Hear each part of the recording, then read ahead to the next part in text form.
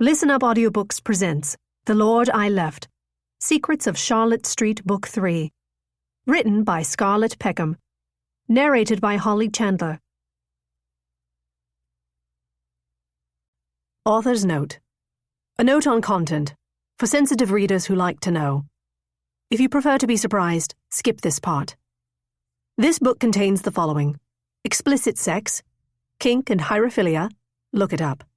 Feelings of guilt and shame concerning sex, prostitution, both practitioners of and debates about the legality of, parental mortality, toxic families of origin, religious faith, including questioning of and alienation from, allusions to body image issues, and quite a lot of truly despicable cursing. Dedication. For Sarah E. Younger, whose faith in me and in this series is one of my great blessings. Chapter 1. Marylebone, London, January 1758. The London morning smelled of smoke, and had the look of a sketch crudely rendered in blunt charcoal. Icy sludge dripped from sodden eaves into the rivulets of muck that passed for streets, sloshing Henry Evesham's newly polished boots. It was an ominous morning to begin a journey, which was appropriate, given Henry's destination. "I'll just be a moment," he told Elena Brearley's groom, handing off the reins of his too fine, borrowed curricle.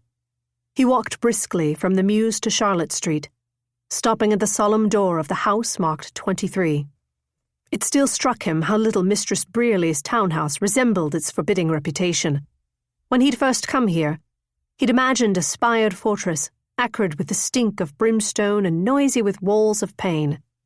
Not this quiet, stately residence, more like an exclusive members' club than the lurid whipping house of his imagination. Henry flicked his knuckle against the door, tense at who might open it. He exhaled when, small mercy, the tall black footman in the powdered wig appeared, rather than the petite, white woman with the intense brown eyes. Dove's eyes, he'd thought when he'd first seen her. Dove's eyes, he'd thought again when she'd glared at him as he left this place last week. But no, alas, that was not accurate. If he was being honest with himself, and he'd vowed to be rigorously honest with himself, Alice, for it was untruthful to pretend he did not recall her name, had glared not because he'd left, but because he'd fled, bolting up the stairs and out the door as if his life depended on it. No, not his life, his soul. "Good morning, Stoker," he said brightly to the footman. By now they knew each other, the denizens of Charlotte Street and Lord Lieutenant Henry Evesham. Still, the servant went through the customary stiff-lipped ceremony that bartered entrance to the door. "Your key?" Stoker asked, holding out his hand. Henry rummaged in his overcoat for the elaborately worked iron, its end marking his identity with a sigil of a cross affixed in thorns. The fearsome whipping governess, Elena Brearley, he had discovered, was not above a joke. "Keep it," Henry said. "I shan't be back after today." If this announcement meant anything to Stoker, the man did not betray it, only stepped aside, allowing Henry entry. "You're not expected," Stoker said in his usual hushed tone. "The establishment is closed today." Henry smiled cheerfully, for this was precisely the reason he'd chosen today to come. "I hoped that since you're closed, Mistress Brearley might be free for a brief word, in private." He followed Stoker at a distance down the corridor into the bowels of the house, inhaling its scent of vinegar and polished wood. It was nothing like the way most brothels smelled, an odour of stale gin and pomander masking the livelier human sense of lust. He'd visited enough bagnios in the past 2 years, fine ones with half-dressed painted ladies offering entertainment and strong spirits, low ones offering little more than dirty cots for rotting, to know that this place was as unusual as its mistress claimed. He was aware of her particularities by now, the codes of discipline and discretion Mistress Brearley believed made this place safer than others of its kind. It was her mission to persuade him that wider adoption of her ways would reduce the dangers of the flesh trade for whores and culls alike. He was not sure he was convinced, but he recognized in her a seriousness of purpose that beat in his own breast. They were both evangelists.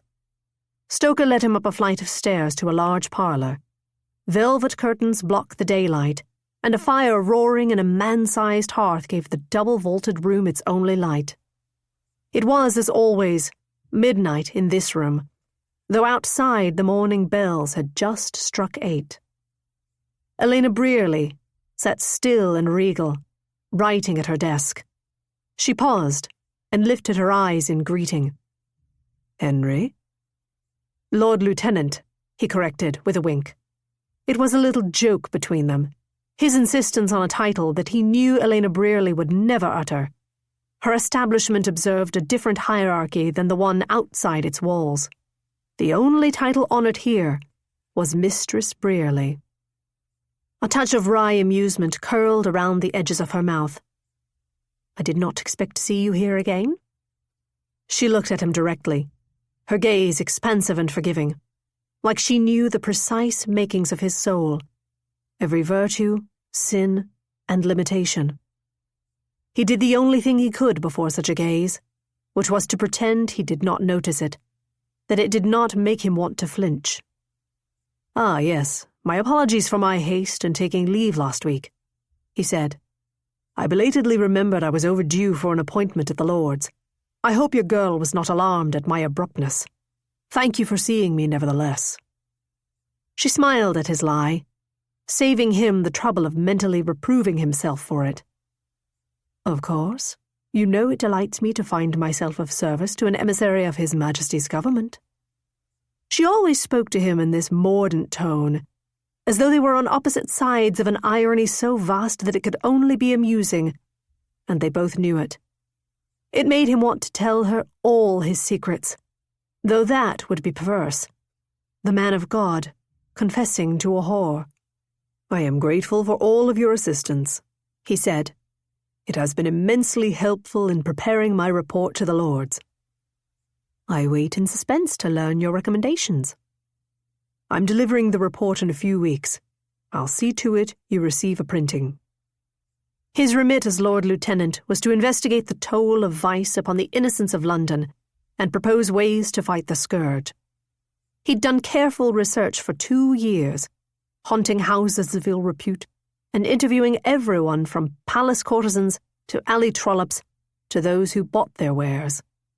All that was left was to weigh the evidence and decide whether stricter punishment or progressive reform would best serve London's streets.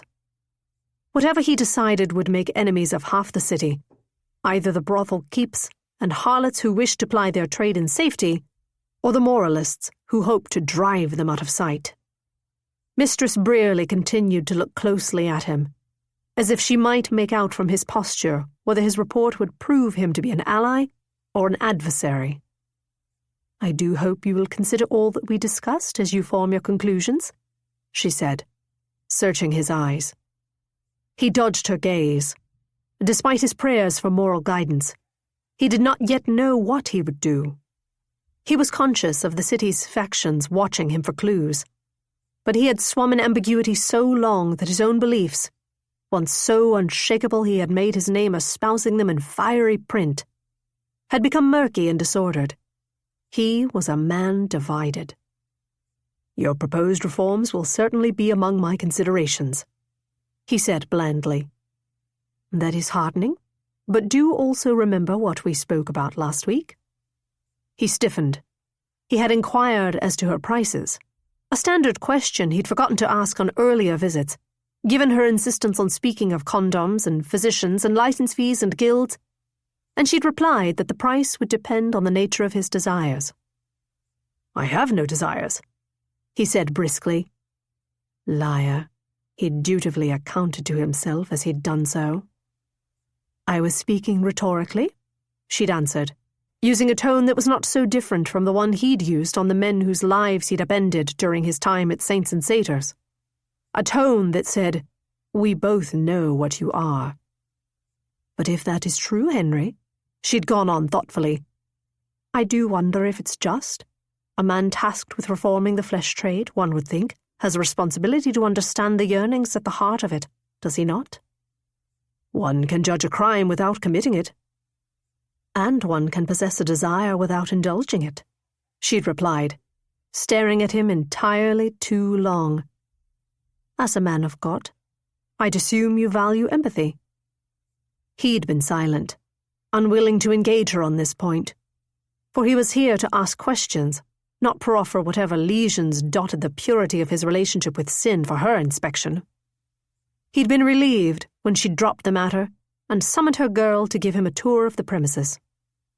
But he'd been wrong to be relieved, for if Mistress Brearley had sensed the secrets buried in his guts, Alice had brought them roiling to the surface by doing no more than entering the room. Ever since he'd first set eyes on her, with her petite frame and faraway expression and enormous, doleful eyes, yes, he knew what yearning was. Elena cleared her throat, reminding him that she was waiting for an answer. Of course I recall our conversation, and I appreciate your advice. Then I won't repeat myself, but I urge you to think of the good that you can do, the suffering you might prevent. On this they agreed. It was a call from God, his mission, and he was grateful for the chance to do work of lasting moral consequence. That he'd found the work to be a trial, that it tested his ethics and compassion, necessitated he walk the tempting pathways of a sinner, made him certain the sacrifice was worthy. He sighed and ceased the effort of trying to look official. I rarely think of anything else of late. That I promise you. She nodded.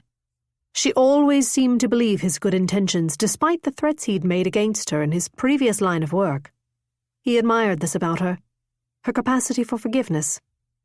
He was not sure he would be so charitable were their positions reversed. How can I help you today, Henry? Elena asked.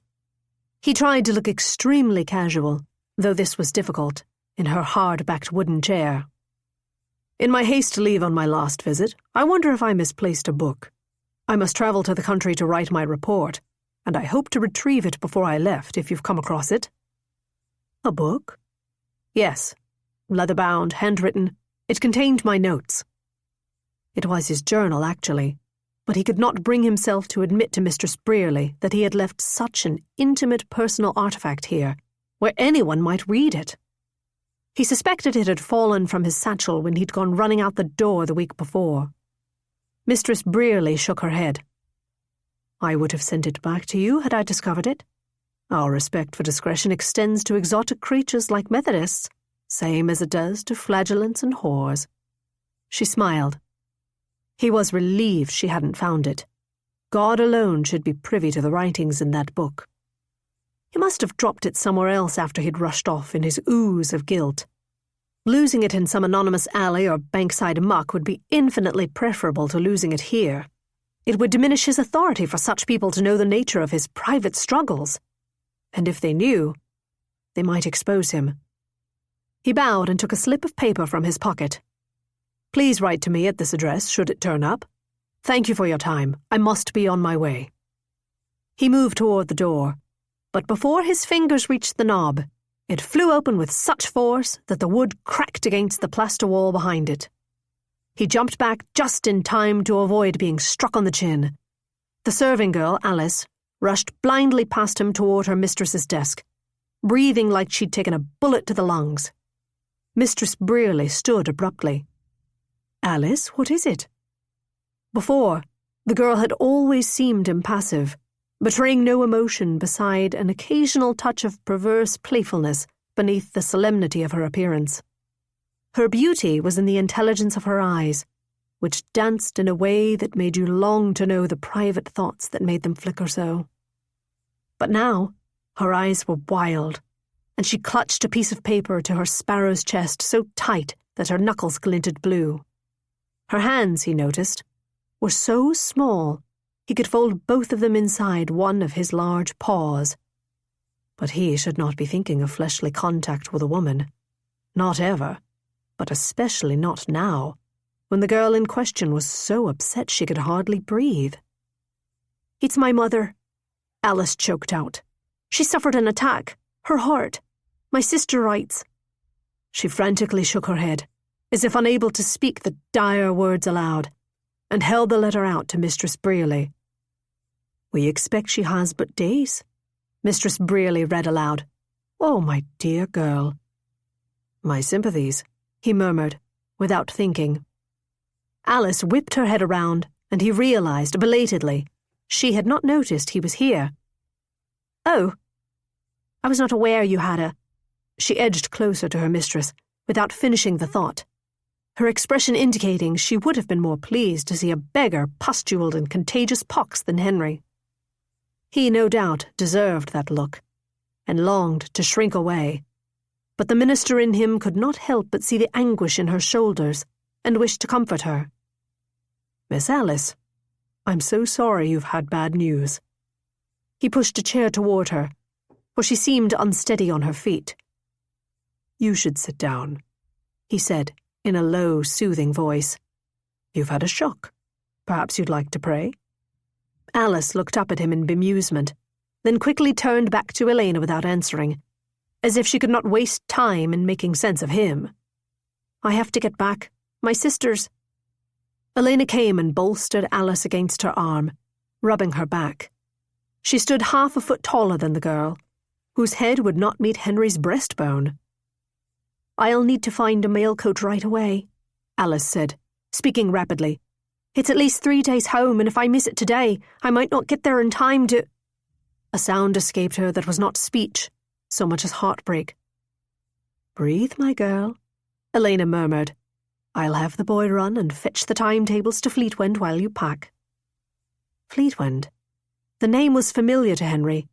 He'd been there once, on a revival. "Fleetwind's in Somerset, no?" he asked. "On the River With?" Elena looked at him over Alice's head. "Yes, that's correct, Alice, is it not?" Alice nodded a tearful assent into her sleeve. He felt a chill run up his spine. God is great. Her town was only a few hours' drive beyond his father's house. This was no coincidence.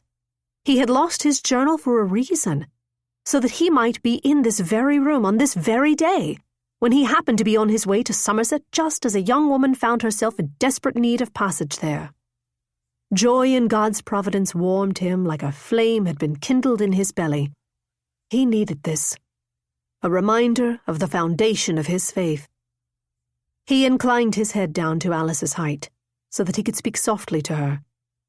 "I'm headed that way, Miss—" He did not know her surname. "Hull," Mistress Brearley provided. "Miss Hull, if you do not mind travelling by open carriage in cold weather, it would be no trouble to take you to your family." Her face twisted, in some reaction he could not precisely read, but which was not gratitude. "I could not impose upon your kindness?" Her eyes darted to Mistress Brearley's, as though looking for confirmation. "'Tis no imposition whatsoever," he said in his most reassuring voice. When she did not look soothed by his tone, he stepped nearer and tried a joke. "I'm a minister by training, Miss Hull. We never turn down the chance to play the Good Samaritan." His quip did not a thing to ease her look of worry. She stepped backwards, away from him. He remembered, too late, that his prodigious stature was not often regarded as soothing by petite young women. He was crowding her. He moved away and rounded his shoulders, making himself smaller to give her space. "I'm afraid I can't promise much comfort, but I can get you to your family by tomorrow evening. You have my word." Alice once again gave a beseeching look to Mistress Brearley, but her employer looked reflectively at Henry. "Alice, the mail coach will take twice that much time in winter weather," she said quietly. "You'd do well to consider Henry's offer." Some silent understanding passed from mistress to maid, and Alice dropped her shoulders, immediately acquiescing to her employer's wishes. "Thank you," she said, turning to him, her face resigned. "If you will grant me a moment, I will gather my things." "Of course," he said. She quickly left the room. Even in distress, her movements were as precise as the words of a poem. not a single footstep wasted. "You are very gracious to look after her," Mistress Brearley murmured, her eyes following Alice. "She's the eldest child, and the family will need her. 'Tis my pleasure to do a kindness for a woman in need. And a recompense, to make up for the sinful thoughts he'd had of her, and perhaps more selfishly, a way to reassure himself he was still the godly man he wished to be, the one he had so nearly lost to the lapses that had gripped him this last year. He would get her home. He would not fail himself, nor Reverend Keeper, nor the Lord. Not again. Chapter 2. Singing stops the tears, Alice's father had taught her as a girl, whenever she'd skinned her knee or suffered a child's momentary sadness. Sing a little song, and before you know it, you'll be smiling. And so, as she climbed the steps to her room at the top of the house, she forced out the first tune that came to mind. "My pin box is the portion my mother left with me, which gains me much promotion and great tranquillity. It doth maintain me bravely, although all things are dear. I'll not let out my pin box for less than £40 a year." Mamma would murder her for singing vulgar tunes at such a time. Take it as proof that despite her daughter's supposed London polishing, Alice was still strange, like Papa's people. Even in the best of times, Mama'd hated the broadsheet ditties Alice's father had always hummed as he'd tinkered in his workshop. Her mother preferred ballads, the kind about death and doomed love affairs and the forgiveness of the Lord. But none of those subjects were likely to keep Alice from crying, so she opened the door to her chamber and sang the next verse louder as she found her travelling satchel and began to gather her possessions. "My pin box is a treasure, which many men delights, for therewith I can pleasure both earls, lords, and knights. If they do use my pin box, they will not think it dear, although that it doth cost them £100 a year." Her voice caught as she yanked her formal receiving dress from its hook. It had been made for answering the door at Charlotte Street. She would likely need it for her mother's funeral. Her mother's funeral. Her hands shook too badly to fold the garment properly. She pressed her face into the fabric. How could this be? A month ago her mother had been her usual forceful self, sending preserves and knitted mittens and a pointed letter declaring it time for Alice to come home and have herself made Mrs. William Thatcher before some other, cleverer girl claimed the title first. Alice had resented it, this unsubtle hint that she should end her time in London and return to the drab life that awaited her in Fleetwood, where everyone thought her perverse and loose and willful. She'd made excuses not to come for Christmas, sending a box of candied cherries in her stead. Candied cherries, of all the awful things. She'd thought if she stayed away long enough, her mother might come to prefer the money her daughter sent home from London to the prospect of William Thatcher for a son-in-law.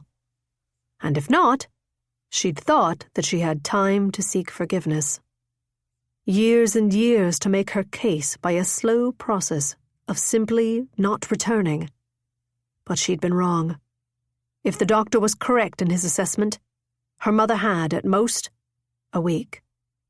She pulled her trunk from beneath the bed and rummaged through her letters and books until she found a silver chain buried at the bottom.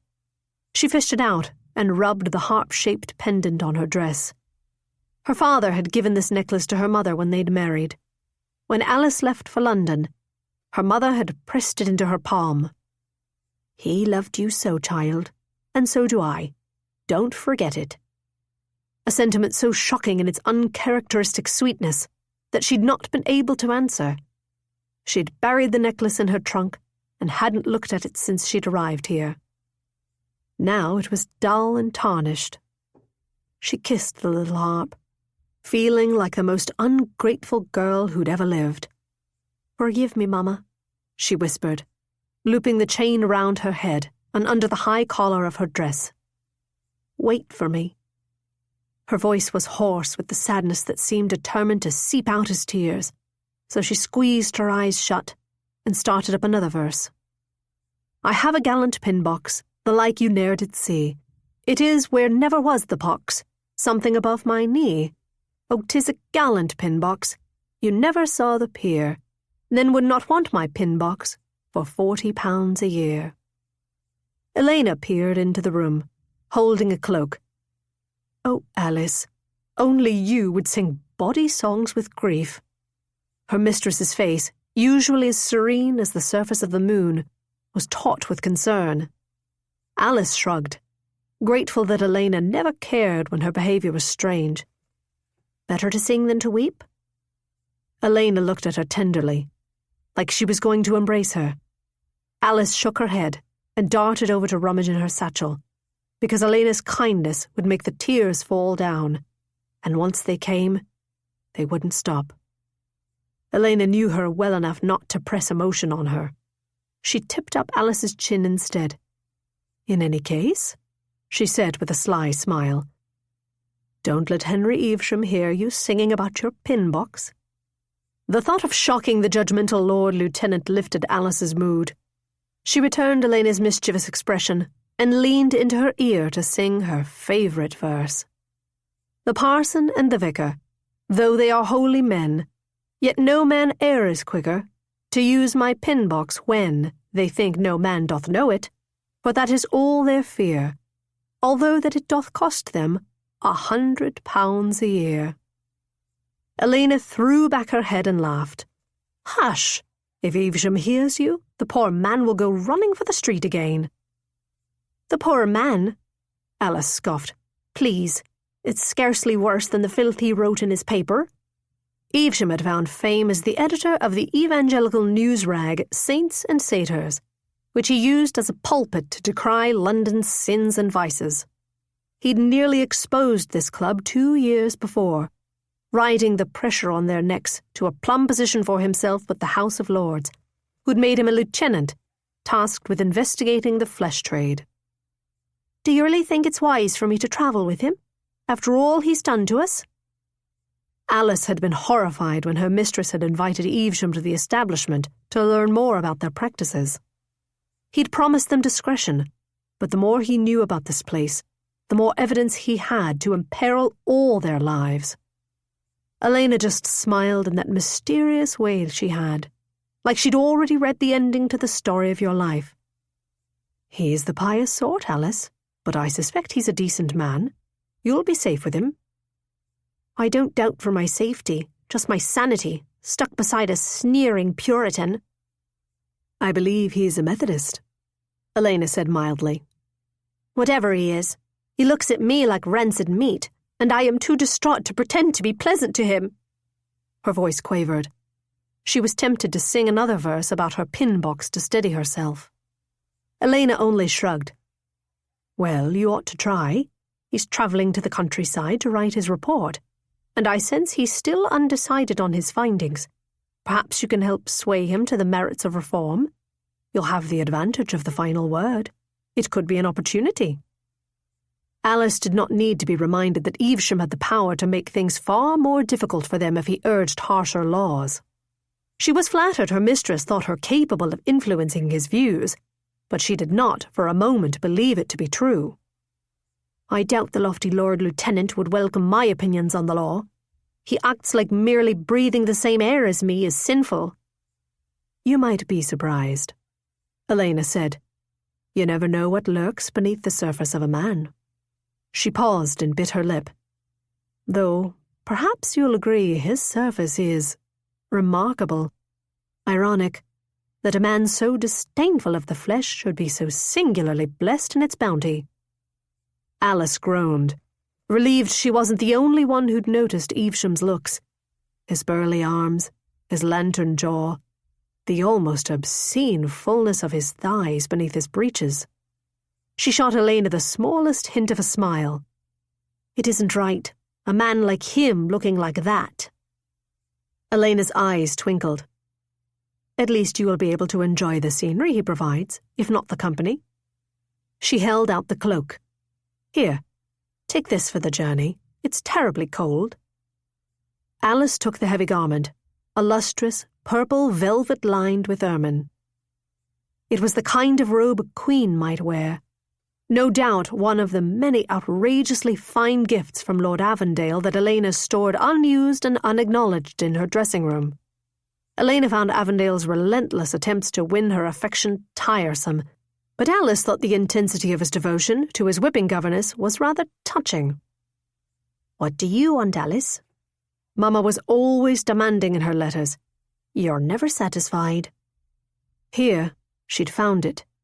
She wanted a life like Elena's, freedom to rule over a kingdom of her own, surrounded by people who would delight in her eccentricity rather than wishing it away. Elena patted her hand. "Come, Evesham is waiting. Write to me as soon as you can and take the time you need with your family. We'll delay your training until you are able to return." Alice nodded. She did not say what she feared, that her training as a governess would never happen, for the life she had been planning would not be possible if her mother died. She wouldn't think of that right now, for now she must simply get home. She followed Elena down the stairs, pausing at a shelf of books the artisans here passed among themselves. She treasured this modest collection of well-paged tomes on history and philosophy. The presence of ideas had been a second form of payment here, and the one she'd missed the most. She grabbed 2 volumes she'd not yet read, not much caring what they were, and tucked them in her bag.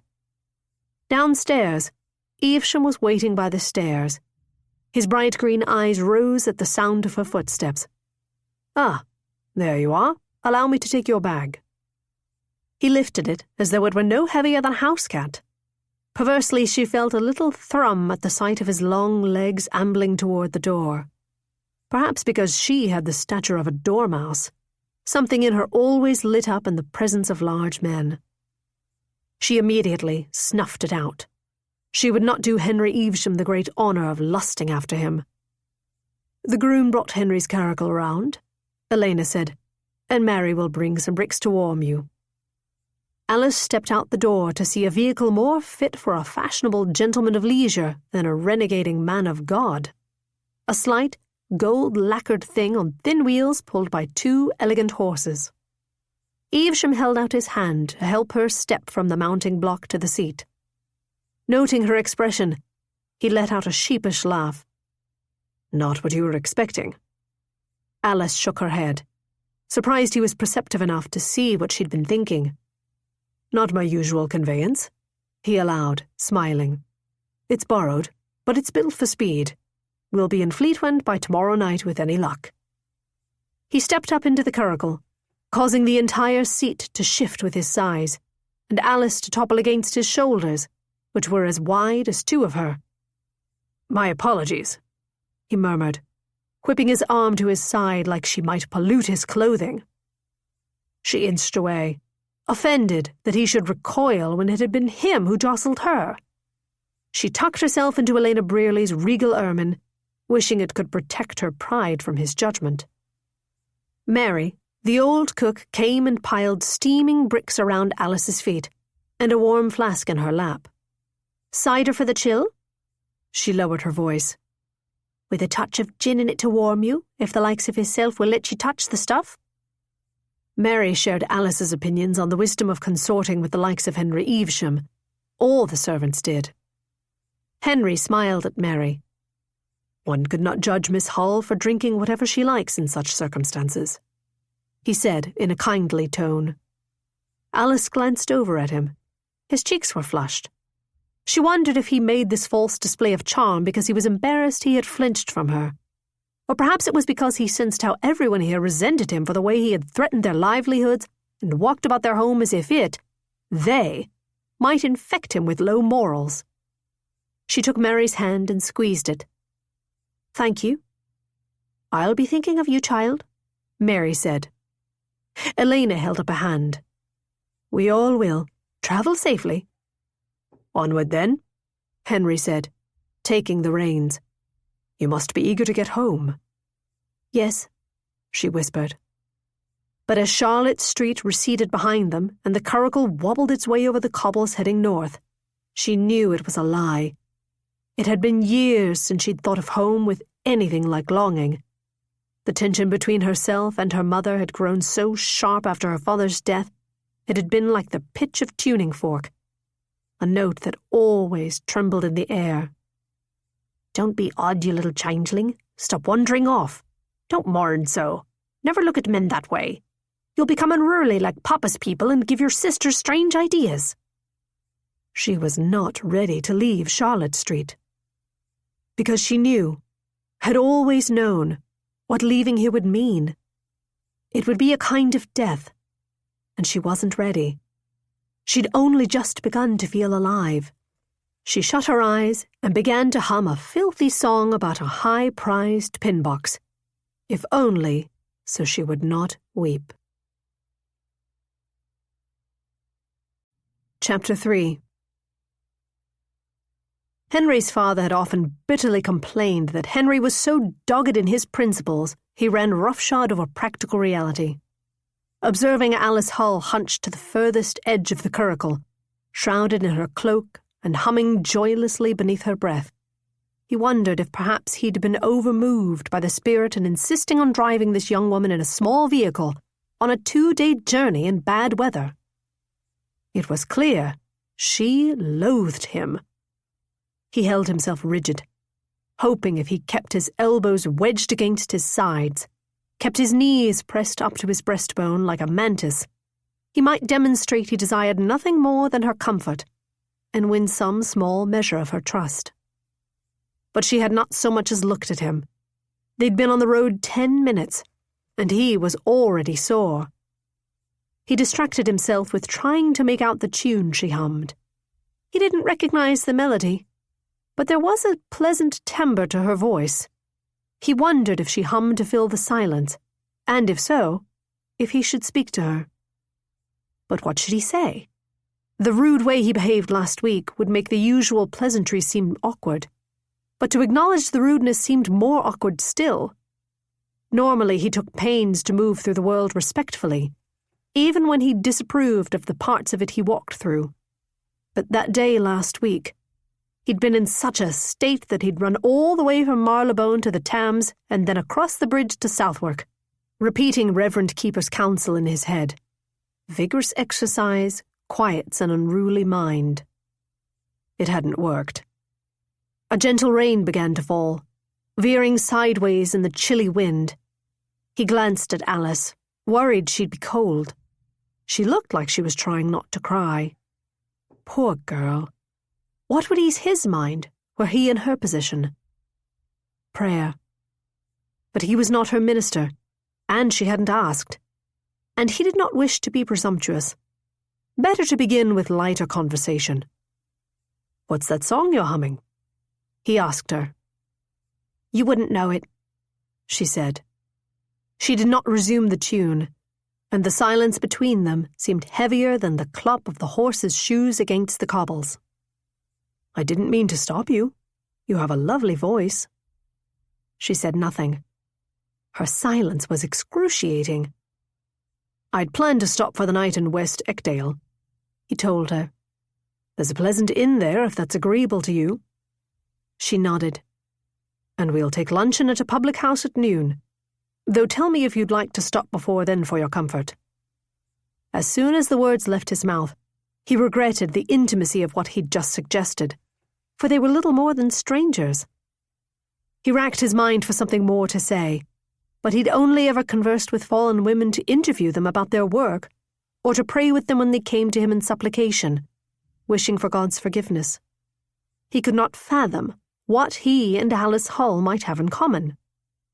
He wished he had not spoken to her at all. The curricle hit a puddle that he hadn't seen, tossing them both up an inch into the air.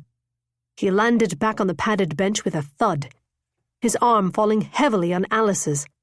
Her teeth clicked with the impact. "Are you all right?" he asked, scrambling away so as not to crush her. But it was too late, because he'd already felt the softness of her cloak, the slightness of her body beneath it, already noticed that she smelled sweet, like milky tea with honey. He did not allow himself sweet things. Not anymore. "I'm fine," Alice said, scooting so close to the side of the curricle that she was nearly hanging out the door.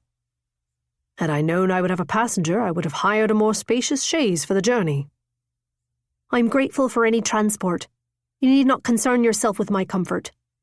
She was polite, but stiffly so, as if the effort of being civil caused her strain. He wondered if this was due to her grief or her suspicion of him. In that case, I'll focus on my own discomfort, he said, shooting a rueful grimace at his knees. I feel like a grasshopper in knee breeches, crammed into this little cart. She turned to him and smiled, a sly smile, like a cat might wear. Aye, quite a delicate contraption for journeying on country roads in winter, this. She was just polite enough not to mention that the situation was made worse by the fact he was a giant. Kind of her. Her voice held the Somerset twang he had grown up with, and her words the bluntness he knew well from his father's people. He didn't mind her directness. He was pleased she was saying anything at all. Yes, it's quite a delicate gig for going anywhere, he agreed. I borrowed it from Lord Apthorpe to economise on the expense of travel. I'm saving to marry once I've fulfilled my duties to the lords. He flushed. Why had he told her that? Congratulations, she said, tonelessly. He flushed deeper, realising she'd misunderstood him. Oh, no, I have not yet had the honour of asking for a lady's hand. I meant only that I intend to find a helpmeet and start a family of my own. Soon. Reverend Keeper had counselled him to marry urgently, to avoid another scorching lapse. 'Tis better to marry, Henry, than to burn. He glanced at Alice again, to see if she had reacted to his strange admission, but she just stared out at the passing streets, like he'd said nothing. She no doubt had more pressing things on her mind than his bachelor status. He was being an oaf, babbling about himself. He offered her the only comfort he could think of. Alice, would you like to say a prayer for your mother? She looked down at her lap, her face inscrutable. If what my sister wrote is true, my mother is past the point of prayer. Prayer is not merely to ask comfort for the ill, but also solace for the bereaved. I don't pray, she said flatly. How impossibly sad. That need not stop you now, he assured her. It is never too late to seek a relationship with God, or to re-sow the field, if it has fallen fallow, as it were. With respect, Mr. Evesham, she said curtly, I am long past saving. His heart ached at so young a person believing she had consigned herself to hell. The vehemence of her voice bespoke a history. People did not turn their backs on God without a reason, and sometimes that reason was in fact the way towards faith. Was this part of the Lord's plan? Had Alice been put in his path for a greater purpose than mere transportation? Was he meant to remind her of God's love? He hesitated, thinking of a delicate way to tell her no one was past saving. But suddenly, she turned and looked him directly in the eye for the first time since they'd left Charlotte Street. But then you know that already, don't you, Lord Lieutenant? Your views on my character seemed clear enough last week. Her eyes held his, demanding he acknowledge her words, demanding he remember what he'd sworn to himself he would not think about again. His cheeks went hot. He had offended her by not acknowledging what had happened. A misjudgment, for of course it was better to make amends than sit in silent guilt, and to convince himself otherwise was intellectual dishonesty. He'd chosen his comfort over hers. He must make it right.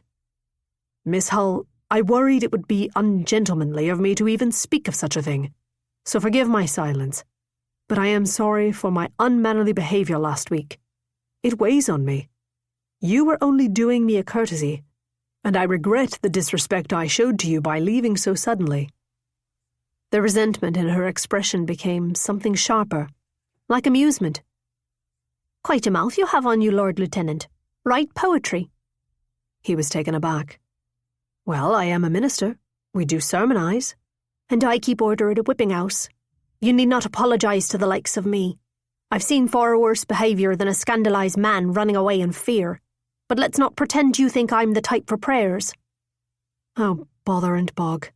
He'd made it worse. I was not afraid, he felt compelled to say, though his tone sounded fussy even to his own ears. Not precisely.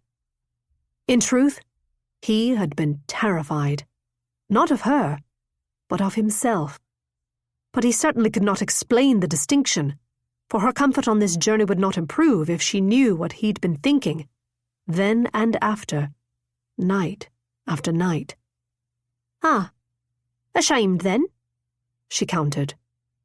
And then it was his turn to stare fixedly, determinedly ahead in silence. For maybe she already knew what he'd truly been thinking as he'd fled. And that would be far, far worse. Chapter 4. Her accusation quieted the Lord Lieutenant. Good. Prayer was Alice's least favourite topic, and she did not wish to discuss her low opinion of the church with the likes of Henry Evesham. She preferred to spend her final moments in London taking in the crowds and shops and smells and sounds of life. She already mourned the barkers' cries and the clattering of carts, the lopsided eaves and medieval walls and twisting alleys in which one could get lost half a mile from one's doors. She should be grieving for her mother, but what she grieved was London. Do you attend a church, Miss Hull? Henry asked. She tore her eyes away from the streets, begrudging his intrusion into her sadness. The man's determination to engage her on religion was so relentless, she would be impressed by his determination, were she disposed to credit him with any favourable quality aside from looks. No. I saw you looking at that chapel. He gestured at a church she'd scarcely noticed they were passing. And I thought to mention that if you are looking for a congregation, I worship with many former members of your trade. Members of her trade? She knew what he implied, but she disliked that he would not say the words directly, like they would filthy up his mouth. You worship with other housekeepers? He furrowed his brow. I meant, he coughed, that is, prostitutes. I'm not a whore as it happens, she drawled, not because she cared that he might think she was, but because it would be pleasant to embarrass him for making the wrong assumption. My wicked nature extends to giving tours and polishing keys.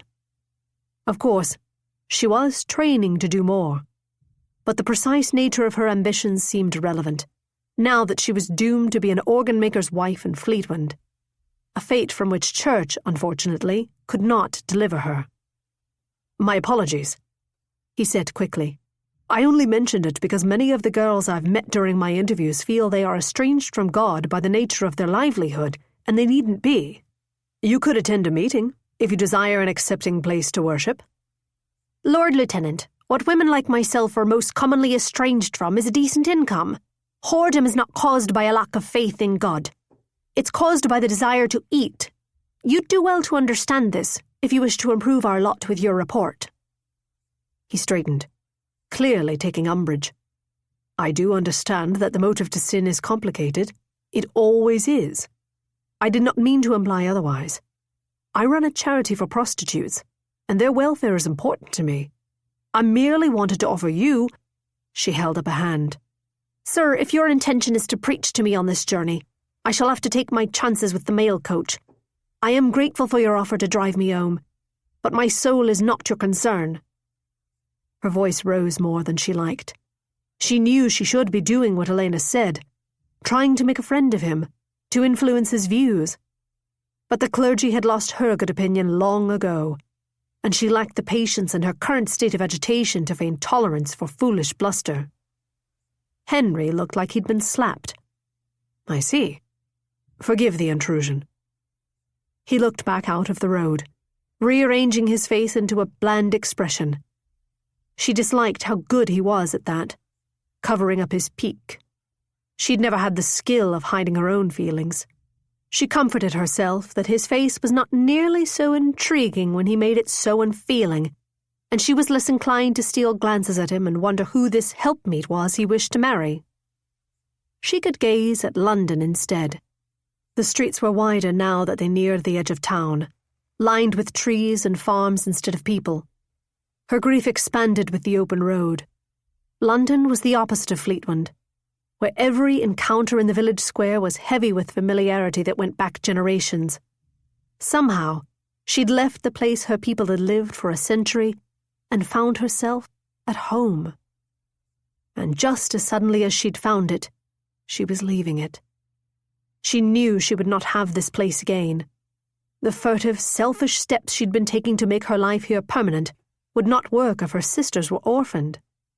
They could not afford her mother's house without her widow's annuity, and even if they could, Eliza was too young to look after it alone. The girls were Alice's to care for, and she could not care for them while training to be a governess. It had been wild to consider it.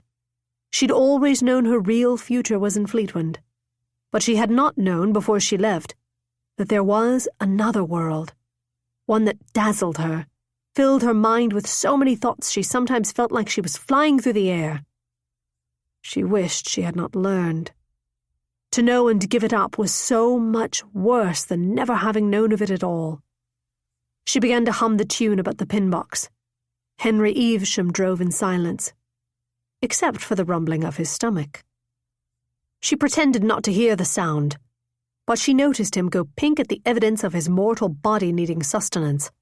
He said nothing, but after an hour of this he cleared his throat. "I could use refreshment," he said. "Would you like to stop for luncheon?" He glanced at her from the corner of his eye, as though he was nervous to look at her full on. "The very idea of food makes me sick," she said, without thinking. He looked at her with alarm, like he had mistakenly offered her poison instead of nourishment. Oh dear, she had not meant to snap at him. Politeness was apparently beyond her in this state. Sense was beyond her. "But you must eat," she said quickly. "Let's stop." He helped her down from the carriage and insisted on leading her to find a comfortable seat by the hearth indoors. It was hot beside the fire after hours in the cold, and the sudden comfort lulled her. She closed her eyes and snuggled down into the plushness of the ermine cloak. The weight of it upon her shoulders was almost like a man's embrace. She hugged herself and let the feeling carry her out of this chilly inn and into a half-dreaming state, where she was not fleeing London, but tucked in bed in Marylebone, with a fire roaring in the hearth and a lover's arms draped around her neck. Her lover touched her gently on her back, murmuring something sweet to her, her name, some tender words of caring. She sighed and murmured back to go away and let her sleep, and he touched her more insistently, rousing her awake. She smiled and moved to kiss him, for if she did, perhaps he'd let her doze.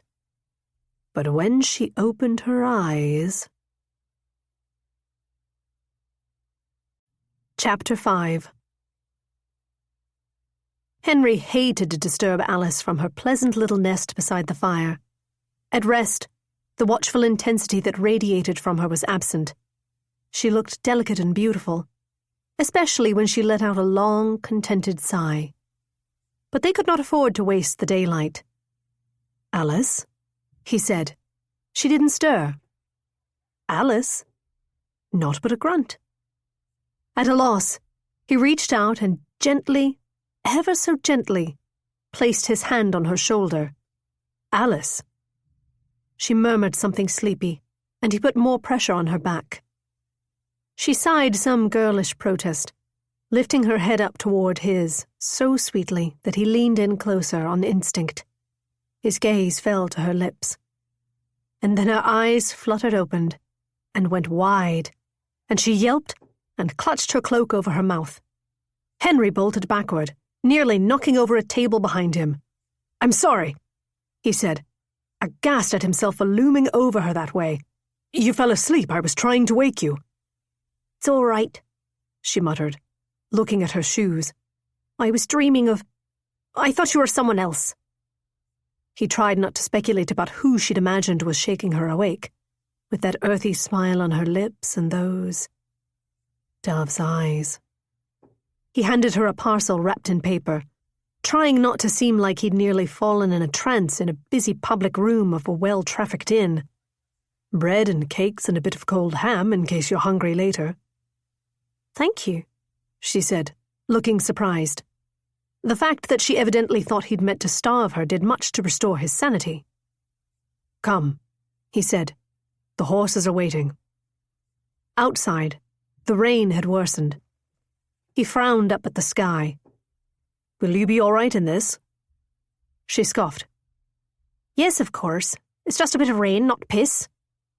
She raised a brow, like she expected him to admonish her for her coarse speech, but a fat raindrop landed in her eye. She cursed, and another drop landed on her cheekbone, just beneath her sooty lashes. "Suppose that's the Lord, smiting me for cursing in the presence of a vicar." "I'm not a vicar," he said absently. His thumb twitched with the desire to reach out and wipe the drop away, which, of course, he didn't. Alice charged away, pulling her cloak over her head. She hoisted herself into the curricle without his assistance. They drove away in silence, though, after a time, she seemed to be in a better mood. "I rather like it," she declared, leaning her head out from beneath the awning and catching a raindrop on her tongue. "The rain?" he asked, trying not to stare. She licked her lips and settled back. It smells so clean, especially out here in the countryside. Tastes like winter."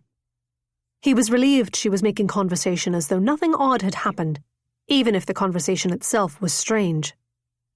"You prefer the countryside to London?" he asked, unsure how to reply to her assertion that winter had a flavour. She stopped smiling. "No."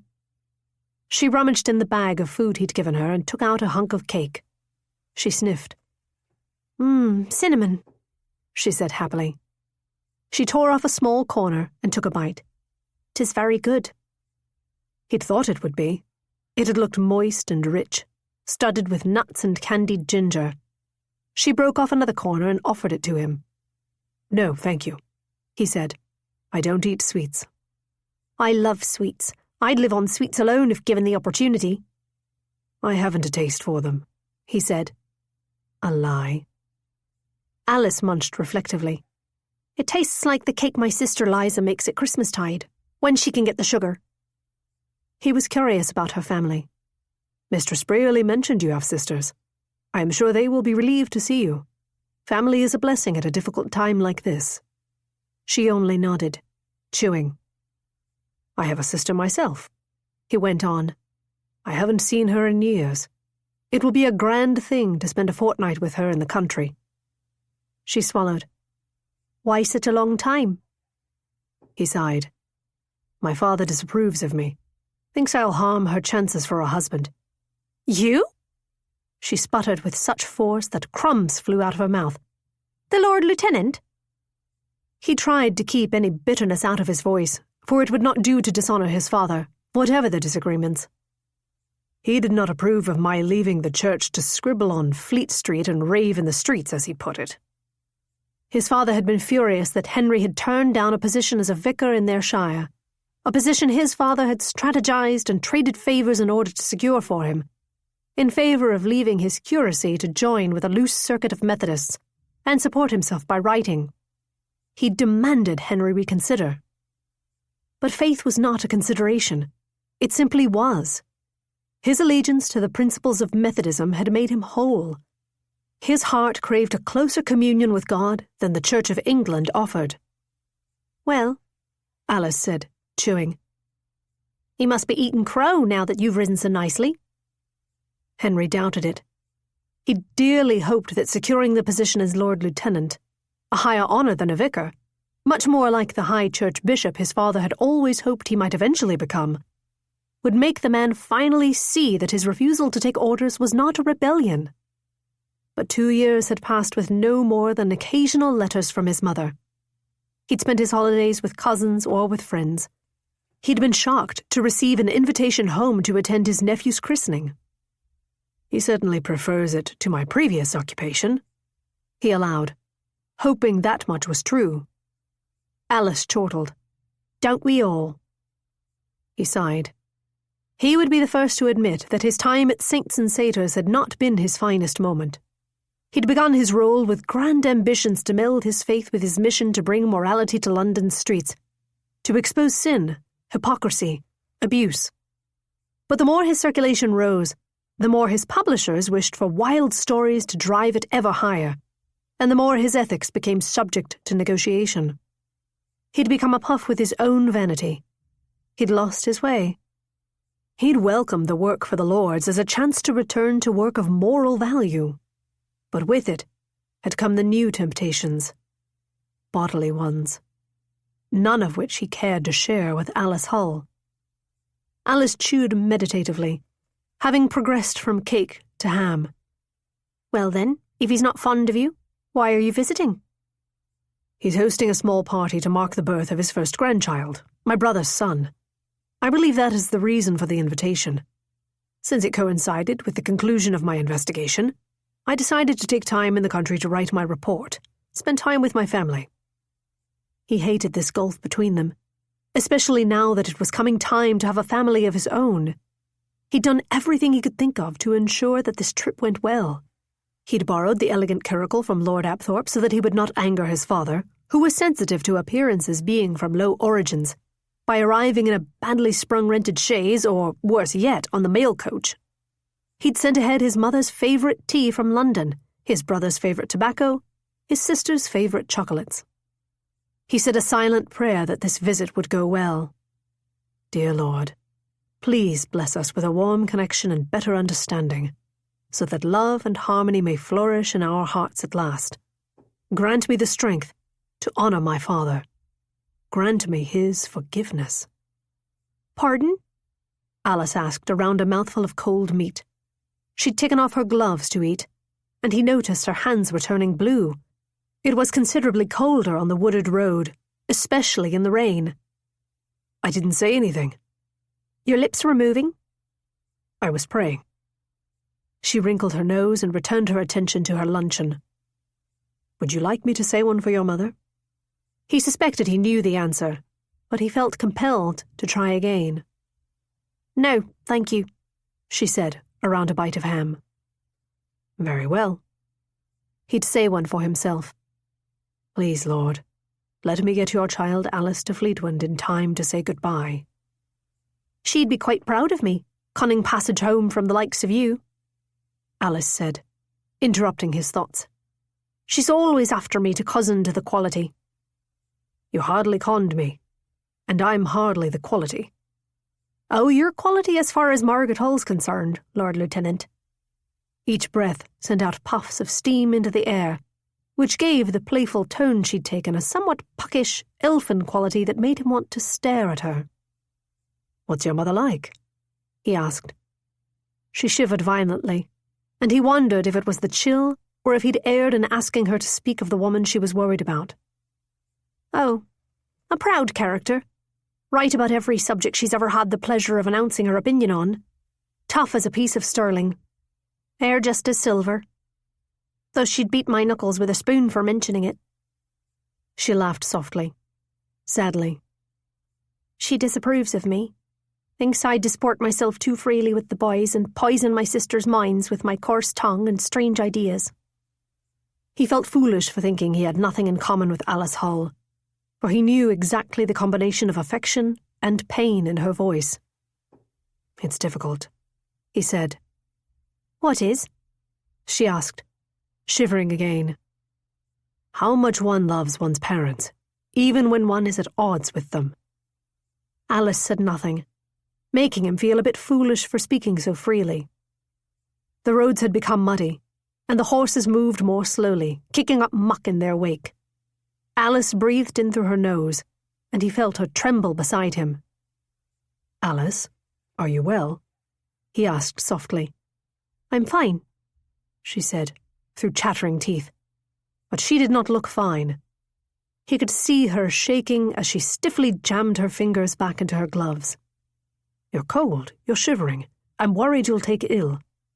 The trouble is not my health, she snapped, glaring at him. It is the fact that my mother is dying, and I am 4 counties away. He chewed at the inside of his cheek. She sighed deeply. I'm sorry. I'll be just fine. But he slowed the horses so that he could meet her gaze directly. Really? She protested. Please drive on. "I'm so sorry, Alice," he said. "I'm so sorry you must endure this." She grit her teeth and looked away from him. "It's no fault of yours, unless you have the power to stop country women's hearts." He sucked in his breath. "I regret I lack the power to fix the weather or your mother's health. I meant it's your suffering I'm sorry for." "Then please stop adding to it and understand I don't wish to bloody talk." Chapter 6. Henry did not reprimand her sharp tongue or offer to pray for her withered spirit. Either might have been preferable, for instead he just looked stricken and fell silent. She would rather tumble out of the side of the curricle than cry in front of him, so she struck up her humming. She shut her eyes and put her breath into it, blocking out awareness of anything save the sound of her own voice. It lulled her into sleep, a state she'd always found easy to lapse into, particularly when she wanted to be alone. This time, she did not dream. When she woke, it was to the carriage stopping. She started. Henry was down on the ground, fumbling with the harnesses. It was dark and cold, and they were outside another inn. Alice yawned, and Henry looked up at her. "Ah, awake at last." He offered her a hand to help her down. She took it and noticed how strong and steady his grip was, like she was leaning on an iron rail. "We'll stop here for the night. I secured a private room for you." He hesitated. "Told them you're my sister if they ask." "Thank you," she said. She felt guilty enough for shouting at him earlier that she did not bother to inquire as to why he minded whoring but not lying. "I'll just get my bag." "I carried it upstairs. They asked if you wished for supper, but I thought you might prefer tray to dining in the public rooms. I asked them to bring you something warm. I hope you don't mind the presumption." "No, thank you." She was surprised that he'd taken such pains after the harsh words she'd spoken to him.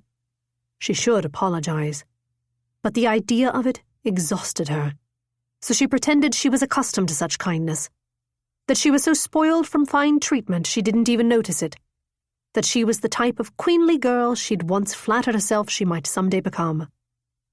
Inside the inn was warm and bright.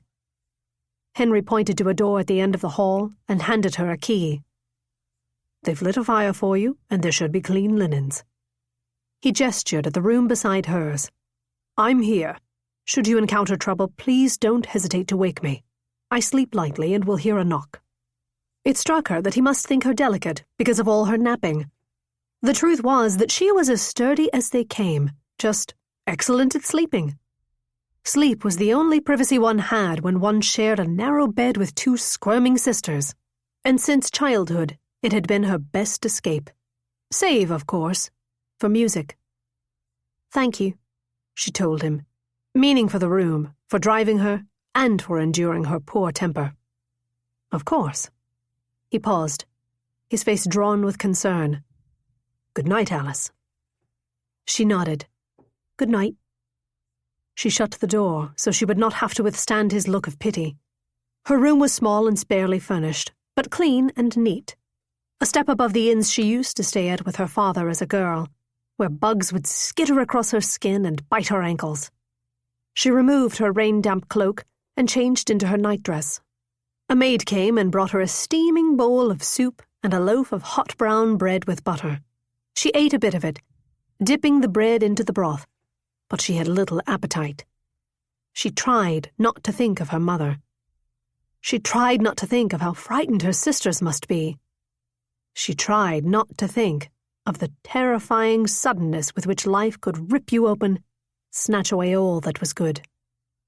She wished she were at home, tucked among her sisters in their bed, falling asleep to the sound of their breath and snores as she had done back before her father died. Back when they had all been together and secure and happy, and it had been no shame to be the strange one of the lot, because life itself was not a risk. She'd prayed at night, back then. Back before she'd realized prayers were wasted breath. She would not think of that. She needed to soothe her mind, lest the bad thoughts take her. It was too late for singing, so she fished inside her satchel for one of the books she'd borrowed and retrieved the one on top. The pages were coarse, the cover plain brown leather, with no author's name or title. She opened a page at random and found that it was not a history as she'd assumed. It was not a book at all, in the formal sense, though it was bound like one. It was some sort of account or journal, handwritten in the precise script of a clerk. I have walked a great distance tonight to calm my mind, yet still it churns with sinful thoughts. It brings me such despair to think that no matter how I endeavour to rid myself of frailty, it emerges, as though my capacity for weakness is my most enduring strength.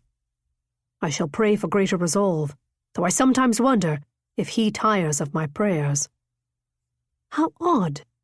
She could not imagine who among the artisans at Charlotte Street might have written such words. She flipped to the back cover, looking for a name, but there was only a date in the same precise hand, followed by a list of duties. 1. Practice intellectual honesty. 2. Account regularly to Reverend Keeper. It went on just as cryptically, with strange, depressing edicts. The next page was even worse. Daily regime for renewed perfection of the mind and spirit. 4. Wake and morning prayers. 4:30. Brisk walk 1 mile. 5. Physical exercises for strength of body. 5:45. Breakfast. 6. Prayers and Bible study. 7. Commence work. 12. Luncheon. 12:30. Resume work. 19. Supper. 19:30. Brisk 5-mile walk. 21. Prayers and Bible study. 22. Sleep. She squinted at the book in pure horror. Imagine keeping such a schedule if one did not have to. She was no stranger to rising at dawn or to long days of labour, but if she could avoid them, she most certainly would. All the time devoted to prayer reminded her of Henry, and his hourly offers to turn the curricle into her private chapel. He was so strange. There was a kind of charm to him, a touch of nerves, a dab of humour, a flash of kindness. Beneath his arrogant exterior, she had not seen this side of him when she'd answered the door on his occasional visits to Charlotte Street, when he'd always seemed pained to be there. She'd certainly seen none of it when she'd given him his tour the week before. He'd spent the whole time with shifty eyes, looking at her as though she was a spider who might lay eggs in his ear at any moment. It had offended her, for she'd done nothing salty, merely shown him the rooms and listed the services performed there, even humouring his insulting questions as best she could. People request such things? He'd asked, looking queasily at a riding crop. Men ask for what? He'd marvelled, gaping at a dildo. But in the middle of the tour, he'd stopped talking altogether. And then, suddenly, he'd shoved past her and gone bolting up the stairs, looking so utterly disgusted you'd have thought she'd offered to rut him for a sixpence, and had foul breath besides. At first, she'd been certain she'd done something wrong and landed them all in jail. But then, when nothing came of it, she'd realised he'd not been so much scandalised as revolted. And it made her bloody angry. For who was he, to come to their place and judge them? But now he was buying her cakes and coddling her health and begging for the privilege of praying for her mother? Perhaps she was not the odd one in their travelling party. She put the book aside and closed her eyes. They felt heavy from a day's effort not to cry, from the bitter cold, from life itself. Her mother had liked to scold her as a girl that there were always pleasures to be had, if one could find the strength of will to look for them. She focused on the quiet crackling of the fire, the faint pressure of the quilt above her body, the pit-pit-patter of the rain. How nice it was, she forced herself to notice. How pleasant, despite everything, to be warm and snug in bed when it was cold and wet outside. Her mother had been right. She let her comfort carry her away. And when she awoke, it was to darkness and the aching quiet of the countryside and the bleakness of the future, the awful, awful truth that this silence would be her life now.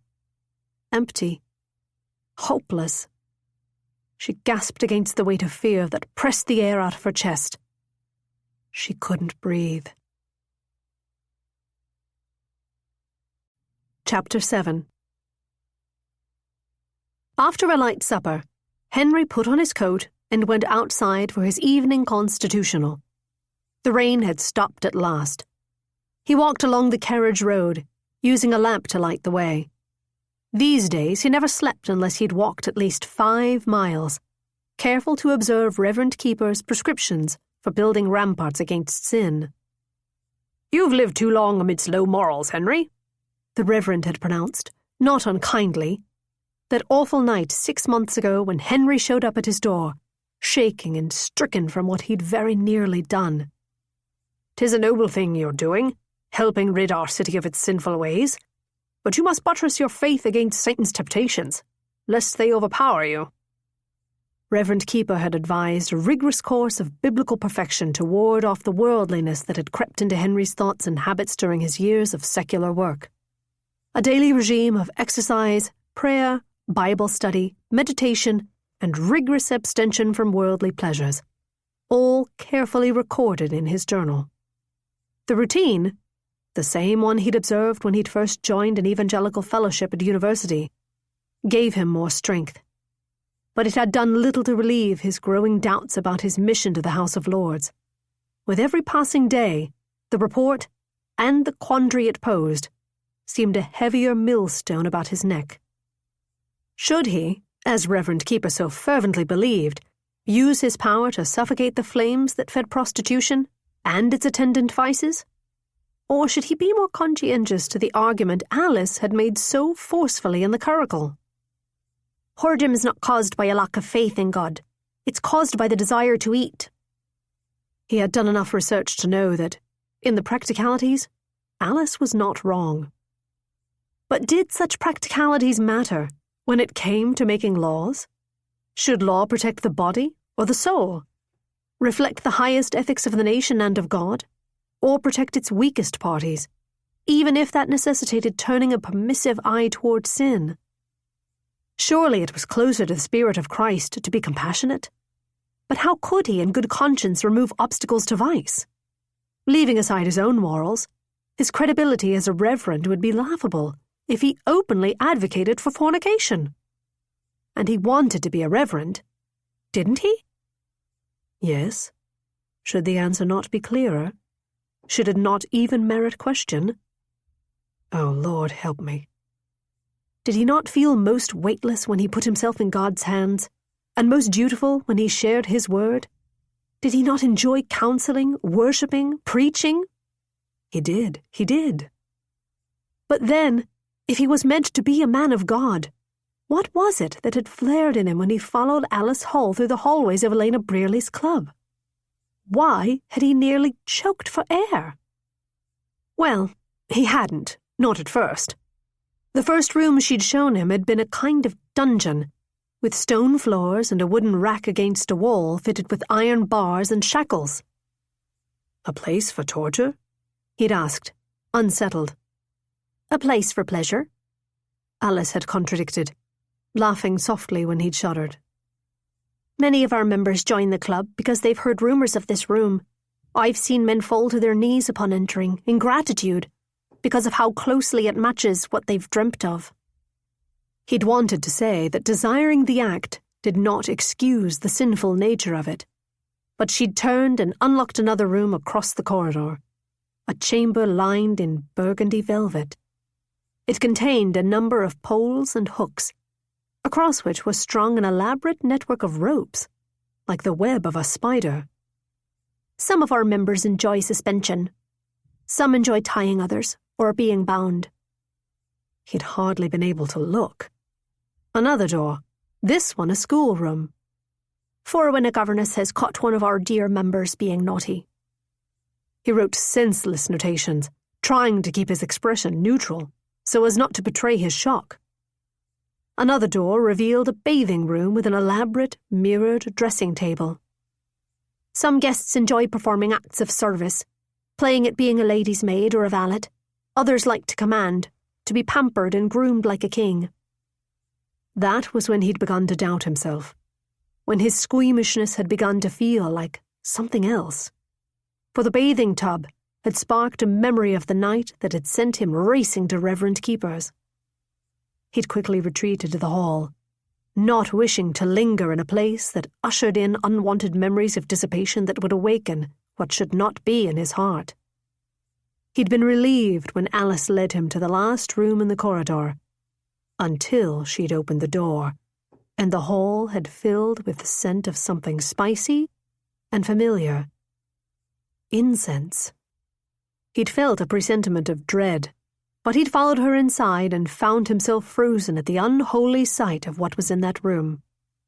Stained glass panels on the walls, kneelers, and at the front of the room, an altar. Of all the things, it was a sacrilege to put an altar in this place. A fake church and a house of sin. What kind of person would... He would.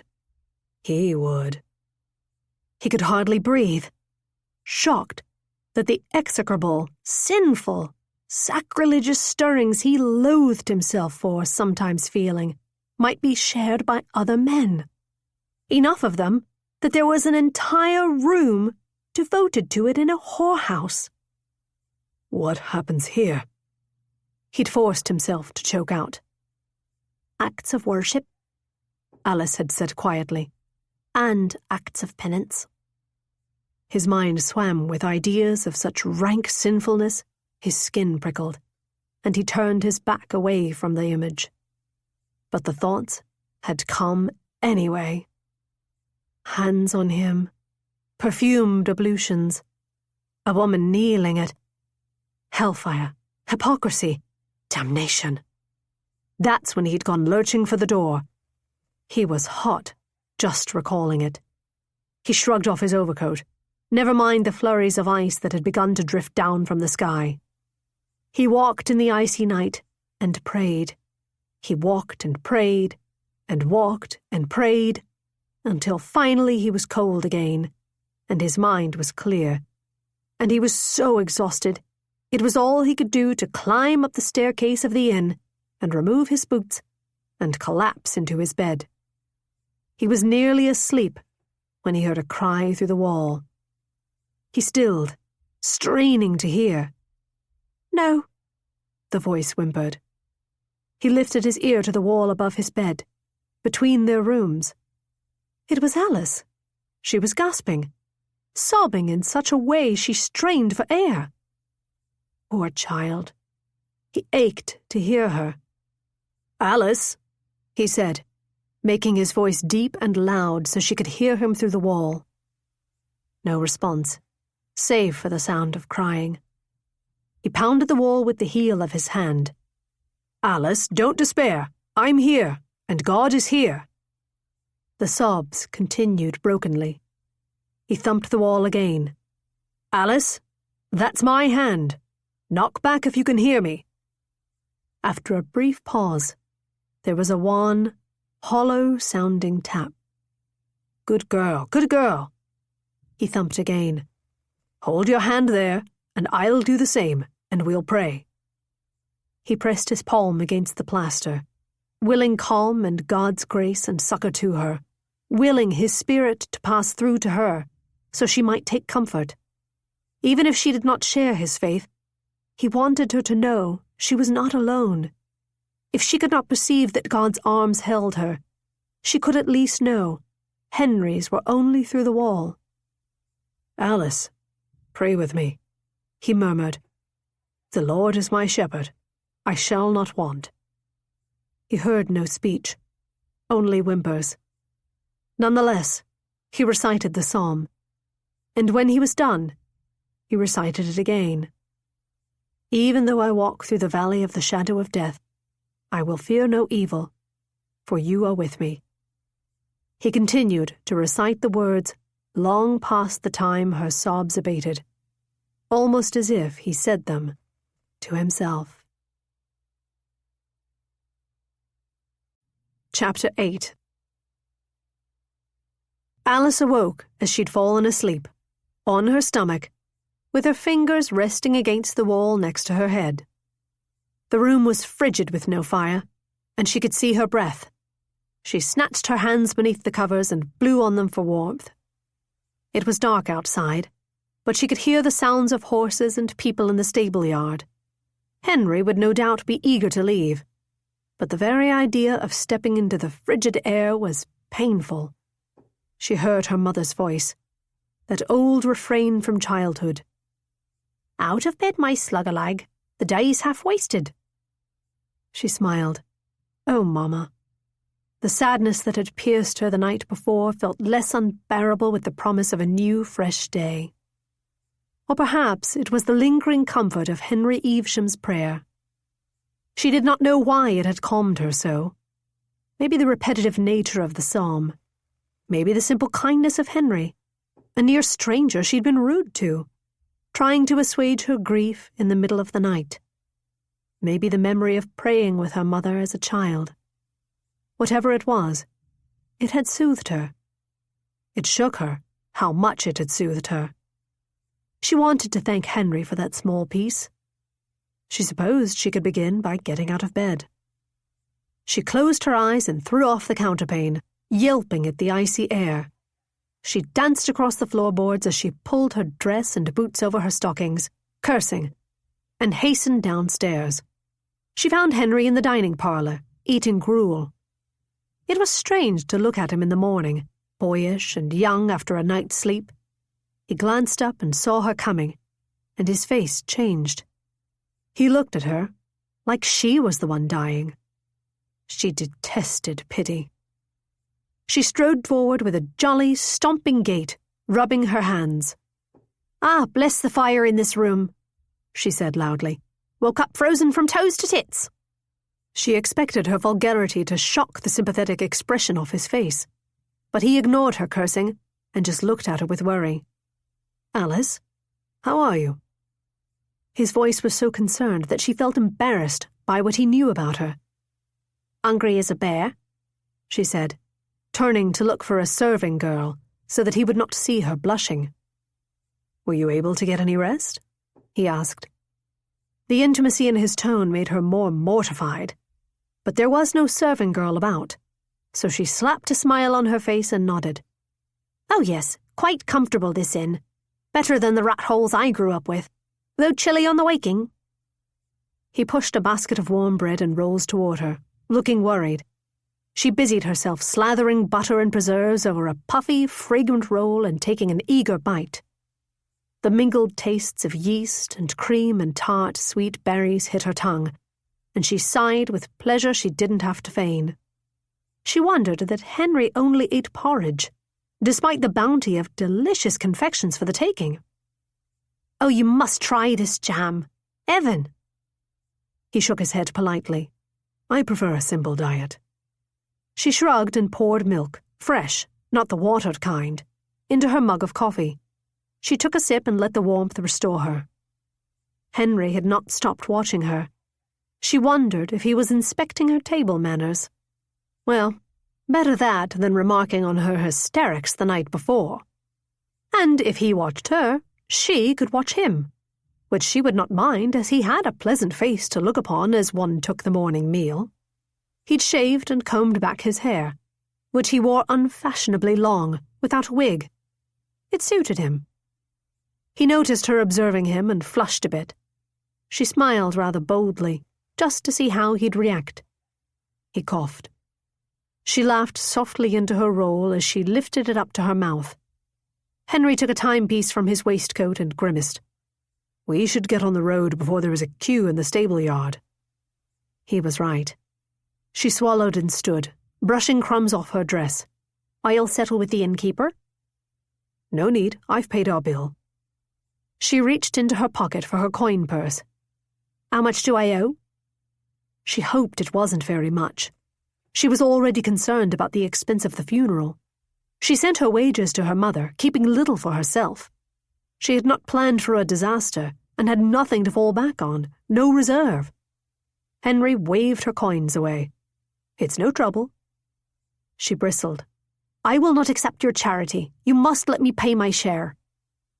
It was clear that Henry did not live in poverty. His clothing was well made, if modest, and he had the hearty build of a man who was not starved.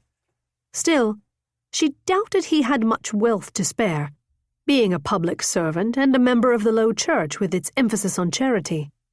Besides, she was not his responsibility. She was already taking more of his benevolence than she liked by accepting his ride home. Not to mention his politeness, in the face of her poor manners.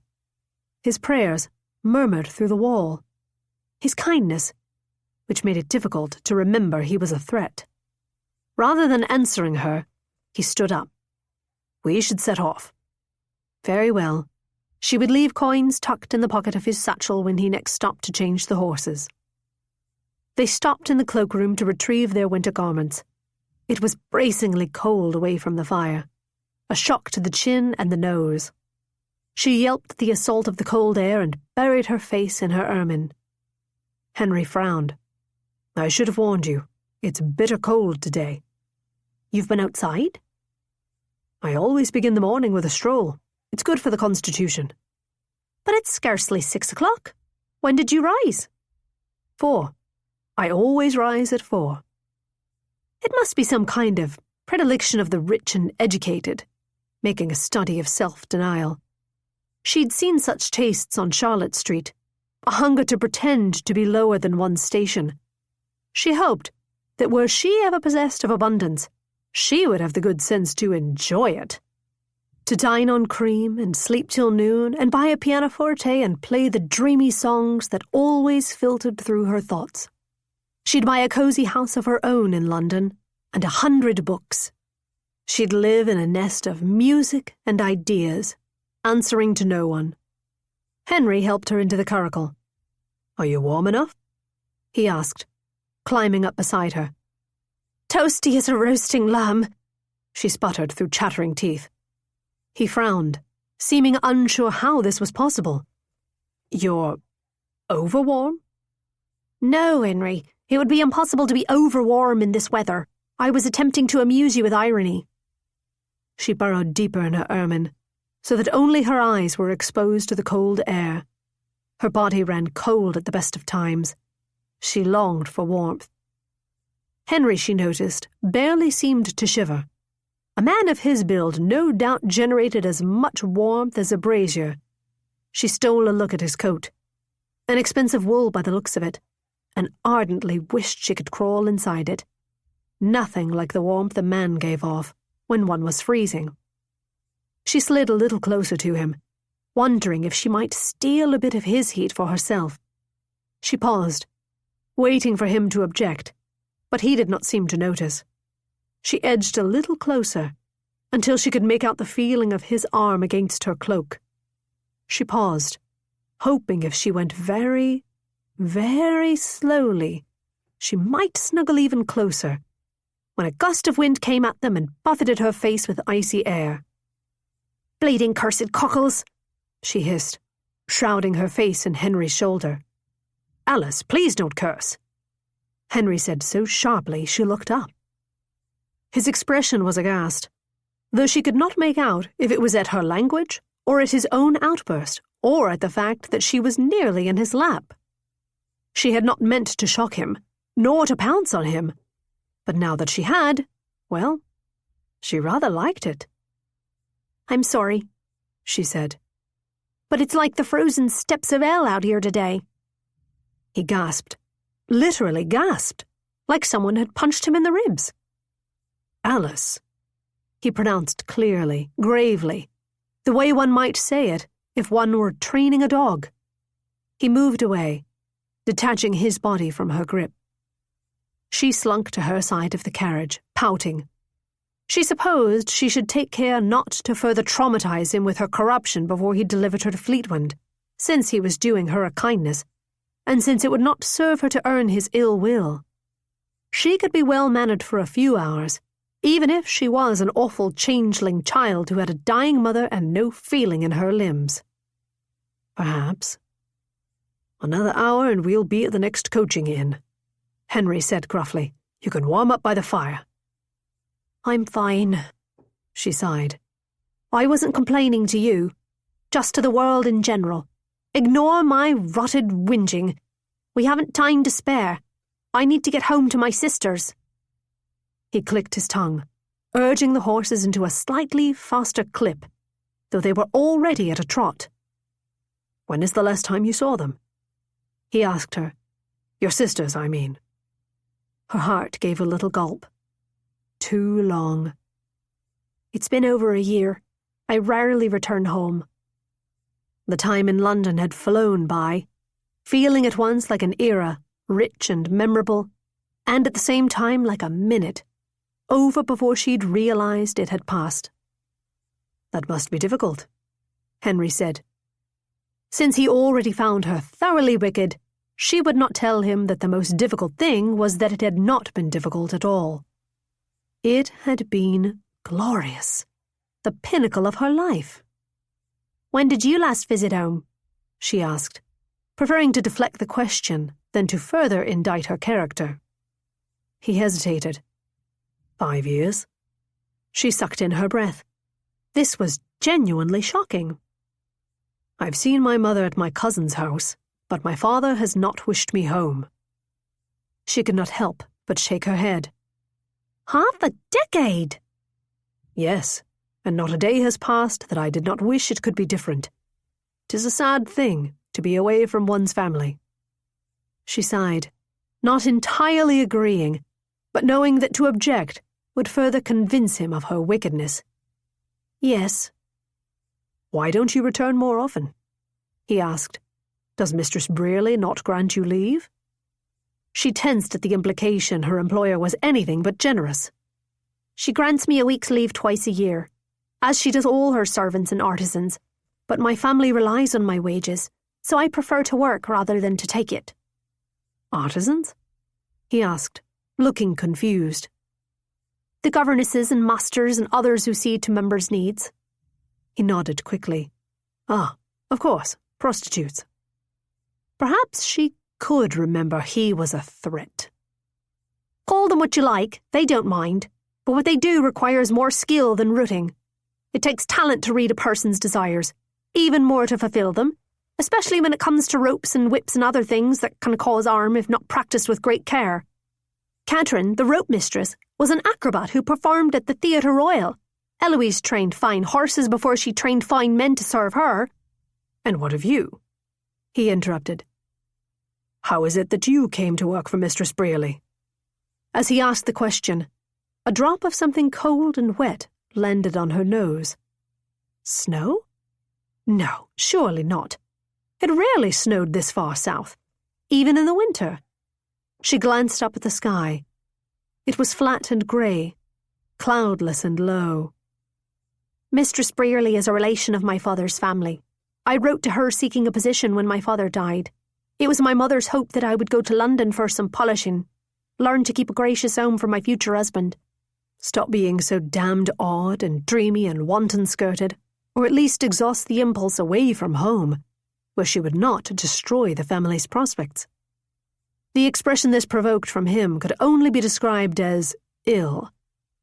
Your mother wished for you to prepare for matrimony by working for a whipping governess? Alice chuckled at his tone. I assure you she was not aware of the nature of the establishment when I took the position. A tendon in his jaw spasmed. Mistress Brearley lied about the position? I would have thought her above such tricks. Despicable, entrapping innocent girls. No, she certainly did not. Elena told me the truth when I wrote to her inquiring for a job, and I kept it from my mother. Mamma would have forbidden me to go, and I had no other connections in London. Alice, why? Why would you wish to work in such a place, knowing what it was? He sounded like this idea physically pained him. She could not believe she had imagined she was growing to like him. She must have forgotten his talent for making her very, very angry. First of all, Henry Evesham, for the first year I did little other than order meals and mind the maids, no different than I would keeping any house. I scarcely think it's a crime. But even if I did sell more than that, it would be because I chose to, because the sale would earn me at least 3 times what I can get in service, and I would be grateful for the chance. We cannot all become rich men of ease and leisure through the noble art of casting others' private lives into the paper for public mockery and titillation. If a man's jaw could become detached from his face, Henry Evesham's was trying. He was no doubt shocked by her opinions, but she flattered herself he was also shocked by her fluency in expressing them, when she wanted to. She had picked up many things at Elena Brearley's house, and one of them was a taste for vigorous debate of others' dubious notions of morality. Those stories Henry Evesham had made his name writing, those about her mistress's establishment, and those about the gin-swillers, the gamblers, the adulterers, were devoured because they gave the public the thrill of the illicit. Which meant, if they were pointing fingers, the man of God was selling something sinful too. I will grant you that the tone of saints and satyrs was designed to elicit a strong response, Henry finally said. But the purpose was not to titillate. Then what was it? To make a name for yourself and your fine rhyming verses? No, to open the public's eyes, to provoke a clarity about the nature of the ills that plague our city, so that something can be done, and to expose the complicity of those in power who turn a blind eye to it, or indulge in it themselves. You circled around Charlotte Street for months, though we hurt no one. There's no shortage of actual, violent, dangerous, murdering criminals marauding around London and abusing whores, if exposing crime was your true purpose. He said nothing, but his jaw was working like he was grinding his teeth. Well, that was fine, for she had plenty to say. I know all the details, Henry. I know how you made a bargain with Lord Apthorpe to print the confessions of his sordid past to spare our other members. Is that so noble? Extorting a man's privacy in exchange for mercy? He closed his eyes. I had an obligation to my publishers to grow our circulation. Their demands got out of hand. He opened his eyes and looked at her, and she sensed from the urgency in them he was, for some reason, desperate to be believed. When I could afford to, I left. Ah, she said triumphantly. You took what work you could to make your living? So do those of us who work on Charlotte Street, and other places that are far less fine and pleasant. If this priggish man could not understand that the sex trade was just that, a trade, and one of the few open to unschooled women, he had no business casting judgment upon it. Several more drops of snow fell on her nose, and she pushed them off, furious at this man and at the weather and at the disagreeable quality of life in general. Henry cleared his throat. Oh, wonderful. She had won herself another sermon. I stand by my mission, he said primly.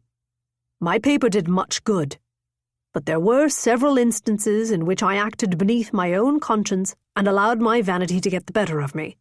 I do regret that, and I have asked for God's forgiveness. I'm sorry if I hurt anyone you care about. She had not expected him to concede.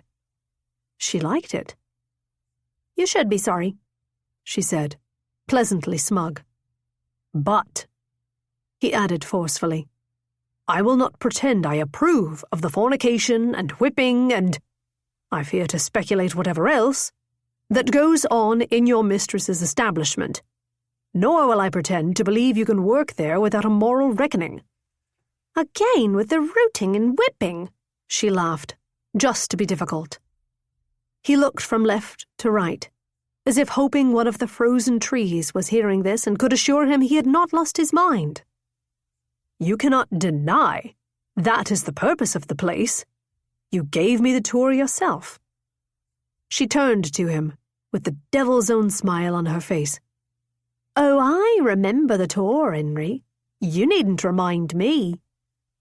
His face went so red she could scarcely make out his eyebrows from his forehead. Good. What Mistress Brearley offers her members, Henry, she said sweetly, is the freedom to indulge their deepest desires, with no harm, no shame, and as little risk as possible. Yes, he countered. looking at her dead in the eyes. Any sin imaginable. She felt the hairs along the back of her neck prickle. Her mother always said she was like a cur when she was angry, and she felt like one. She wanted to bite him. "We observe our own morality," she shot back, "which is to do no harm and take our pleasure without guilt or shame or risk of exposure in the papers." He blinked. "You do not truly think one can invent one's own morality?" Oh, he was exasperating.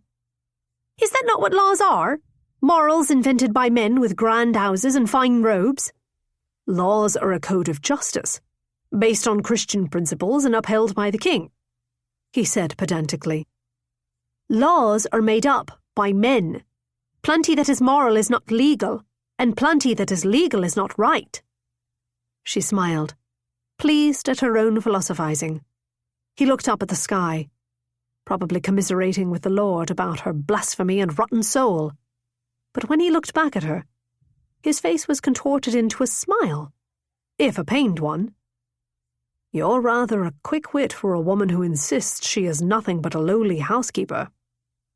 She did not like to admit it, but she was pleased by this assessment from a lofty type like him. This debate reminded her of the meandering conversation she enjoyed with Elena as they read the papers and discussed the business of the house. It had been a worthy education.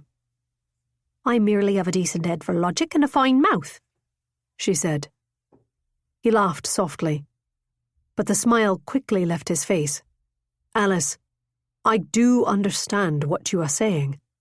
You believe people should have the freedom to practice what they wish safely and in peace, separating notions of decency from notions of harm. Many people I've interviewed agree with you." "What I'm saying, Henry, is that 'tis in your gift to make the streets safer for those who do not have the luxury of working for Elena Brearley." She paused, thinking of the stories she'd heard passed around. Girls and mollies beaten, culls who didn't pay, brats, pox, pimps, not to mention the Henry Eveshams of the world, who judged you as a pestilence for doing no more than trying to make bread. Henry sighed. "I take my responsibility seriously, Alice, but there is also the question of morality. And I take that seriously as well. I'm curious, how do you personally account for God's morality, working in such a place?" He posed this question with such earnest sincerity she could not help but bark out an irritated laugh. "God's morality? Well, Henry, I suppose I don't account for it at all." He looked at her in disbelief. "Henry, I have 2 sisters, a dying mother, and no money to speak of. We'll lose our cottage without my mother's widow's portion. Liza could work in service, perhaps, but Sally isn't yet 9 years old. What do you think happens to girls like us if no man rushes in to marry them? Where's God's morality in that?" "If you need help, Alice—" "I'm not asking for your bloody charity," she spat.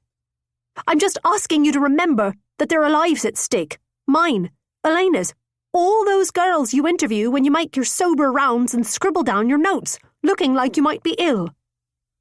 He glanced sadly at her eyes. "I am concerned about them, Alice. Gravely concerned. I take my work seriously, I promise you." She relaxed slightly, for he did look earnest. "But have you no concern for your mortal soul?" he asked softly. She wanted to lift her arms and scream in frustration. Charlotte Street was more sacred to her than any church, and for reasons Henry Evesham would never understand. And unlike the church, Charlotte Street had never betrayed her. "My soul is not your concern," she muttered. "I told you that yesterday, and I meant it." He nodded. For a minute, he was blessedly silent. "It's just that he murmured, his voice far away, as if lost in private thought. "I couldn't bear it." "Bear what?" she snapped, not at all delighted he had resumed this conversation. "Living in estrangement from the Lord, surrounded by so much sin." He looked at her raggedly, as though the very idea upset him.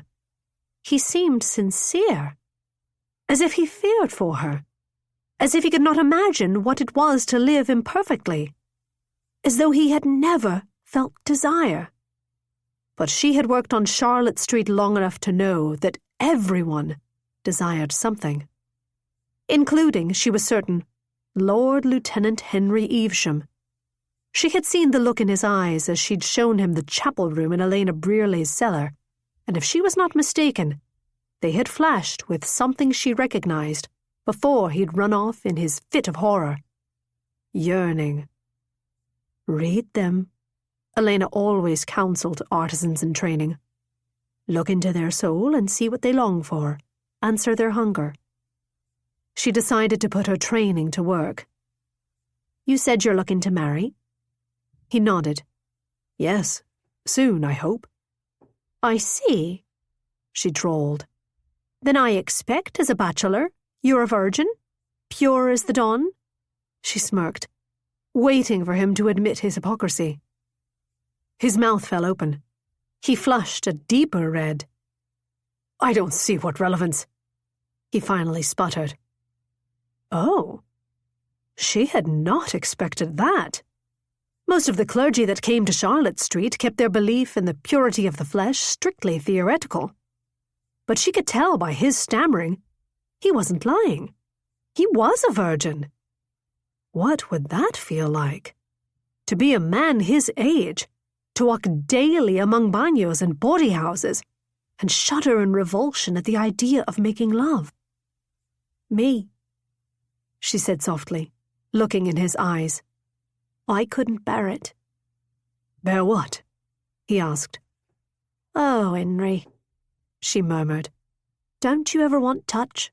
Pleasure? Something dark flashed in his eyes. He tore them away from her face, looking pained. Though whether it was anger at her prying or the pull of unmet need, she couldn't say. No, he said crisply. I'm perfectly content. There is ample pleasure to be found in living virtuously. And if you please, Miss Hull, I beg you not to discuss this any further. I beg you. His voice shook. She glanced at him and realized he was shaky and upset. She instantly regretted she'd let herself get carried away. Her emotions were everywhere, bouncing between despair and anger and provocation. She felt like a witch, like a demon, like a spirit untethered from the world. She could not feel her fingers, much less her sense of decency.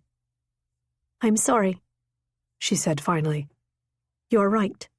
I'm not myself. I did not mean to upset you. A drop of snow fell into her eye, like Henry Evesham's God was rebuking her for lying. No, she corrected herself. I did mean to upset you, because I am upset, and I wanted you to understand why. His shoulders fell. He nodded. It's only natural to feel aggrieved. I appreciate your honesty. I won't forget it when I'm writing my report. They drove on in uneasy silence, an unpleasant tension sitting between them. It only grew as the snow began to fall in earnest. By noon, snow had accumulated on the roads, causing the wheels to skitter. It was rather beautiful, the way it shrouded the trees in pretty veils of white and danced lazily about the air, but she could not pretend she did not know what bad weather meant. She glanced at the horses, worried for the ice packing in their hooves. She was certain, from his silence, from the tension in the way he held the reins, that Henry worried too. But they both stared ahead, as if by not acknowledging what was becoming more obvious by the quarter hour, they might prevent it from becoming true. She began to hum about her pin box, to keep herself from spinning out the possibilities into dreadful visions. She hummed low, improvising on the tune to keep her mind occupied. Beside her, she heard a rumble. Henry was humming too. She glanced at him, and he gave her a weary, close-lipped smile. His voice, a tenor by the sound of it, met hers and formed a harmony. When she went up an octave and improvised a measure, He found the counterpoint as easily as if they'd sung the song 100 times. She began to laugh, both in joy at the companionable pleasure of the harmony, and at the outrageous notion that the pious Lord Lieutenant was unwittingly crooning the melody to a song about the cunning of an unrepentant whore. He smiled. "Is my voice so amusing?" "No, Henry," she answered honestly. "Your voice is lovely." Below them, the carriage creaked, the wheels straining. Henry's face tightened, then collapsed into something like despondency. Finally he sighed and looked over at her with a posture of defeat. "Alice, I'm not going to be able to get you to Fleetwind in this weather." Chapter 9. Henry had developed a theory about the humming. Alice hummed the way he prayed. To ease her worries, to be alone inside her thoughts, or perhaps to be released from them, to turn them outward so that inside she had peace. And so he hummed too, because prayer eluded him just now. He felt defeated. All day he'd studied Alice like she was a verse of scripture he was trying to illuminate. Her broken sobs the night before, her seeming inability to acknowledge her vulnerability and grief in the light of morning, her joy in simple earthly pleasures, raindrops, hot buttered rolls, her fierce convictions about her work, and his, and her impish delight in rattling him. The way she was sometimes so intense, it felt like her gaze might scorch him, and sometimes so dreamy that had he not been acutely aware of her body's nearness, he would have thought she'd floated away when he wasn't looking. He could not remember the last time he had met a person who made him contort his mind to comprehend her, to pin her down as this or that. There was a singularity to her that seemed to defy classification, an originality that was precious, worth protecting, and he was failing at it. He knew it was not his fault that the weather had turned too severe to finish the journey, but he felt responsible and disappointed, for he had hoped it was within his gift to lift the burden of worry from Alice, rather than to contribute to its protraction. And was there not, if he was honest, a selfish motive too? Had he not wanted her to look at him and know that, whatever their philosophical differences, he had come to her aid? Had he not wanted her admiration, or at least her gratitude? He had. Nay, he still did. But he had only added to her worries. Why had he debated with her? If the Lord wished for Henry to remind Alice of his love for her, surely discussing sin and punishment was not the way. He should have told her of the way the Lord could hold you, the comfort of the endless, awe-inspiring sacrifice of Christ. He'd done exactly as his father always said, put principle ahead of people. And now he sat beside this girl he'd failed, braced in the shameful echo of the worlds he'd known were true for an hour, but had not been able to bring himself to voice until this moment. "I'm not able to get you to Fleetwind in this weather." He snuck a glance at her, fully expecting to see contempt written on her face for his inability to do what he had promised, fully feeling he had earned it. But she merely looked up at the sky and nodded. A realist, apparently, Alice Hull. He was not sure why this surprised him. "There was a sign for an inn 1/2 mile away. Leave me there and I'll catch the next mail coach that comes through once the snow stops. You've been more than generous in taking me this far." "No, of course not. We're near enough to my father's house to make it there. I'll take you with me, and as soon as the roads are passable, we'll drive on to your mother's. If the weather clears overnight, we could get there by mid-morning." She looked at him like he had sprouted horns. "You want to take me to your family home?" He nodded, not acknowledging the implication of her question, though he knew very well what she must be thinking. "It's no imposition," he said quickly. "They have plenty of space." She laughed softly. Lack of space would not be the reason for their objection to bringing home a woman such as Alice, and her eyes made clear she knew this as well as he did. "And how were you planning to explain where you'd collected the likes of me, Reverend?" Well, he couldn't. He had offered to take her to Fleetwood, assuming that he could deliver her to her door without anyone who knew him learning he'd driven a woman of questionable character alone across the countryside. If it became gossip, there would be the question of propriety, perhaps damage to his reputation.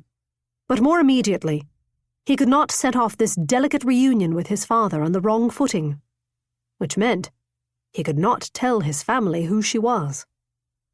He would have to lie. He'd known this, abstractly, but it felt much worse now that he had to suggest a deceit aloud. I will introduce you to my parents as a widow, Mrs. Hull, a member of my fellowship on her way to visit her ailing mother. The unsavoury nature of the request felt sour leaving his mouth, not least because it would no doubt confirm her view of his questionable ethics. I mean no offence, he added quickly. Truly, it's just that my father is sensitive to the appearance of things, and he would not approve of me driving an unchaperoned maiden. He did not add that if his father knew the nature of the work of this particular unchaperoned maiden, he would without question throw them both out of his house, and likely never speak to Henry again. Nor would he be discreet about his reasons why. Rumours could get back to Reverend Keeper. It was imperative Henry prevent gossip. His future depended on the Reverend's belief that he was reformed. Alice drummed her fingers on her knee. I will not cause trouble for you, Henry. You may say whatever you like. But I'm confused. Is it not a sin to lie to one's own family? He sighed. It is. But the greater sin would be to leave you stranded when your mother is ailing, and it is in my gift to take you home. Ah, I see. You uphold your own morality. She scrunched up her mouth, a pronounced twinkle in her eye. He had to grant her grudging respect. He, too, liked to gloat upon winning arguments. I see your point, but I would argue that my father's objections are not rooted in morality. My father would disapprove of my driving you home because it lacks the appearance of respectability. From a moral standpoint, I know that I would not behave in such a way that your respectability or mine would be called into question, whatever the appearance. The appearance is not what is important to me if the intention and result are good. She looked at him earnestly. I'm teasing, Henry. I understand your relationship is strained. I'll do whatever I can to help you. Whatever you need me to say or do, just ask. Her sudden sincerity touched him.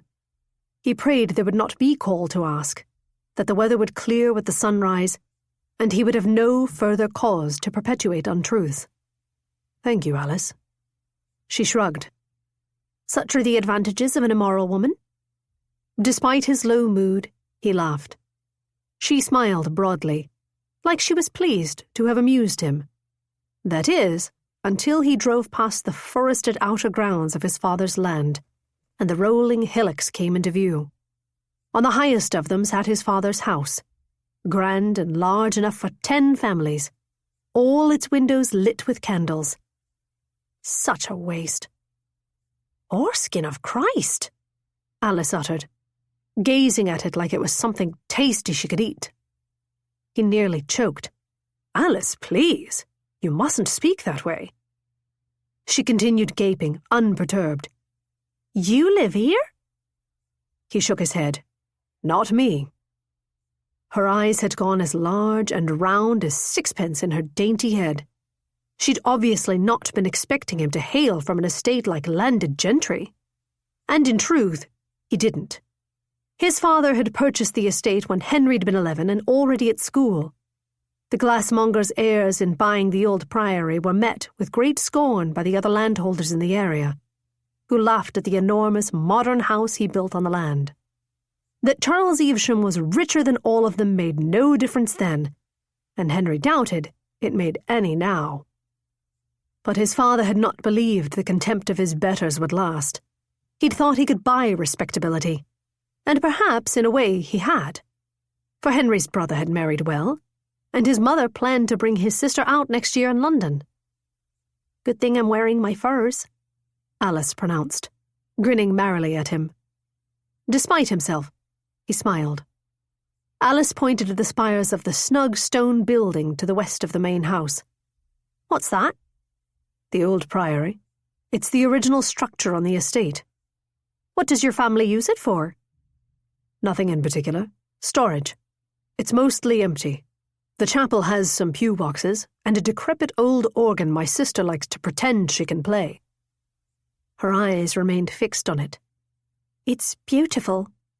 It was, and yet the sight of it filled him with unpleasant memories of his father chasing him and his friends out of it when they'd gathered there to worship, accusing Henry of holding a conventicle that would get them all arrested. He looked away.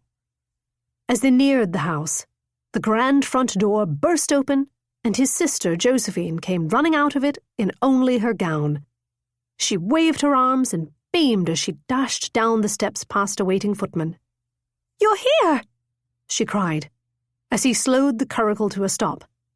"Oh, Henry, I thought you would never arrive. I've been watching at the window for hours, worried the snow would keep you." He hopped to the ground and pulled her into a long, tight hug. Despite their difference in age, he and Josephine had been close as children. They still exchanged letters, but since the last time he'd seen her, she'd transformed from a girl into a polished young woman. It made him sad that he had missed it. "Where's your coat, Goose?" he asked. "You'll catch your death."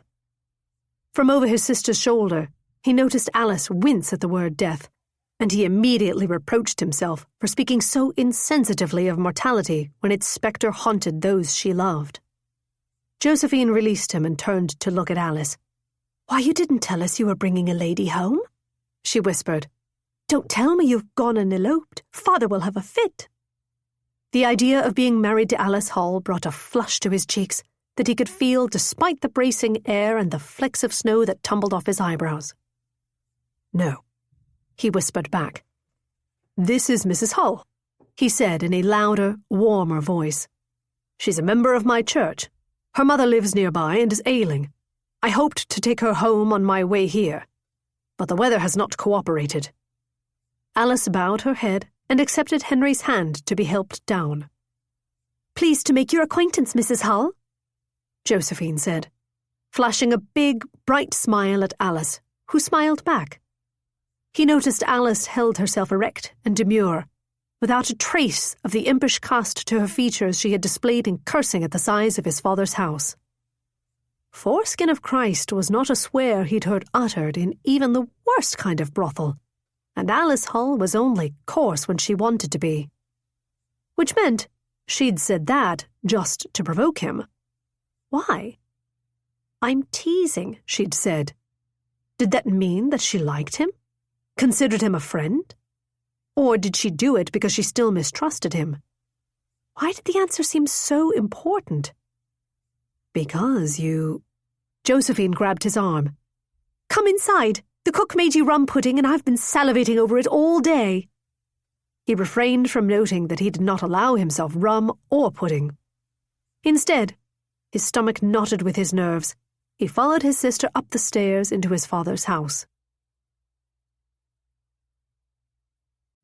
Chapter 10. Alice could feel the tension radiating from Henry as they walked inside the house. He was nervous and trying not to show it. It was a state she knew well from observing new members at Charlotte Street, but not one she had expected from a grown man walking into his family's home. It made her a little sad. How uncertain he seemed to be here. She hoped for his sake that his visit would be a warm one. She tried to keep a subdued expression on her face as servants took their coats, for she did not wish to embarrass Henry by marvelling too openly at the extraordinary splendour of the house. But it was difficult, because the place was like a monument to luxury. The carpets were brilliant and plush beneath her feet. The elaborately carved woodwork gleamed under hundreds of wax candles set in enormous, sparkling chandeliers and delicate etched sconces. Every surface was bedecked in crystal vases and intricately painted bowls and fanciful glass ornaments. She wanted to run off and explore, to count the rooms and examine the gilt-framed portraits and run her fingers along the tapestry-panelled walls and sniff the hothouse flowers and weigh the delicate china ornaments in her palm. "My dear, my dear!" a tall red-haired woman cried, rushing into the room to greet them. She grabbed Henry and clutched him to her bosom with obvious relish. "Oh, my boy, how very happy I am to have you home at last." "I'm happy to be here, Mamma," Henry said. The smile of pure gratitude on his face nearly broke Alice's heart. He'd clearly gotten his build and hair from his mother's side, for Mrs. Evesham was nearly as tall and broad as her son. She squeezed him for so long that, after a moment, he seemed to shrink a bit with embarrassment at the outpouring of maternal affection. It was a gesture she recognized from having made it many times herself. "Don't do that," she wanted to tell him. "Be grateful for her love for you, for her health." Henry's eyes scanned the vast and empty hall. "Where are the others?" he asked.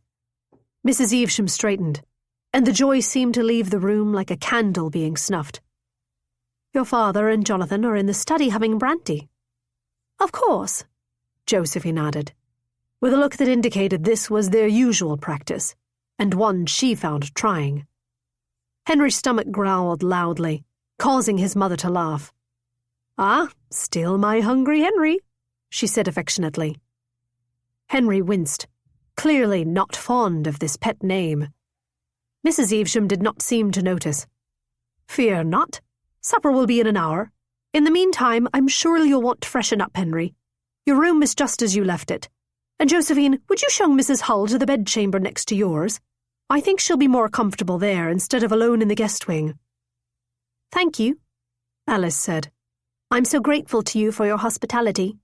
She did not add that she doubted there was a single room in such a house in which she would not be comfortable, right down to the scullery closet.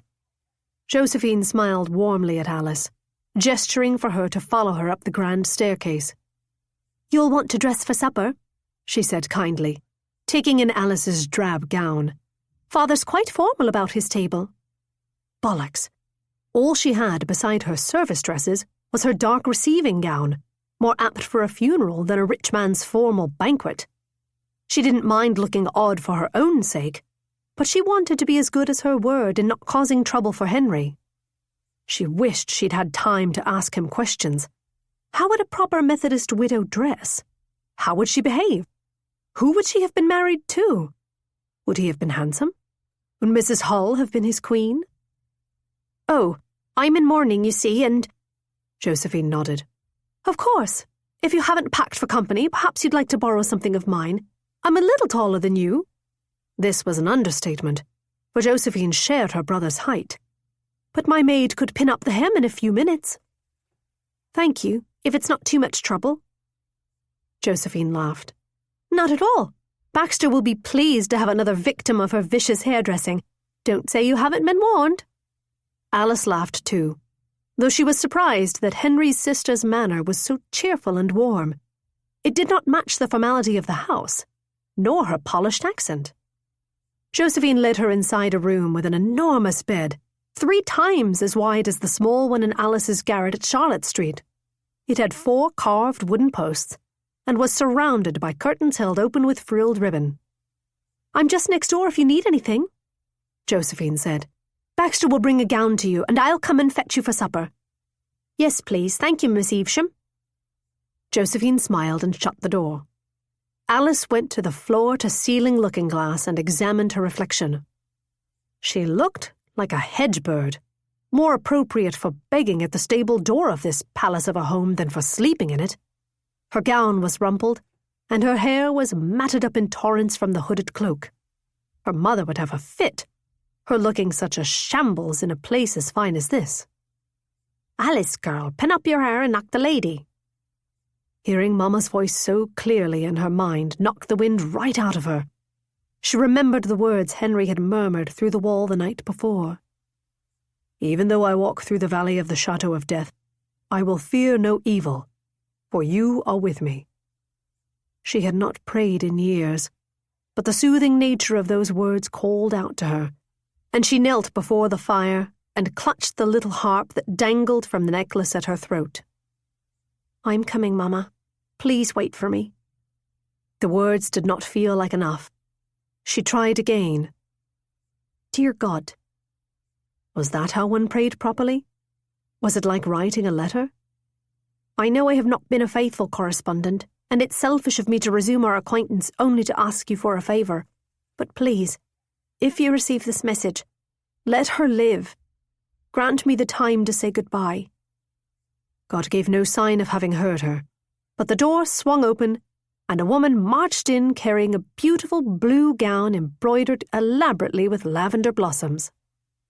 "You, Mrs. Hull?" she asked. Alice nodded. The maid curtsied. "Baxter, madam. Miss told me to pin you into this. Let's get you undressed." Alice had not been dressed by someone else since she was a child, and she did not know what to do. But Baxter's fingers were so brisk that before she knew it, she was out of her drab gown and dressed in a fabric as soft as clouds that smelled of rich people. "Now, your heir," Baxter said. "This flat look doesn't suit your wee head." Alice was not sure whether to laugh or cry at this observation. Her hair was not her crowning glory, especially after a day in the rain and snow. "Not much to be done about that. My hair is lank by nature." "Not when I'm dressing it, it's not," Baxter said, with a wink. The woman sat Alice down at a pretty gold table and began doing violent, painful things to her scalp, something between massage and torture. Baxter used her comb to tease the strands into whorls that she held in place with hairpins, moving them rapidly from the pocket of her apron to her mouth to Alice's increasingly tender head. "There we are," she said, stepping back so Alice could see herself in the mirror. "Oh my!" Alice breathed at her reflection. The dress was not immodest, but cut much lower than the high-necked gowns that made up her Charlotte Street wardrobe. The dark blue set off her eyes, making them more violet than brown. But her hair was the real miracle. Baxter had removed Alice's middle part in favor of an intricate high chignon that swooped elegantly above her hairline, making her look, if not tall, positively regal. Baxter winked, smoothed Alice's gown to fall more gracefully about her shoulders, and left as briskly as she had arrived. Alice could not help casting a sly smile at her reflection. She looked like quite the lady miss. Perhaps this was her sign from Henry Evesham's God, for her mother would cackle with pure glee at the looks of her right now. Josephine came to get her and led her downstairs to a formal parlour where the family was gathered. "Prepare yourself for the festivities," she said in a dry whisper. Despite the sumptuous surroundings and flickering candles, the mood in the room was palpably grim. A thin, impeccably dressed gentleman wearing a powdered wig seemed to be presiding, and beside him was a man who could have been his twin, were he not several decades younger, and his own wig quite a bit taller. They were locked in a low conversation with Henry, who had to bend at the waist to match their shorter stature, and did not appear to be enjoying himself. When he saw her, he broke away, looking at her with an expression almost like bemusement. She stiffened, worried that she had already done something amiss that might expose their lie. "Why, Mrs. Hull," he said, his face breaking from perplexity into a cockeyed, boyish smile that made him look extremely handsome, and nothing like a minister. "Blue suits you." He'd never looked at her like that before, like he was just a man, and she was just a woman. "You look well yourself," but then he always did. He smiled, a quick, private smile, more to himself than her. Josephine looked from him to her, and Alice paused. She'd forgotten the girl was right beside her. Evidently so had Henry, for he quickly stepped back, assuming a more formal posture. "Let me introduce you to my family," he said, leading her to the pair of men. "Mrs. Hull, this is my elder brother, Mr. Jonathan Evesham, and my father, Mr. Charles Evesham." She curtsied and said good evening, and was relieved when both men gave her polite, dismissive bows and returned to their conversation. She turned her attention to a collection of pale china vases placed on the nearest table, painted with purple flowers that resembled the ones embroidered on her dress. "So pretty," she said offhand to Josephine, so that Henry would feel free to rejoin his father's conversation, rather than worry about putting her at ease. "Why, thank you," Josephine said with an enormous smile. "I painted them myself." I've seen similar in a little shop in Mayfair, but yours are so much finer. What talent!" Josephine looked immensely gratified. "Papa fabricates them for me in his factory. I have a mind to sell them, but he believes I will never find a husband if I appear to have an interest in trade." "Men have such odd notions." Alice sighed. She froze, for perhaps that was not the right thing for a proper widow to say. Josephine just rolled her eyes. "Truly." "Why, the Lord Lieutenant has arrived," a woman's voice called from across the room. Alice turned and saw that the voice belonged to a drawing of a wealthy woman in a newspaper, or rather, a woman who looked exactly like a drawing of a fashionable lady, with glossy dark hair piled in such an elaborate fashion above her head that it made the handiwork Baxter had performed on Alice's tresses seem rudimentary. She wore a beautiful silk dress in a chestnut shade that matched her hair, and amber jewels set in yellow gold, so that when she moved, it was like the colours of autumn swirled about the room. "Olivia, have you ever met Mr. Henry Evesham?" this vision said to someone behind her shoulder. "He wasn't at our wedding."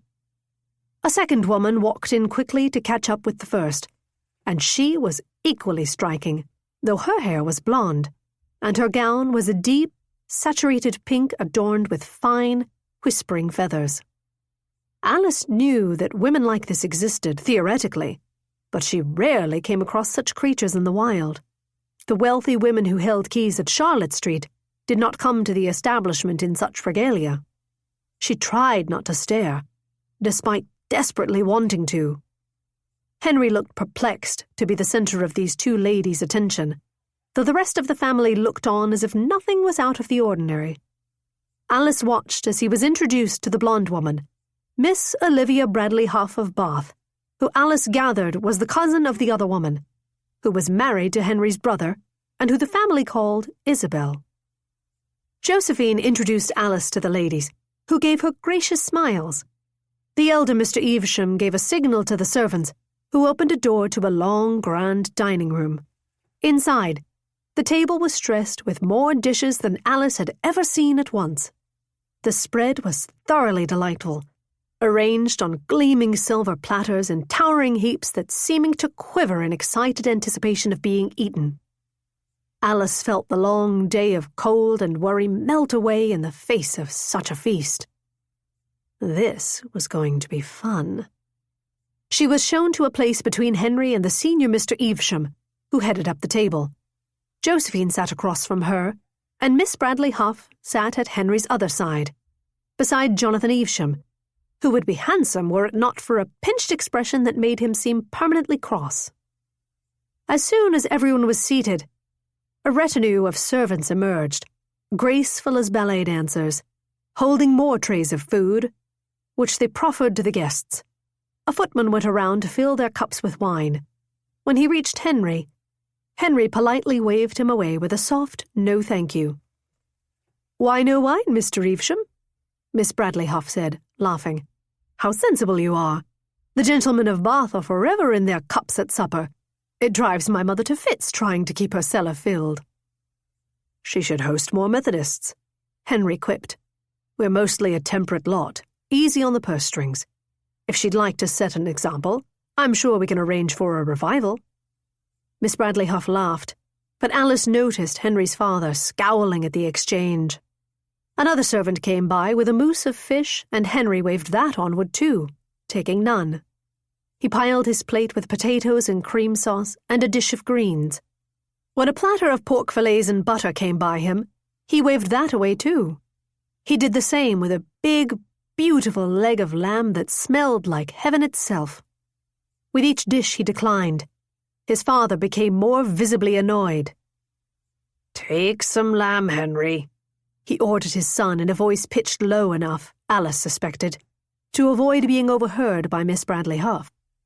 "No, thank you," Henry said pleasantly, instead accepting a dish of jellied fruit. "A man cannot subsist on potatoes and jelly," his father hissed. Henry looked taken aback. "I prefer not to eat meat, as you know," he said calmly. "You'll make yourself ill," his father barked. His voice lacked the educated smoothness of his children's and his wife's. His accent reminded her of the blacksmiths in Fleetwood, Mr. Flaith, who had grown up poor in Bristol. Henry laughed, a forced kind of laugh that held no amusement. "I have not eaten the flesh of God's creatures in years, and I have yet to waste away." "Indeed," his brother said slyly, leaning over Josephine so as to better hear the conversation. "He's built like an ox cart as it is. If he ate properly, I imagine he wouldn't fit through the door." Henry's mouth curled up in an utterly acidic smile. "Quite," he said evenly.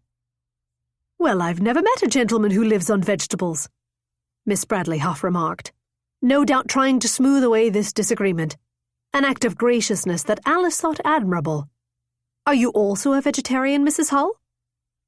Alice glanced down at the generous portion of red-blooded, silky lamb she'd heaped on her plate, and hoped a meatless diet was not some characteristic of Henry's sect that would expose their lie about her being a member of his worship circle. "Evidently not," Alice said to Miss Bradley Huff, jauntily spearing a piece with her fork and putting it in her mouth with delectation. Beside her, Henry laughed appreciatively. In truth, she could not imagine turning down such luxurious food. She was shocked when the plates were cleared, a whole new array of dishes was brought to the table, and the process repeated. As the dishes came around, the two lady cousins chattered of this and that. Evidently they had grown up in Bath, and Alice gathered they were quite popular there. Isabel Evesham seemed to be doing her best to forward a friendship between Henry and Miss Bradley Huff. Oddly, Isabel's husband seemed to be doing his own best to block his wife's efforts, to the obvious agitation of his father. Meanwhile, Josephine and Mrs. Evesham told Alice of their preparations for the christening, as though none of this was happening. Observing the Evesham family at supper was like watching a game unfold, without quite knowing what the object of it was. "Tell us of your work in London, Henry," Isabel said. "It sounds so very important." Henry's fork paused in the air. The entire family stopped talking. "Yes, how is your little flock these days?" Jonathan asked. He'd been drinking heavily throughout the meal, and his words had grown thicker and less clever with each sip. "Still giving farmers' wives conniptions in the streets?" "Not as often as I like," Henry said smoothly. "My work for the House of Lords leaves little time for preaching." Jonathan turned to Miss Bradley Huff. "Olivia, my brother has always had quite a way with women. He makes them faint, you see. Claims they're moved by the Spirit of the Lord, but—" He paused to take a swig of claret. "I've always said it was boredom at the sheer duration of his sermons." He chuckled at his own joke, smiling at his wife's cousin as if he was certain she would also find this very droll. Miss Bradley Huff looked nervously down at her plate. Henry's face continued to be fixed in an expression of sardonic boredom. Alice had lost her appetite. Imagine not seeing one's family in years, only to be subjected to drunken mockery within an hour of arriving, and mockery that came at no provocation. Alice's mother could be critical, but at least she did not behave that way for sport. "The Lord Lieutenant's sermons are in great demand in London, nevertheless," Alice interjected, looking Jonathan Evesham directly in the eyes and employing the Arctic tone she'd perfected under Elena Brearley's tutelage. "People gather from across the town to hear him on Friday afternoons. 'Tis why he was made a deputy of the House of Lords." "He was made a deputy," Jonathan rejoined, "because he traffics in obscene tales under the guise of Christian virtue." At the word obscene, Miss Bradley Huff jumped a bit in her seat, causing her elbow to catch a passing platter of duck in brown gravy. Alice watched in fixed horror as the tray overturned in a colossal arc through the air and rained a cascade of sticky, orange-scented sauce down the front of her beautiful pink gown. The scream she let out was, Alice thought, a rather fitting conclusion to the meal. Isabel leapt up and rushed around the table to come to her cousin's aid as a cavalry of servants scurried about, attempting to staunch the worst of the damage. The whole chaotic party rushed out of the room, leaving 2 empty seats, and the rest of the Evesham family looking stunned. "Jonathan, what has come over you?" his mother hissed from the end of the table. "Speaking of such things in front of a lady of Miss Bradley Huff's breeding." She glanced at Alice. "And our guest, Mrs. Hull." Jonathan waved his hand expansively and rolled his eyes. "'Tis only the truth. Imagine, he could have been a bishop. Instead, he traffics in hysteria and hellfire, yet condemns his own family for peddling porcelain." "I don't condemn anyone," Henry said heatedly. "I only suggested you not sell to traders headed to Barbados as—" "Oh, please," Jonathan Evesham spat. "You can spare us your moralising. Save it for your sermons." Alice could see Henry forcibly restraining himself. His shoulder blades stood out beneath his artfully tailored coat, like they might burst through the fabric. The senior Mr. Evesham held up his hand. "Enough, Jonathan." "No wine, no beef, no wife, no life," Jonathan went on merrily, smacking his lips in satisfaction at his little poem. "But then I suppose he has his choice of wayward women with whom to spend his lonely nights." "What an utterly preposterous statement!" Alice burst out. Henry met her eye and subtly shook his head at her, as if to say, "Don't get involved." But his fingers clenched his glass of milk so tightly that she wondered how it didn't shatter. She was so angry on his behalf that she wanted to leap up and push his brother into the remaining puddle of duck sauce. Instead, she channeled this impulse into lowering her voice into the flat, belittling tone she'd perfected answering Elena Brearley's door. "It is true, sir, that Mr. Evesham is highly influential in London for his ability to provide solace to the suffering," she said. "But he also strikes a great deal of fear into the arts of drunken louts as the result of the rather significant power at his disposal. Some might argue such a combination is terrifying enough to command respect. But then, one has to be clever enough to see it." Chapter 11. It turned out that a fearless, sharp-tongued woman trained by an expert in dressing down males who considered themselves superior was an effective accessory to bring to a family supper. Oh, the surge of pure, radiant affection he felt for Alice as she glared at his brother, like Jonathan was no better than a flea. His entire family stared at Alice, as if not sure whether to be angry or afraid of her. His mother, clearly noting that there was little hope of returning to civility, stood up before the verbal altercation could become more heated, or another dinner guest could wind up covered in roast fowl. "Ladies, shall we leave the gentlemen to brandy and retire to the drawing-room?" "I will join the ladies," Henry said, rising. He shifted his eyes to his brother. "After all, as Jonathan points out, I don't drink." "Stay," his father ordered. "We have things to discuss."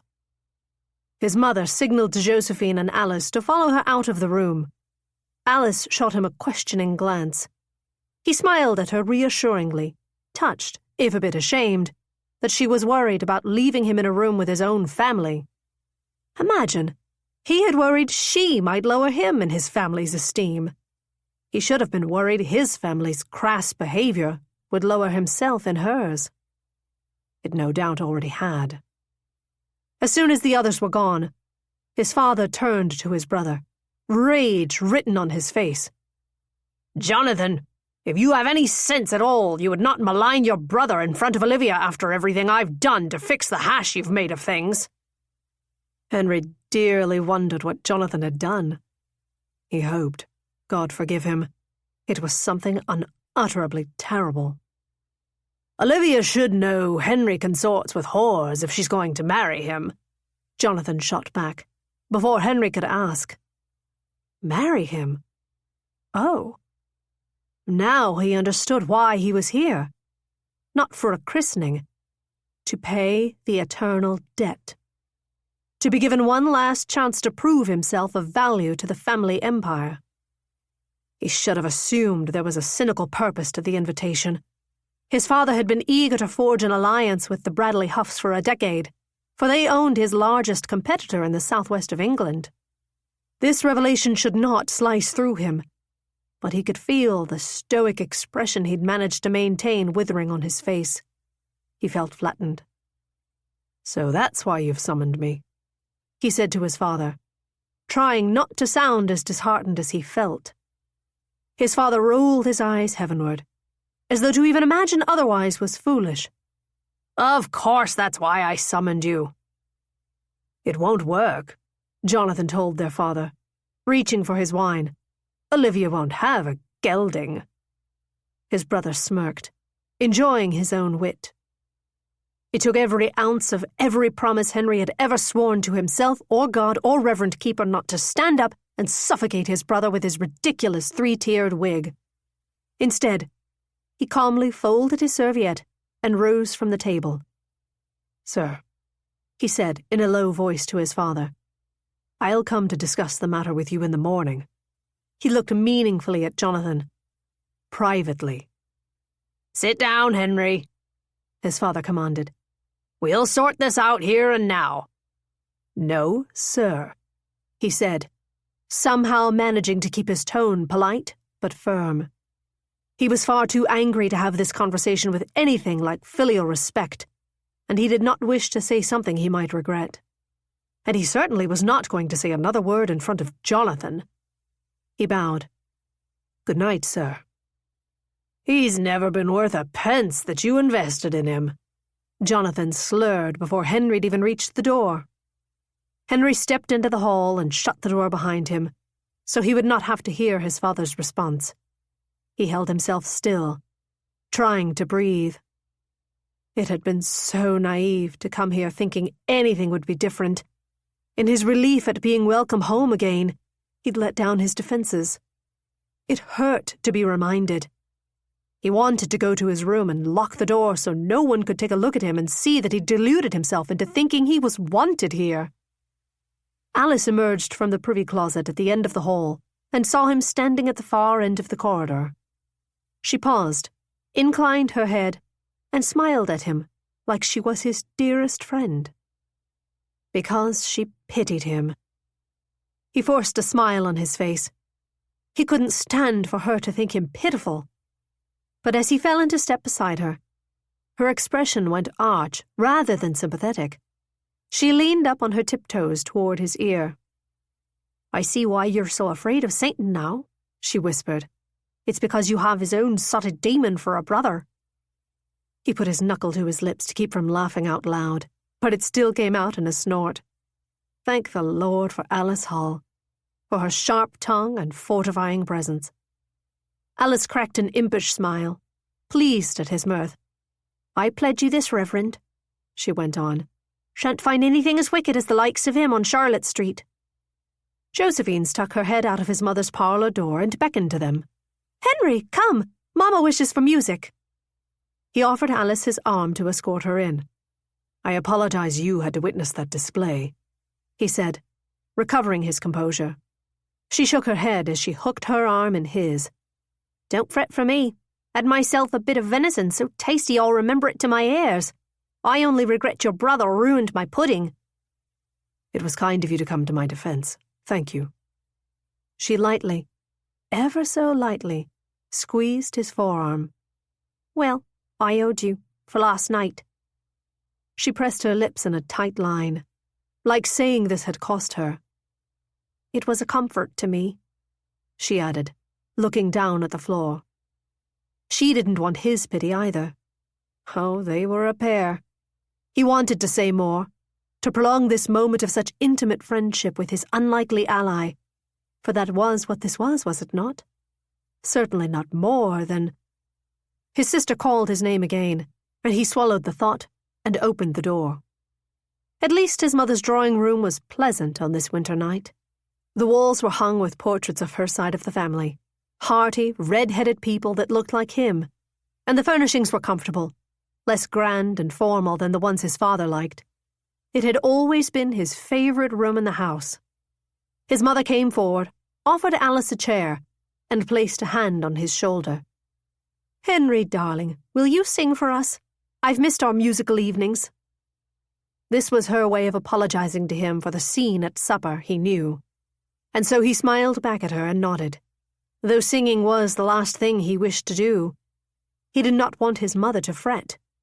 The position she was in was not an easy one. "Of course," he said, "but only if Josephine will play for me." Josephine leapt up and went directly to the pianoforte, where she began rifling through a book of secular music. "Actually, I wrote a new hymn," he told her. "It's to the tune of—" "Oh, not a hymn," his sister groaned playfully. "I think we have all earned a bit of levity after that lovely meal."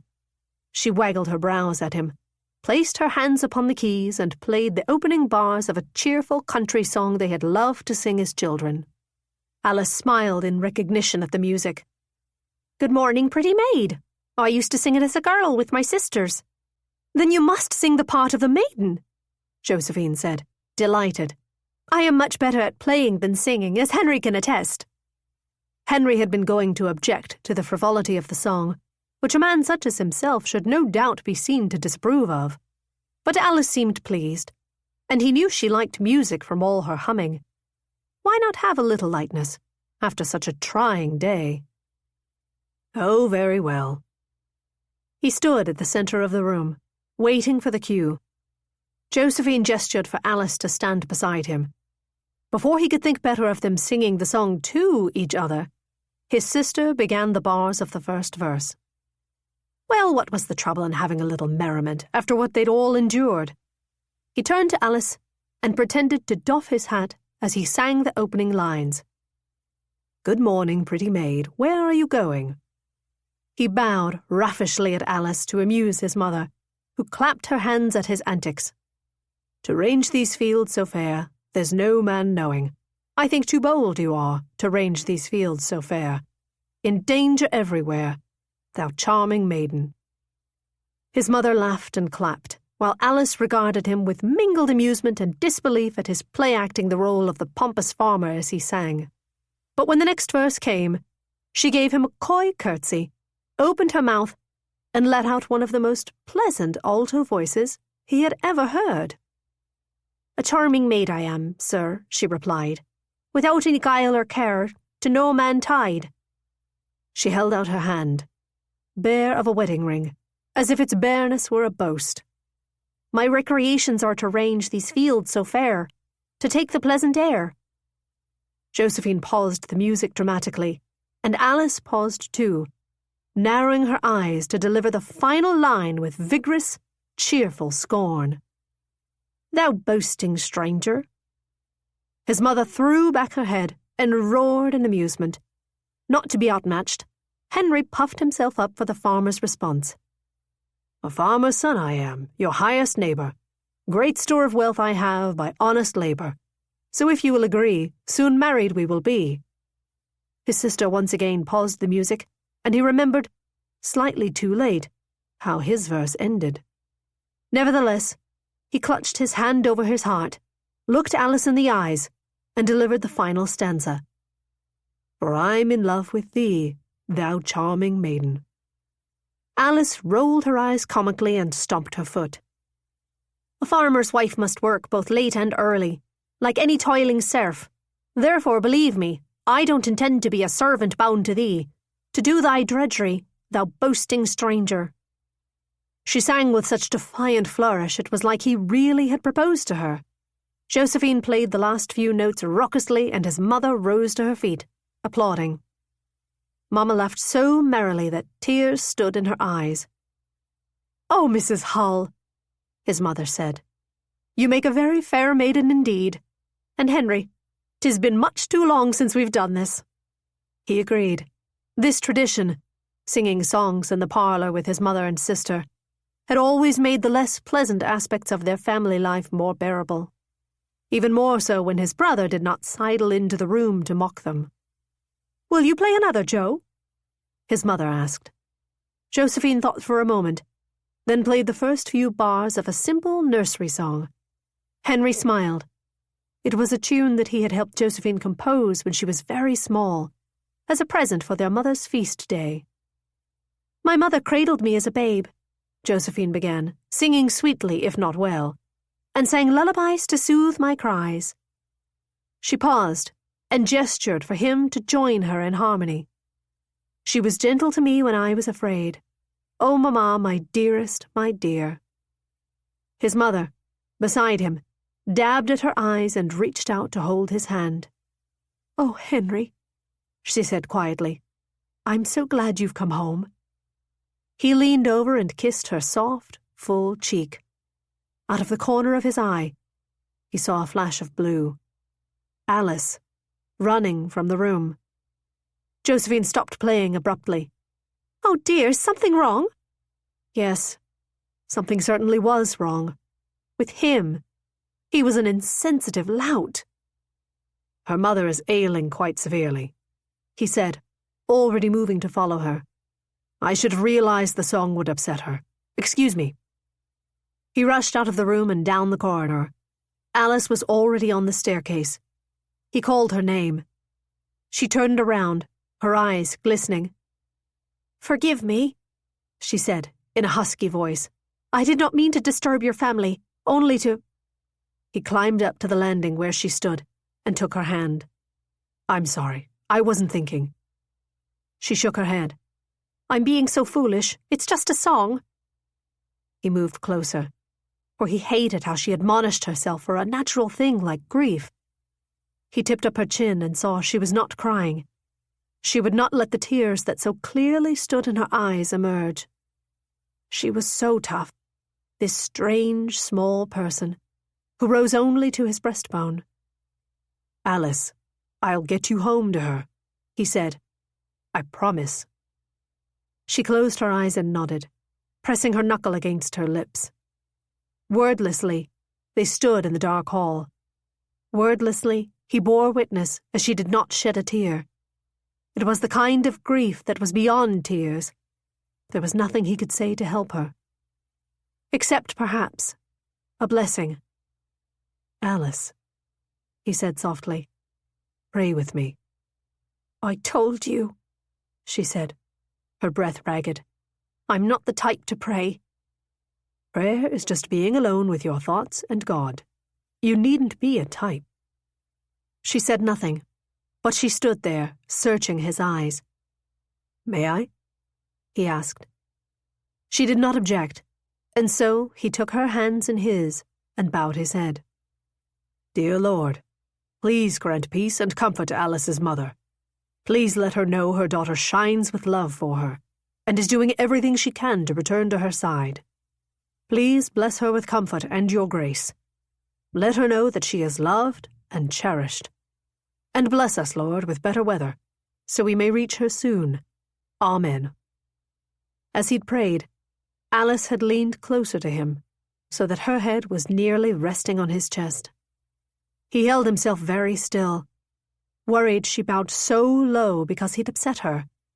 But then, in a faint voice, she said, Amen. Help this child, Lord, he beseeched. Help her find solace. Help me get her home. Help me lead her back to you. And forgive me. Forgive me because despite the solemnity of this moment, despite the urgency of my prayer to you, despite the sadness of this woman you have put in my path only so I might shelter her and lead her toward your grace, her nearness stirs me. Thank you, she whispered. In the dimness of the landing, with only a single flickering lamp for light, he could not make out her expression. Get some sleep, he said, forcing himself to release her hand and move away. With any luck, the snow will stop, and I can drive you on to Fleetwind in the morning. She nodded. Good night, Henry. She watched her ascend the stairs and disappear down the corridor. And as he watched her, in that blue dress, all he could think was that it was not the Olivia Bradley Huffs of the world who were made of the stuff he hoped for in a wife.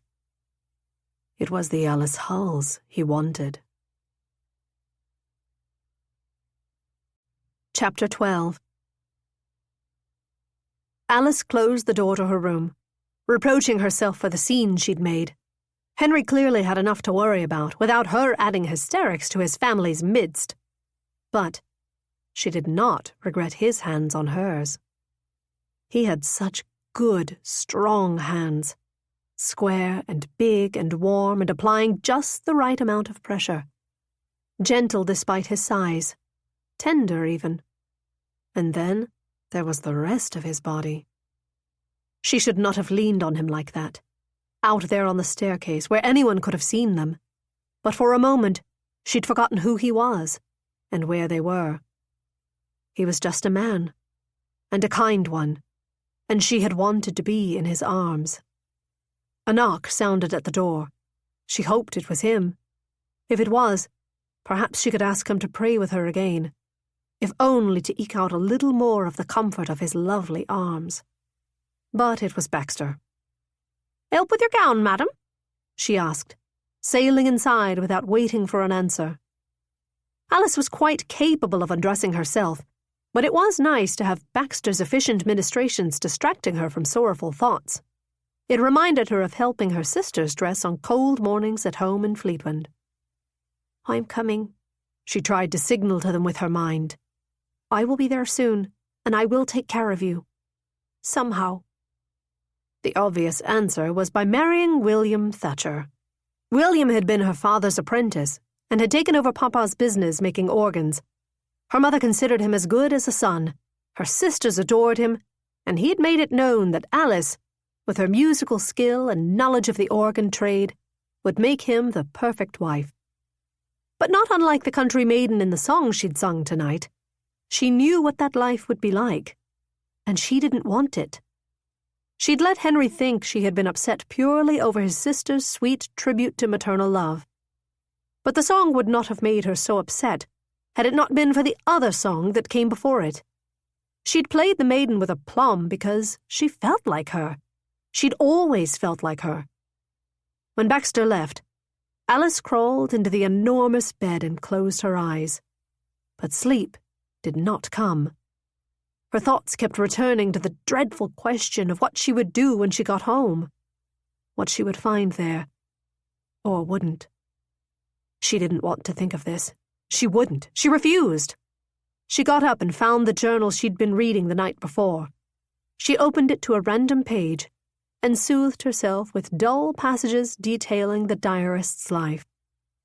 He had a small garden in the plot of land behind his rooming house, and he scrupulously recorded what he planted, and how his plants were growing.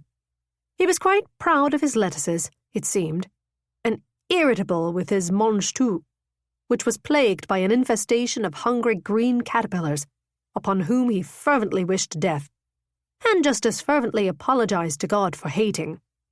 She laughed as, day by day, his blistering asides about the pests became more vitriolic, and his apologies to his Maker less and less sincere.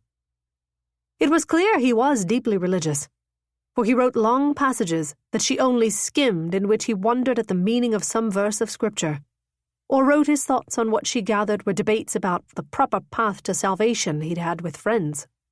Faith, he kept insisting to himself, was more important than good works, but good works were still intrinsically part of faith. She was more interested in the many pages of rigorous household accounting. The man seemed to be paid a quite handsome sum of money, but he had no servants or horses. Instead, he saved towards some purpose whose sum grew larger each month, and gave the rest away to charity. The more she read, the more she began to wonder about him. He was a frustrating figure, her diarist, always denying himself harmless luxuries, regular haircuts, a rich dessert, and always blaming himself for not welcoming this self-denial with greater joy. "Self-indulgence breeds the appetites and distracts from serving the Lord," he wrote in several places, underlining the words so forcefully that there were dents in the paper from his quill. "Eat the cake," she wanted to shout back at him. "Indulge in that extra hour of sleep on Sunday. Death can come at any time." At least his grim self-admonitions were effective in exhausting her.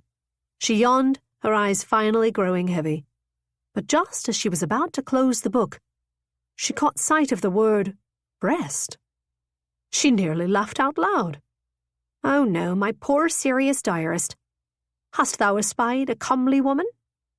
The passage began below an update on the garden, turnips growing splendidly, snails eating the lamb's lettuce. Forgive me, I murdered them with poison.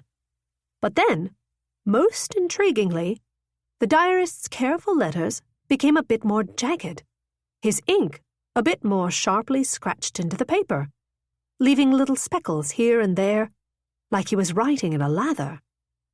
I am a nuisance to myself. This morning at fellowship, Lydia Byron passed by me as I was making my donation, and I almost can't bear to commit the words to paper. I touched her breast. It was not intentional, of course, an accident, which we both pretended did not happen, for it would be too outrageous to address such a thing in the house of the Lord. But I cannot expunge it from my mind. All day I have been gripped with the memory of that accidental burst of flesh, so soft beneath my hand. The memory of it provokes an unwelcome excitement that I am tempted to sinfully relieve, and the evidence of which necessitates the wearing of my coat indoors for decency, though it is hot today, and the heat adds to my affliction. God grant me, please, the coolness of mind and strength of will to eradicate this memory from my body, for I am in hourly danger, so tempted to indulge myself in sinful memory. Alice bit her lip. Poor diarist. She hoped for his sake that he had succumbed to temptation and brought himself relief. His description of desire, so tortured and reproachful, reminded her of the way she'd felt herself in the years before she'd met Elena Brearley.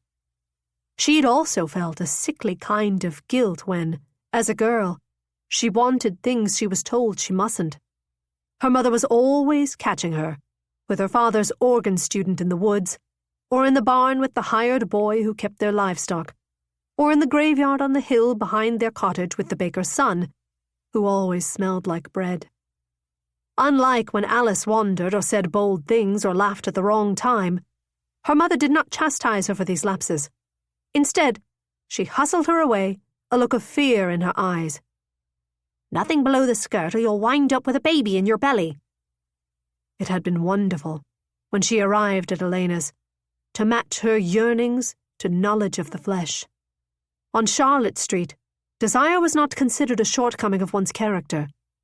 She'd observed what ecstasies were possible, from the commonplace to the exotic. How touch could turn patrician men into writhing boys.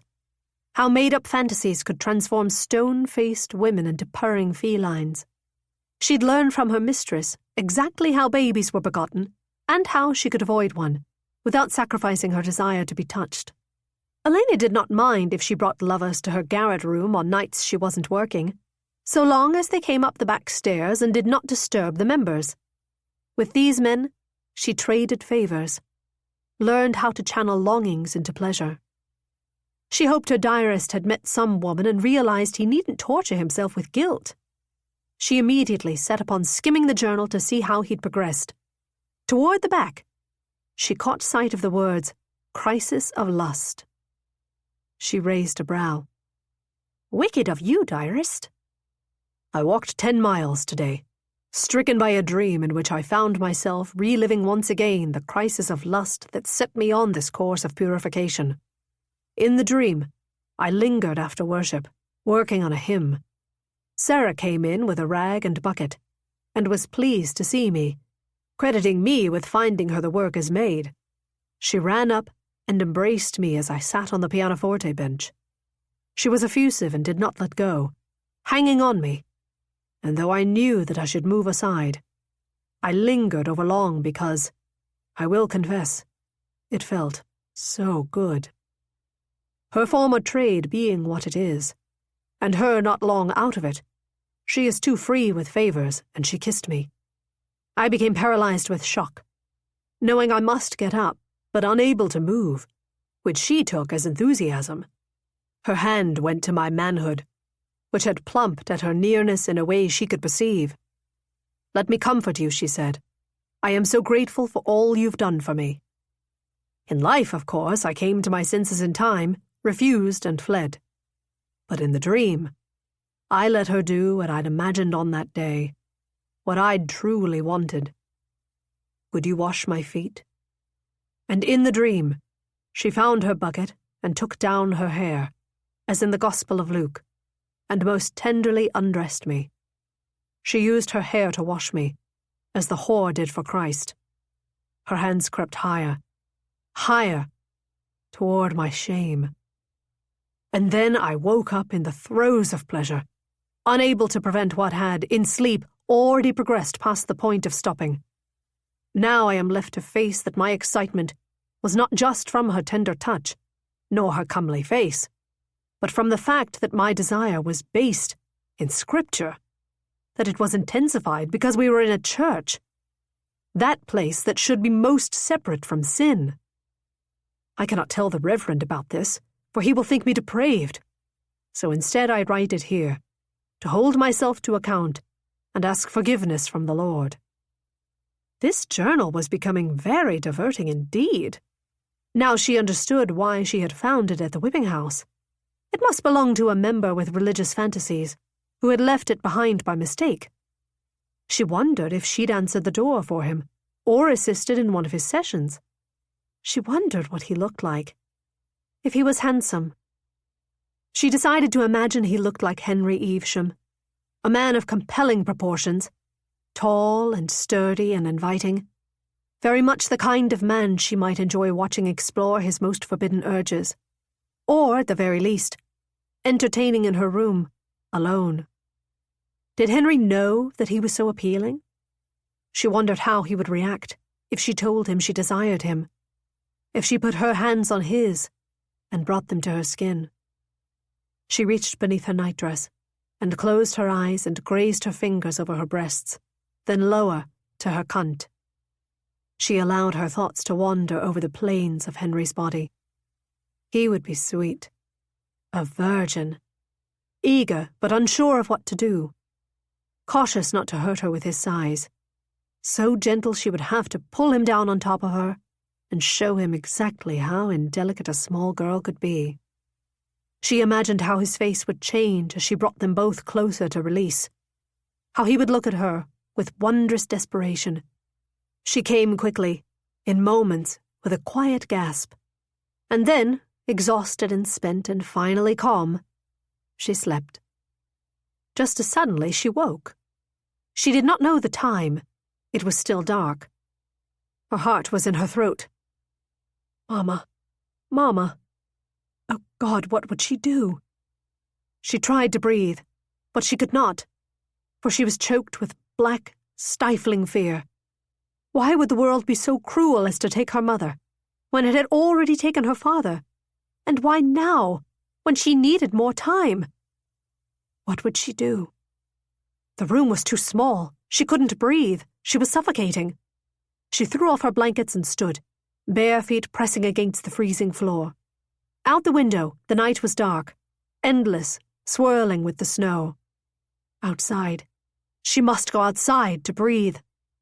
She fumbled in the dark to dress and tiptoed from the room, holding her boots so as not to wake the house.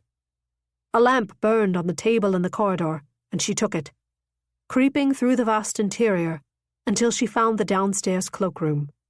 She crept into her ermine, put on her boots, and stepped outside the cloakroom door into the night. She was in an empty kitchen yard. She panted, inhaling the freezing, humid winter air like sips of icy water. In the distance, she saw the outline of the old priory in the moonlight, blanketed by snow. She knew what it was she needed. She ran. Chapter 13. Henry awoke, as he did every morning, at 4, to the shame of an unchaste state.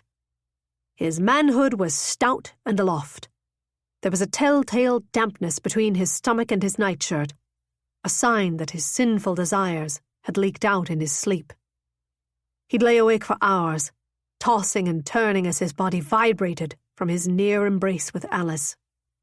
When he finally slept, he dreamt of her pulling open heavy doors in a dark house, describing an endless list of ways to sin, of her oiled hands caressing him, of a dove-eyed woman kneeling in a room that smelled like church, of a girl in a blue dress, sticking out her hip, waggling her finger, vowing she knew better than to marry him.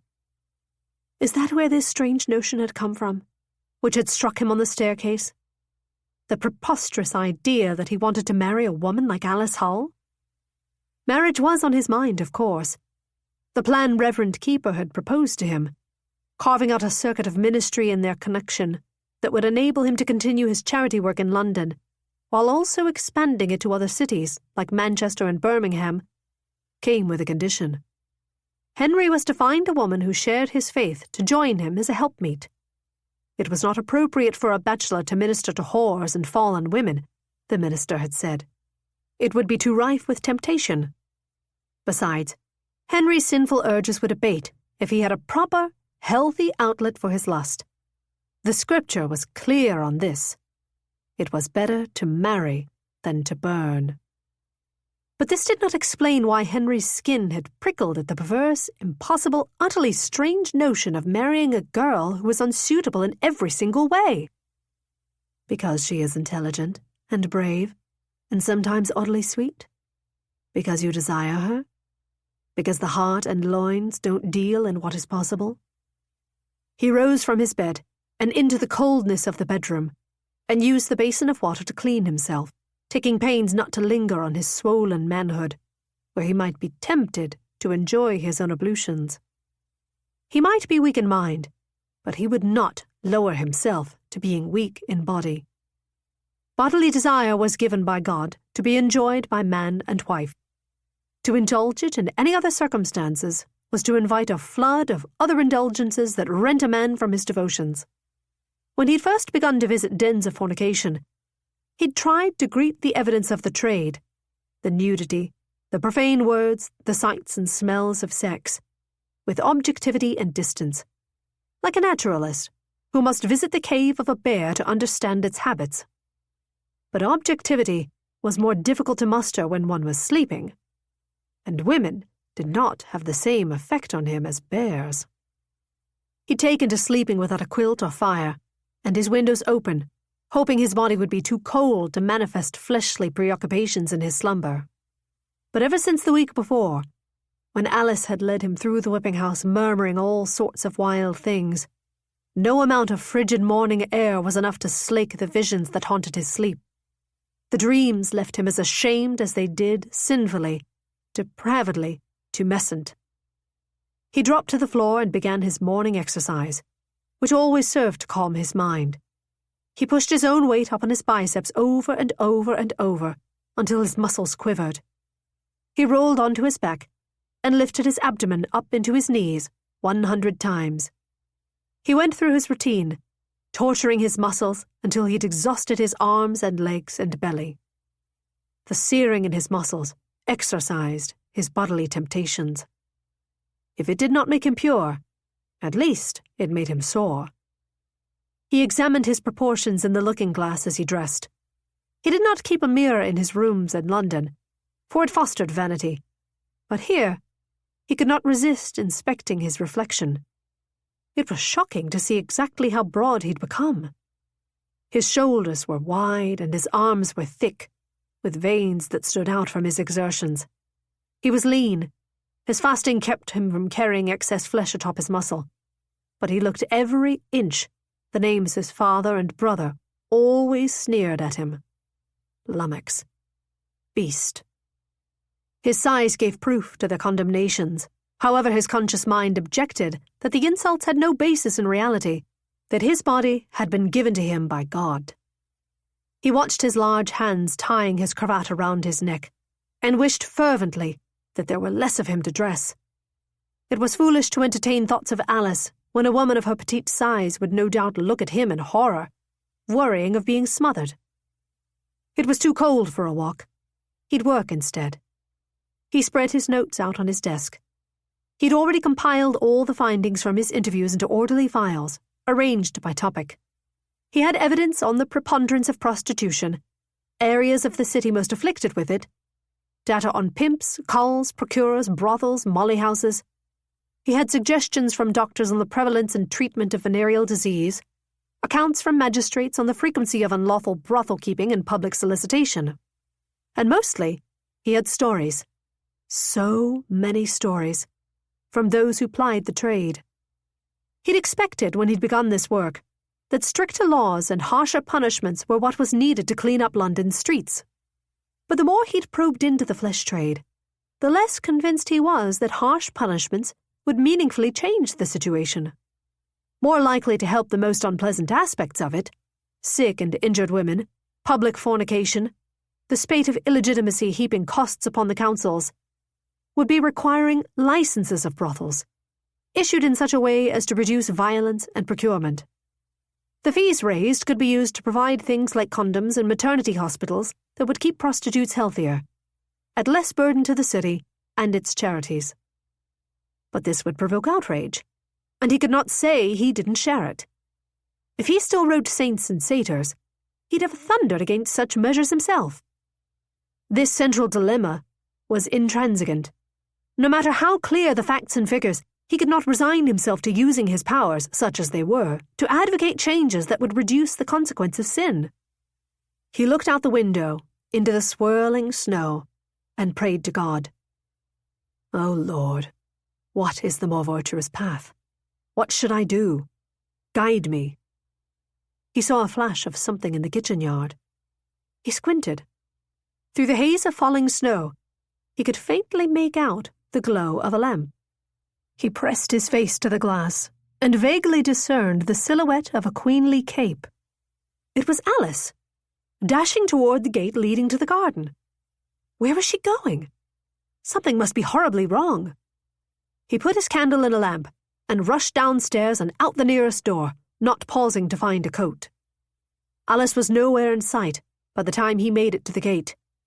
He followed her small footprints through the gardens, past the stables and onward, toward the old priory.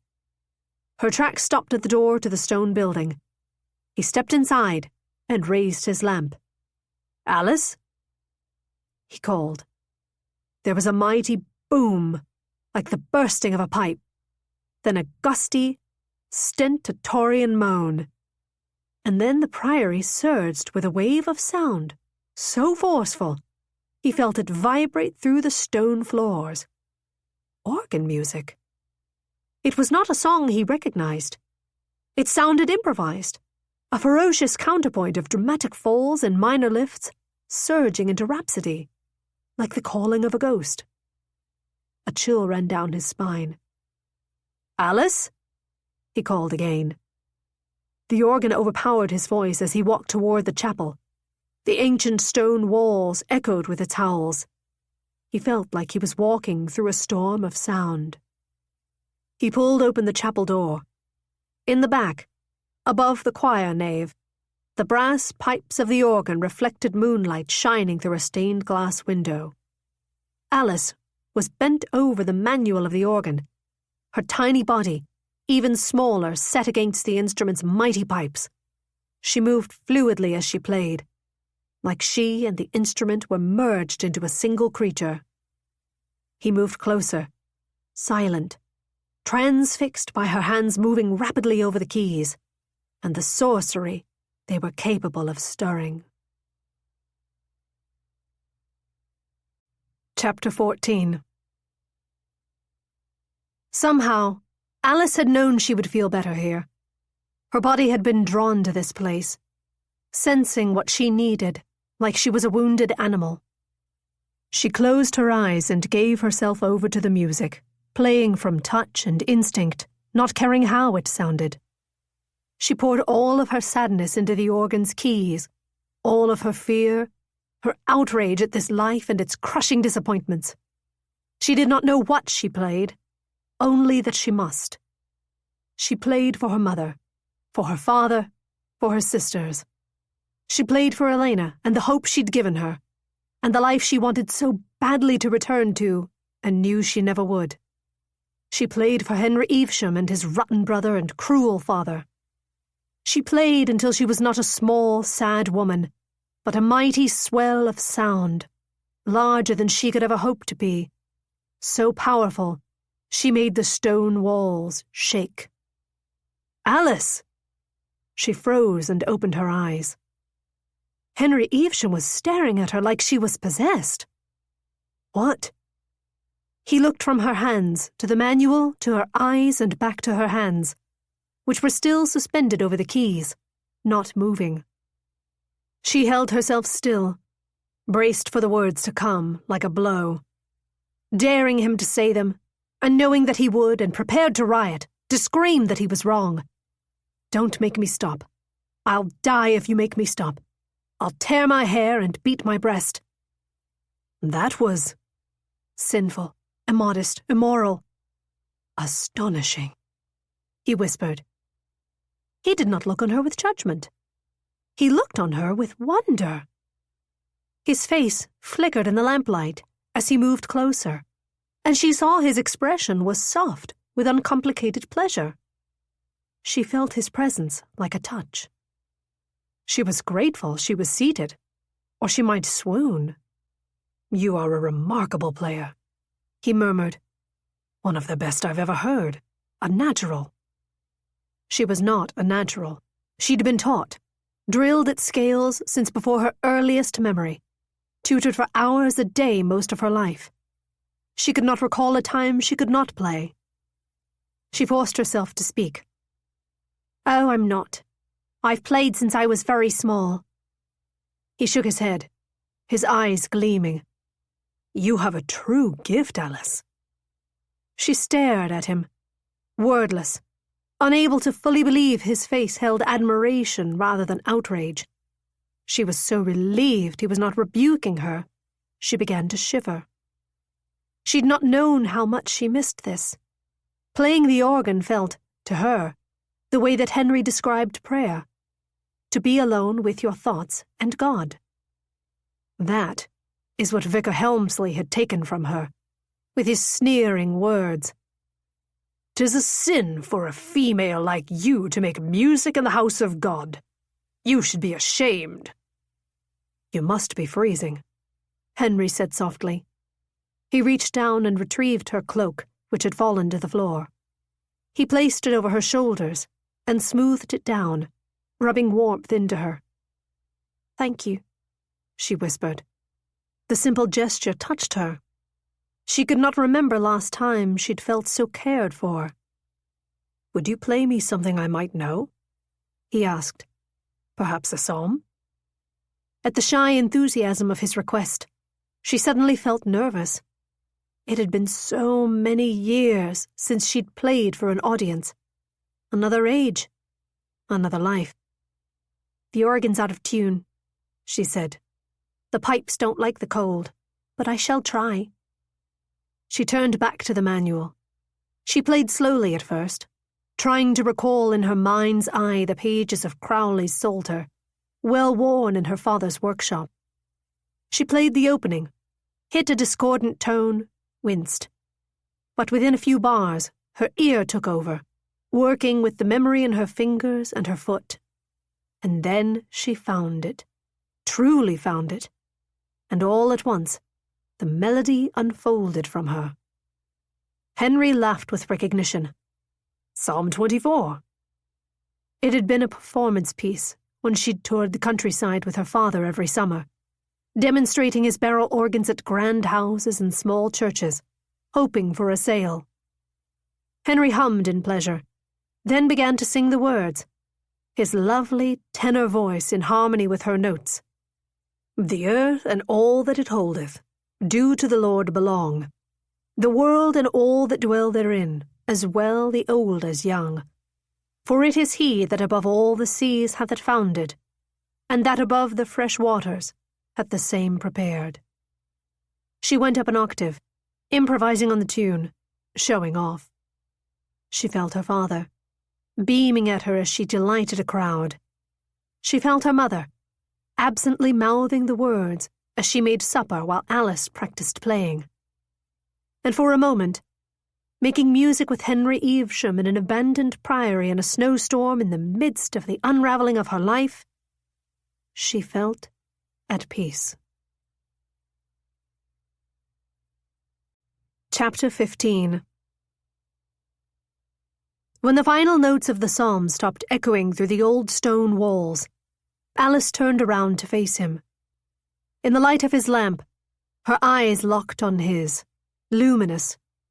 Henry smiled at her, and she smiled back, and for a moment they just stood there, mute and smiling, locked in a conspiracy of joy.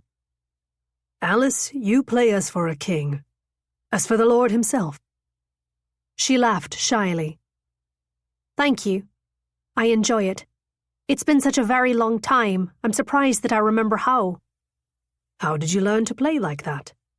"My father taught me.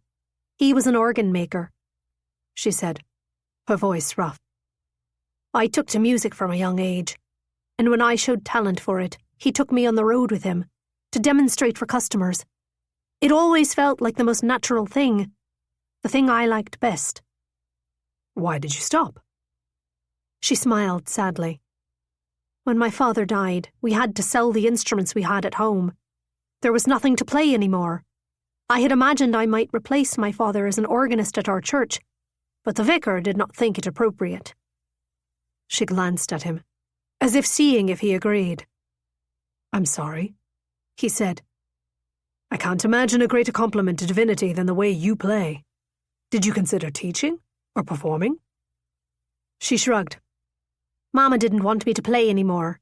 She thought it made me odd, too much in my own head, always wandering off humming tunes, ignoring my chores to test a composition, playing the same chords over and over in the house until I drove everyone mad. She sold the instruments, and that was that."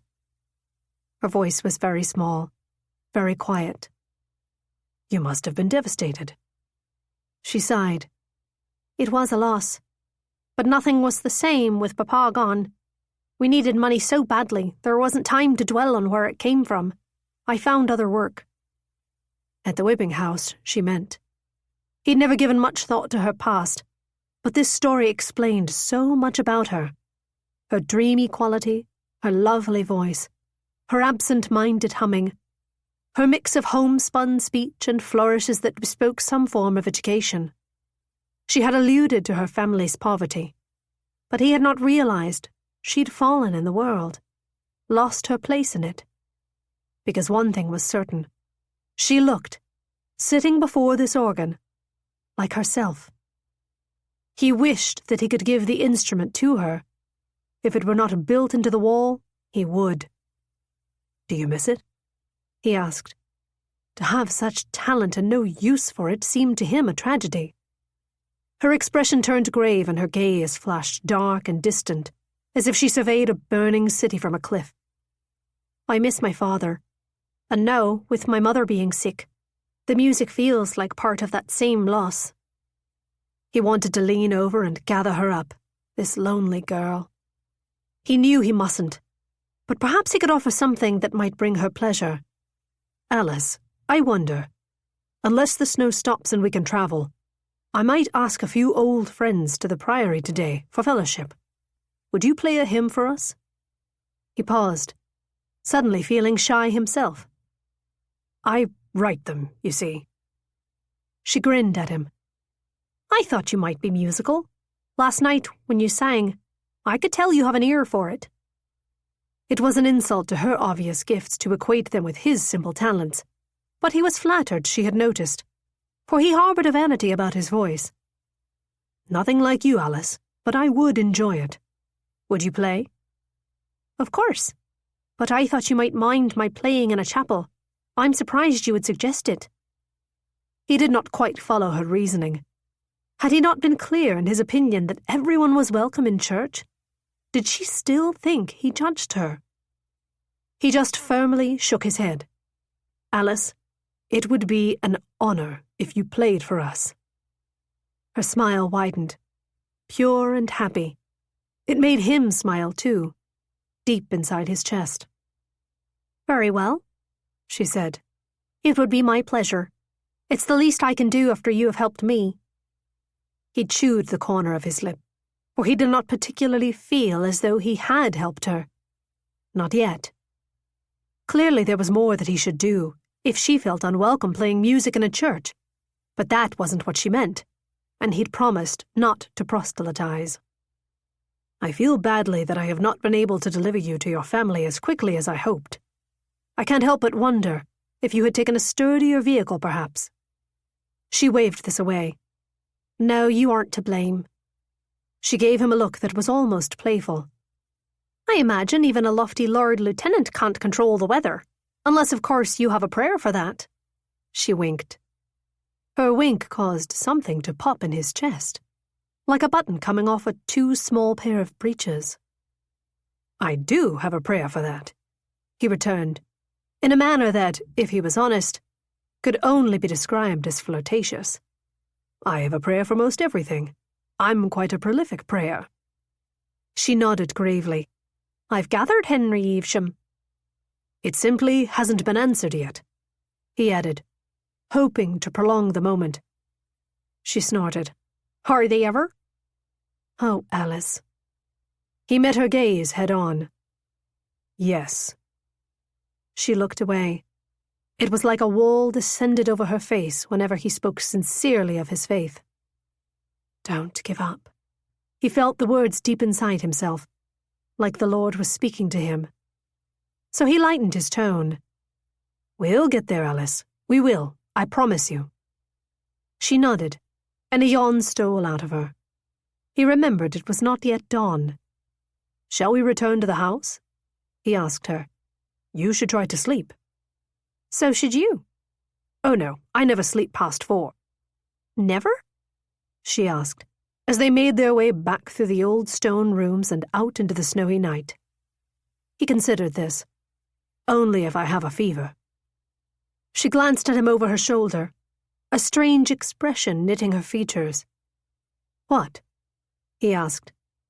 She shook her head and looked away. Sometimes you remind me of someone. He wondered who. He hoped it was someone she liked. Outside, the night had turned grey, with a presentiment of dawn. They walked in silence. He paused to unlatch the gate to the kitchen yard and moved aside so Alice could climb up the stone steps. She went slowly, careful of the ice, but just as she reached the top step, a whoosh of breath went out of her and she slipped backward. He caught her arm and steadied her against his body. She felt, Don't think of it. Don't think of it. Pardon me, she gasped. You're all right? She nodded, and he moved away, putting space between them as quickly as he could. He climbed to the top step and reached down for her. Here, take my hand so you don't slip. Her hand slid into his. Neither of them were wearing gloves, and their flesh, pressed together, was so cold that he felt her palm as he might a piece of marble. There now, he said, gripping it. Watch that second step. He pulled her up to safety. There you are. She did not release his hand. They stood for a moment, neither of them moving, their breath coming out in little puffs of steam in the cold air. You've got snow in your hair, she said. He shook his head. Didn't think to wear a hat. She let go of his hand and reached up to brush some snowflakes from his eyebrows. He lowered his head to let her. Her hand paused, moved lower, rested on his neck, below his ear. Her fingers were so cold that every quarter-inch of flesh she touched produced a shiver in him. But he didn't stop her. It felt so good he could not, would not, stop her. She rose up on her toes and brushed his cheek with her lips. Thank you, she murmured, for coming after me. He stood still, frozen, shocked at the feathery warmth of her breath on his cold skin. Her eyes met his, a question in them now, one he didn't have the answer to. Yes. Yes. And then her lips moved toward his. He stepped backward, lunged away. His abrupt movement disrupted her balance again, and she toppled sideways. She caught herself on a snowy topiary, panting. Oh, he was a donkey, an absolute donkey. I'm sorry, he gasped, his entire body feeling like it was burning in a vat of boiling water. No, she said lightly, standing straighter, her manner brisk. I should not have... Oh, devil-shining, bloody hellfire! She turned around and ran into the house, leaving him in the frozen garden, unsure whether he'd been blessed or cursed. Chapter 16. Where in eternal blazing Hades was the godforsaken bloody staircase in this preposterous old pile? In her rush to get away from Henry, Alice had snuffed out her lamp, leaving her fumbling through dark rooms with tears in her eyes and her heart in her throat. Stairs. She'd found the stairs. Oh, thank merciful Jesus. She dashed up them, half blind and tripping on her cloak, and slunk down the hallway in what she hoped was the direction of her bedchamber. Oh, what had she just done?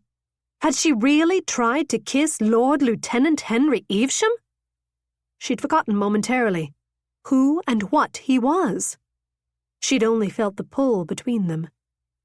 If only he hadn't lowered his head when she'd smoothed the snow from his brow.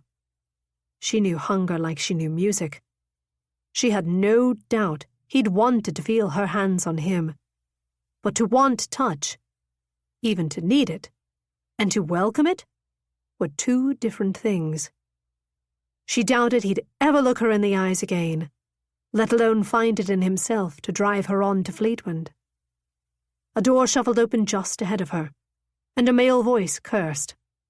She froze. The light of a candle moved toward her, and behind it, Jonathan Evesham stood, in a nightshirt and a sleeping cap. "Are you quite all right, Mrs. Hull?" "Oh, yes, thank you," she stammered. "I was looking for the necessary and seemed to have lost my way." He lifted the candle. She felt the dim light shine over her damp hair, her ermine cape, her winter boots. "In your furs?" She could not make out his face, but she could hear the sarcasm in his voice. Oh, bile of witches! What would he think she'd been doing? Nothing that would reflect well on her reputation as a Methodist widow. She prayed Henry would not materialize behind her and make the appearance of the situation any worse. "I was chilled," she explained, shivering for effect. "I've been a bit ill since my husband's passing. The shock." "My sympathies on your loss," he said, without much hint of sympathy. "A recent one?" "Yes," she said, clutching herself. "Christmas time.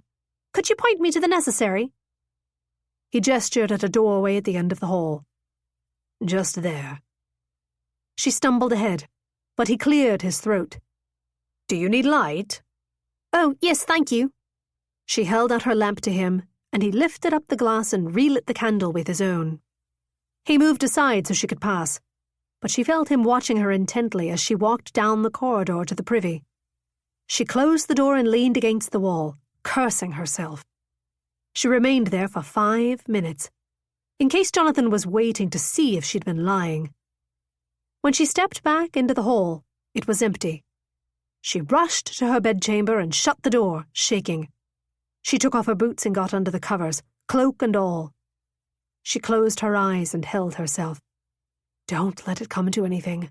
Please, please." She awoke, hours later, to knocking at her door. She rose drowsily and opened it. Henry stood there, stiff and uncertain.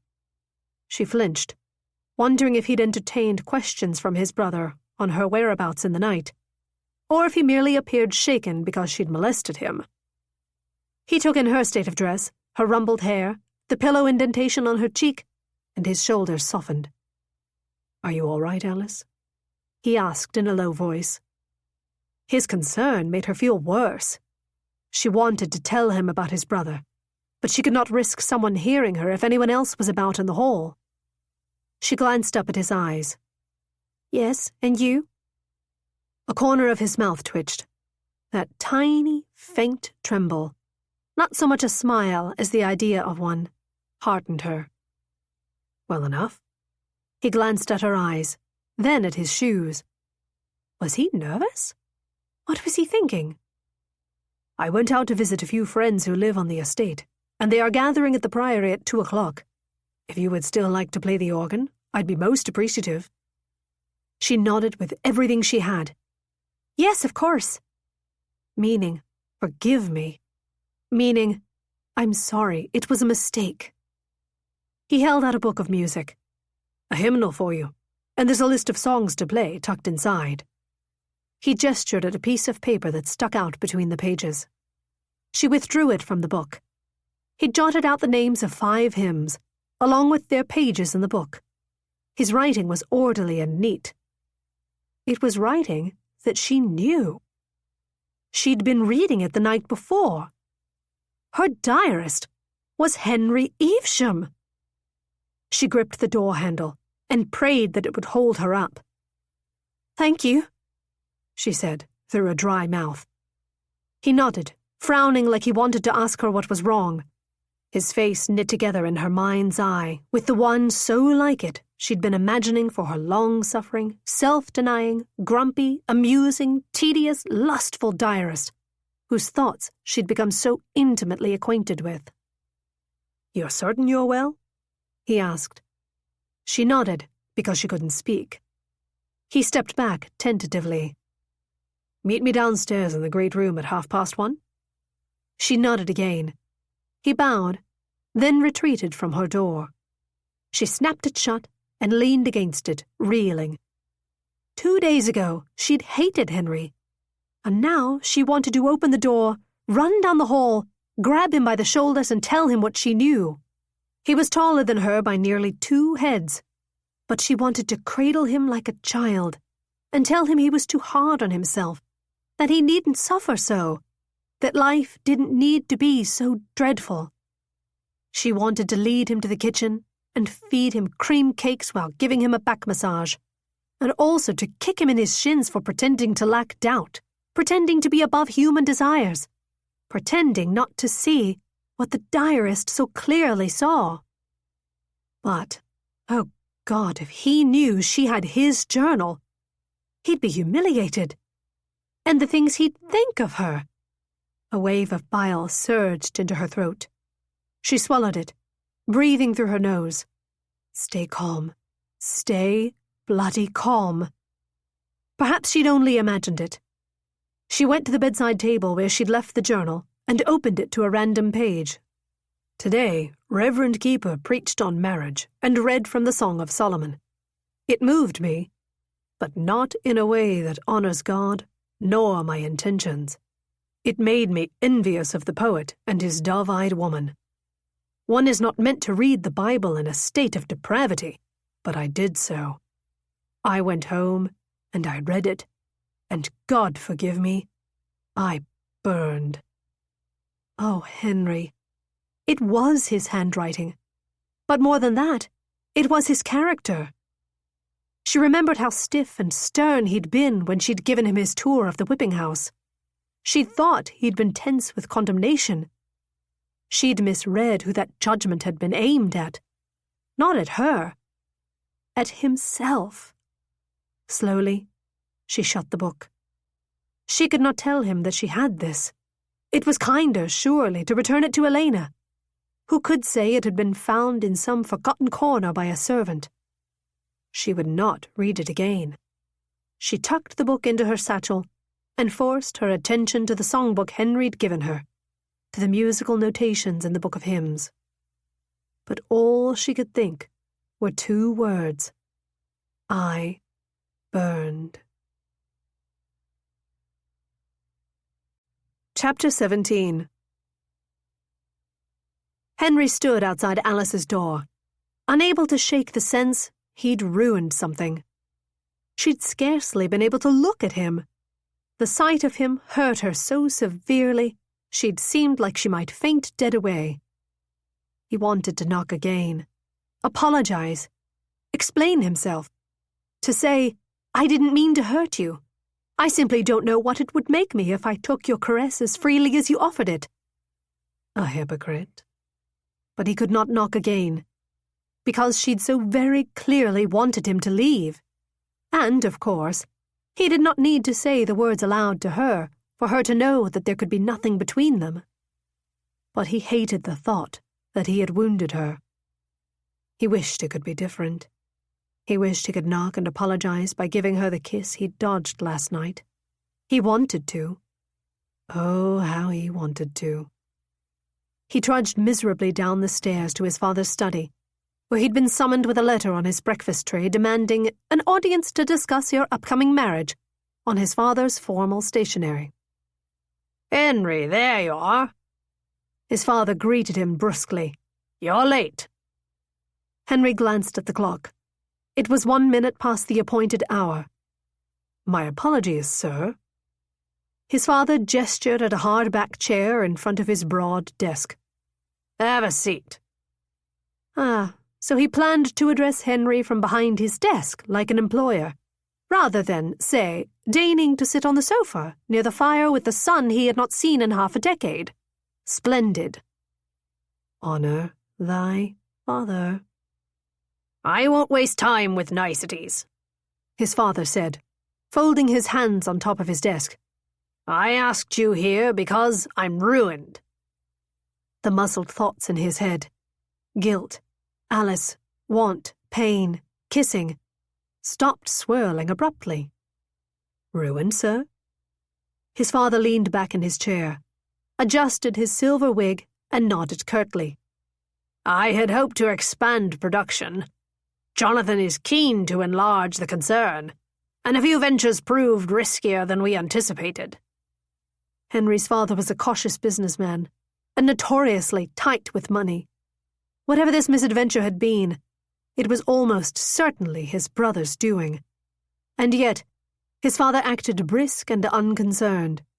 He'd shown more rage when Henry had declined the lamb at supper. "There are," his father stated, "debts." He leveled his eyes at Henry, piercing him. Henry said nothing, waiting to hear what this might have to do with him. "If I cannot raise £20,000 by quarter's end, I shall have to sell the factory." Henry blinked. That number was a fortune. "Perhaps you can sell this house?" he offered. "Already mortgaged," his father said crisply. "I have two options. I can sell to Bradley Huff, who will give me half what the concern is worth and stamp his name on my legacy. Or my son can marry his daughter, who, you see, has a dowry double what I need." His father rarely spoke to him so frankly. Some small, malnourished part of him awakened, flattered that he'd been asked to save the family business, even if it was at a cost to himself. But evening as the feeling stirred, he knew that it was pitiful. He owed his father respect, not this. "Sir, I am troubled by your predicament," he said slowly. "But my circumstances are such that I highly doubt Miss Bradley Huff would view me as a welcome suitor. I live in rented rooms, keep no servants." "Miss Bradley Huff can afford to keep the both of you. She is the sole heir to her father's fortune, and has her dowry besides. And in return for lending me the capital, I'll pay you a handsome dividend plus interest. You'll be a rich man, Henry, richer than I ever was." He had never wanted to be rich. He cared little for money. "And what if you sell to Bradley Huff instead? Will it cover your debts?" His father looked for a brief minute, old. "Just. But I shall lose the enterprise I've spent my entire life building up from nothing. You, who have had everything given to you, would not understand." His expression hardened. "And I shall know my son willed it." Henry closed his eyes. This was not fair. He was grateful for his education at the fine public schools his father had insisted he attend, but he hadn't taken a penny from his family since he'd graduated Oxford. He had taken the position at Saints and Satyrs precisely because he knew his father would balk at supporting him after he'd refused to enter the clergy. "Sir, I am not unsympathetic to your circumstances," he said slowly, "but I cannot promise to enter an unsuitable marriage." Henry's father slammed his fist down on the desk. "Unsuitable? You act as though marriage to a fine woman who will make you a wealthy man is a burden. If you don't like the girl, leave her in Bath and go about your ridiculous revivals. I am asking you to see sense, for once in your life. to do what this family requires of you." "Marriage is a sacred vow made before God," Henry said quietly. "I will not undertake it for venial reasons." His father closed his eyes, like this sentence gave him stomach pains. It troubled Henry to be the cause of this. He understood what his father would lose. Was this what the Lord meant when he commanded, "Honor thy father"? That if one's parents suffered, one suffered too, however little warmth there was between you? Henry decided to provide what little mercy he was able. "I will speak to Miss Bradley Huff. Should I find that she and I might be compatible, I will consider what you ask. We won't be compatible, however, and I will not do what you ask." His father opened his eyes and looked at him. They looked colder than the snowy day outside. "Approach the girl however you like, Henry, but if you don't leave this house betrothed to her, don't bother coming back. Ever." Henry rose, bowed, left the room. He walked to the great hall slowly, feeling drugged. Alice and Josephine were waiting for him, ready to depart for the priory. He put his hand to his hair to smooth it, ran his tongue over his teeth, tried to revive his faculties, which were dulled from lack of sleep and Alice's nearness and his father's severity, and what he'd just agreed to, however disingenuously. Alice said nothing, keeping her eyes carefully on the floor. He desperately wished he knew what she thought of him. "You look rather low," Josephine said to him cheerfully. "Just came from a meeting with our father." Joe winced. "Ah." He wondered if his sister knew why he'd been summoned here. Were all of them in on it? Had the baby's christening simply been a pretext to get him home? Did his mother and sister also want him to marry Miss Bradley Huff, to save their comfortable life in this grand house? It was uncharitable to even think it, but he didn't know who he could trust. The only person he trusted here was Alice.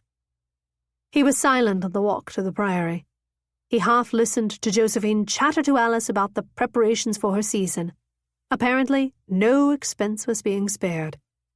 He could not begrudge his sister her excitement over balls and dresses, but he wondered at his father's spending such a fortune to present his daughter as a lady on money borrowed from God knew where. "Oh, so many people out despite the snow," Josephine said, looking at the crowd assembling in front of the priory. He smiled at the sight of his old friends, touched they had travelled through the snow to worship with him at short notice. His spirits lifted instantly. These people, many of them his father's tenants, who he'd met at a revival when he'd been home from university, were some of the earliest fellow pilgrims in his journey toward a more evangelical faith. They were all older now. Some of them who'd once carried babies now stood with large broods of children.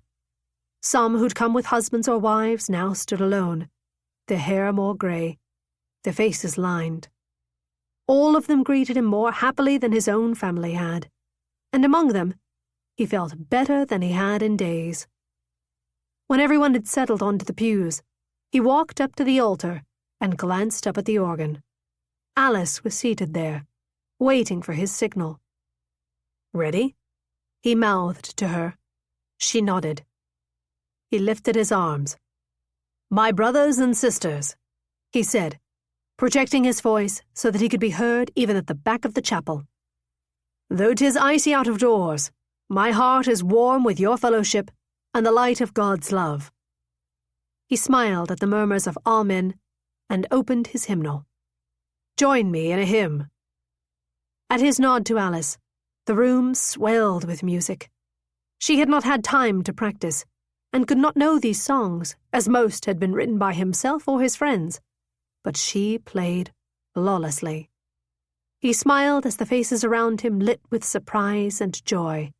One by one, their voices rose and met his in harmony. He let the music lift his spirits up to God. Among this chorus, he caught a beautiful alto, true and clear. Alice's voice. She improvised a harmony of her own, delighting the better singers in the crowd, who began to add their own flourishes to her tune. There was a soulfulness in the way she sang the hymn that made him certain she had been faithful once. He wondered when she had become estranged from God, and why. He itched for her to share the peace he could see in his fellow worshippers' expressions, to remind her of God's love for her, that it was there, even when one's family was less steadfast.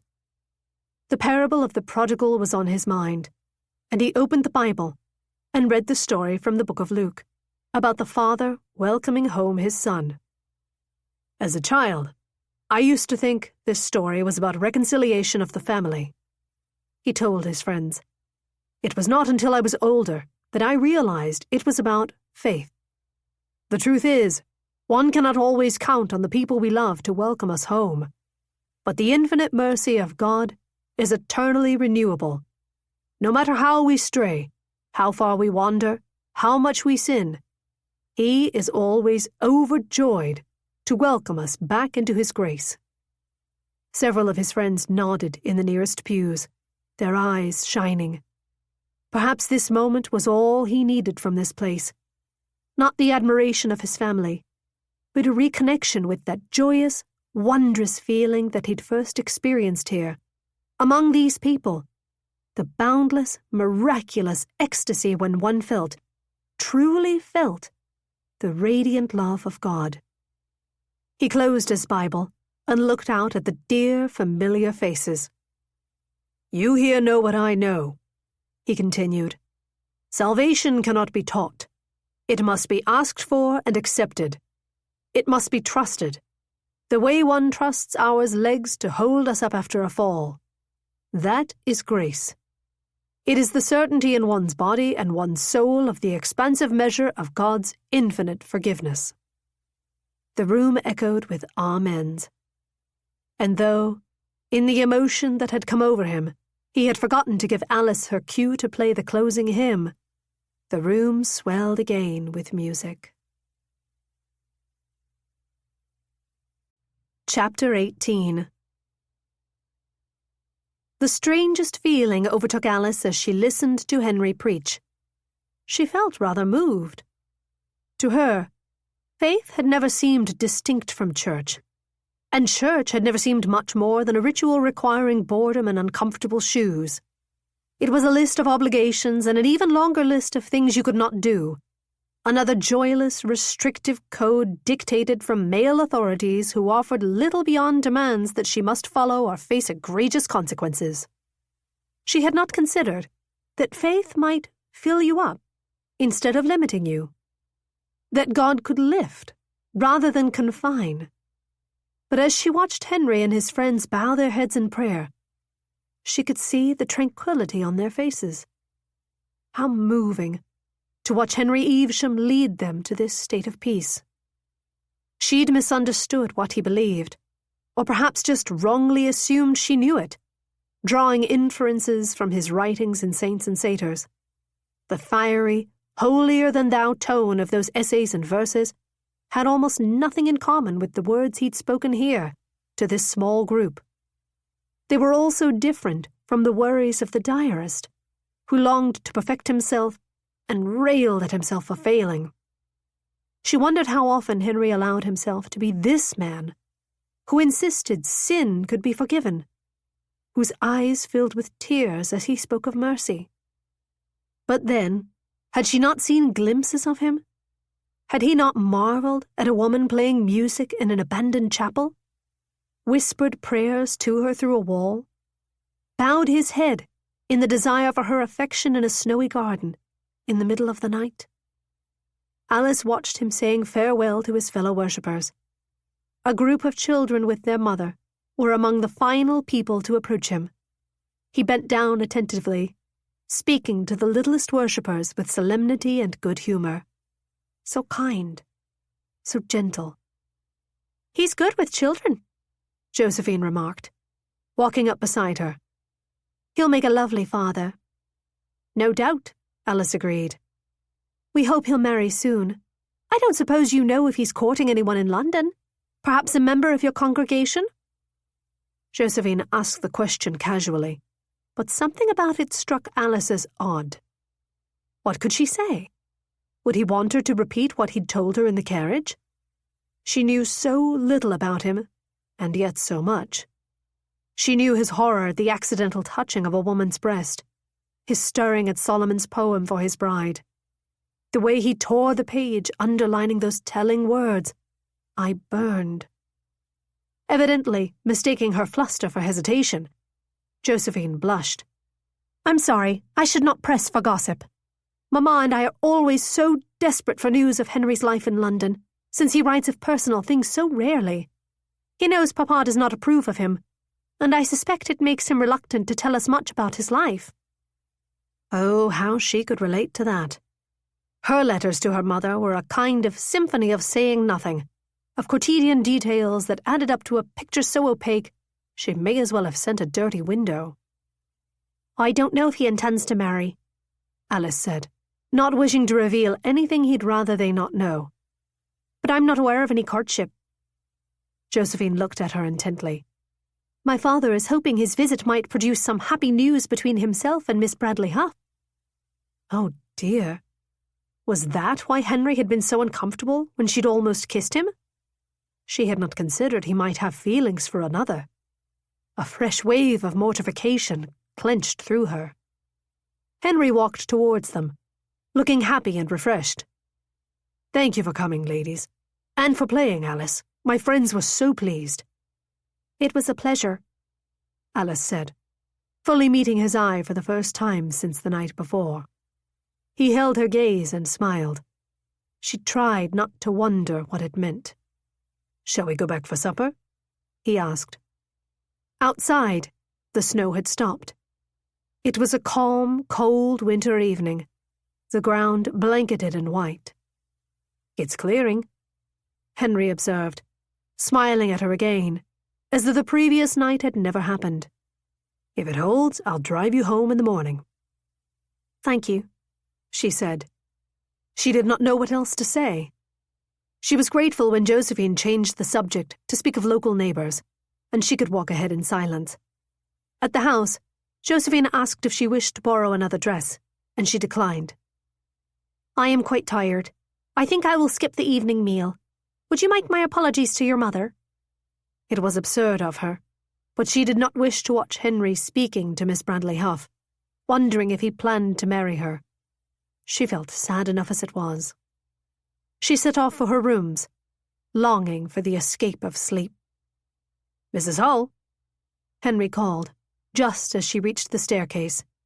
She stopped and turned. He was striding quickly to catch up with her. He smiled when he reached her. "I just wanted to say to meet me in the breakfast room at 7. We'll take off early." She nodded. He looked like he might say more, then hesitated and turned to go. "I wanted to say how much I enjoyed that," she blurted to his back. He turned around, his face a question. "Enjoyed what?" Oh dear. She hoped he didn't think she meant the night before, the garden. "Your fellowship," she said quickly. "Thank you for inviting me. It's been ages since I've been in a church. I never knew that it could feel like that. So peaceful." His entire face lit up. "I'm so very, very glad." He paused for a moment, bit his lip, which of course made him seem younger and sweeter, and he was likely about to be engaged, and he was a minister, and she was wicked, and she had to look away. "I hope you don't mind if I repeat myself," he continued, "but you'd truly be welcome at my congregation when you return to London." She laughed without thinking. She instantly wished she hadn't, disliking the note of bitterness she could hear in her own voice. But she was unsure how to say that she would likely not be returning to London. "Thank you, but as I've said, I'm long past saving." Henry looked at her for a long moment without speaking. "Alice, God's mercy is not conditional. Your profession is no hindrance if you wish to be saved." She shook her head. "It has little to do with my profession."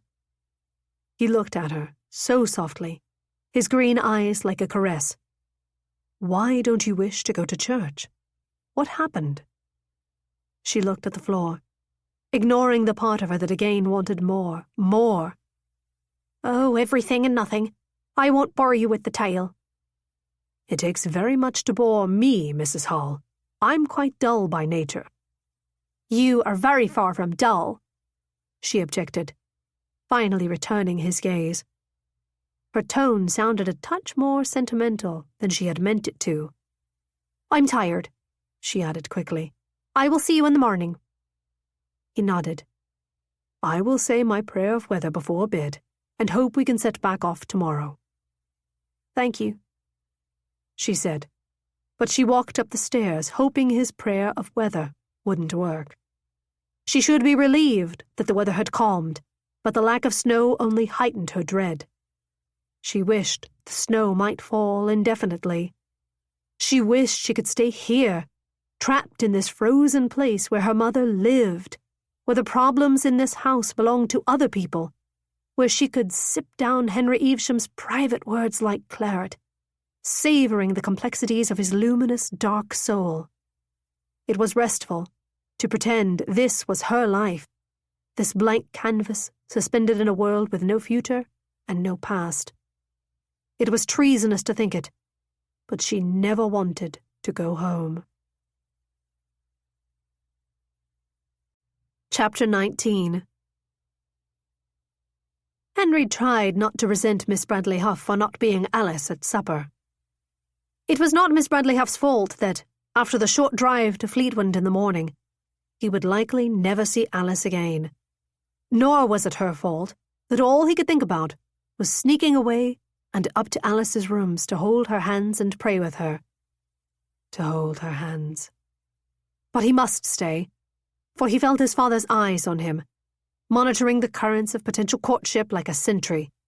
Dutifully, Henry set out asking his companion questions about her life. Miss Bradley Huff was genuinely lovely. She described with charm and verve her sociable life in Bath, which sounded luxurious and pleasant if lacking purpose. In turn, he told her of his work investigating vice and doing charity for prostitutes. She was so poised that she almost succeeded in hiding her alarm behind her gracious manners. Henry is nearly done with his duties to the lords, his father interjected. He will soon move on to other work. Miss Bradley Huff looked relieved on Henry's behalf. You must be ever so eager to leave such unpleasantness behind, she said, with perfect sympathy. No, he said slowly. I'll miss it. I quite like gathering facts, meeting such different people, writing my impressions. In saying it, he realized it was true. But you will return to the church? She pressed. He hesitated. My plans are as yet undetermined. I hope to expand my charity work to other cities, make use of my findings. Whether that is through ministry or other means, I have yet to decide. His father glowered at him. Henry smiled at Miss Bradley Huff as though he did not notice. Whatever work I do, I hope to marry soon, to find a helpmeet eager to undertake it alongside me. Miss Bradley Huff nodded. Yes, no doubt such work would be much eased by the help of a woman of noble character and profound faith. She paused and smiled at him kindly. I hope you find her very soon. There was a moment of such perfect understanding between them that he could have kissed her. Instead, he smiled back at her with equal warmth. Indeed, so do I. He glanced at his father, who was furiously carving at his meat, his cheeks nearly purple with anger. Well, he could rage all he liked, but he could not deny that it was clear Miss Bradley Huff had no intention of marrying Henry. As soon as supper was over, he excused himself to take a constitutional outside. He walked under the clear sky, thinking of the pleasure of another drive with Alice. One last chance to talk to her, to convince her to come visit his meeting house in London, to be alone with her, just the two of them, in a space so small he could feel her warmth and hear her breathe. He began to hum that jaunty tune Alice had hummed in the curricle, smiling to himself. He was still humming it when he went inside and stopped in the library, where he had left his Bible. Jonathan was lying on a sofa with a large glass of brandy sitting on his chest. He inclined his head, like he wanted to hear Henry better, and let out a shout of laughter so forceful the brandy nearly toppled to the floor. "Don't think unkind. Miserable drunkard." "Where did you learn that tune?" Jonathan asked, taking a sip between chortles. Henry snatched his Bible off the table. "Just something Mrs. Hull was humming in the carriage to pass the time." Jonathan snorted. "Ah, of course, I should have guessed." Henry stopped and turned around, furious that Jonathan would speak of Alice in that knowing tone. "What does that mean?" he asked sharply. Jonathan stretched, looking immensely pleased with himself. "When did she lose her husband, your Mrs. Hull?" Henry narrowed his eyes, still not following. "Last autumn, sadly." Jonathan raised a brow. "Ah, I see. What exactly do you see?" Jonathan took another sip, smacked his lips. "Only that it is quite odd, you driving a woman like her alone, bringing her here." His brother's speech was slurred, and he knew better than to engage with him, but Henry could not seem to hold back. "A woman like what?" Jonathan made a lewd gesture. "You've always liked the little ones." Henry relaxed. It was just Jonathan trying to rile him, and he would not ruin his evening by allowing himself to be drawn in by veiled accusations that were based in nothing more than his elder brother's lifelong desire to antagonize him. A simple act of kindness driving her. You would think it odd. He turned his back on his brother and continued toward his bedchamber, humming the song louder as he walked away. Chapter 20. Alice dragged herself to the breakfast room alone. The snow had stopped. She would be going home. She felt like the entire world was drawn in grey. Even the fine spread of cakes and hothouse fruit set out on the breakfast buffet was not enough to cheer her. She took a single boiled egg, and then, since she was alone, she wrapped a few cakes in a napkin for her sisters and put them in her pocket. Henry walked into the room as she sat down at the table. He flashed her a smile so big that for a moment she saw colours again. Had he ever looked at her so fondly before? Was it because he knew that after today he would be rid of her? "We can drive on to Fleetwood now that the snow has stopped," he said cheerfully. "I'll ready the horses as soon as I break my fast." She forced herself to smile. "Thank you." The bundle of cakes felt strangely heavy against her thigh, like the weight of her fate was crushing her. Henry's father came into the room and immediately scowled at the servant who was handing Henry a bowl of porridge. He grunted a greeting to Alice, and then pointed at Henry's bowl. "Where do you get that infernal mush? Surely we don't stock that in my kitchens." "I brought some from my own home so that I need not inconvenience your household, sir," he said in a pleasant tone. Alice marvelled that he was polite to his father even though the man was an ill-tempered tyrant who treated him worse than bones scavenged by wolves in a long-abandoned graveyard. His father watched him chew, which Henry did slowly, deliberately, as though the man was not staring at him like every swallow was an insult. "Fascinating. He remains so large when he is so ill-nourished," the elder Mr. Evesham drawled to Alice, helping himself to a plate of sausages. "Is it not, Mrs. Hull?" Henry froze, looking like he'd been slapped. Alice turned to Henry's father's, imagining her eyes were needles that could drill into his pupils. "I hope you will not think me too forward, Mr. Evesham, if I tell you that the Lord Lieutenant's great strength and height is considered very pleasing among the young ladies back home. It will embarrass him to hear this, but they find him very handsome and are always doing their best to catch his eye. I suspect he'll have his pick if he decides to marry." Henry and his father looked at her with similar expressions of disbelief. She shrugged and picked at her egg. Henry had been a friend to her. Even if he was engaged to a fine lady and she'd never see him again after today, she could be a friend to him. The kind of friend who ate what remained of her egg very, very slowly, so that he would not have to be alone with his rat-pecker of a father.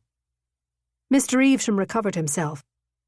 "Speaking of marriage," he said to his son, "I'll do what I can to repair what damage you did to Miss Bradley Huff at supper," his father said. "You'll have to give up this foolish notion of ministering to whores, of course." Henry looked up from his porridge. "Foolish, sir?" he asked, keeping his tone neutral. "Her father wants her wed within the year. She's his only heir. If you'll simply do what I've so helpfully arranged, you'll be a rich man, Henry. Olivia will gladly have you, whatever she says. Her father's given me his word." "We'll discuss it upon my return," Henry said, in a tone that made clear the discussion would go badly. So he wasn't engaged, and very obviously did not want to be. A smile bloomed on her face, and she put a napkin to her mouth so neither man would see her grinning like a fool. Suddenly, the morning was bright and she was hungry. She waved to the servant and took 3 fat, fragrant sausages from his silver tray. Delicious. Mr. Evesham had wrinkled his prodigious brows at his son, making them look like distressed caterpillars writhing around in salt. "Your return from where?" he demanded. "You can't possibly mean to travel in this weather." "The weather is perfectly suitable for travel. Bright, sunny, and the roads will be empty because of the snow. We'll make excellent time. Mrs. Hall will be with her mother before luncheon, and I'll be back by supper." He directed his attention to Alice. "Mrs. Hull, I will go prepare the horses for our journey. Ring for a footman to help you carry your things downstairs. We'll depart at 8. She nodded and took a bite of sausage, enjoying the fat exploding on her tongue. "Henry, the snow will pick back up," his father said. "Leave now and you'll be stranded." "We'll take the risk. Mrs. Hall's mother is ill and there's not a cloud in the sky." Henry's father slammed his knife and fork down on the table, rattling the glasses. "Henry, don't be foolish. This weather is going to turn. I feel it in my wrist." "I'm not foolish," Henry snapped, stretching to his full height. "Nor am I willing to further delay Mrs. Hull's journey over the paganish superstitions of your wrist." "Well, I shan't be coming after you when you find yourself trapped in a storm, you fool-headed boy." "I should imagine not," Henry said. "Good day, sir." He marched from the room before his father could say another word. Alice snatched the last of her sausages off her plate and scurried off behind him. "What a right prick," she muttered when she caught up. And despite her cursing, he laughed. But she could tell he was still upset as they drove away from Bowery Priory. A quarter hour later, Henry appeared to invest great effort into seeming unperturbed, fixing a smile on his face and holding it there so stiffly she thought his mouth must hurt. But his fingers gave him away. He twisted them around the reins like he was trying to strangle the leather. "Are you all right?" she ventured. "I'm very well," he murmured. "'Tis a lovely day for a drive." "I meant about your father." He sighed. "I'm sorry. He is coarse to speak so bluntly before guests." "He is a rotten cur to speak to you that way. Never mind the guests." Henry glanced at her with pained amusement. "What shall I do without you to do my cursing for me, Alice Hall?" "Tell the bastard off yourself." He laughed, shaking his head. "Thank you for your words in my defense." He paused, and she realized he was blushing. "About the ladies. I should not encourage lying, but I won't pretend I did not welcome that particular untruth." "Oh, Henry Evesham, you dear, stupid man." "If what I said was not precisely true in the particulars, it is surely true in general, Henry. I saw the way the young women looked upon you when you were preaching yesterday. Religious admiration cannot account for that much sighing." He blushed, and she liked it immensely. Now that she knew he was the man from the journal, the poor fellow who found such fault with himself, She wanted to spoil him with praise. And now that she knew he was not promised to another woman, she felt quite entitled to do exactly as she liked. "You are very handsome, Henry. I am quite an expert in these things, you know." He flushed even darker. She wished to run her fingers through the hair that fell over his ears. She knew from the journal he visited the barber sparingly as an economy, but instead, she told him something else she wished for him to hear before they parted. "And your father is a brute." His eyes darted over to the trees, to the horizon, looking anywhere but at her. Don't say that, Alice. "He is cruel to you for his own amusement, and he's wrong. You deserve better than to suffer abuse from a man like that. You are kind." His eyes finally glanced at hers, and she saw tears shining in them. It made her chest constrict. "Oh, Henry," she said. She took his hand and squeezed it. She expected him to pull away, but he didn't. It's humiliating to me that you witnessed his temper, Alice, but I am grateful for your kindness. I don't know how I can possibly return it. "You already have. Hate to make you big with flattery, but you have been a perfect hero as far as I'm concerned." He squeezed her hand and grinned. A perfect hero. 'Tis unspeakably vain of me, but I rather like that. And then, as if realizing he was flirting with her while holding her hand, he dropped it and his face went rigid. He was so unpracticed at such games that he was adorable. Still, she doubted it would get him very far with women less odd than herself. She resolved to do what she could to give him lessons. Her own small thank you for his service, so that the poor man could find a wife. Besides, she enjoyed flirting with him, and she didn't know when she would next have the opportunity to enjoy herself. She inclined her head demurely, gave him an inviting, womanly smile. "You've spent days driving in all weather in an attempt to get me home, and you've been such a comfort in my low moments." She softened her voice, remembering his face when he'd prayed with her in the staircase. "A girl could get accustomed to having you about." He winced, but she could tell he liked it.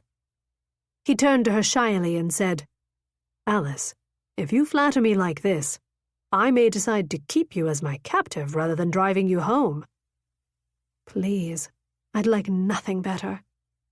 "It's not flattery, it's true.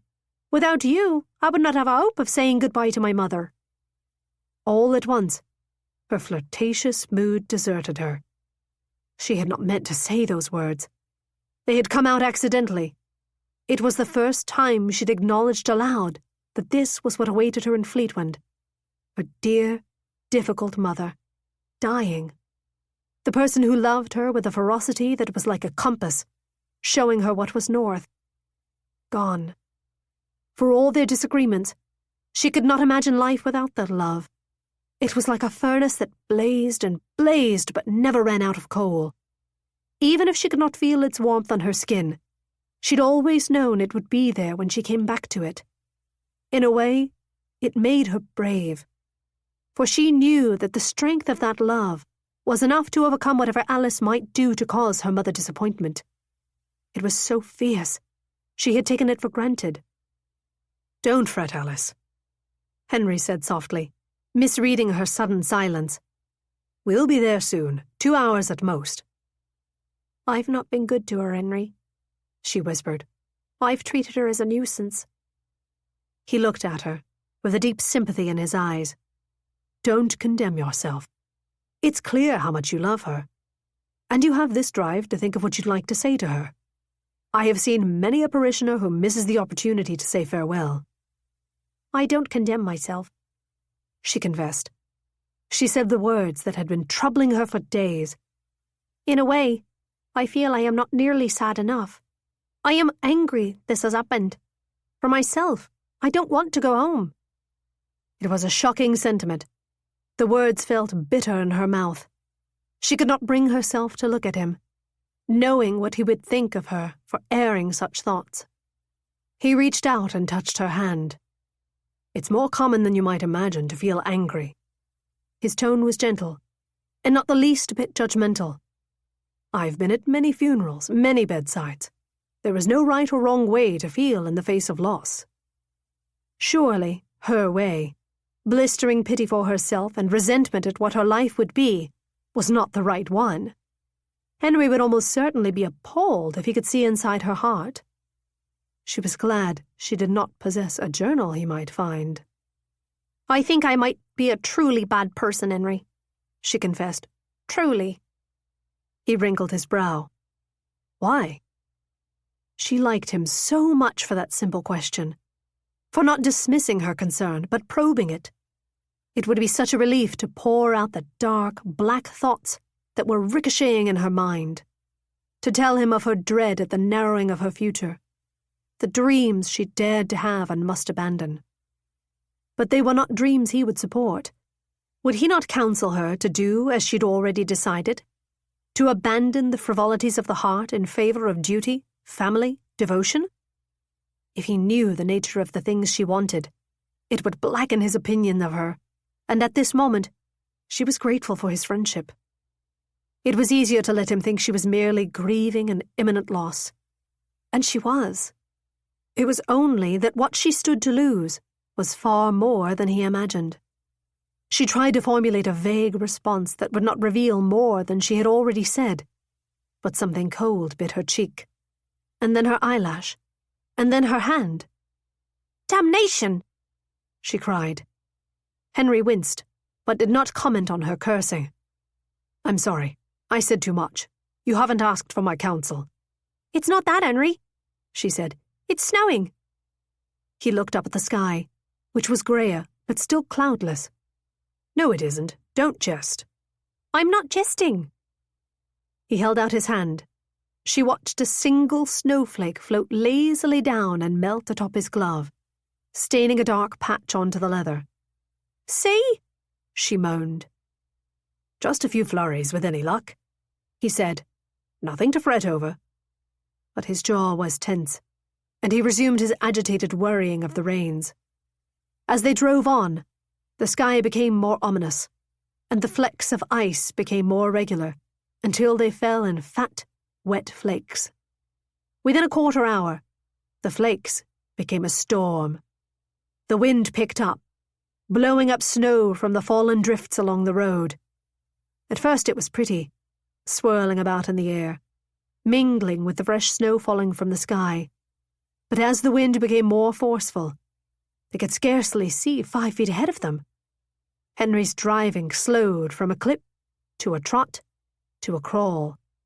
He bowed his head. When he looked up, there was a blackness in his eyes she had never seen in them before. He was right. "Pardon?" "My father, he was right." He looked so chagrined she wanted to insist that it wasn't true, though there was no denying that on this small point the man had been correct.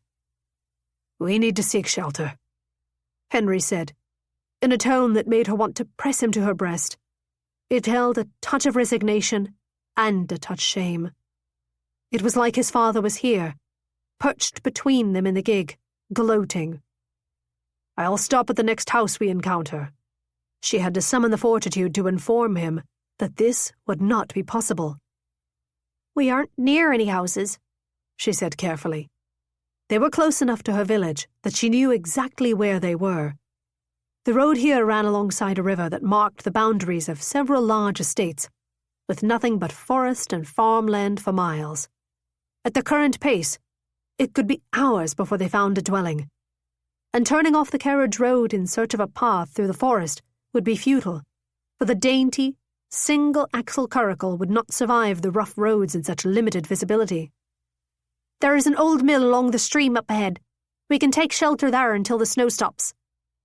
Henry leaned forward, squinting, and they drove on and on, at an ever slower pace.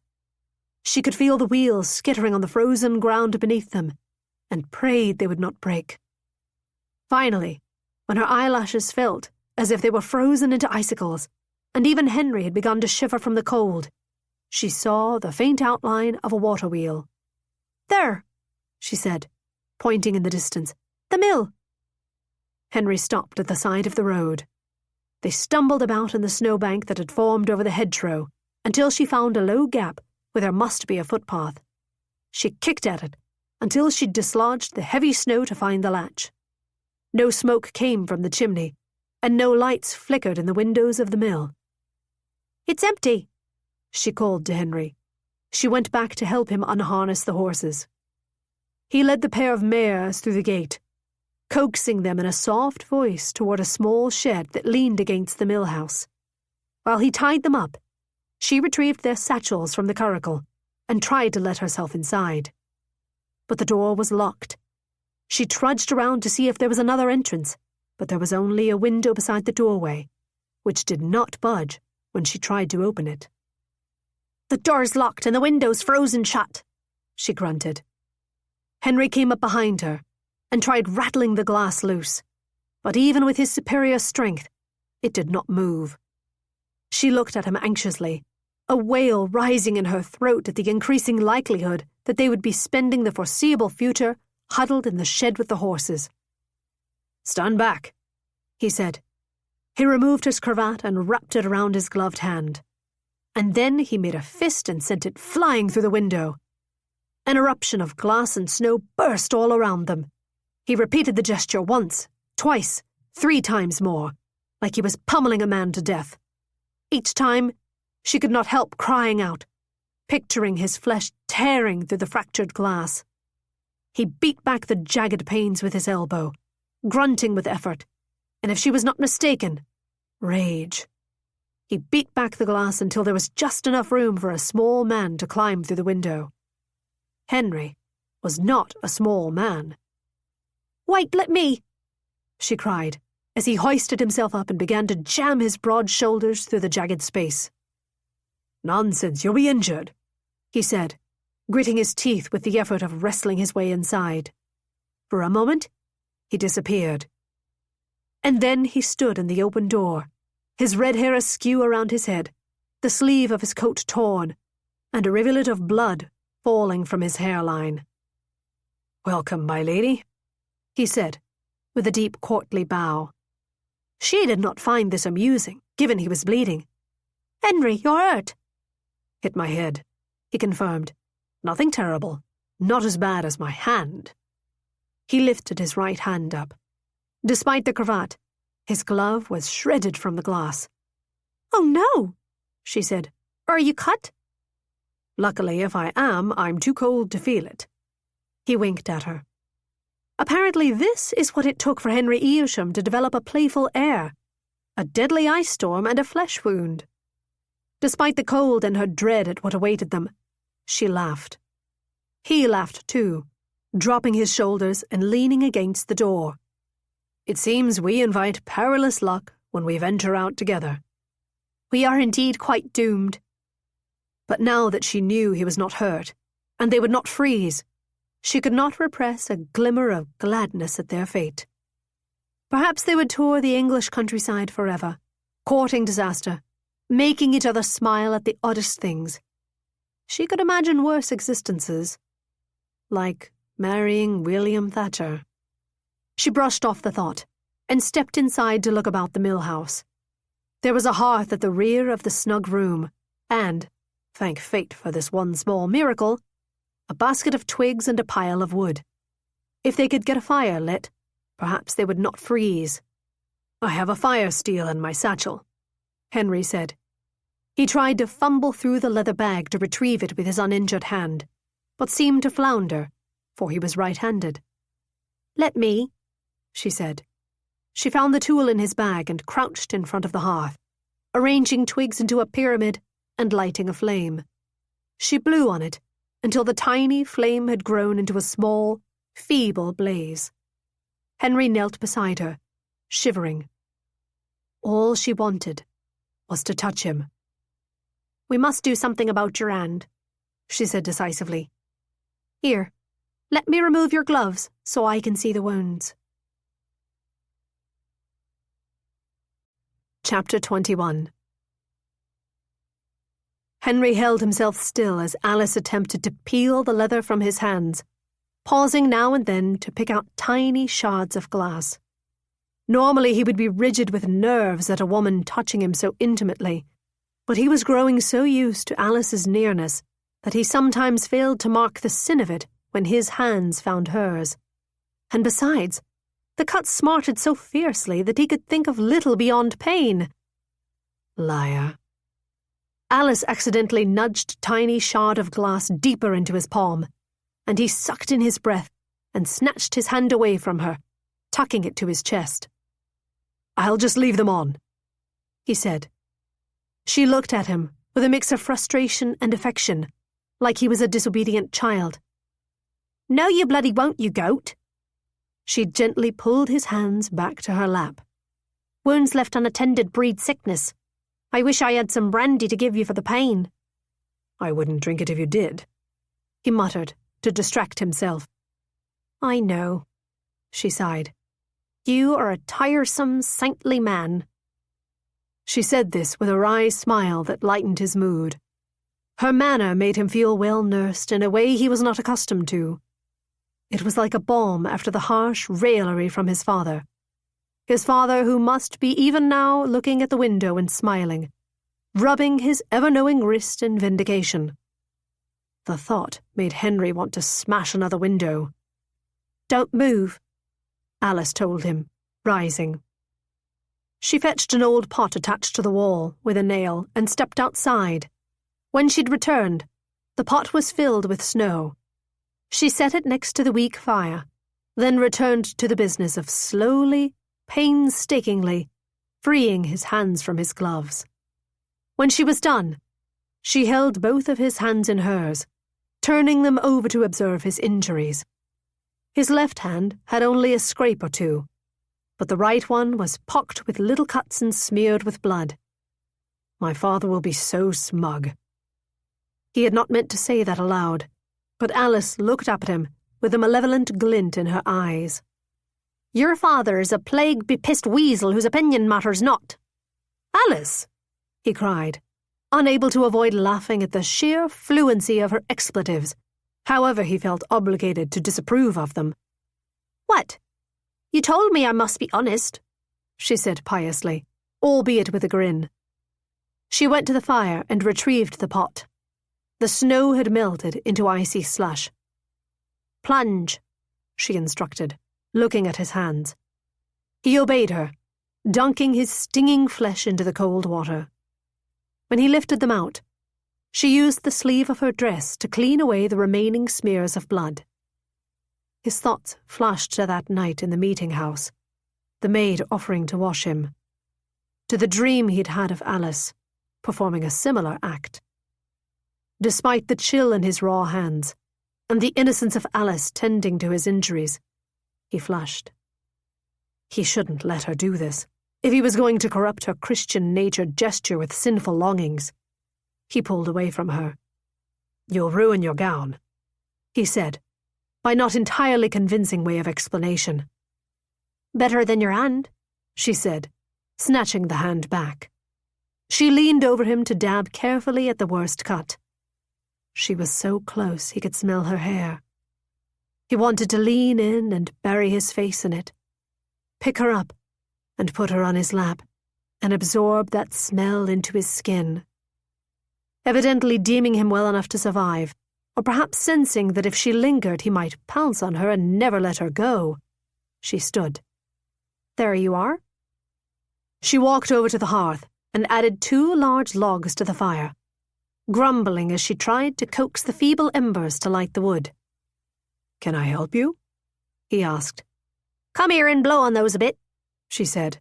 Her accent, amidst the cold and the stress of their situation, sounded more like a countrywoman. He found it charming, because he knew it meant she wasn't being careful. He knelt down to blow on the embers, praying to God they would light, for he had never been this cold in all his life. Alice took the pan outside and came back with clean snow. "To melt for the horses," she explained. His heart squeezed for the poor horses. He was a fool for dragging them out into an ice storm, a bigger fool for dragging Alice. And the worst of it was, his father had been right. If they lived through this nightmare, and God willing they would, he dreaded his eventual return home. His father's glee at having been proven smarter than his feckless son would sting more than Henry's shredded hand. When the snow had melted in the pot, he reached for it, hoping to spare Alice another trip outside. She swatted him away. "Don't even think about using them bedevilled hands, Henry Evesham," she said. "Not after I worked so hard to save them." So he sat, feeling useless and yet strangely anticipatory. His brother's words came to him unbidden. "You always did like the small ones." Is that what this was? Is that why he felt so curiously light, despite being trapped in the snow and in acute pain? Yes, phrasing it as a question will not excuse your intellectual dishonesty. When Alice returned, she was covered in snow from the top of her head to the hem of her dress. She looked like a frozen winter fairy. "What?" she asked, narrowing her eyes at the smile on his face. "You look enchanting." "Frozen as a witch's cunny," she provided. "Alice!" She grinned as he removed a handkerchief from her pocket, which she opened to reveal the contents of a plate of cakes he'd last seen at breakfast. "I took them," she admitted sheepishly. "I thought my sisters would like to try a taste of something so fine." He smiled. "That was kind of you." "Now he approves of theft," she said mordantly to the walls. "I've thoroughly corrupted him." She offered him a cake. "Will you have a nip of the devil's sugar, or will you be starving tonight, Reverend?" He rolled his eyes at her, snatched the cake with his good hand, and took a bite. He closed his eyes as the sugar hit his tongue. He loved sweets. He truly did. "Praise God," he murmured. She reached out and brushed away a bit of sugar from his bottom lip. His entire body seized at her touch. She glanced down, pretending not to notice that he'd gasped. But oddly, she was smiling. Together they ate the cakes as they watched the last of the light die out through the windows. A mouse scurried past them, startling their peaceful silence. Henry jumped and rose to chase it away. "Oh, leave him," Alice said, leaning back contentedly. "I love mice." He gaped at her. "You love mice?" She smiled sweetly at the scurrying rodent. "Yes, they are so small and curious and clever." "Until they chew through the walls and leave droppings in the cupboards." "You sound like my mother," she groaned.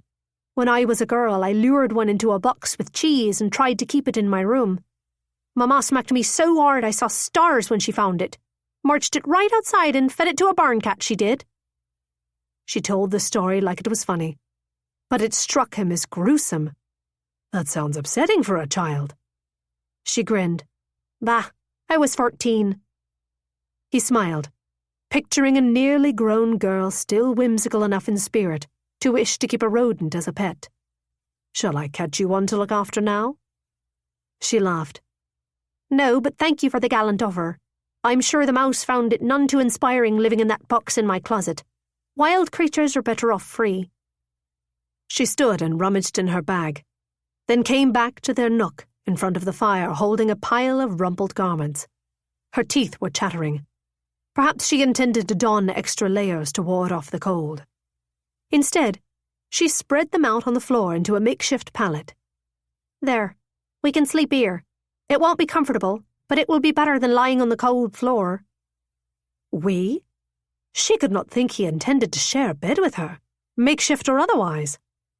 "You rest. I'll sit by the fire and tend it overnight." "It's warmer here, and there's room for two." Not with any decency between them, there wasn't. "I'm not yet tired. You sleep. You've been working hard while I've just sat here." She did not argue, just closed her eyes. He made himself watch the fire, because it would be very embarrassing if she caught him gazing at her. He wished there was enough light to read, for he had his Bible in his satchel, and he could use a bracing dose of scripture. But the fire was too small to illuminate anything beyond the circle by the hearth. So instead, he tended the fire, refusing to look at Alice, who he could hear gently snoring. When the flame became low, he looked in the basket of logs and was alarmed to discover there were only a few left. He prowled around the dark room searching for more wood, but found nothing. He burnt what little there was left, but with the wind howling through the broken window, it put off little heat. The mill was freezing even with the fire. Without it, it would be unbearable. Alice stirred. "Henry?" she asked sleepily. "I'm so cold. Build the fire up." "We're out of wood," he admitted. "Then come here before it gets any colder. We'll freeze." "I can't share a bed with you, Alice. It's not right." He heard an expulsion of air emerge from her that sounded like a mix of sleep nonsense and curses. She leaned over and poked his knee. "Henry Evesham," she said, through chattering teeth, "I will not freeze to death over some foolish notion of decency." "I suspect you will not freeze to death," he corrected. "You will merely be very, very cold." "Henry," she hissed, "come here." He trudged over to the pallet and knelt on it beside her. It was wrong, but he was so cold and so tired. "Take off your coat and use it as a blanket," she said. "It's warmer that way." He removed it, shivering at the onslaught of the chill. Alice lifted up the edge of her own cloak. "Here, come join me for warmth. We'll share." He wanted to weep at how soft and warm her ermine looked, how her body must be just as soft and warm beneath it, which meant he must resist. "I'm sorry, Alice," he said, drawing his coat over his own body and turning away from her. He turned his back and closed his eyes. But sleep did not come to him. He was so cold that his fingers and toes ached. So cold that the coldness felt like a pain spread out inside his body. Beside him, Alice's teeth were chattering noisily. Every time a gust of snowy wind blew in from the window, she shivered violently and swore. Was she right? Was he allowing decorum to get in the way of the larger Christian duty towards protecting life and health? Perhaps he was. Or perhaps he was just too cold to care. The latter. "God forgive me," he muttered. "Come here, Alice Hull." He lifted up his coat, and she scurried under it, lodging herself under his arm. Such soft, plush warmth, her body. She curved against him the way a snail fit to its shell, perfectly spooned within the contours of his larger frame. He draped her cloak over the layer of wool, and since they were already long past the point of decency, drew her to him with all his strength to help warm her. She burrowed herself into him as tightly as she could. "You could have done this an hour ago, you wretched man." "Don't remind me of my failed convictions, or I might change my mind." He would not change his mind. Having her in his arms was far, far better than freezing alone on the floor. He closed his eyes, and she shifted sleepily against him. But he still did not fall asleep. For now that he was not so cold he was in pain, the pleasure of her next to him did not feel purely comforting. It felt dangerous. All he could feel or think or see was her, the rising and falling of her chest as she breathed, the occasional shivers that went through her when the wind picked up through the broken window, the smell of wood smoke that wafted from her hair. He was no longer tired.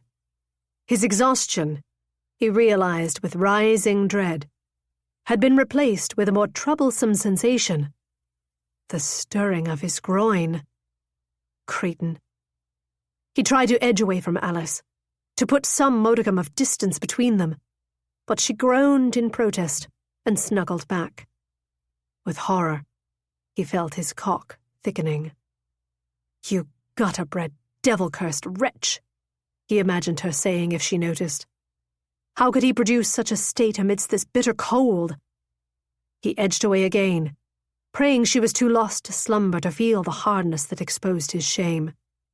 But every time he moved away, she grumbled and shivered and restored the distance. The 4th or 5th time he tried to move aside, she reached behind her and clamped his leg down over her haunches with her bony little fingers. Surprising strength she had for such a tiny person. "Henry," she said warily, "I know you have a cock stand. I don't care. It's the natural reaction when a young man lies with a woman, particularly a young man who perhaps is not accustomed to such practice. I am very cold, and I would much rather feel your cock poking me than freeze to death." He did not know what to say. Some part of him was relieved that she had simply addressed the problem. Some other part of him wanted to climb out of the nest they'd made and run into the cold and freeze to death in a snowdrift. He held himself stiff, barely daring to breathe. For in truth his breath was coming more quickly due to the surging of his desire, and he did not want her to perceive how bad a state he was truly in. He prayed for his cock to go down like he had never prayed for anything before. Instead, the bugger surged to life, pulsing about inside his breeches, leaking. The trail it left was wet against his belly, a cold reproach. The third time it twitched against her, he could not stand to ignore it in silence. "I'm sorry," he whispered, scarcely getting the words out around his acute embarrassment. "I don't mean to, it's just happening."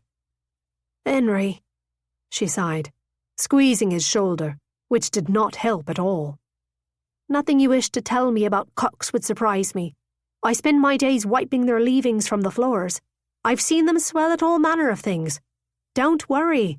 Just hold me and try not to freeze." But he couldn't, for his wretched, hungry organ was pulsing rudely at the pressure of her hand innocently patting his back, and the notion of her familiarity with the state that he was in. She laughed softly and shifted her buttocks to better accommodate the space so insistently claimed by his erection, which made him groan involuntarily. He was going to die of embarrassment or lust. He did not know which. She sighed with what sounded curiously like sympathy. "If you need to attend to yourself to be more comfortable, I don't mind. I won't watch." He stopped breathing. Was she suggesting? "No," he said in a strangled voice. She inhaled, as if understanding. I suppose you'd need your hand for that." Before he could sputter a response, she moved her own hand to his stomach, touching him lightly over his shirt. "I could satisfy you if it would help," she said, in a voice that was more amiable than seductive. "Perhaps then you could sleep." His brain disappeared in a puff of smoke, filling his head with ash. He was nothing but the throbbing beneath his hips, the nerves that rippled at the light pressure of her fingers on the cotton between their skin. He lurched backward. "Have mercy, Alice," he sputtered out, "not to speak of such things. He'd be cursed with remembering this agony for months, years." "Just thinking of your comfort," she said, in a frank tone, as though the situation was entirely unremarkable. "Alice, please don't speak of this. I am celibate. I told you that." She went quiet, allowing him to focus more intently on his exquisite humiliation. "You mean you don't even touch yourself?" she whispered, after a long pause. "No." "Never?" "Do you?" he parried miserably, to end this conversation, wanting to disappear. She laughed softly.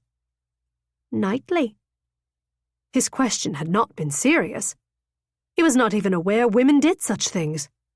His cock lurched violently at this idea, and to his horror, a sound left his throat that was something like a moan. "Oh, you poor man," she chuckled. "No wonder your cock is flopping around like a dying weevil. You must be in agony. How have you not gone mad?"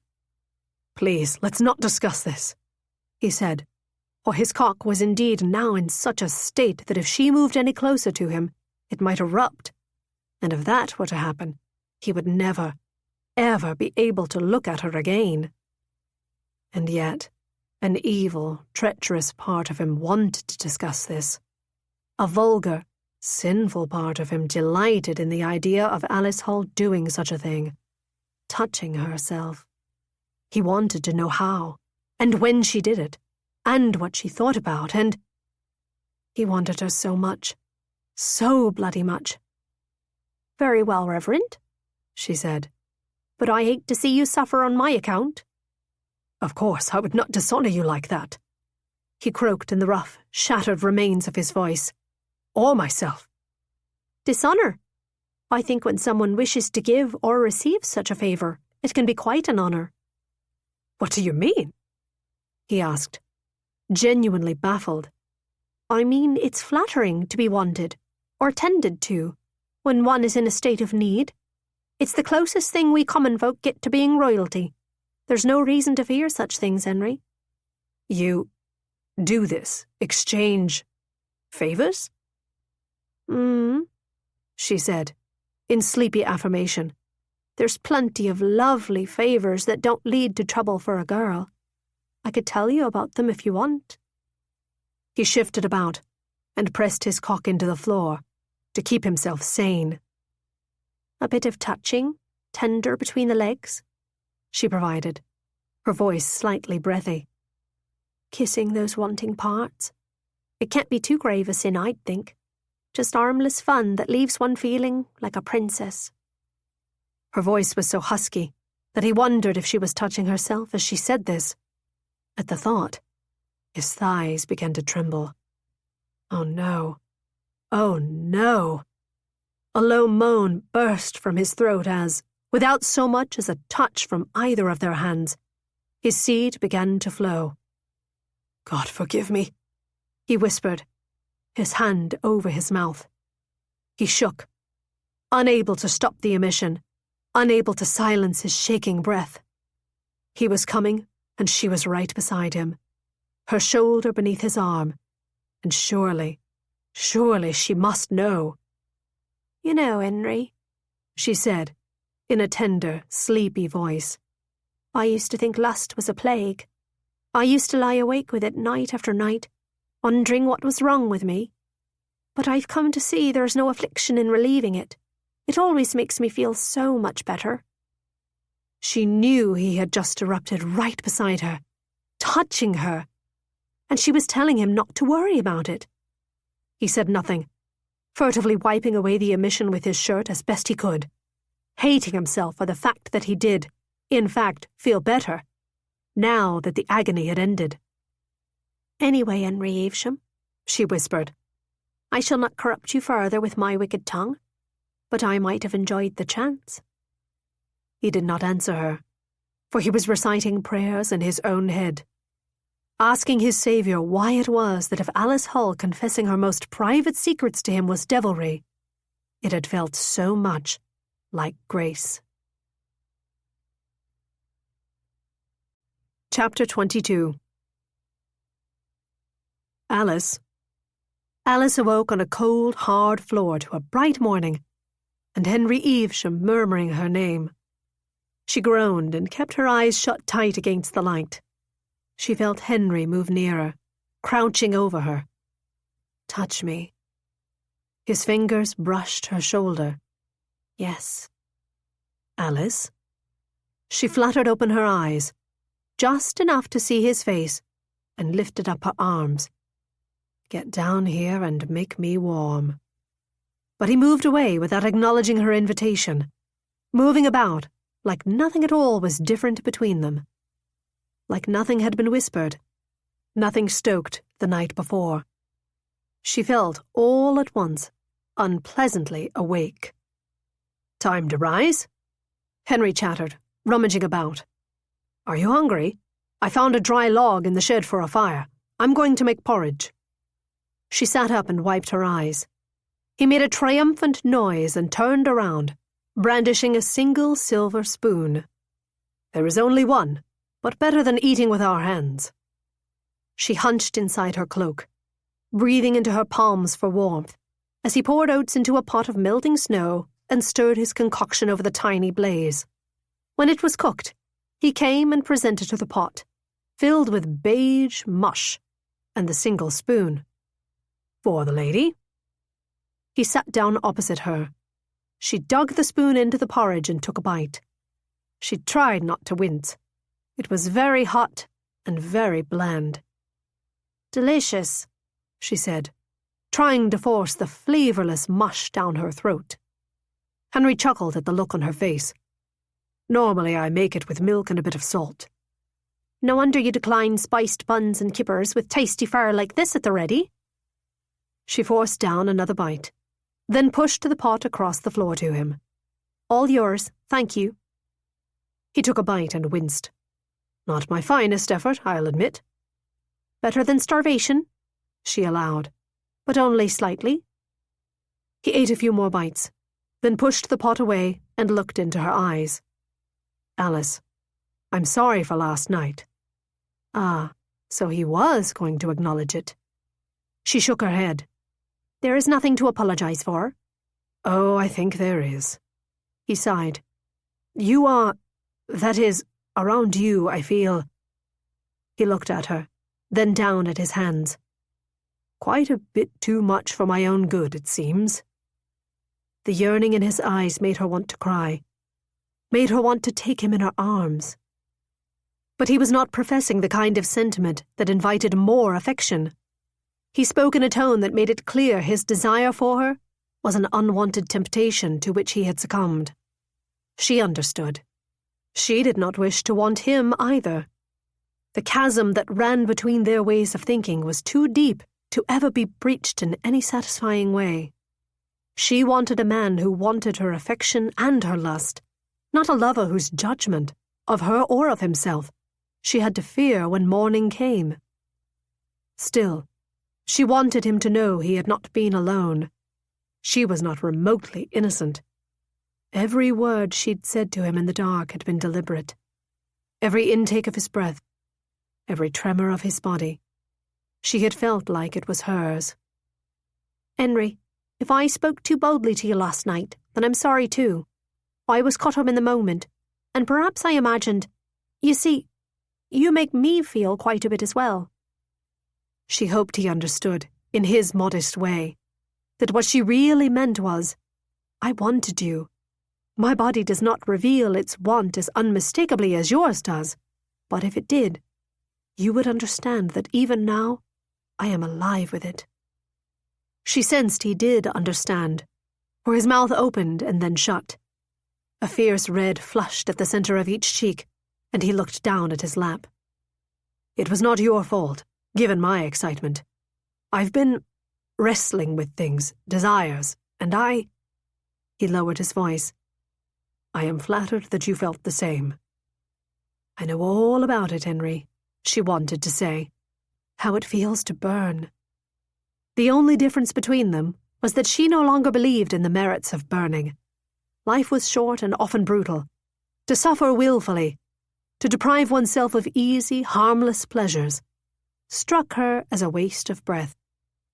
She reached across the table and took his uninjured hand. No shame in it, Henry Evesham, to be alive, to want things. Thank you, he said softly. If things were different, well, you are lovely, Alice. Oh, she would miss him. She would miss him so much that the sadness of it almost left her breathless. Get accustomed to it. There are many things you long for you will have to live without. She stood up quickly. I'll gather my things so we can go.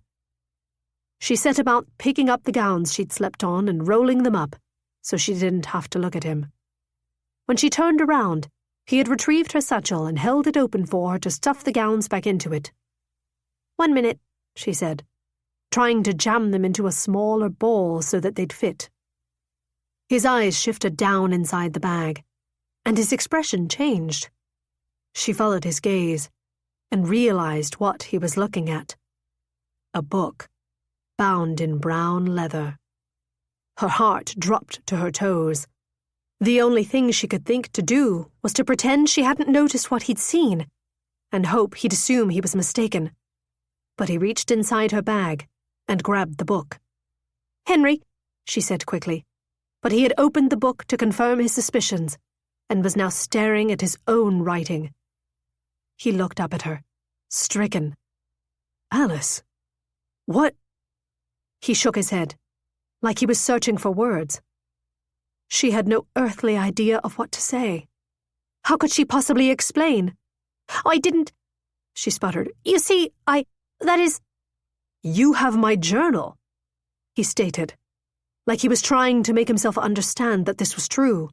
You have my journal. I picked it up by mistake, she said feebly. I didn't even know it was yours. I only realized yesterday. Have you read this? He asked, holding it up with his good hand, which was shaking. No, she said, but that was not true. Yes, she admitted, more softly. He regarded her like she was a snake. I was going to give it back. I was just trying to think how to explain why I came to have it, and... You should have returned it the instant you found it, unread, he shouted. This is private. This is personal. Aren't your people the ones always going on about trust? Discretion? She didn't know what to say. He was exactly right. She should have done so. But it would have made them both uncomfortable, and made her look like a thief or a blackmailer, and she had not wanted to fall in his esteem. She decided returning the book to Elena's would be the most elegant way around the whole mess. He looked up at her, his cheeks on fire. Is this why you offered to touch me last night? Because you know about my— No, she cried. I wanted you before I read it. He froze.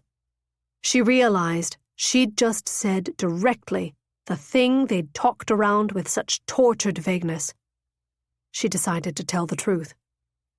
When I realized it was yours, it just made me want you more. He put the book in his own satchel, looking disgusted. Come, he said tersely. Let's go. Chapter 23. Henry drove slowly but determinedly down the road, occasionally stopping to remove tree branches that had fallen in the storm, ignoring Alice's protests about his hand. He invited the pain. He welcomed anything that might distract him from his thoughts, from her presence beside him, from the drive, which should have taken less than an hour, but took 2. During those 2 hours, he did not say a single word to Alice. The closer they got to Fleetwood, the more miserable he felt. The sharpness of his anger had settled into something more like a weight around his heart. It hurt him that she'd done this. It hurt. They passed a sign noting her village was 2 miles away. Oddly, the snowstorm had not reached this far inland. There was no ice on the ground at all. The turn is just up the road on the right, Alice said quietly. Alice, how much of my journal did you read? The question was abrupt, but he knew he would never see her again after this ride was over, and he would never know the answer if he did not ask her now. There were certain passages that made him sting with embarrassment, passages that could ruin him. He did not want to know. He had to. She looked at him sadly. Not very much, Henry, but enough. Enough. He nodded, taut with such shame he felt like his bones were made of his father's most delicate, breakable porcelain. Enough, she repeated softly. To know that you are a wonderful person, and I wish you could see it for yourself. The porcelain shattered into 1,000 tiny, painful pieces. He said nothing. He did not trust himself to speak. When Mistress Brearley first invited you to the whipping house, I was angry, Alice said quietly. I told her she put us all at risk, and she insisted that I was wrong about you. She believed you genuinely wanted to do good, to help, and would do the right thing if given the chance. Alice paused, for her voice was shaky. She took a deep breath. And now that I know you, Henry, I see she was right. I'm sorry that I read your journal. I'm sorry I didn't give it back when I realized it was yours. But I'm not sorry that I know your thoughts, because they made me understand why it was I liked you, even when I thought I shouldn't. Tears had welled up in his eyes, and he angrily blinked them away. Why did these words mean so much to him? Why was it that when he should be furious with Alice, his strongest emotion was sadness, that this was how their time together would end? He wished he hadn't seen that journal in her bag. He made the turn toward her village, breathing slowly in an effort to collect himself before he had to use his voice to say goodbye. When they reached the small square at the centre of town, she looked over at him. "You can let me out here." He glanced around at the square, which was deserted. "Where is your home?" "Oh, no, just stop here in the square. I don't want to inconvenience you in case the weather turns again. I'll walk the rest of the way." He looked at her with displeasure. "Why?" There was a strange expression on her face, like she was nervous. She seemed to be trying to think of a response, and it made him angry. "Driving you a few more minutes to your door is no extra burden when I've spent the better part of a week trying to see you safely home. Please, direct me to your house." She fidgeted with the collar of her cloak. "Just follow this road straight ahead," she finally said.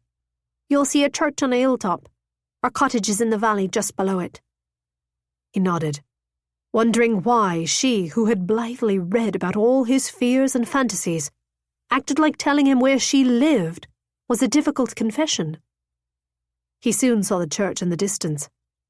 They were only a few minutes away. "When we arrive," Alice said very quietly, "I must ask. That is, I do not consider myself dishonest, though I could see how you would think otherwise. But no one here knows the truth about my life in London." He turned his head sharply. "What?" She sighed. "They all believe I'm a housekeeper for a widowed relation of my father's. I didn't wish to burden them with worry." He nodded curtly. She shrank in her side of the carriage. Clearly, it did not escape either of them that she who espoused the nobility of her work should keep it secret, in the precise manner of someone who was ashamed. He wondered if she had been, all this time, more like him than she was willing to admit. Both of them trying to live by certain convictions, both wavering in practice.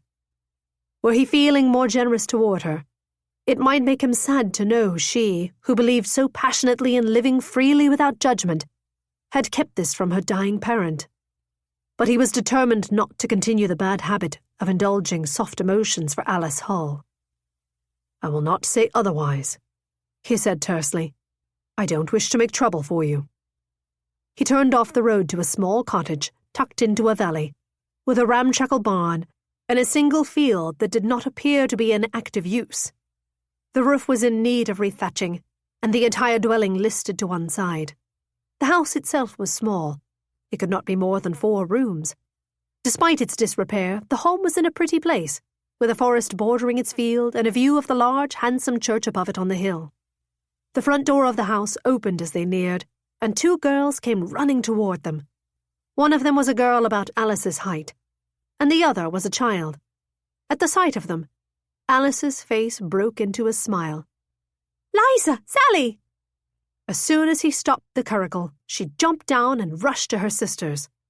The 3 of them nearly fell on top of each other, clutching each other's shoulders so tightly it was like they were one being. As angry as he was at Alice, he could not help but be touched by the obvious emotion in this embrace. "How tall you've grown, Liza!"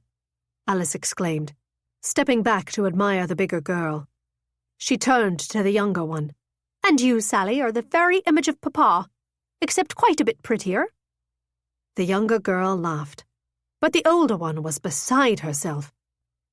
"Where have you been, Ally? We were so worried something dreadful happened to you." Alice took her sister by the shoulders and looked into her eye. "Eliza, I will never leave you to fend for yourself alone.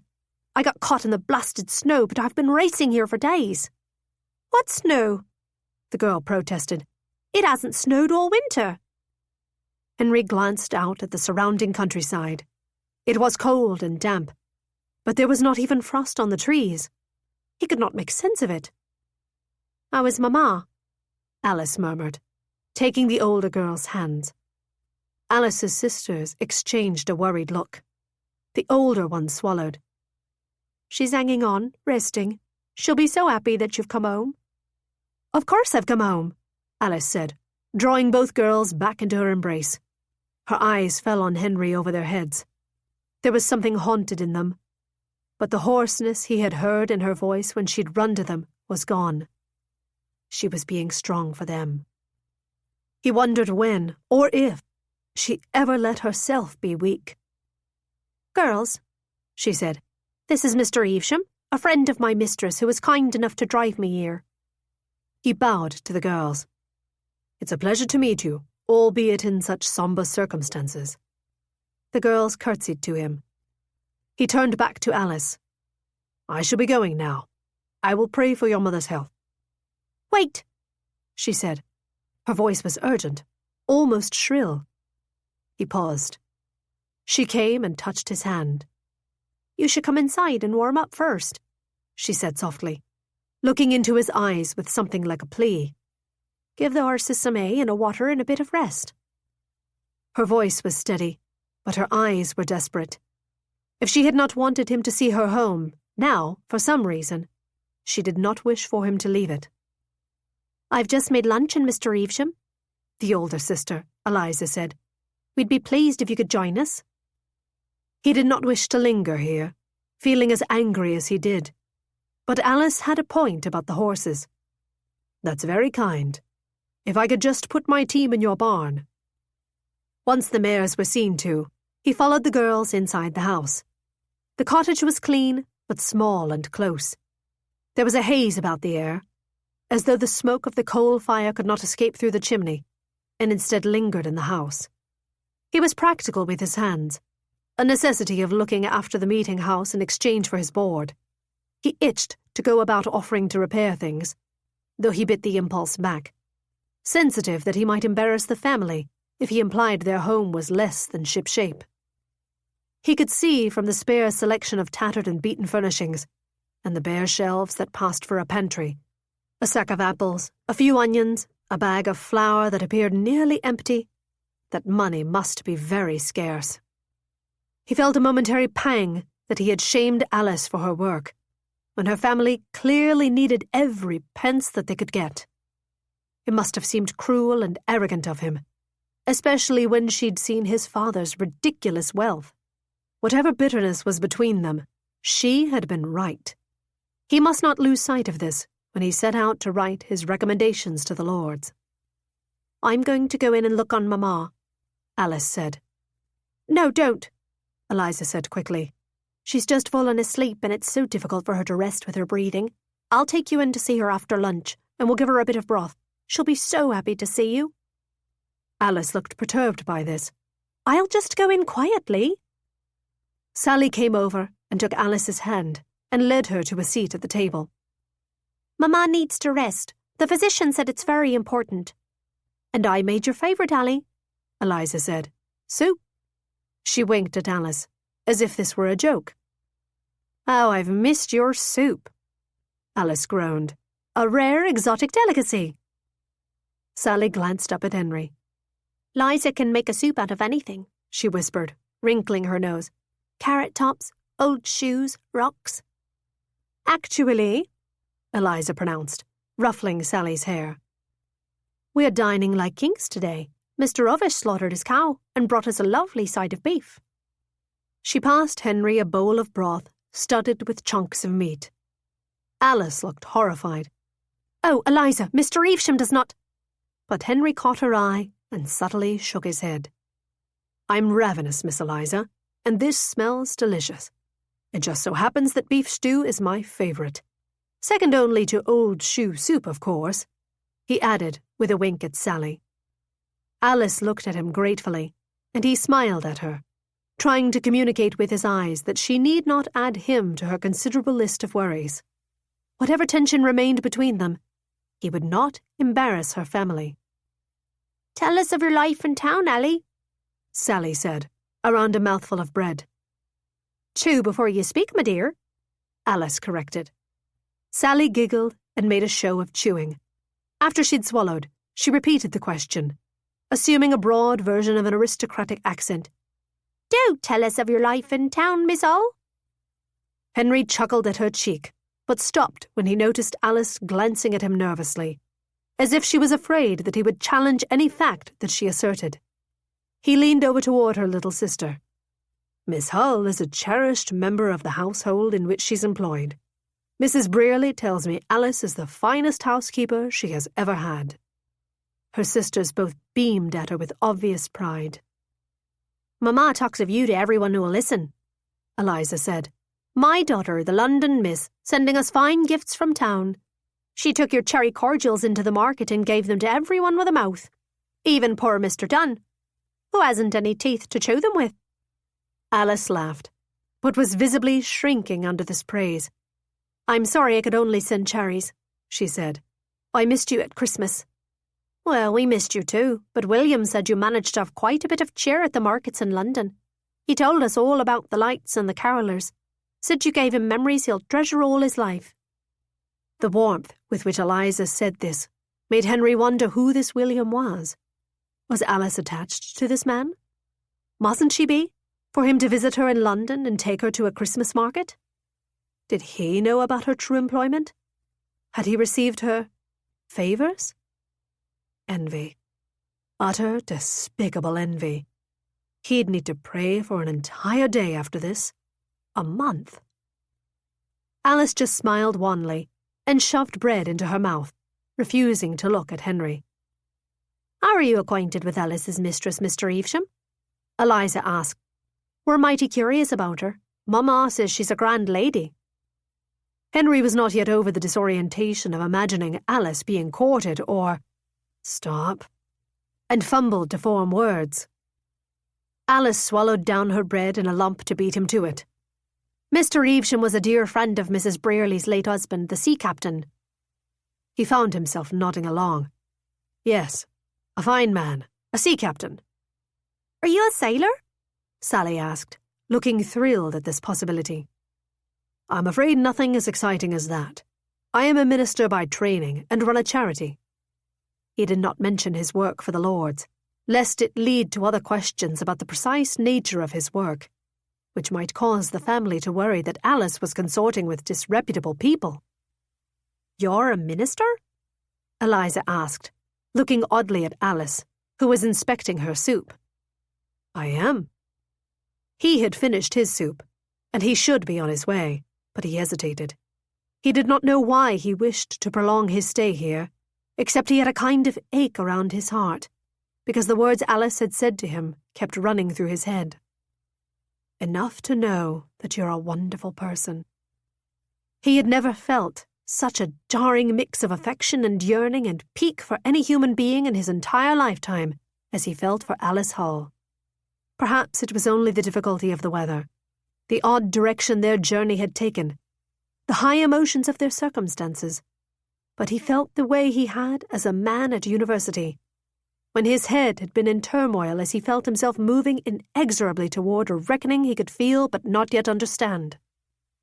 What that internal miasma had been, in retrospect, was the first stirrings of his salvation, his heart opening to God. What was opening to him now? "I'd be happy to say a prayer for your mother before I leave, if you would like," he offered. He should have offered before. He'd been too caught up in his own anger to exercise compassion. Eliza twisted her mouth, glancing sideways at Alice. "Oh, we can't ask that of you." "Would be no trouble. It's the least I could do after this delicious lunch." Eliza frowned. "Well, you see, Mr. Evesham, Mamma's not in good graces with the church.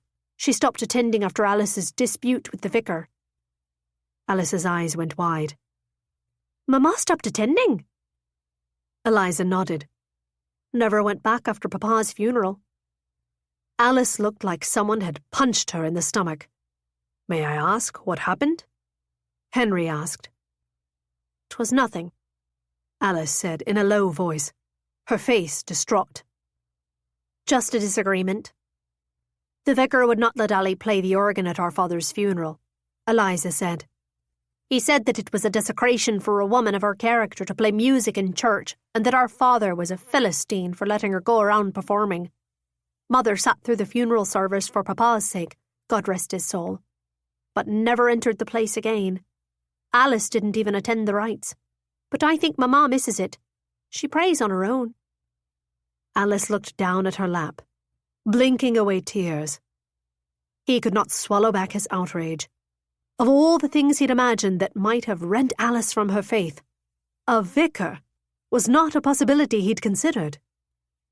And this man, your vicar, has done nothing to welcome your mother back to the church, not even in her recent illness. Eliza looked uncomfortable. No. Ali told him he was a pox-blistered son of Beelzebub. After that, I think he decided we were not worthy of his efforts.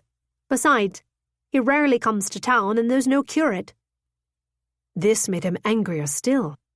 To hold the emotions of a grieving daughter against her was contrary to the spirit of ministry. And to occupy a curacy without fulfilling the religious needs of the community was just as bad.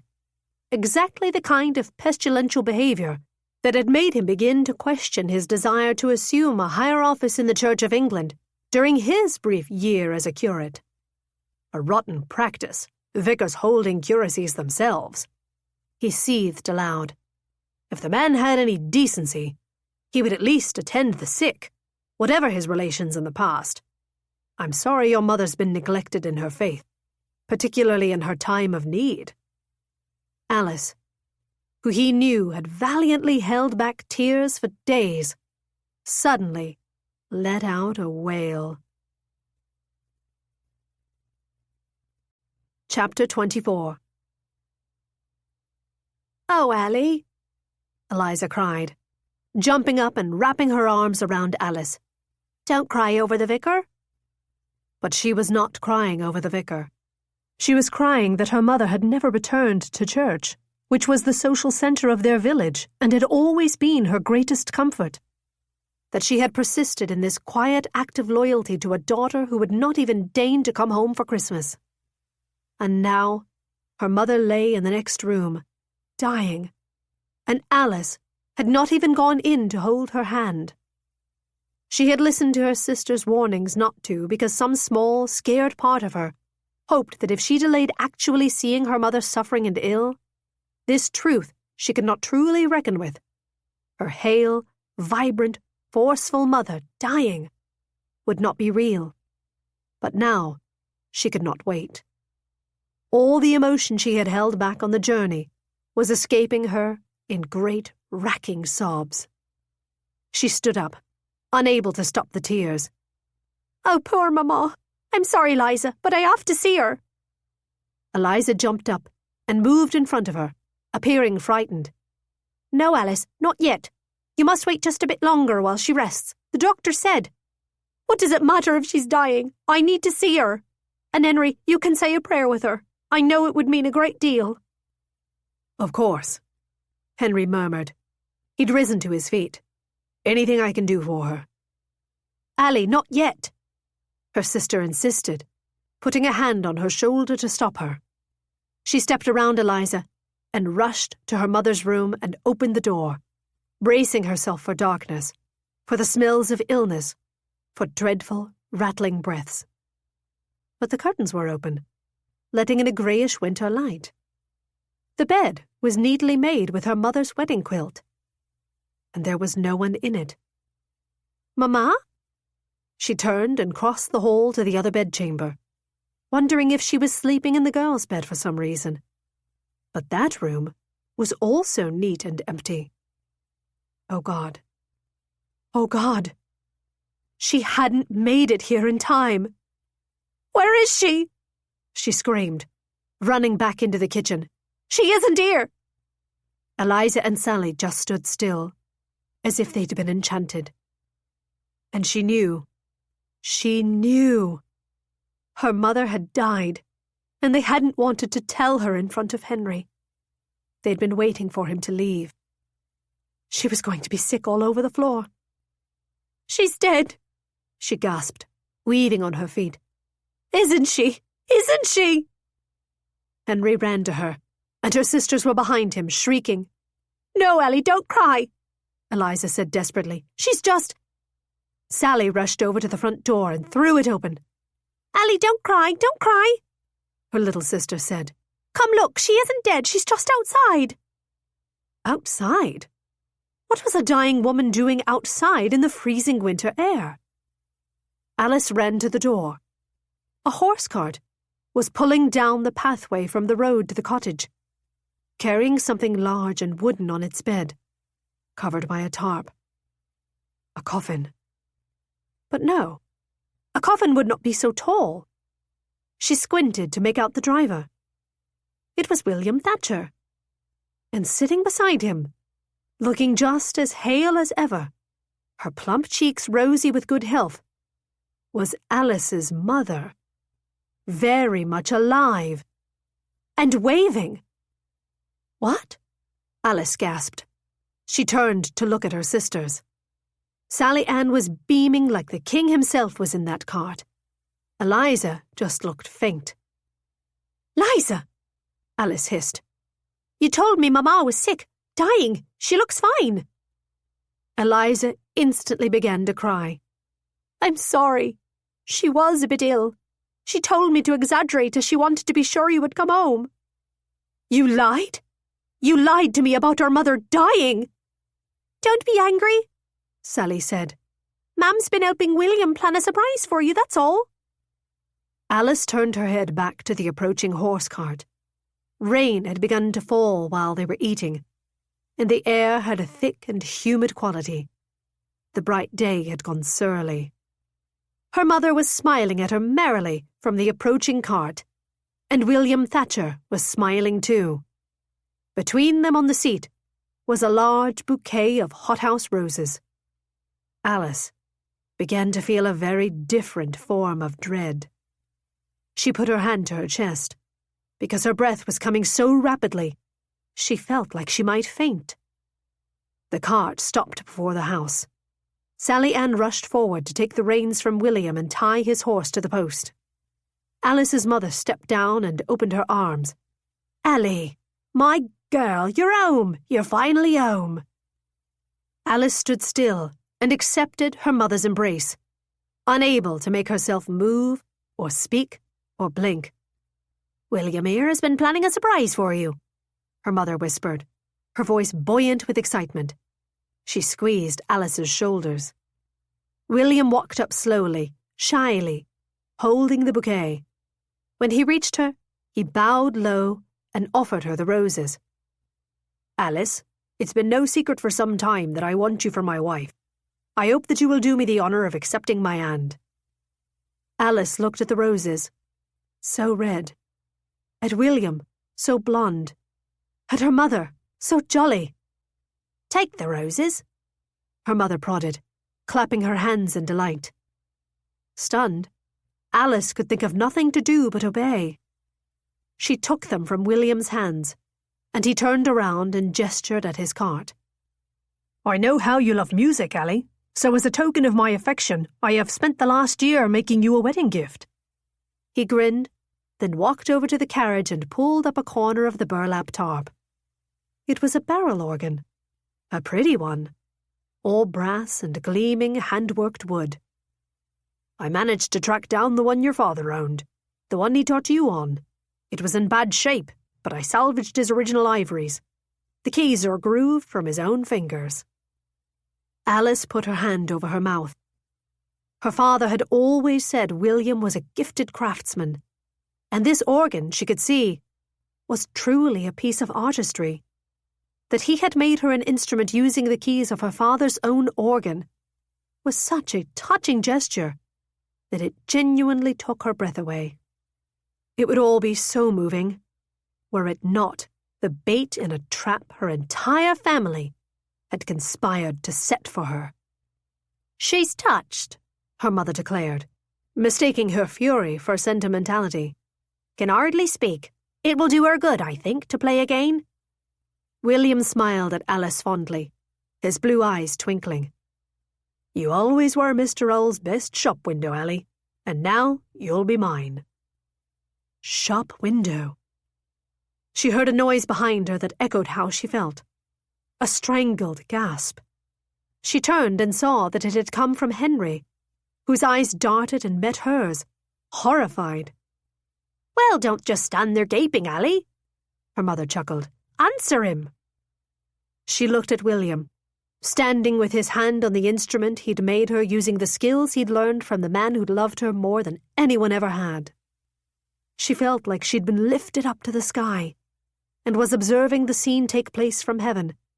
And what she saw down there, in her mother's driveway, was not a picture of herself being presented with her future. It was a portrait of her about to say farewell to her past. No, William, I can't marry you. I'm sorry. Allie! Her mother yelped. She gripped Alice's shoulder painfully. What are you doing? She hissed. Alice ripped her arm away. William was a kind man, one she'd been friendly with since childhood, one who saw past her reputation as a loose-skirted, bad-mannered girl to her talent. She knew the life she'd had with him. Comfortable, secure, familiar. But she did not want familiar. She did not want to be wanted for her talent. She wanted a man who wanted her the way Henry Evesham wanted her. Someone who burned for her. Don't be a fool, her mother was whispering. This is just as we've all planned. Just what your father wanted. No, this isn't what I planned. In fact, I haven't been honest with you. With any of you. She took a long, deep breath. The place I work in London. It's a whipping house. A private club where people come to indulge in unusual desires. She glanced at her mother to make sure she understood. Her mother's eyes went wide. Alice, don't speak of such. No. It's time we all speak honestly. I look after the establishment and sometimes help my mistress with the members of her club. I've been training to take on more duties, to become a governess, like my mistress. William let out a soft breath. Ellie, you don't have to do that. I have the money to look after you all. She shook her head. William, you are so kind to do what my father asked of you. But you see, I have never felt so much at home as I do in London. I have seen things that would shock you, and I covet every sight. If I were to return here to marry you, I'd always pine for something else. And I won't do that to either of us. I simply can't. William stared at her, shocked and silent. And then something flat and cold smacked her along the cheek. Her mother's open hand. She wobbled on her feet, for the blow had hit her so hard she nearly lost her balance. And then she picked up her skirts and ran. She didn't know where she was going, but she knew her future would not, must not, end in Fleetwind. Chapter 25. No one moved as Alice dashed off toward the hillside. Henry waited for this man, William, to chase after her, but he just looked in puzzlement at Mrs. Hull, seeming baffled that his proposal had been met with rejection. Henry wanted to shake him. You called her a shop window? A shop window? Do you even know her? What I would give for such a odd, ungrateful girl, Mrs. Hull muttered, in a tone rich with self-pity. Always has been a trouble to me. Henry could not remain silent. Madam, your daughter has travelled for 5 days in miserable weather in order to reach you, afraid she would not make it back in time. I have listened to her sobbing through the walls at night in grief, thinking you were dying. I have prayed with her for your health and for your soul. Whatever you think of her, she loves you. It was very unkind to make her think you were ailing when you might have simply told the truth. And who are you? The woman sniffled. Someone from that wicked place she's working at? I'm a friend of Alice's, and I think she deserves better than such trickery. Trickery? An handsome husband and an organ? Most girls would love such trickery as that, I reckon. We only meant it as a surprise, not a trick, the suitor, William, said aggrieved. I hoped to do something nice for her. Her pa asked me to look after his girls when he passed on, and it took me longer than I hoped to get myself settled. A great boom of thunder struck, and a violent thread of lightning cracked in the sky. Will, the organ, Mrs. Hull cried. Never mind about Allie. You must move the cart into the barn before it's ruined. Henry looked at her, unable to believe that an instrument could be of greater concern than the feelings of her daughter. "But Alice," William protested weakly. Henry swallowed down a surge of irrational, unattractive jealousy at this man uttering her name. Mrs. Howell waved her hand. "She's probably gone up to the graveyard to complain to her father's ghost or some such nonsense. You know how she indulges in dramatics." "I'll go after her," Henry said. He ran toward her up the muddy hillside. By the time he managed to clamber to the top, he was soaked and filthy and panting. Alice knelt before a headstone. She pressed her forehead to it, as though the slab of granite might embrace her back. The sight of her broke his heart. "Alice," he said quietly. She did not look up nor cease her sobbing. He'd wondered at her composure this last week, her ability to remain calm despite their trials on the road and the obvious weight of her sadness. She'd been so good at keeping it at bay, he'd nearly forgotten about it at times. But here, cradling a rock, her shoulders quaking, rain plastering her hair onto her neck, here was the truth of what she'd carried, silently and strong. "Alice," he repeated, aching for her. She must be aware of him, yet she was fixed in her posture of bereavement, lost to her grief. Harsh, guttural sobs heaved out of her, like they were being pulled from her against her will. Feeling helpless, he knelt beside her. "Alice, love, come here," he breathed. He put his hands on either of her shoulders, and she froze under his touch. Slowly, she turned around to look at him, and then she flung herself at him and resumed her sobbing, this time burying her head on his shoulder. He wrapped his arms around her and held her as she wept. He'd always disliked his stature. He'd always felt too big. But in this moment, he was grateful for his size. He was big enough to hold her grief. Over Alice's trembling shoulders, he read the words etched onto the headstone. Joseph Lewis Hull, beloved father and husband, maker of music. "Oh, Alice," he murmured, stroking the back of her hair, the way his mother used to do for him when he had nightmares. He no longer cared if she knew his faults and his embarrassments, or that she'd been untruthful. He only wanted to ease her pain. "Henry, I was going to come here and give up everything. I've been mourning for myself, and for them, and for her, all bloody week. And then, oh God, I thought she was dead." He wrapped his arms around her tighter. "You're a good girl, Alice. So good." She laughed through her tears. "You don't think that of me, Henry.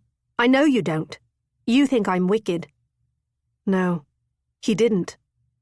He had seen enough of her character to know that whatever flaws she might possess, they existed with a fundamental decency and bravery that was unmistakable. "That's not true. I've been with you for almost a week, day and night, and have seen very little except you trying to do the right thing, advocating for reform, defending me from my own family, fretting over horses, over mice." He held her tighter, running his thumbs down her back to massage some warmth into her. "You're just being nice because I'm crying," she warbled.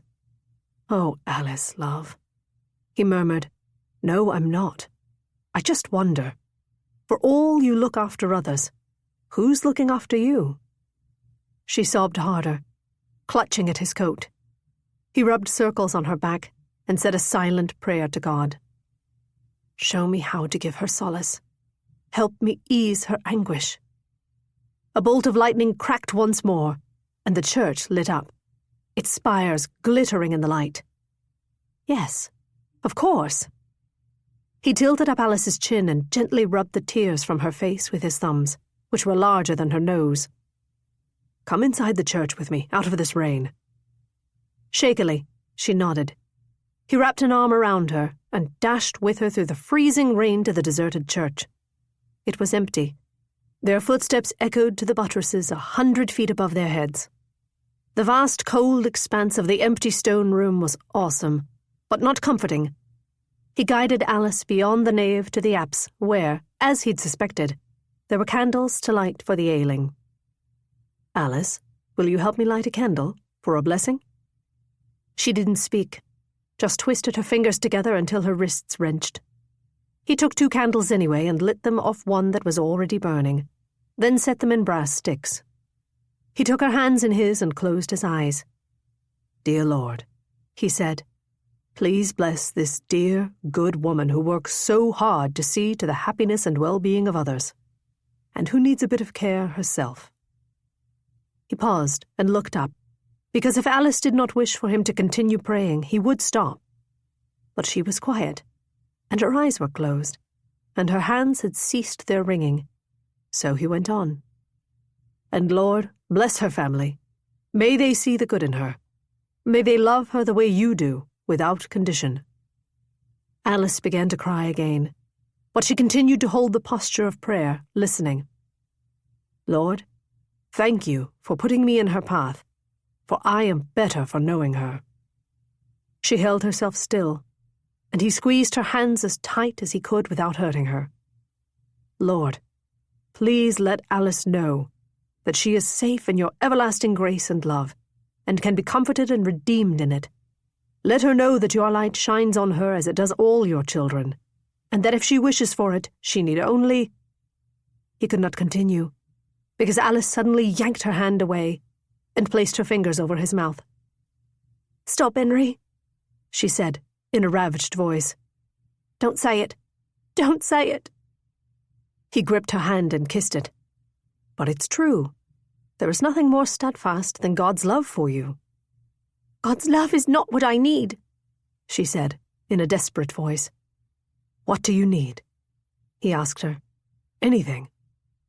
And then he knew. Music. Music was her comfort. Music was her prayer.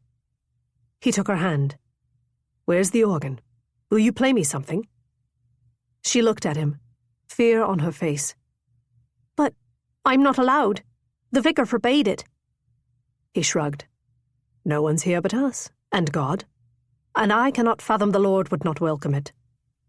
She gripped his hand and walked with him back through the church to a staircase.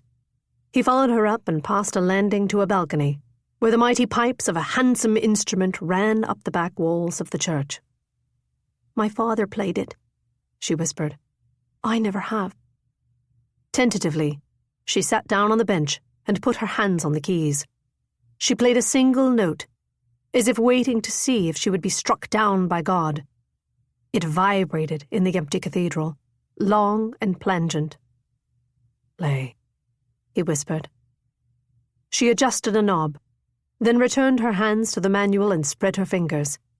And then the church began to moan, to cry, to vent pure sadness from its metal lungs.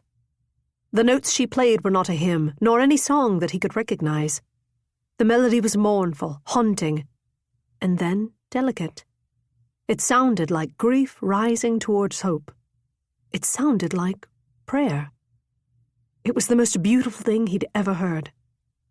Her hands stopped. Neither of them breathed. She looked up at him, her dove's eyes shining. A tear fell to his cheek, and he didn't bother to wipe it away. He leaned down and brushed his lips against hers. She was still, absolutely still. And then her lips moved beneath his, so light and fluttery, it made his stomach drop. "Alice," he said raggedly, melting onto the bench beside her, pulling her toward him. He pressed his forehead to hers, desperately unsure of what to do. He was all tension, every ligament in his body alive and pulled in 2 directions, to move away, to hold her closer, to run, to stay. To kiss her again. To kiss her again. He pressed his lips closer to hers and pulled her close against his body. A noise came out of her, like a gasp for air after she'd been underwater. She kissed him differently this time, less carefully, like she needed him for sustenance. Oh, how good that felt. How good to be needed in such a way. And then she stopped, like she'd been pulled back by someone's hand. Her eyes were fierce. "Tell me if I imagine it," she said. "You must tell me if I imagine it." Her voice was anguished. and all he could do was answer truthfully. "I want you," he whispered. "You." Her lips were back on his then, and her face was wet, either with rain or tears, and he pulled her onto his lap and let her know, with every muscle that he had, that he wanted this embrace. He wanted it. His body felt like it would overflow from recognition. This. Yes, this. He collapsed upon the organ bench, and she clambered up onto his lap, her body pressing into his into hers. It was so much, so new that he scarcely knew where she ended and he began, only that neither of them could seem to get enough of the other's breath or heat, that he felt like he was plunging, tumbling deep into the earth. And then she was rocking, moving her hips in a way that made the hollow between her thighs press back and forth against his cock. And they were clothed, but he somehow felt her heat, that it matched his own, that every pang that rocked through him answered in her. "Who's there?" A masculine voice bellowed from the church below them. They froze. Footsteps boomed across the floor. Henry met Alice's eye, about to speak, but she shook her head. Slowly, she slid off his body, arranged her dress, and leaned over the railing of the balcony. "You know who it is, Vicar?" she called, her voice ringing out and echoing through the church. "It's Alice Hall." Chapter 26. He was waiting for her at the bottom of the stairs, his expression sour. She curtsied low, ironically. "Vicar Elmsley, how very unexpected to see you here at your own church." "Miss Hull," he sneered, looking at her muddy gown, her dripping hair, her swollen lips. "I heard the organ playing. Not you, I hope. I thought I made it clear that you are not to play in this church." "You did, sir, at my own father's funeral." She would not apologize for playing now. It had reminded her of something sacred she had lost, something this man, this vicar, had stolen from her. She might never have known what that loss had cost her if it were not for Henry. It was the deepest, realest, purest part of her, this music. More her birthright than a pipe organ fit with her father's ivories. She didn't need her father's instrument to remember him. He lived every time she played. At the sound of Henry's footsteps coming down the stairs, the vicar gave her a knowing look. "Ah, Miss Hull has company. I should have suspected. Who is he this time?" His face changed as Henry reached the landing, derision melting into outright shock. "I know you," he said, in a strangled voice. "You're—" "Lord Lieutenant Henry Evesham," Alice supplied.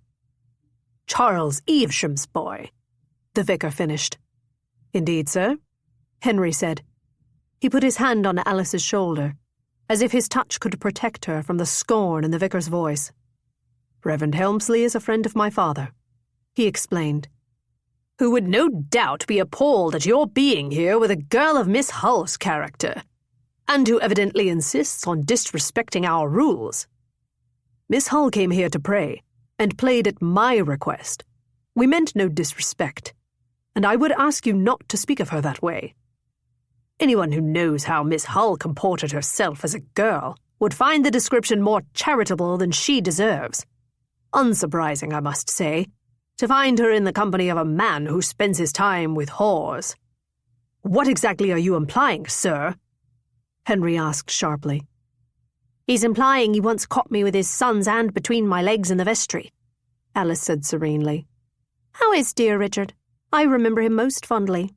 She winked as the vicar sputtered. "Leave here," he finally got out. "Gladly. But if you have any decency, sir, you'll pay my mother a visit and invite her to return to worship here. She is a woman of great faith, no thanks to you. Good day." She took Henry's hand and sailed out of the church without sparing the vicar another look. "Pleasant fellow," Henry muttered. "I hope he doesn't cause trouble with your father." "Yes," Henry drawled. "Not now, when things are going so well between us." She burst out laughing. It felt wonderful to laugh, after the awfulness of every aspect of this rotten day. Oh, Henry, we are cursed, I think. Henry snorted, which made her laugh harder still. Her mirth became contagious, and soon they were both helplessly chortling in the churchyard. Henry offered her his arm. "Let's leave before the good vicar comes to accuse us of further heresies." She took it, and together they trudged back down the hill. It was harder climbing down than going up. They had to shuffle to keep from tumbling face first down the steep incline, and every step left them splattered with droplets of wet muck. "Bother," Henry said, stumbling over a patch of mud. He went veering wildly, his head skating over the slippery slope. She reached out and caught him by his sleeve to steady him, but succeeded only in sending him toppling downhill on his arse. "No!" she cried, leaping to catch him. But of course she did not catch him. She slipped onto her own backside and went sliding in his trail. They landed in a muddy heap outside her mother's henhouse. A curious rooster flapped over to her and pecked her hair exploratorially. "Scabby putrid bollocks!" Alice cursed, wiping mud and feathers off her face with her sleeve. Henry groaned. "Are you all right?" he asked, without bothering to rise from the puddle he was splayed in. She looked at him and down at herself and over at the chickens and collapsed into laughter again. "Oh, Henry Evesham," she sighed. "What a pair we make!"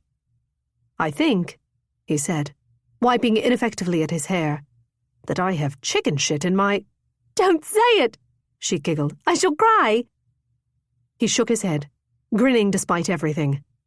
"I must say, Alice, I will remember this week all my life." She smiled at him fondly. "What will I do without you?" "Oh, you are not rid of me yet," he said decisively. He stood up and offered her a filthy hand to help her to her feet. "You are going to come with me, and I am going to get you very far away from here." She raised her brow at him, such affection blossoming in her bosom that she felt warm despite the raindrops falling in her eyes. "Is that wise, Reverend, to undertake another of our fateful trips?" "I have abandoned myself to the providence of the Lord, and I'm not leaving you here." She sensed that Henry had reached the limits of his own patience with the world. She rather liked this devil-may-care side of him. "There's a coaching inn at Ennisbow where the mail coach stops," she said. "If you take me there, I can return to London on my own in the morning." Her sister Eliza walked out of the house, holding a milking pail, saw them, and came running. "Allie, you're filthy. Where have you been?" "Church," she said merrily. Confusion and concern flashed in her little sister's eyes, chastening Alice's good humour. "I lit a candle for Papa," she explained, trying to ease the worry from her sister's face. But her sister winced. "Vicar Elmsley is in town this week. I hope you didn't—" "I did. He's as awful as I remember." Eliza just sighed. "Come in and wash up. Mr. Evesham too. I've been eating water on the stove." Alice shook her head. "I don't wish to see Mamma." "She's not here," her sister said in a tone of perfect misery. "She went to the public house with William. Said you'd driven her to drink." Alice turned to Henry. "Shall we wash up before we go on?" "Go on," Eliza cried. "You're not leaving. You just arrived." She looked at her sister sadly. "If I stay, Mamma will hector me until I lose my temper. I will return some other time under happier circumstances." Her sister's lip trembled. "Allie, I'm sorry I lied to you. I felt awful about it, but Mamma was convinced you'd be so thrilled by the surprise it wouldn't matter. I should have known better." Alice put her arm around her sister's shoulders. "I'm sorry too, Liza. Come, let's get water for Mr. Evesham." Liza sent Sally out to carry a warm pot of water and a cloth to the barn so Henry could clean up as best he could. She warmed more water for Alice over the fire and gave her a gown to wear in place of Alice's filthy one. Alice let her sister brush out and pin up her hair. "Thank you for looking after me," she said, kissing Liza's cheek. "You were always the best of us. I'm sure you've had your work cut out for you, looking after Mamma and Sally." Liza squeezed her tight. "I've missed you. I was so worried when you didn't come. Was there really snow?" Yes. Oh, Liza, I promise. I was on my way the very hour I got your letter. I will always come if you need me. Always. No matter what. Liza stepped back, her face rigid with concern. Allie, are you certain you won't marry William? I know you're angry at Mamma for the trick, but I'm worried for you. She kissed her sister's cheek. Please don't worry. I will write to you when I return to London. We'll always take care of each other, I promise. Her sister did not look reassured. She knew what Eliza was thinking, that life for an unwed girl alone was perilous, that bad things happened to girls like that. Their mother had raised them to believe that marriage was the only means to guard their futures, never imagining that there might be another path for them. If someone was to imagine such a thing, it would have to be Alice. Chapter 27. As soon as they were on the road, Alice closed her eyes and began humming a sad song. He didn't know this one. He didn't try to harmonize. Her head drooped as they drove on, until it rested on his shoulder. Soon enough, she was asleep. He tried very hard not to feel bereft that he would likely never experience the comforting weight of her touching him again. He felt more like a shipwreck than a man, like shards of splintered wood casting about a roiling sea. He tried to formulate a prayer to steady himself, but nothing came, and it was terrifying, for he could not recall the last time he had lacked words to offer God.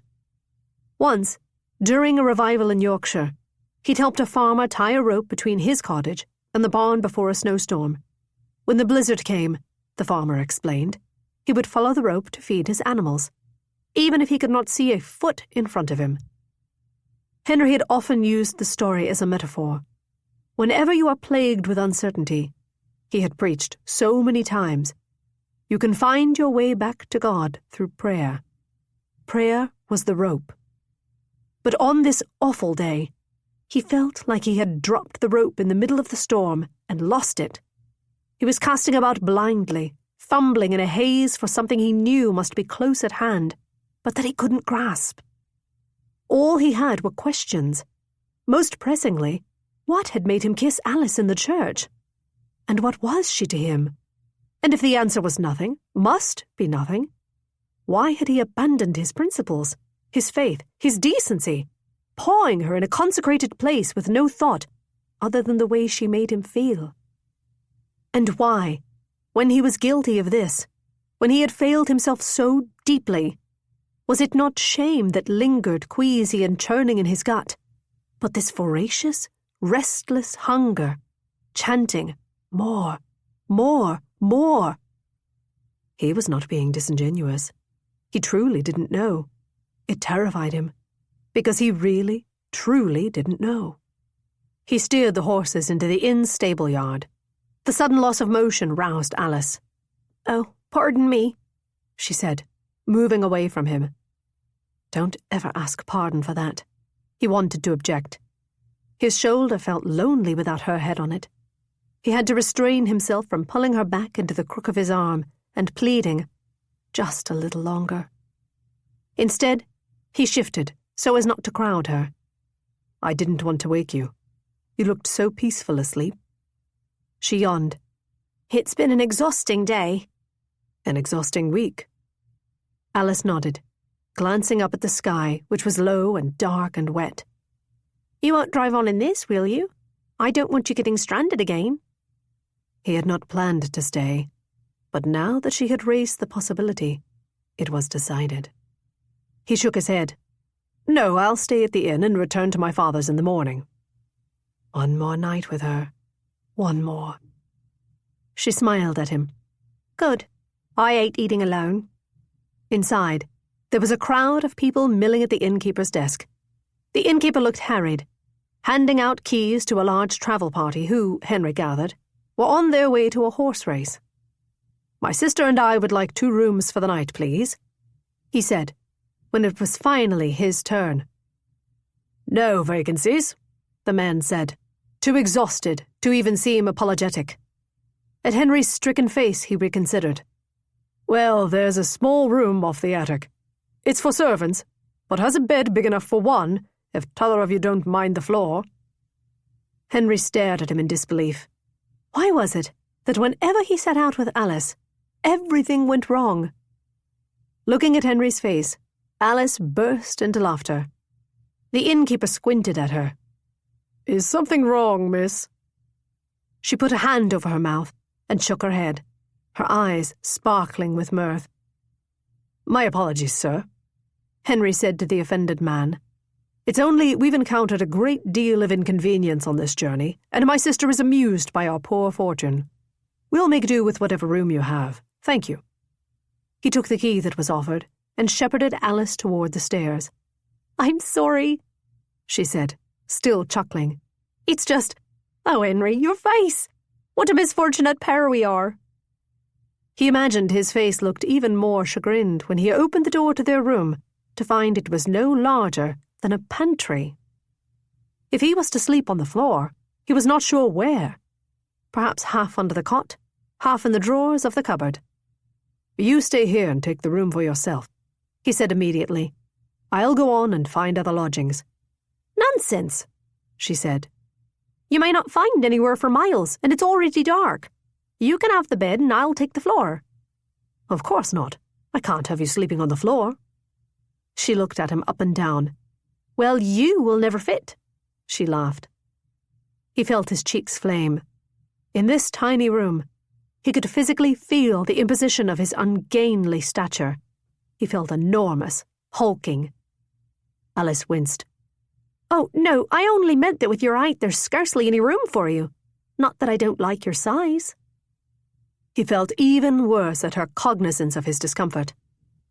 "Henry," she said, with a frank stare that made him uncomfortable in an entirely different way. "Can you really have any doubt that I find you attractive? I think you're perhaps the most appealing man I've ever had the misfortune of being stranded with. It's narrow in this room, that's all I meant." Her concern for his feelings touched him, as did her avowal that she liked the way he looked. But that did nothing to solve the predicament about the bed. He heard Alice's stomach make a noise of hunger. "Let's have supper," he said, relieved at the reprieve. "I'll leave you to freshen up. Meet me in the dining room." He went downstairs and paced, unsure of how this had happened once again. It was like God was pushing them together. But why, when their proximity only ever seemed to lead to sin? Could he survive another night in such close quarters? Would he embarrass himself again, with the memory of her kiss so fresh on his body? "There you are," Alice called. She smiled at him, and he felt like he was breaking open. An involuntary grin gashed across his face, as quick as a heartbeat. He saw her notice and look at him more closely. He lifted up a hand in greeting and pretended like he did not have to brace his knees to keep them from buckling at the sight of her. Evidently, he was not effective, for her brow knit in concern as soon as she came near enough to see his face. "Are you all right, Henry? You look ill." Did she really not know the effect she had on him? Could she not see that he felt like he'd been cut open? That he needed her to sew his heart back up? That even if she did, it wouldn't work? Because he was different now, in a way he could not understand, but only feel. "Just hungry. Shall we sit down to eat?" They found a quiet table near the fireplace, and a waitress brought them bread and took down their orders for supper. As soon as she was gone, Alice frowned at him. "You seem perturbed." He sighed. "You are kind to worry after me, given the trouble with your family. I hope you aren't too terribly upset." "Will it sound too odd if I admit I count myself relieved?" "Of course you are," he murmured, feeling foolish. "Whatever your mother may be guilty of, 'tis certainly preferable to losing her. I apologize." "Yes, but that isn't what I meant. I was going to do it, you see. I think I really was." "Do what?" "Marry William."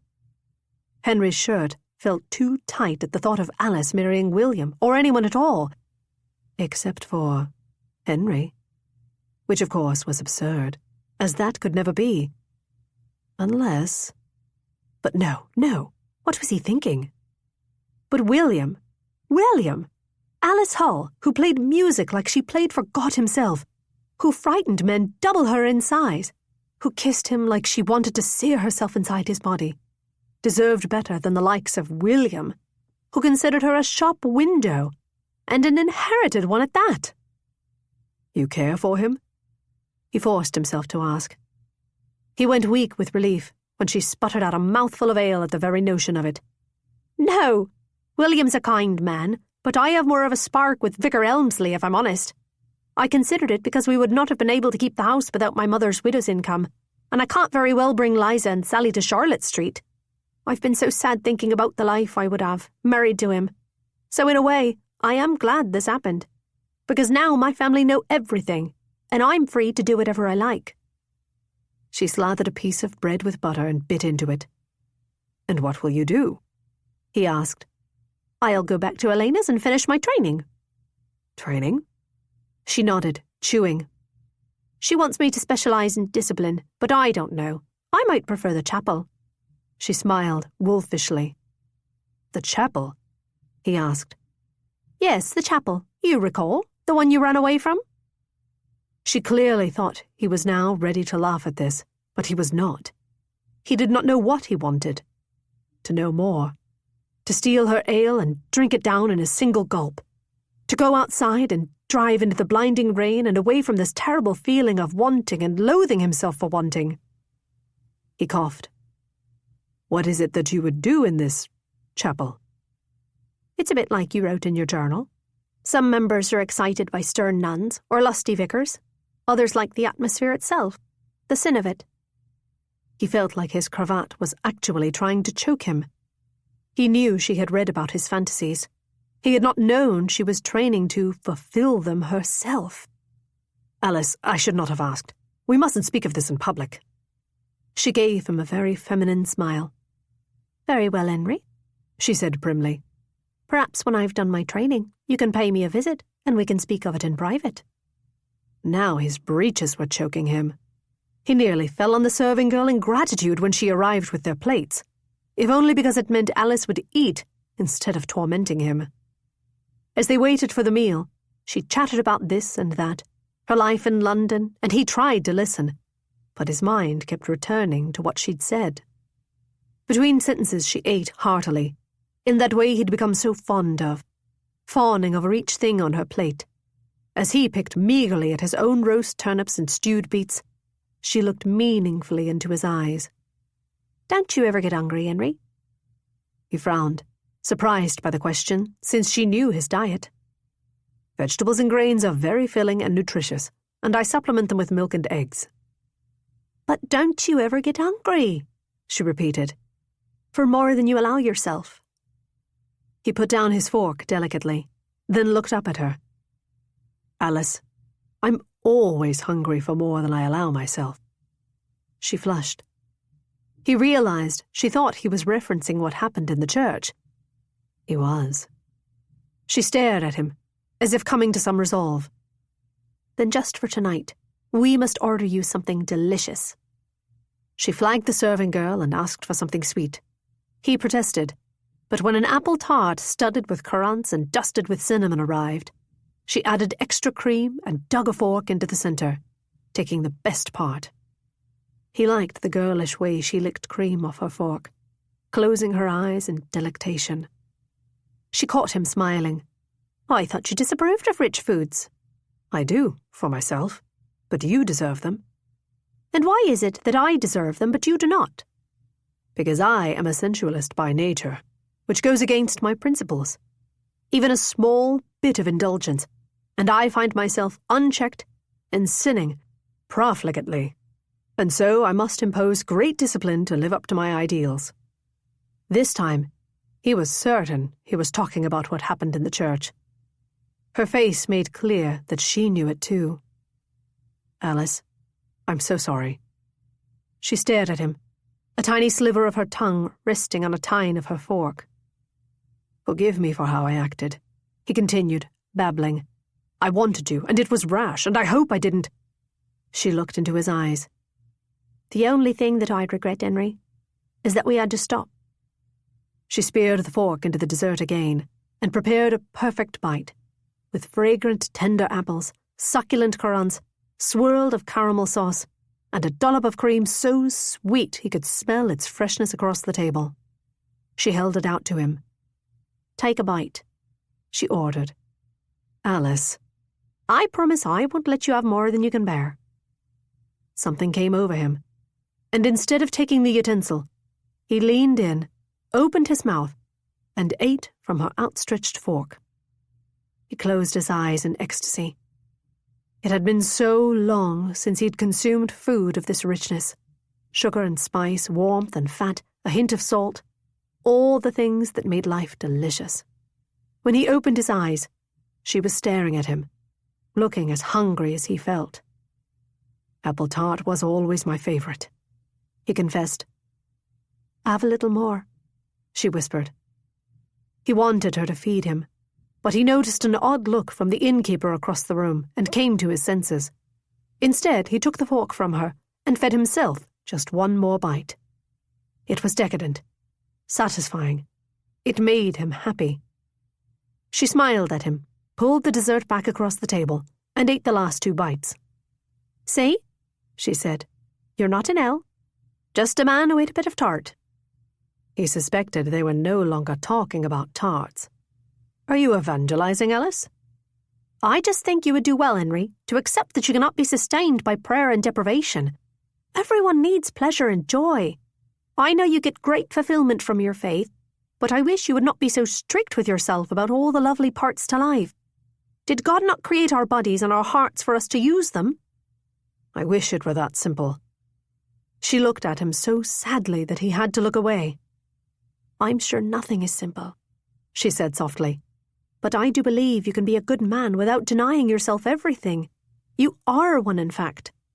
"Stop," he whispered. "Oh, Henry, I'm only saying—" "Stop," he repeated, louder. He could not stand to listen to this, because his self-denial was a part of who he was. And until now, he could live with it. There was only one thing he would regret denying himself, and she was sitting across the table. And he could not look at her any longer without saying something maudlin. Or worse, permanent. He rose abruptly to remove the temptation, and his knees hit the top of the table painfully. He hissed and watched a pitcher of cream overturn. A rivulet dripped onto the floor, a waste of sweetness. Alice stared up at him like she knew exactly why he was leaving, and like she had expected him to do just that, and like it caused her pain. "I'm sorry," he said. "I'm going out for air. I'll collect a blanket from the innkeeper when I come back and try not to wake you. I might be late." Chapter 28. He cared for her. She knew it from the way he ate that tart, from the way he had looked up at her, quick and unguarded, and said, "I'm always hungry for more than I allow myself." She cared for him too. She'd known it when he'd touched her in the church, so full of desire, and yet more gently than any man ever had before. She'd known it when his face had broken open when she'd told him he was good. They cared for one another, and they wanted one another, and it would not change a thing. He would never act upon it.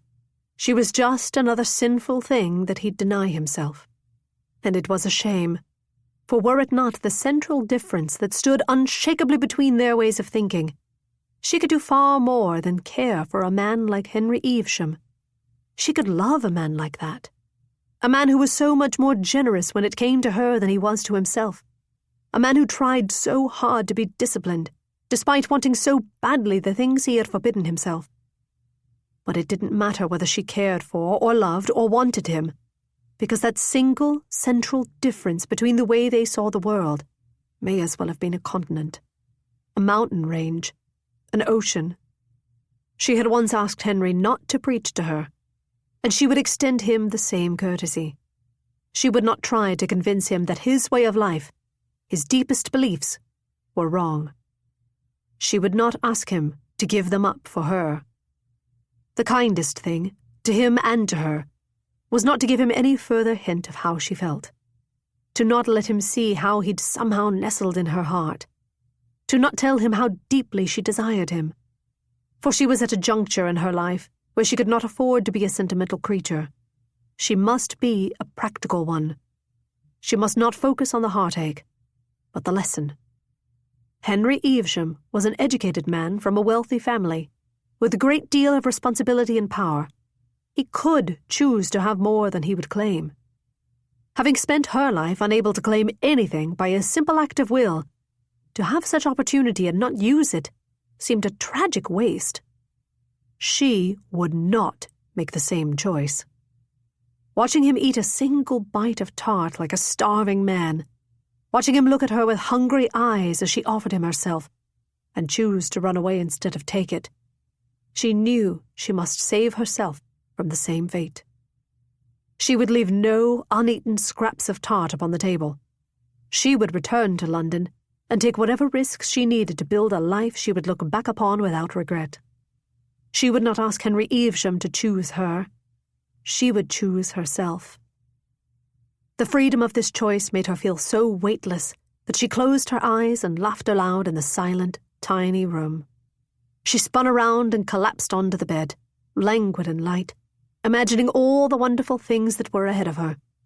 She could work on Charlotte Street, write music, read books, take lovers. Perhaps she would find someone who treated her as Henry did, or at least looked at her like Henry did. Except, of course, without his air of being tortured by wanting what he saw. Someone who possessed his gentleness and his desire for her, but who would come to her without guilt or regret.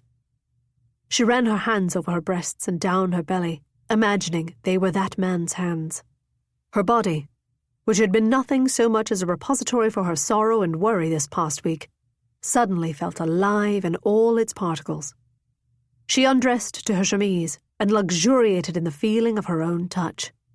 Oh, she needed this. Henry Evesham's body against hers had made her a festival of needs. She closed her eyes and remembered the smell of the church, beeswax polish on old wooden pews, the faint memory of smoke in the air from the candles he'd lit. Henry, trembling and unsure and straining towards her. His skin still cold and damp from the rain. His body strong and sturdy, like he was made of oak. She imagined Henry making love to her with unchecked abandon, and it made her shiver. She hiked up her skirt and ran her fingers across her hips, then lower toward her cunt, slick against her fingertips. Oh, Henry, Henry. She remembered the desperate sound that had emerged from his throat when he'd finally kissed her, the bulge of his cock, and how it had felt as she'd rubbed herself against it. She wanted that feeling again. She glanced around the room, looking for something that might feel the way he had felt before they'd been interrupted. There were 4 short, knobbed posts at each corner of the bed frame. Yes, that could do. She raised herself above one, so that the curved wood hit her right at the parting of her cunny. She held herself open and steadied herself against it, bracing her hand against the wall for balance. Oh yes, that was it. She closed her eyes and rocked, wishing it was him beneath her. Them, together in this small dark room, frantic once again with their desire for each other. She gave herself over to the fantasy, adding to the friction with her fingers. She wanted to moan with the pleasure, but she did not want to alert any passers-by in the hallway to her activities within. The need to be silent made her arousal sharper, and she gasped as the promise of an orgasm welled up inside her. She threw back her head and put her hand over her cunt, imagining Henry's lips curving around a fork, desperate to go over the edge. The first tremor took her, and she gasped and bucked against the bedpost. As pleasure claimed her, she couldn't help but cry out into the darkness. She clasped her hand over her mouth and opened her eyes, and the dimness in the room was broken by a flash of light from the hallway. "Alice, are you awake?" She froze. Henry Evesham stared at her, agape. "What are you?" Henry asked in a strangled whisper. But it was rather obvious, as she was mounted on the bedpost with her hand clutched to her cunt. "Oh, God!" she cried, frantically rearranging herself and her limbs and her shift. In her haste to cover up her lower half, she pulled her shift askew, exposing most of her breasts. Henry stood silent and still in the shaft of light from the corridor, half inside the room, half out, looking as if he'd had a stroke.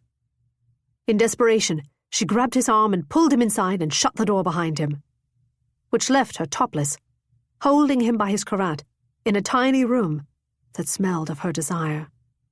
"I thought you'd be longer," she said, turning around and fumbling to cover up, trying to still her ragged breath. "I thought you would be longer. You usually walk for miles. You said you would be late." "I came back for my satchel. No. Something in his voice made her pause. She stopped fumbling and turned back around to look at him. "That's not why I came back," he said more quietly. Slowly, he reached out to her shoulder. Gently, ever so gently, he drew up the sleeve of her shift to cover up her breasts. In her state, the feeling of the soft lawn falling against her nipples made her gasp. He noticed. She saw his eyes fall from her face down to her chest, to the peaks of her hard nipples beneath the sheer fabric. His lips parted. "Why did you come back?" she asked him. His gaze rested on her collarbone. With his hand still lingering on her shoulder, he drew nearer and placed a kiss in the shallow of her neck. She stood completely still, unsure of what was happening.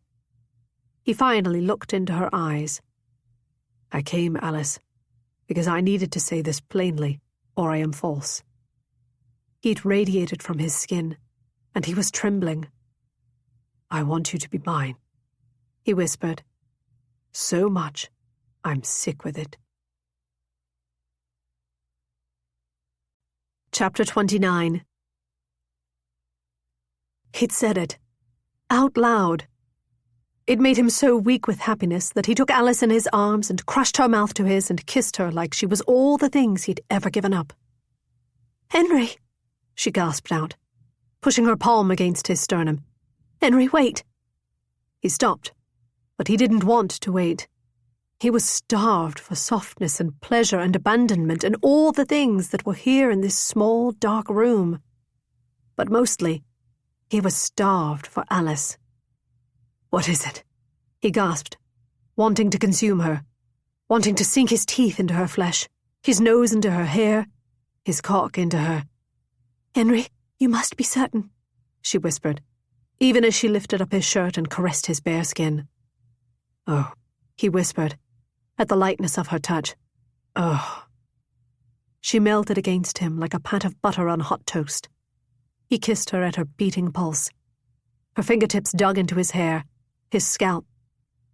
"Certain," she gasped out, sentences as lost to her as words were lost to him. But he had to find them. He had to say this, because the answer was yes, he was certain, so certain, no parenthetical. "Alice, I'm sure. Be mine. Be mine." She lifted her shift over her head and dropped it to the floor and stood completely nude before him. Her breasts were like pale teacups capped with small, pretty nipples the colour of a berry. He leaned in and took one in his mouth, marvelling at its firmness, at its heat. He was shocked at himself, but she did not seem to be. She sank back on the bed and pulled him down on top of her, and he put his hands upon her breasts and found her mouth and kissed her like a starving brute. Her hand clamped over his straining breeches and fumbled with buttons, and then they were on his manhood, and he hissed, for no hands save his own had ever touched that part of him. "What shall I do, Alice?" He somehow managed to get out. She took his hands and drew them to the dark whirl of hair where her thighs met. Her womanhood. "Touch me," she said, closing her eyes. Tentatively, he ventured a finger to the cleft. He felt wetness, delicate soft skin, impossibly slick, molten heat. He coated his fingers in it, in awe of how, like him, she dripped with need. He had a vague sense of how a woman found pleasure, owing to his time in brothels, but he was unsure of the precise mechanics of it. Any time the conversation had become too specific, he'd always left the room to pray. Now he wished he had listened to their vulgar chatter, or he might have had some hope of pleasing her. But she seemed to know enough for both of them. She took his hand and placed it where she wanted it. "Stroke me there," she murmured, widening her thighs apart. It felt sacramental, to touch her in this hidden place. He let her guide his fingers, showing him how to touch her. She trembled in his arms. His touch had made her tremble. He felt like he was falling, sinking, dying. He wanted to bathe in her, to put his mouth to her cunt and drink her. She reached up for his lips and kissed him. She still tasted like the apple tart. He spread his fingers through her warmth and swirled her desire all across her flesh, hoping to make her tremble again. "Is this right?" he whispered. "How does it feel?" "It feels like you, Henry," she whispered. "Is that good?" "Yes. Oh, yes. I love your hands." Her voice was soft and breathy. She was rubbing her womanhood against his palm, rocking her hips, mewling a bit at each new brush of herself against his fingers, and it was making him so hard he thought he might die from lust. She put one hand over his, guiding him again. "Inside me," she whispered. His fingers met a silky, narrow passage, and suddenly he understood what it might feel like to be joined with her. Why men might risk disease and ignominy and hell to sink themselves into such hot, sweet, lovely places. Why they might be mad enough to do it on the street. He knew about burning, but this was different. This was immolation. "You feel like heaven itself," he whispered. Her lips fell on his neck, and her gasps quickened, and then she was sucking on him, biting him, thrusting her hips in frantic time as his fingers slid against her, in and out, and his thumb caressed the swollen flesh that made her cry out when he touched it. She was almost dancing, undulating against his body, using him for pleasure. "Use me," he whispered. "Oh yes, please use me." She threw back her head and made a sound that was half his name, half rapture. Her flesh pulsed with pleasure beneath his hand, and his groin throbbed in time with it. She sank back, collapsing onto him as though he was a fainting couch. "Oh, your body feels so good, after all this time of wanting it." "You've wanted this?" he asked, tracing his fingers over her soft skin, marveling in the delicacy of another person's body. He felt it must be some other, better man experiencing the beauty of her breasts in the moonlight, the impossible sweetness of her navel, the harrowing vulnerability of the little mole over her ribcage, for he did not deserve this. She was perfect. He had never seen such a lovely sight in all his life. She snuggled back against him, letting him hold her, explore her, kiss her. Before, she had been taut as a spring, but now she was limpid and sultry. "Will you undress for me?" she whispered. "I want to feel your skin." He pulled off his shirt and breeches and dropped them on the floor. No woman had ever looked on his nude form, and he was certain she would not like it. All that bulk from his exercise regime, the red hair along his chest that went fiery around his manhood, the rude way his cock jutted toward the ceiling, a long thread of his excited moisture dripping. It was an insult to her that this was all he had to give, when she was such a delicacy. And yet, she smiled as her eyes raked up and down his body. She looked at him like she had the apple tart. It made him emotional that anyone, that she, would look at him like that. It felt like being loved. She reached out, beckoning him closer. "You are a treasure. Get in this bed so I can feel you." He slid beneath the sheets, and she took him in her arms, and his cock began to pulse in that ungentlemanly way he had so dreaded in the mill. But now, he was not embarrassed. He wanted her to feel it. He wanted to drag it against her. He wanted her to feel the magnitude of his desire for her. She gripped the head of his cock in her small fist.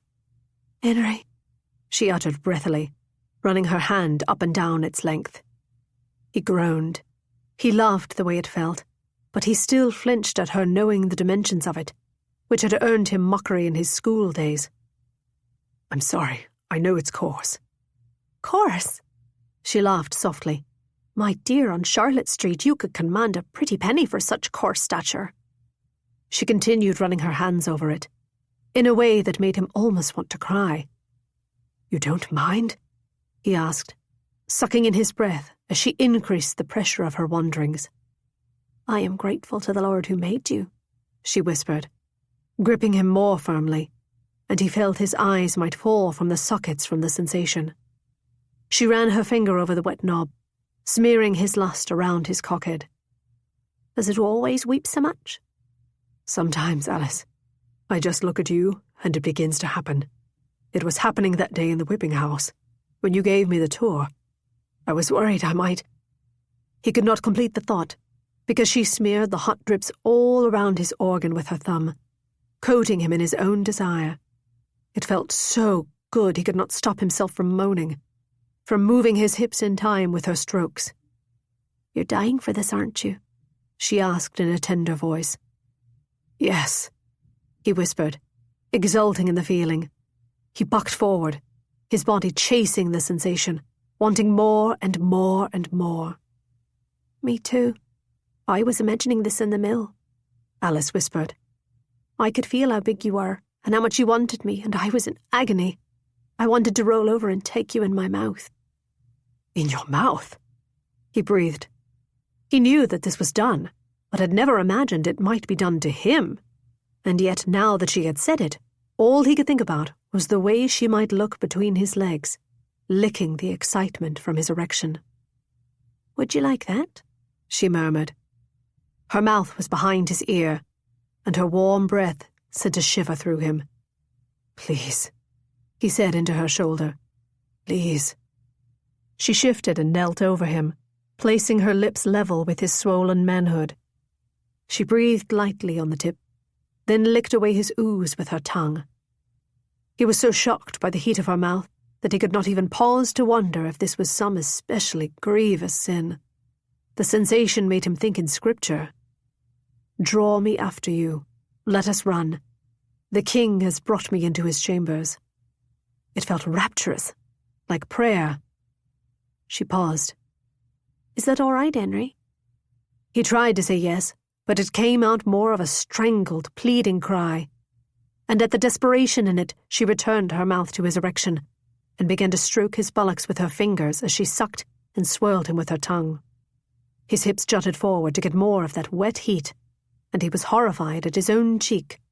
But before he could apologize, she took him deep into the back of her throat, and he couldn't think. He couldn't move. He couldn't breathe. He began to spill. The throes of it were so intense he could do nothing but shake as wave after wave racked through him. He expected Alice to dodge out of the way of the streams of his emission, but instead, to his shock, she kept him in her mouth and drank his seed. "There now," she said, when he'd come back to himself, and she'd wiped off her mouth and come to snuggle next to him in bed. "Doesn't that feel better?" "I feel like I'm floating," he whispered, "like I'm in heaven and you're there with me." She kissed his ear. "I'm so glad you came to me. I've wanted this. I've wanted you. I never thought you might. I'm grateful." He drew her against him, tucking her in the crook of his body, so he could hold her with his arms and mouth and toes. "I'm grateful too." And he was. He was.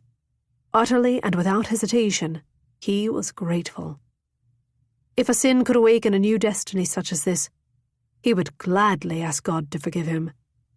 But he would ask later, because in this moment, as he held her in the moonlight, he could only repeat in his mind a verse he loved from the Song of Solomon. "Behold, you are beautiful, my love. Behold, you are beautiful. Your eyes are doves." Chapter 30. Alice awoke to the sensation of wearing Henry Evesham like a cloak. His body was even better than an ermine. She gazed at him, admiring the way his chest and legs were dotted with auburn freckles and coppery hair. She had never been with a man who was shaped like him. His thighs were rounded and powerful. His arms were nearly as thick as her waist. Being near him made her feel carnal, like she was closer to a creature than to a human being. She wanted to stay here in this bed forever, until she knew his body better than she knew her own, and had had it every way she could imagine. His hand shifted from her ribs to her belly, and she heard a hitch in his breathing. He was waking up. She didn't want him to. The sooner he arose, the sooner they would have to part. She doubted they would see much of each other after this day. She had read too much of his journal to be able to pretend to herself that he would not come to regret this. But she didn't. She wished she could have 100 mornings just like this one. There were so many ways to burn. He stirred against her back, and his cock grazed against her buttocks, hard and hot to the touch. It sent a wave of pure animal desire rippling through her. She twitched her rear against him to feel more of it.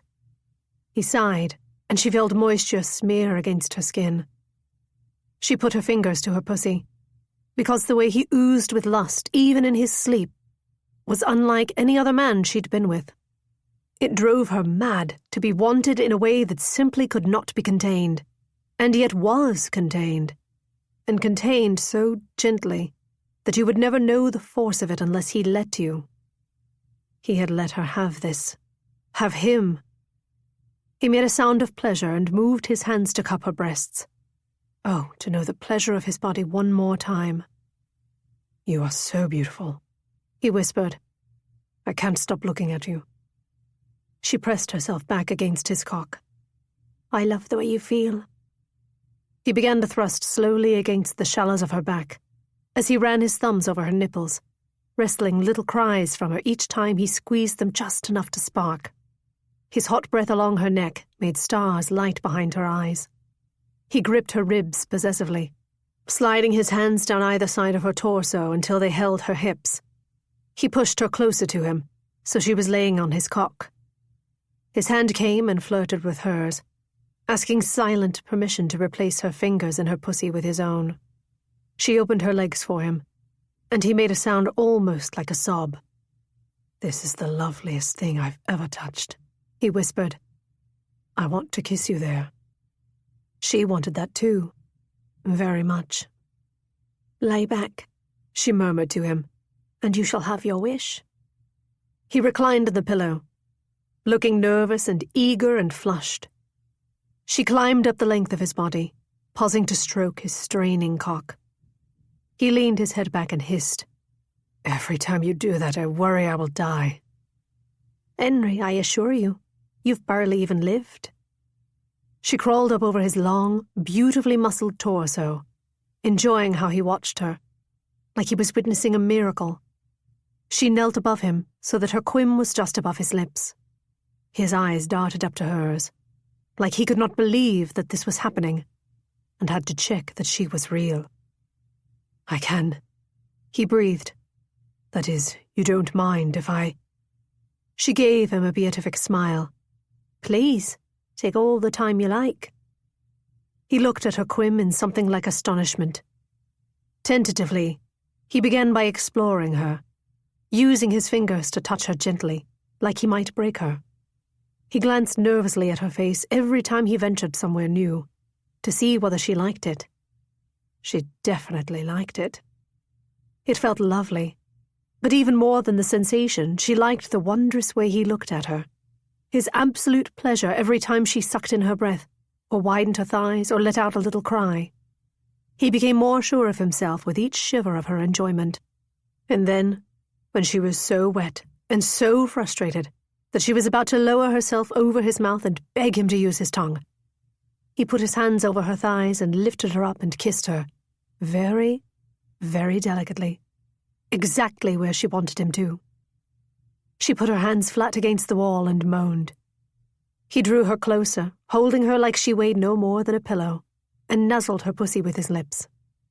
And then his tongue began to roam and swirl, and then he discovered that she enjoyed a gentle suckle. And then he realized that if he lifted her up and down against his clever mouth in a rhythm, it made her shake and mewl.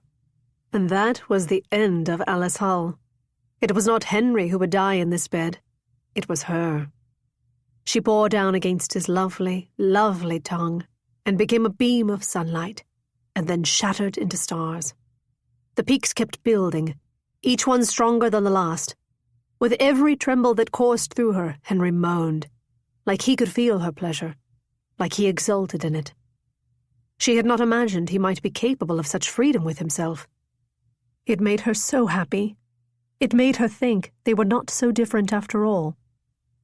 She closed her eyes and released herself to this moment, to being swathed in sunlight and his mouth, consumed in his desire, melting with her own, to panting and writhing and moaning like animals with no thoughts of anything beside the way they made each other burn.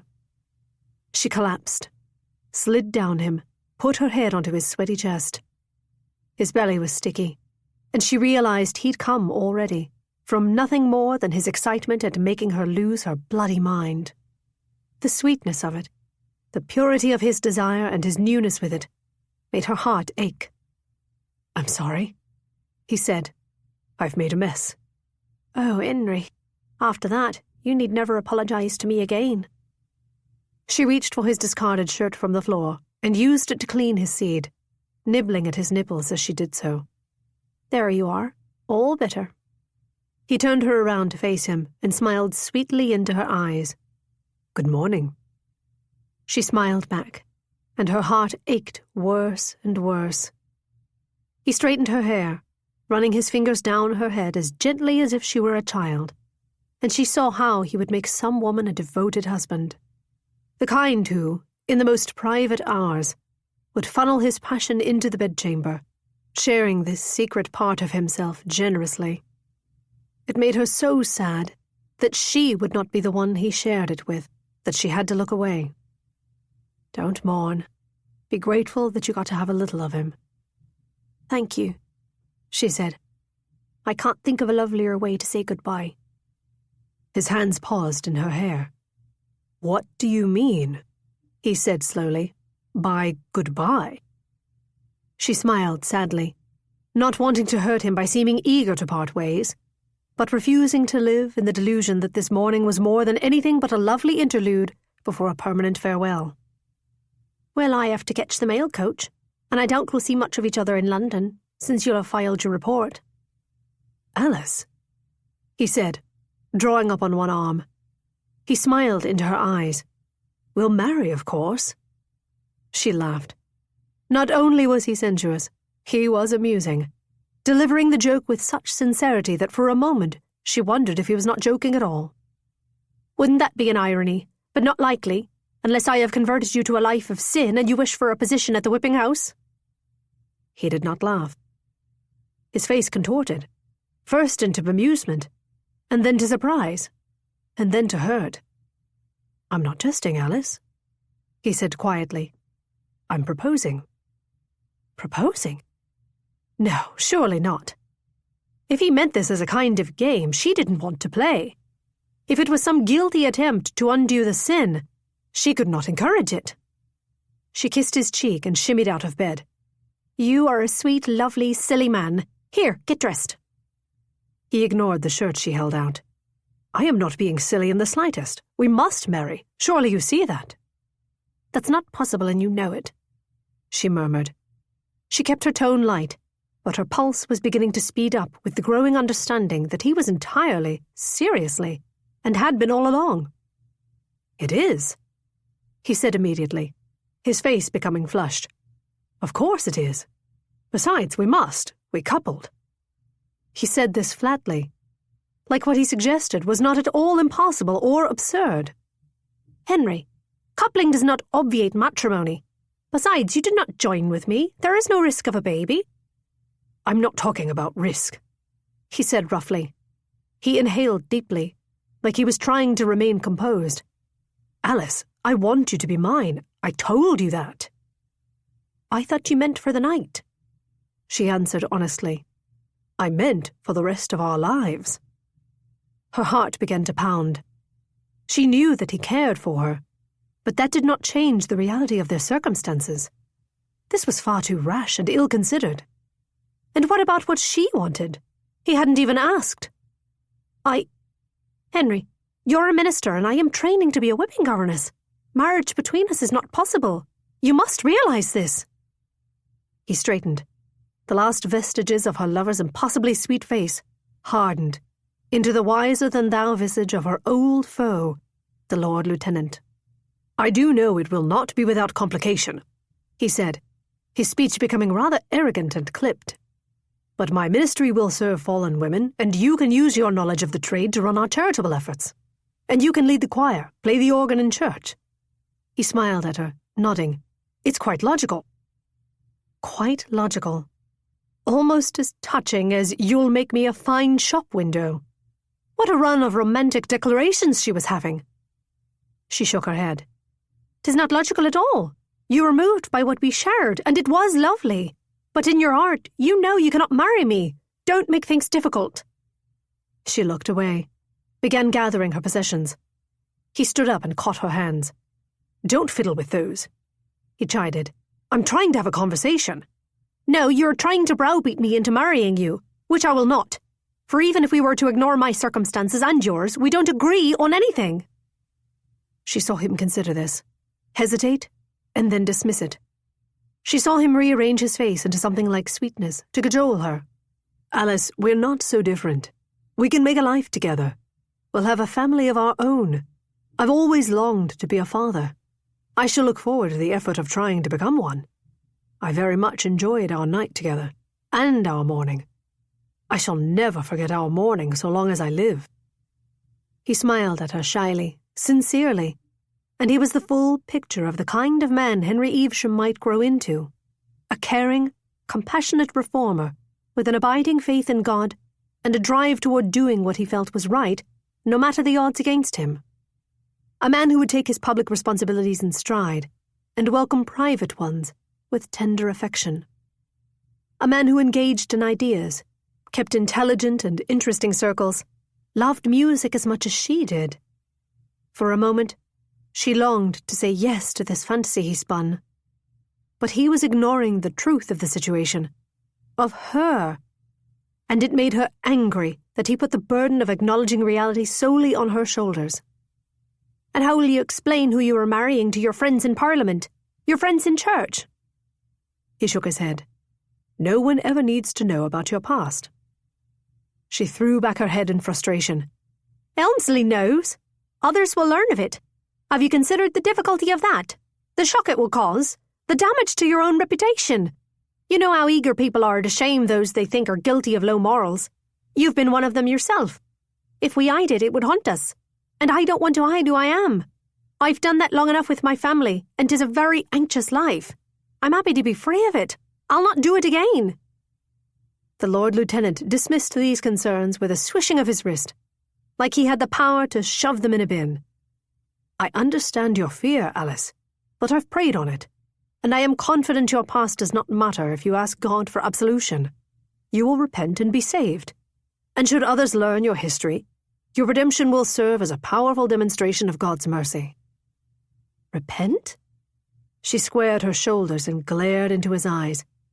But I'm not sorry. He closed his eyes. Alice, I know how good you are. I see your spirit. You only need have faith. A single word coursed through her. No. Whether she had faith was her concern. She would not make it the condition on which she was accepted, married, loved. You cannot mould me into the woman you want out of convenience, Henry. The fact you like to touch my Connie doesn't change you and what I am. He softened. I know who you are. You are brave and compassionate and sensitive and kind. I adore your spirit. I revel in your beauty. He paused, blushing. And your, Connie. And what of the fact that I don't go to church and barely know how to pray? That I don't share your views on sin? I see how the Spirit moves through you when you play music, Alice. I know that God loves and welcomes you, and that He is there when you are ready to open yourself to Him. He was sincere now, fully sincere, and that was so much worse. And what of my sins, Henry? I've had lovers since I was a girl. So many I could scarcely recall their names if I tried. I've assisted on sessions on Charlotte Street, witnessed love-making and torture, supplied the instruments myself. Done it all without a second thought and not a regret to my name." Each sentence she uttered seemed to hit him like a physical blow. He stared at her, his jaw pulsing with emotion. She did not enjoy hurting him, but she had to make him hear it, for both their sakes. "I wanted these things the same way I wanted you, and I'm not sorry. Not the slightest bit, not for any of it." "Why are you telling me this?" he rasped out. A tear fell from the corner of his eye, and he wiped it away angrily, but another one came after it. She reached out and took his face in her hands and kissed the trail it made beneath his eye. "Henry Evesham, I love how good you are. I love how kind you are, how much you care about doing the right thing and helping people. I love watching you pray and preach, and it would be an outrageous sin to pretend that being with me would not deprive you of the life you want to have. You're a Lord Lieutenant, and a Methodist, and a good man, and you deserve to have the life you wish for. It hurts me to have to give you up, but I can't ask you to change the core of who you are for me." She paused, wiping away her own tears. "And I deserve that too. I do. I cannot marry a man who will always be ashamed of my past or wish it were different. I can't simply repent and become this woman that you want, because I'm not sorry, and living with a man who thinks I should be. It's too much to ask." He sucked in a breath like he'd been punched, but he did not answer. For there was no answer. That was her point. She kissed him tenderly on both cheeks. "Thank you, you dear man, for all you've done for me. I will never forget you, Henry Evesham. I have great faith in what you will become, all the good you'll do. But now I'm going to take the mail coach home." He stared at her, like he might sink onto his knees and take her ankles and cling to her as a set of shackles. "Please don't go," he whispered. "I know we are meant to be together. Why else would God have led me to Charlotte Street, just as you needed to travel in the same direction I was headed? Why else would we have been felled by snow on our journey, when there is no sign of freezing weather outside our path? Why would we be forced into such close quarters over and over? It's providential, Alice. It must be." She picked up her satchel. "It's coincidental. Please don't argue. Let's part as friends." "Friends?" he cried. "Alice, I love you." He didn't, though. Not all of her. God might forgive her transgressions, but Henry wouldn't. And she would not stand by and allow either of them to sacrifice their nature as the price of love. "If that's true, Henry," she whispered, unable to look at him, "then let me go." She walked into the corridor and shut the door behind her and dug her fingernails into the palm of her hand, trying to quash down the tremendous sense of loss that engulfed her. If she let herself, she could so easily put aside her principles and her instincts for the fantasy of a life with Henry Evesham. But she'd only just begun to live for Alice Hull. She was not prepared to give it up. Chapter 31. Henry sat on the cot that smelled vividly of sin and stared at the door as the sound of Alice's footsteps faded. He itched to get up and chase after her, but he wheeled his feet to stay planted on the floor. He didn't know if he could walk even if he tried, but he could get on his knees and pray. This time, his words to God came easily and urgently. He prayed for forgiveness. He prayed for clarity. He prayed for strength.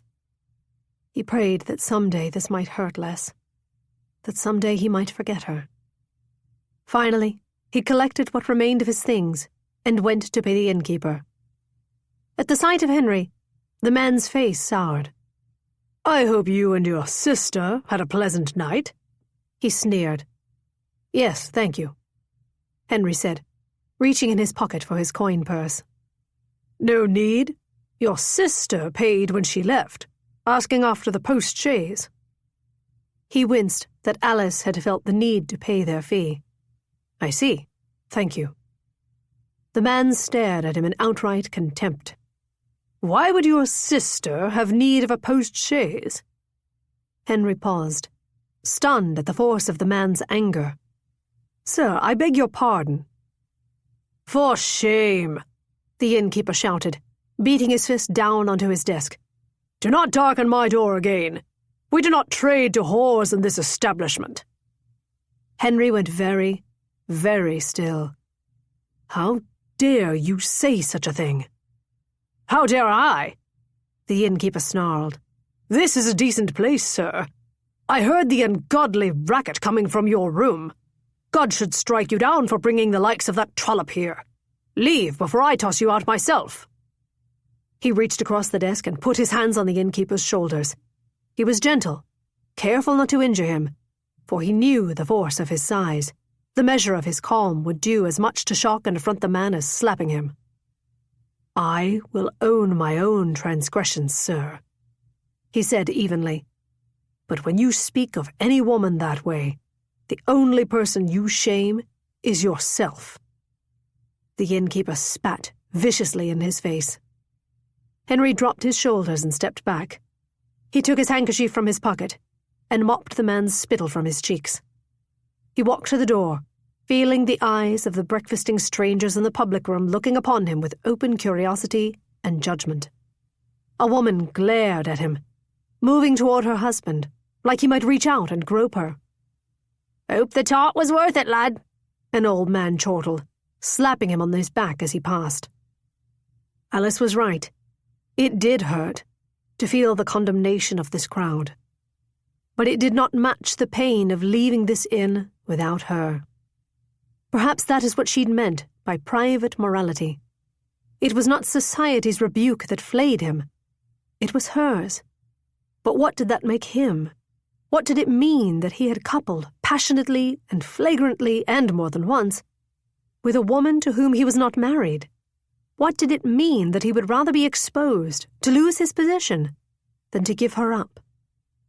He was anguished for failing God, for failing to live up to his ideals, for believing himself to have been above such lapses.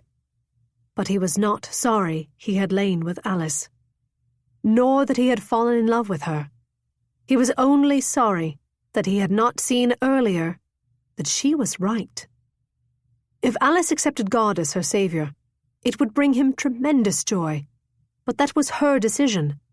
If he wanted her, he had to love her without condition. He could not sit in judgment of her, or of himself for choosing her. He drove back to Bowery Priory lost in thought, pondering what to do. When he arrived, the footman informed him that his father wished to see him as soon as he was home. To gloat, no doubt. He went upstairs to change his clothes and shave. He was shirtless and covered in shaving soap when someone pounded on his bedchamber door so forcefully that he nearly cut himself with the straight razor. "Yes," he called. The door flung open, and his father strode into the room, looking at Henry's half-dressed body with such an expression of revulsion that it made Henry want to dart behind the dressing screen. He forced himself not to flinch, to whisk away the whiskers from his neck, as though he did not notice. "May I help you, sir?" he asked, glancing at his father's reflection in the mirror. I told you to come speak to me immediately. I was planning to do so as soon as I made myself presentable, sir. His father pounded on the wall in anger. Stop that shaving and look at me. Slowly, Henry turned around. His father's face was red, and he was gripping a folded letter. He was so furious he seemed like his feet might levitate an inch off the floor. This came to me this morning from Vicar Helmsley, he shouted, waving the letter. Would you care to guess what it says? Henry leaned back against the wall, bracing himself, as his father put on a pair of spectacles, cleared his throat, and began to read aloud. It brings me no pleasure to tell you that I discovered your son Henry in a rather curious pose with a woman of loose morals in my church this afternoon. Alice Hull, the chit in question, was known to consort sinfully with a number of men before going to London in a state of disgrace several years ago. Knowing you would be discomfited by this, I visited her family to ask after her relationship with your son, and discovered her mother in a state of extreme distress because Miss Hull had informed her she has been earning her living in a whipping house in London. His father paused. A whipping house in London, he repeated. Sir. Oh no, you will let me finish. It goes on. To my horror, the Reverend writes, Mrs. Hull informed me that her daughter left in Henry's company following this announcement. I will, of course, keep this matter between us, but I would advise you to speak to your son quickly, lest this bring dishonour upon your family. No doubt the boy has been seduced and lost his head to this Jezebel. The sooner he is brought into line, the less he risks damaging his prospects permanently, and yours. He stared at Henry, his face so pink with fury beneath his silver wig that he looked like a frosted cake. I can only gather that this is the same Mrs. Hull you brought into this home, to share a roof with your sister and Miss Bradley Huff, who would both be ruined by the very rumour of speaking to a whore. Miss Hull is not a whore, Henry said flatly. You, my son, are lying. Jonathan warned me that he'd found her wandering around the house in the middle of the night looking for your rooms, and heard you humming some vulgar song about her quim. I chose not to believe this could be possible. Far be it from me to defend you, Henry, but I thought my son, the minister, bringing a whore into his own father's house was simply beyond the realms of possibility. Alice Hull is a housekeeper at an establishment that... Whatever she is, she's not a Methodist widow on her way to see her dying mother. You lied to me. Henry inhaled deeply. I did lie to you. For that, I ask God's forgiveness and yours. But Miss Hull is a woman of good character, whatever her reputation. His father shook his head and held up a hand. Enough! I don't wish to discuss such filth. The point, Henry, is that this letter I am holding is enough to destroy you. Vicar Helmsley is on track to become a bishop, and his word carries weight with the types who butter your bread. You will not find work as any kind of reverend if it is known you've been ferrying a harlot halfway across the kingdom, doing God knows what with her in a church. Henry said nothing. He could not deny that what his father said was true. Here is what you are going to do, his father said tightly. You are going to finish shaving and dress yourself off decently and try not to look like a farmhand. And you are going to find Miss Bradley Huff and ask her to marry you. You are going to assure her that you have decided to leave the ministry to return to the family business as soon as you have concluded your duties to the Lords, and look forward to a charmed life with her in Bath. And if you do that, Henry, I will throw this letter in the fire. You can continue with your revivals and whatnots as long as I get the money to secure the business. Henry looked down at the floor. For an excruciating minute, the room was silent, except for the sound of his father's laboured breathing. And then Henry began to laugh. No, he said simply, collapsing into a chair. No. His father stamped his foot. Enough, enough! This is not a negotiation. You will do as I ask, or I will ruin you. Then ruin me, he said, because Alice Hull's words were echoing in his mind. I'm not sorry. He was not sorry either, not really.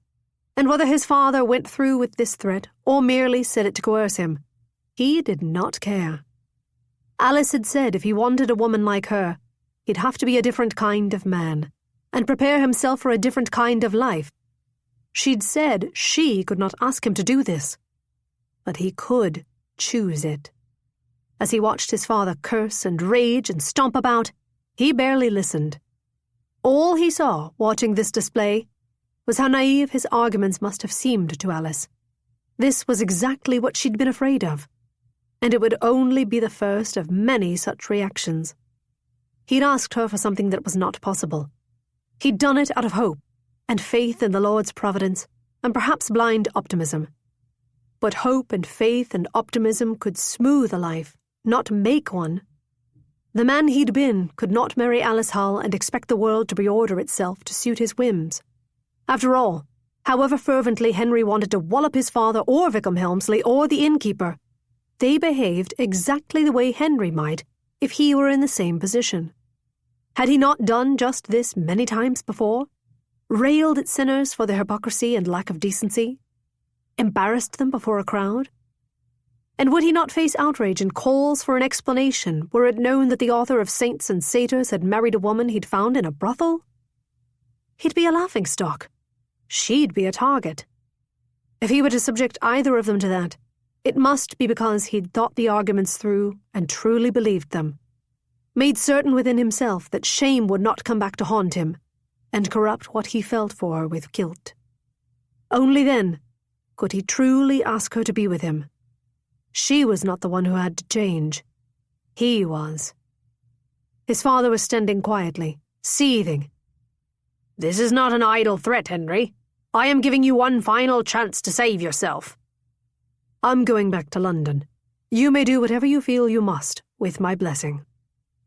His father spun on his heel and strode out the door. Henry finished shaving, dressed himself, and gathered his possessions.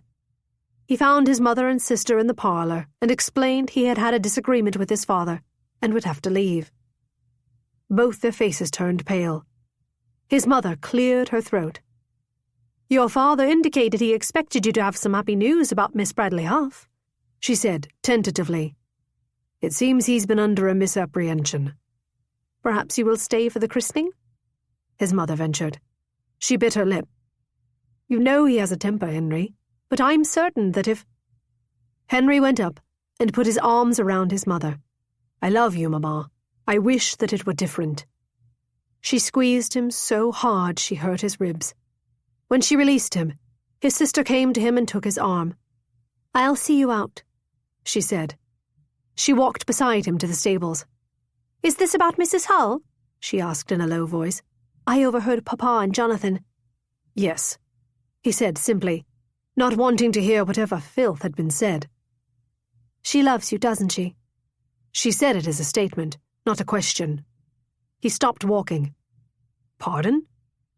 Josephine smiled. "I thought there was something between you when she dressed down Jonathan at supper. But then when I saw her watching you in church, I was certain. I tried to make her gossip about you, just to be sure she was kind. And she wouldn't." His sister stood up on her toes and kissed his cheek. "I suspect Papa won't let me write to you, but know that Mamma and I think of you, and we want so much for you to be happy." Oh, was he going to cry again? Such kindness after the emotions of this day was more than his aching heart could endure. "Joe," he said hoarsely, "I know it isn't easy for you here, and I fear it will get worse given Papa's finances. If you should ever need anything at all, money, a home, just find a way to get a letter to me." His sister nodded. "I love you, Henry." "And I you, dear girl." He drove the horses as far as he could until dark, his mind lost to prayer. With every mile he drove, he felt more certain of himself. He knew what he must do, and he was glad of it. At sunset, he found an inn, took a room, declined a meal, and opened the windows of his chamber to let in the cold air from outside. He lit a fire and the lamps and sat down at his desk and removed the draft of his report to the House of Lords. He took out a fresh quill and began to work from the single premise that he had meditated on all day. To be a man of faith is to live in constant tension between the love of the spirit that lies in the heart, grace, and the impulse towards sin, nature. To know God is not to eradicate nature, but to live in this tension, striving for grace. That fight is the work of faith. It is also the work of character. To know God is to strive toward the highest ideals, despite the sin within us, to burn for them. I burn for two things. I burn for grace, and I burn for the natural pleasures of the world that God has made. My faith resides between these impulses, and will never be perfected. But sin can exist where it does not reign in isolation. Virtue, too, can exist where purification is not whole and perfect. To wish for perfection is to wish for godliness, which is to lack humility. For men are not divine. We are creatures, striving, never certain but ever capable of faith. Love is where the Spirit of God and the nature of man meet. Tenderness, compassion, care, affection, kindness. Here is where the best of the carnal meets the highest promise of the spiritual. In love, we can burn doubly. These words felt true. He believed them, and in them was the answer that had eluded him for months as he circled his dilemma with his report to the House of Lords. a way to reconcile his faith and his intellect in fulfillment of his duty. Carnal law and spiritual law need not follow the same rules, for spiritual law is between man and God, but carnal law is earthly, a covenant between men. We can shape carnal law in line with spiritual law, but we cannot enforce faith, nor is it our responsibility to do so. God will oversee his own righteousness. On earth, man must do his best to make the world just as best he can. We should rule in the compassionate spirit of Christ, without overreaching to claim for ourselves the powers that are and should be held only by God. The rest of his report flowed easily from this principle. He spent the night enumerating his recommendations. When his manuscript was done, the sun was rising, and he'd never been more proud of something he had written, nor as certain that his words would alter the course of the rest of his life. He did not know if there was hope for himself and Alice. He knew that he had hurt her, with his arrogance, but he hoped that she would read this document and see in it the lessons she had tried so hard to teach him. He hoped she would know it was, in its way, a love letter, that beneath every word there was a simple prayer, "Come back to me." He stepped out into the morning and drove back to London, bracing for what such a thing would cost him. Chapter 32. The mail coach stopped in every town along the carriage road from Somerset to London, creeping at a crawl that made Alice want to pull out her own hair for sheer amusement. She'd found a seat inside the carriage, but it was almost worse than outside, filled with the chatter and smells of 6 odd passengers all sitting nearly in one another's laps. She was tired of hearing their chewing, their talking, their coughs, their wind. Her backside throbbed from sitting, and her calves vibrated with the desire to walk, and her jaw ached from grinding her teeth to keep from thinking about Henry, and why she felt so empty at the thought of losing him. And then it began to rain. The passengers sitting on the outside bench demanded to be let in, and crouched on the floor. The windows had no glass, and drops of water dripped inside until everyone was miserably damp. "We'll stop at the next town," the driver called, thumping on the roof. Alice could not wait. She would rather walk the remaining miles in the rain than sit pressed among these people, feeling trapped inside her anxious mind. She drummed her fingers on her knee impatiently, willing the coach to move more quickly despite the pain that hit her arse with every bump. Thunder rumbled in the distance, and the rain became an almighty squall. She thought of how Henry would give her a long-suffering look if he were here, and make some joke about their impossible luck with weather. But Henry was no doubt back at Bowery Priory by now, safe and warm, regretting ever knowing her. The thunder boomed like it was on top of them. A young woman beside Alice yelped in fear. Alice patted her knee. There, just a spot of rain. It will pass quickly." Suddenly, the boom was all around them. They were inside the thunder, and it was a searing flash of light, launching them into the air. Pain went through Alice, fast and hot. All around her she heard screaming. She slammed onto a surface, blind, gasping sulphurous air.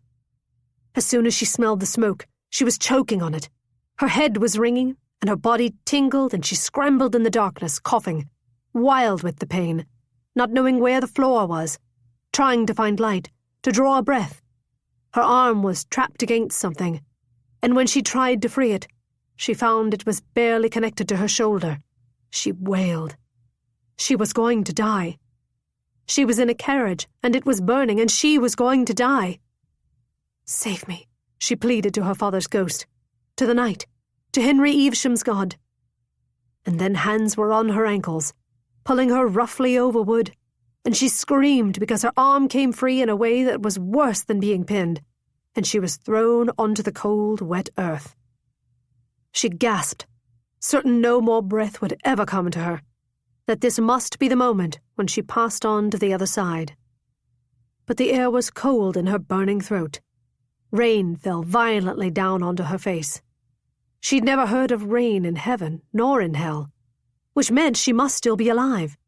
Blessedly, miraculously alive. Hazily, she watched a man run back to the coach to pull others from the flames. He was tall and thickly built, and in the violet, smoky haze, she almost thought that he was Henry, sent by divine providence to save her. But he wasn't. He was just the coachman. He pulled all 8 bodies out, injured but alive. She put her face into the dirt and sobbed, because she'd been so frightened, so certain she would die, so close to having done so.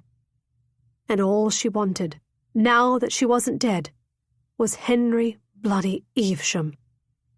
She wanted him to pick her up and take her home and wash her off and kiss her and put her in bed and curl around her like a cloak.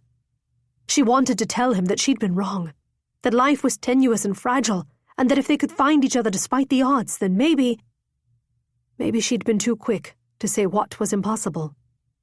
She lay on the road, alone with her thoughts and God, and she prayed to the Lord for another chance. And then everything went black. She awoke in a strange bed, in an unfamiliar room, a month later, or perhaps a week, or perhaps only an hour. Her arm was pinned to her side with straps, and every time she breathed, a pain like none she'd ever felt went coursing up her side. Dimly, she became aware of a man spooning something into her mouth. Henry? No, not him, some other. Then sleep, heavy and intoxicating. She dreamt of Henry, kneeling in a church. She dreamt of her mother, wiping her brow, whispering, "My Ellie girl." She dreamt of a tart, the sweetest one she had ever tasted. She dreamt of her father, belting out a broadsheet ballad as he tinkered with an organ. "Ellie girl." Her mother's voice kept interrupting the song, impatient. "Ellie girl, we must wash you up now." Her mother insisted, and she was angry at her mother, and wished she'd hush. And then the pain came swift and bright, and she opened her eyes, and once again she was in the strange room, but this time it was her mother who was standing over her. She blinked, willing back the heavy, intoxicating sleep in which this awful pain could not reach her. "No more laudanum for you, miss," her mother grumbled. Real, unfortunately. "Mamma?" Her mother folded her arms over her chest. "Well, now who'd you expect? The Queen? Open your mouth and eat some broth." Alice moaned as the pain came back to her, worse with the light. "Where am I?" "A nice farmer's house in Ryan Wilk. You were in a carriage accident. Nearly died, you did. Your arm is broken, but the doctor says it will heal if you don't move it. Told him my girl needs use of it, for she's a right wonder on the organ and she can't much play one-handed." Her mother spooned broth into her mouth. Alice tried to swallow it, but gagged. Her mother wiped her chin like she was a child. "How did you know I was here?" Alice asked, when she'd eaten enough to satisfy her mother. "Your satchel was thrown from the carriage when you crashed, and they found Liza's letter in it. Figured you must have family in Fleetwood. William drove me here to tend to you as soon as we heard." She felt a flood of terror, because she was trapped here in this bed where they could carry her away. "Mamma, I'm not going back. I won't marry him, I won't." "Oh, hush, Ellie girl. You've made that clear enough. Besides, he's engaged to Liza." "Liza? She's barely 16. "Old enough to have the sense to know that a man offering security is not a great imposition she must endure. William wants to marry a girl who knows the business, and she's no light on the organ like yourself, but she can keep figures and look after a workshop well enough. Besides, she likes him. We all do. Save for you, my changeling child, who prefers working in a brothel to using her God-given talent." Her mother offered her another spoon of broth. Alice waved it away. "Why did you come here if you're still angry with me?" Her mother rolled her eyes. "If I had let you die every time you acted willful and perverse, you'd not have lived past the age of 2, Alice All. Always said you were a changeling, but you are mine, aren't you? Every bit as stubborn as your mamma." Alice was not sure whether to shout at her or laugh. She decided to laugh. She instantly regretted it. It was the devil on her arm. "Shit of dragons," she hissed. Her mother shook her head. "I see even getting struck by lightning is not enough to cure your filthy mouth." But her mother was smiling. And suddenly, Alice knew that everything would be all right. Her family was not perfect, nor was she. But there was love here. She felt it. Hers for her mother's for her. "Mamma, I know it must seem odd, my life, but I promise I'll be all right. I want to live in London. I have this wild notion that if I earn enough at Mistress Brearley's, I might compose music on my own." Her mother shrugged. "Ally, girl, I never thought you wouldn't be all right. Foolish, maybe, but you'll land on your feet. Always do." Her mother paused. "William said you could still have the organ if you want it. Thought your pa would want you to have it, married to him or not." Her mother reached down and straightened the harp pendant on her necklace, rubbing it for just a moment with her thumb. She'd known her mother long enough to know this was an apology of sorts. "Mamma, I'm sorry I lied to you about my work." "Well, if you hadn't, I'd have worried more. It's all worked out. Just want my girls to have at least as good a life as I did, mind. Didn't mean to have you running about the Shire thinking I was dead." Alice nodded. "That wasn't kind of you." Her mother gave her a sly look. "If I hadn't, that handsome minister of yours may not have taken such a shine to you." "Mr. Evesham, a shine? What makes you say that?" Her mother was a frustrating woman, but that did not mean she was not an observant one, especially when it came to eligible men taking shines to her unmarried daughters. "He gave me a right scolding for my so-called abuse of you when you ran off. Seemed more upset than you were." "He did?" It was sweet he had spoken out in her defence. "Aye, and old Elmsley came and said he caught you with the minister in church sinning." Her mother paused dramatically. "I said, well, that's my Ally. Never met a handsome boy she didn't want to sin with, in church or otherwise." Her mother chortled merrily, and it was all so incredible that Alice laughed too, never mind the wrenching pain it produced in her arm. Actually, she did mind. It hurt like her bones were being clamped in the teeth of a vicious dog. "Ow!" she cried. "That'll be the Lord punishing you, no doubt," her mother tutted, though there was affection in her eyes. "Corrupting a minister, were I not a godly woman, I might be proud my daughter has such wiles, and her a wee thing with no bosom to speak of." "You really thought he was fond of me?" Alice asked. She knew he'd felt something for her after they'd kissed in the church, and certainly by the time they coupled at the inn, but she'd wondered if he'd just been overcome by lust. But her mother looked at her without a trace of doubt. "Gazed at you the way your pa used to, like you was God's gift to us all." Alice felt tears prickle in her eyes. "I miss him," she whispered. Her mother rubbed the little harp again and sighed. "We all do, love." Alice knew that her mother was speaking of her father, and Alice did miss Papa every day. But she had been speaking of Henry Evesham. Chapter 33. Lord Lieutenant ousted on vice. Outrage erupted in the House of Lords yesterday following the testimony of Lord Lieutenant Henry Evesham, who concluded his investigation into the vice trade with shocking recommendations for reform. Evesham said strengthening regulation of the trade would be more effective than enforcing harsher penalties, and proposed a scheme to license prostitutes and brothel keepers, suggesting a guild be formed to see to the health and interests of harlots and their customers. Evesham's testimony was interrupted by strong objections from members of the Committee on the Eradication of Vice, who rejected the findings of his report and dismissed him for gross failure of his responsibilities. Lord Spence, who convened the committee, called the report an affront to moral decency and an insult to the resources of the Crown. The London Leader. As a man who'd spent his whole life dreading ambiguity, Henry found the swiftness and decisiveness of the judgment that fell upon him following his report a relief, if a painful one. Immoral dross! Lord Spence, the man who'd given him his title, had sneered at him while stripping him of it. The paper set in on him by evening, crowing of his downfall. Saints and satyrs took up the mantle of condemning him as merrily as he'd once condemned others from its pages. Reverend Keeper arrived at the meeting rooms in a state of agitation, demanding to read the report for himself. His face tightened as he did so. When he finally finished, he looked at Henry like he might look upon a body at a funeral, and pronounced him thoroughly corrupted by his work. "You are like a son to me, Henry," Reverend Keeper said. "I plead with you to renounce this and ask the Lord's forgiveness." When he said that he could not, Reverend Keeper accepted his decision. Together they said a prayer, and the Reverend told him that forming a ministry circuit of his own within their connection would no longer be possible. Henry offered to clear out his rooms in the meeting house. Reverend Keeper accepted. Within days, most of his close friends had made clear that they must sever their connections to him.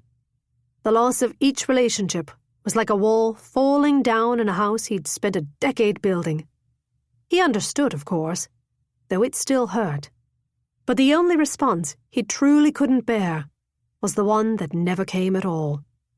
For there was really only one person whose opinion on the report he wanted, Alice Hull, and she had not replied to his letter. He'd sent the report to her at the whipping house, with a note he'd spent so many hours writing he had it memorized.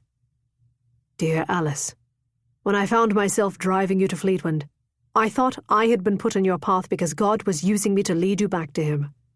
Now I wonder if it was the opposite, that he put you in my path to show me a deficit in my own faith, to remind me that it is better to be humble than to be perfect, and to open one's heart in compassion than to close it off in judgment. I have taken his lesson to heart, and am grateful for it. I see now it was wrong of me to ask you to repent, to hide yourself, to lie. For what is most Christian is to love, and serve our fellow men as best we can, and leave judgment to the Lord. I send you this report as a request, one sinner to another. Read it, and have faith in me. If you cannot love a man like me, I will accept your choice and wish you happiness and grace in whatever path you take. But if you would have me, it would be the highest honor to make a life with you, openly, without apology, acknowledging the full complexity of you, of me, and of us. If you burn as I do, Alice, then please, my love, set me as a seal upon thine heart. Yours in faith, Henry Evesham. The final line was from the Song of Solomon, that biblical poem of longing between lovers that he'd always worried he was too fond of. Now he wondered if he had not been fond enough, if he'd hidden from its expression of pure desire and soul-deep longing out of fear. He'd taken to reading it late at night, thinking of Alice. Your lips are like a scarlet thread, and your mouth is lovely. Your cheeks are like halves of a pomegranate behind your veil.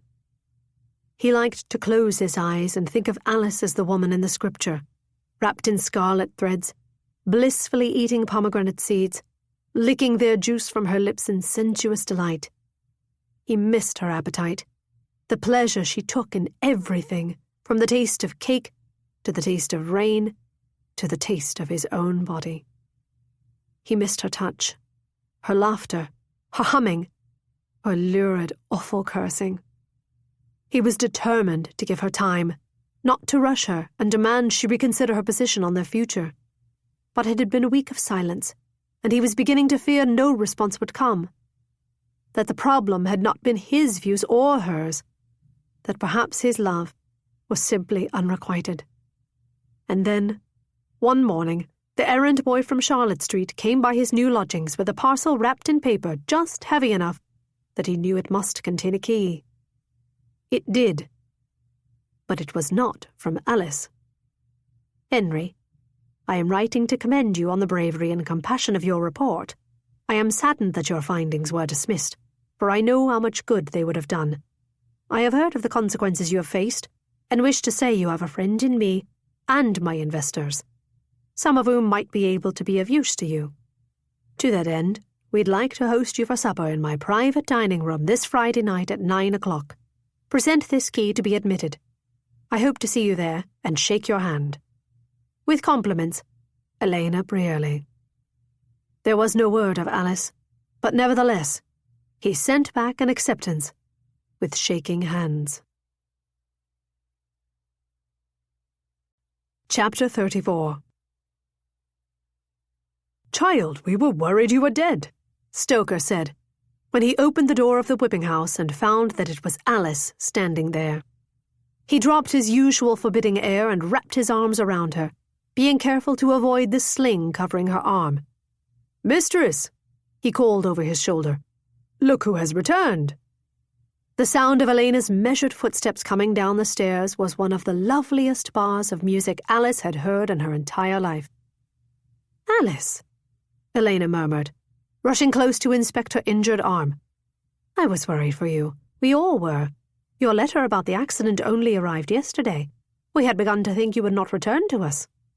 "I nearly didn't, though not for lack of trying," Alice said. She'd been going mad, being treated as an invalid by her mother for a fortnight. She'd left as soon as the physician had given her his blessing to take a mail coach. "I've missed you all. I am itching to return to work." Elena raised a brow at the sling over her arm. "We'll not be able to resume your training if you're missing your flogging hand, my dear, but I'm sure we can find a use for you. I'm glad to have you back. From your letter, it sounded like you had quite the journey." "Well, I was trapped in the snow with Henry Evesham. My mother staged her own death to try to force me to marry, and I nearly died in a carriage accident. I don't think I shall be leaving London again any time soon. Perhaps not ever." Stoker laughed. "It's good to have you back, Alice."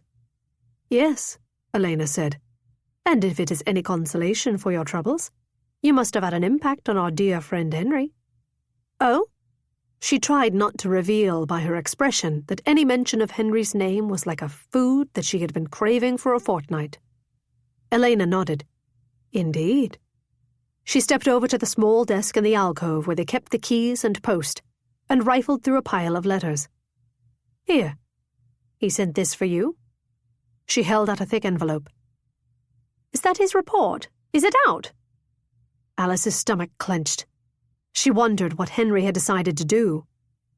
"Oh, the first page should give you an idea," Elena said, with a smile that implied it was something unexpected. Alice ripped open the document with her teeth. "A proposal for the reform of vice. 1. Preface to the recommendations herein. Though it is tempting to impose one's moral views upon society, at times the practical result would be counter to the higher duty of government to support the health and safety of the citizens the Crown protects. Such is the case in considering the trade of prostitution. In the following pages I therefore propose, after careful study, the following enumerated acts to improve public health and safety: reduce costs incurred by disease and criminality, safeguard public decency, and establish a code of protections for prostitutes such as those upheld by guilds of other trades." Alice read these words 3 times, scarcely believing Henry could have written them. She could not have hoped for a more auspicious prelude if Elena Brearley had authored the report herself. "Remarkable," Alice whispered, wondering how Henry had found it in himself to write such a thing. Elena laughed softly. "Indeed. Whatever you said to the man, it must have worked. He's calling for nearly everything we suggested: licenses, guilds, physicians." Alice was stunned. "I hoped he might hear some of our arguments and soften his position, but I never imagined he would propose something so radical. Won't he be pilloried for it?" Elena sighed. "He was dismissed by Spence. The papers are making a mockery of him. The debate he started may well lead to reform once the outrage dissipates, but I'd venture the Reverend won't be asked to perform christenings any time soon. But then he, of anyone, would have known there'd be a price." Yes, he'd known it, and he'd done it anyway. "There was also this letter for you," Elena said, holding out another envelope. Unlike the printed report, it was written in his hand. His writing, just the look of it, turned her chest into a muddle.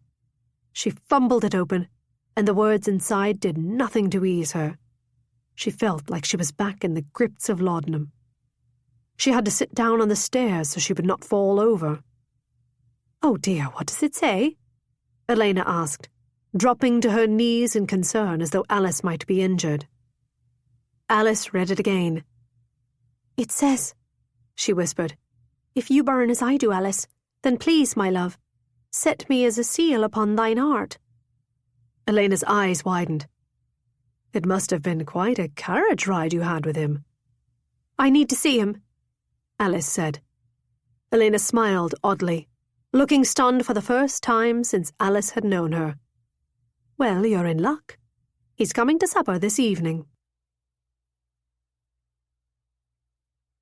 Chapter 35. As he had done a fortnight before, on a dreary winter morning that changed his life irrevocably, Henry flicked his knuckle against a discreet door marked 23, tense at who might open it. This time, when the footman answered instead of the dove-eyed woman, he felt the opposite of relief. "Where is she?" he wanted to cry. "Please just let me see her." "Your key?" Stoker drawled. Henry handed over the new one he'd been sent. Instead of his previous sigil with the cross, this one bore the emblem of the scales of justice. A compliment, he imagined.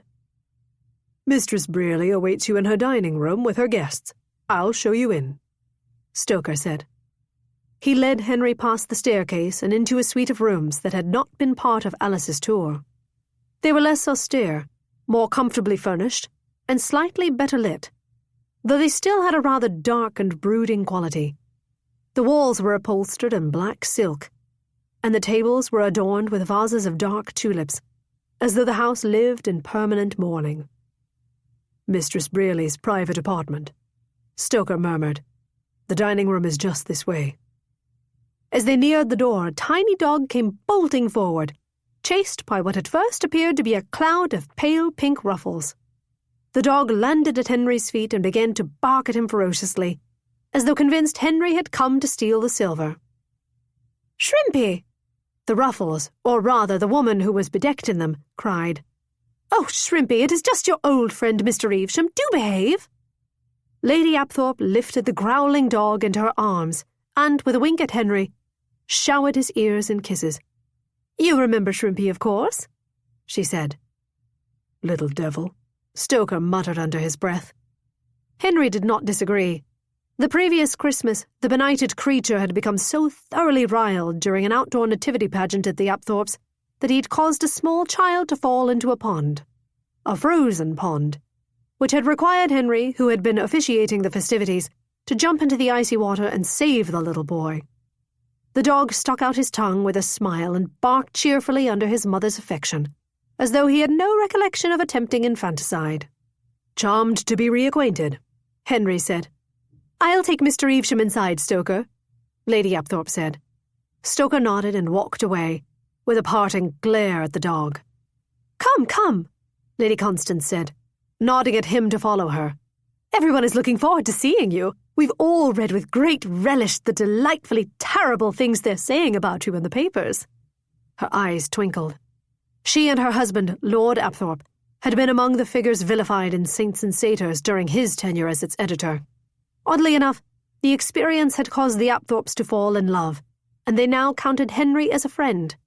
It was Lord Apthorpe, who had once been a master here, who had introduced Henry to Mistress Brearley. "I suppose I deserve a bit of reciprocity," Henry said, matching Lady Apthorpe's dry tone. Lady Apthorpe laughed. "Oh, I'm only jesting. I humbly welcome you to the society of we who are ennobled by scurrilous gossip. You may find the first weeks trying, but the notoriety becomes emboldening." She smiled at her dog. "One can do anything when one is already a villain, can't one, Shrimpy?" "Not quite anything," Henry quipped, not entirely without self-pity. "Ah, but that is why we wanted to celebrate you. I wrote to Elena and said we must see Evesham at once, for he'll need an entirely new life, and I'm just the person to arrange it for him. You know how I love to meddle." "You are too kind," he said, and he meant it. He'd always liked Lady Apthorpe. "Our guest of honour has arrived," Lady Apthorpe sang as she led him into the dining room. "Ah, Henry," Elena said, rising from the head of her table. "Forgive us. We sat without you to escape the incessant barking of Constance's insufferable dog." "Shrimpy is not insufferable," Lady Apthorpe rejoined. "He is outspoken, like our dear Mr. Evesham, Now then, who needs an introduction? The room held a small party of people who were all exquisitely dressed and intimidatingly attractive. None of them, to his profound disappointment, was Alice. Mistress Brearley gestured at a tall, hawkish man dressed in black, and a willowy woman with striking green eyes. Henry, this is Archer and Poppy. As you know, I don't use titles here, but for the sake of clarity, they are better known as the Duke and Duchess of Westmead. They are investors in the club. Henry bowed. The Duke, he knew, was Lady Apthorpe's elder brother. Henry'd heard rumours of his affiliation with this place many years ago, but had never quite believed them. Both Westmeads smiled at him pleasantly, belying their public reputation for being terrifying. "And you know Julian and Constance, of course?" Elena continued, gesturing at the Apthorpes. "Of course, a pleasure." "And I'm always the last to be introduced," an elaborately wigged man at the end of the table drawled, eyeing Elena with a petulant smile. Beneath his resplendent headpiece of black curls, his face possessed the kind of devilish features: a split chin, slashing cheekbones, diabolical eyebrows, that would have made Henry figure him for a rogue, even if he had not already recognized him as the notorious Marquess of Avondale. "Oh, Henry knows who you are, Christian," Elena said in a tone of acute boredom. "He's familiar with all the worst men in town." She shifted her eyes to Henry. "It will surprise you not at all to learn Lord Avondale is the founding investor in my club." "And a most avid member," Avondale supplied. "I'm a bit offended you never exposed me, Evesham. 'Twas certainly not owing to subtlety on my part." Mistress Brearley shot him a withering look. "Behave." "You're here, beside me," Elena said, pointing at an open place setting. Henry noticed there was a second open seat at the table, and tried not to lose his self-possession obsessing over whether it was for Alice. Surely not, for if she were attending this meal, she would have already arrived, given she lived in the house. He tried not to appear crushed as he sat down. "Thank you for the invitation." Apthorpe, looking so impossibly beautiful that, as ever, it almost hurt to look at him, shot Henry one of his beguiling smiles. "Getting by, Lord Lieutenant?" His eyes were bright with sympathy. "No longer my title, I'm afraid. In the spirit of Mistress Brearley's etiquette, call me Henry." "Well then, dear Henry, let me be the first to say I am utterly shocked at what you published." Henry smiled. "You and the rest of London?" "It's brave what you wrote," the Duke chimed in. "Futile, I expect, but brave." "Not futile," Apthorpe replied. "The ideas are being discussed, and that's a start." "I hope so," Henry sighed. "I plan to publish a longer work presenting more evidence once the furor settles." "It will settle," Apthorpe assured him. "And while I'm sure life is not overly pleasant for you just at present, I have found that public acts of wanton foolishness have a way of working out." He smiled fondly at his wife. Lady Apthorpe in turn smiled at Henry. "I always thought you were gifted at prose, even if you are sometimes a terrible nuisance with a quill." She paused to allow everyone to groan, for she herself was infamously a terrible nuisance with a quill. "I make it my business to cultivate the most dissolute publishers as friends," she added. "I will introduce you around to all of them, so that they may fight for the honour of putting you in print." "I'm sorry I'm late," a voice, her voice, said from behind Henry. He whirled around. Alice! His Alice! Her dove's eyes were looking directly at him, shining. "Oh, Alice, there you are," Elena said. "I thought you might have fallen asleep, and I didn't want to wake you after your ordeal." Her ordeal? "No, I was downstairs," she said, sliding into the seat beside him. "Helping cook with something in the kitchen, a recipe my mother taught me." "One-armed?" Elena chuckled. Henry belatedly noticed her right arm was tucked to her side with a discreet black sling. "Alice, what happened?" he cried, far too loudly. He felt all the eyes in the room lock on him at once with open interest, but he could not contain himself. "Are you all right?" Yes, she reassured him. "I was in a carriage accident and broke my arm, but it's mending and I'm fine." She paused. and looked at him sideward. "I only returned to London this afternoon. It seems there is much I have missed." She smiled at him like there was no one else in the room. She meant his letters, his report. It was sinful to be glad she had endured a broken limb, but all he could think was, "Thank you, Lord," for it meant all this time she had not been ignoring him. "I'm so glad you are recovering." What he meant was that he wanted to take her in his arms and carry her from this room and tell her all of the feelings rattling around his heart, but did not wish to make a scene. He forced himself to keep his hands pressed on the tablecloth, so he would not do so anyway. "I asked Alice to join us because I suspect she had a hand in shaping Henry's recommendations," Elena said to the other guests. They recently took a rather ill-fated journey, and it would seem they had ample time to talk. Alice blushed and shook her head furiously. "Oh no, Henry deserves all the credit for what he wrote. I merely railed at him a bit and horrified him with my cursing." "That's not true," he said, just to her. "I'd long been wrestling with contradictory ideas. You helped me see what was right. I'm very grateful." "You went much beyond what I had hoped for," Alice said, looking pained. "I admire it, and I agree with you, but I can't help but wonder why you did it." "You know why." "I simply found," he said, looking into Alice's eyes, "that I had to act in accordance with my heart, whatever the consequences." Chapter 36. Given that everyone in the room was watching her and Henry in a state of abject fascination, Alice was grateful that Elena chose that moment to ring the bell summoning the food. She was more grateful still when Henry, perhaps sensing that she was finding it difficult to maintain her composure, changed the subject. "Lady Apthorpe," he said, "I've been hearing such wonderful things about the latest production at your theatre. Are you working on a new play for next season?"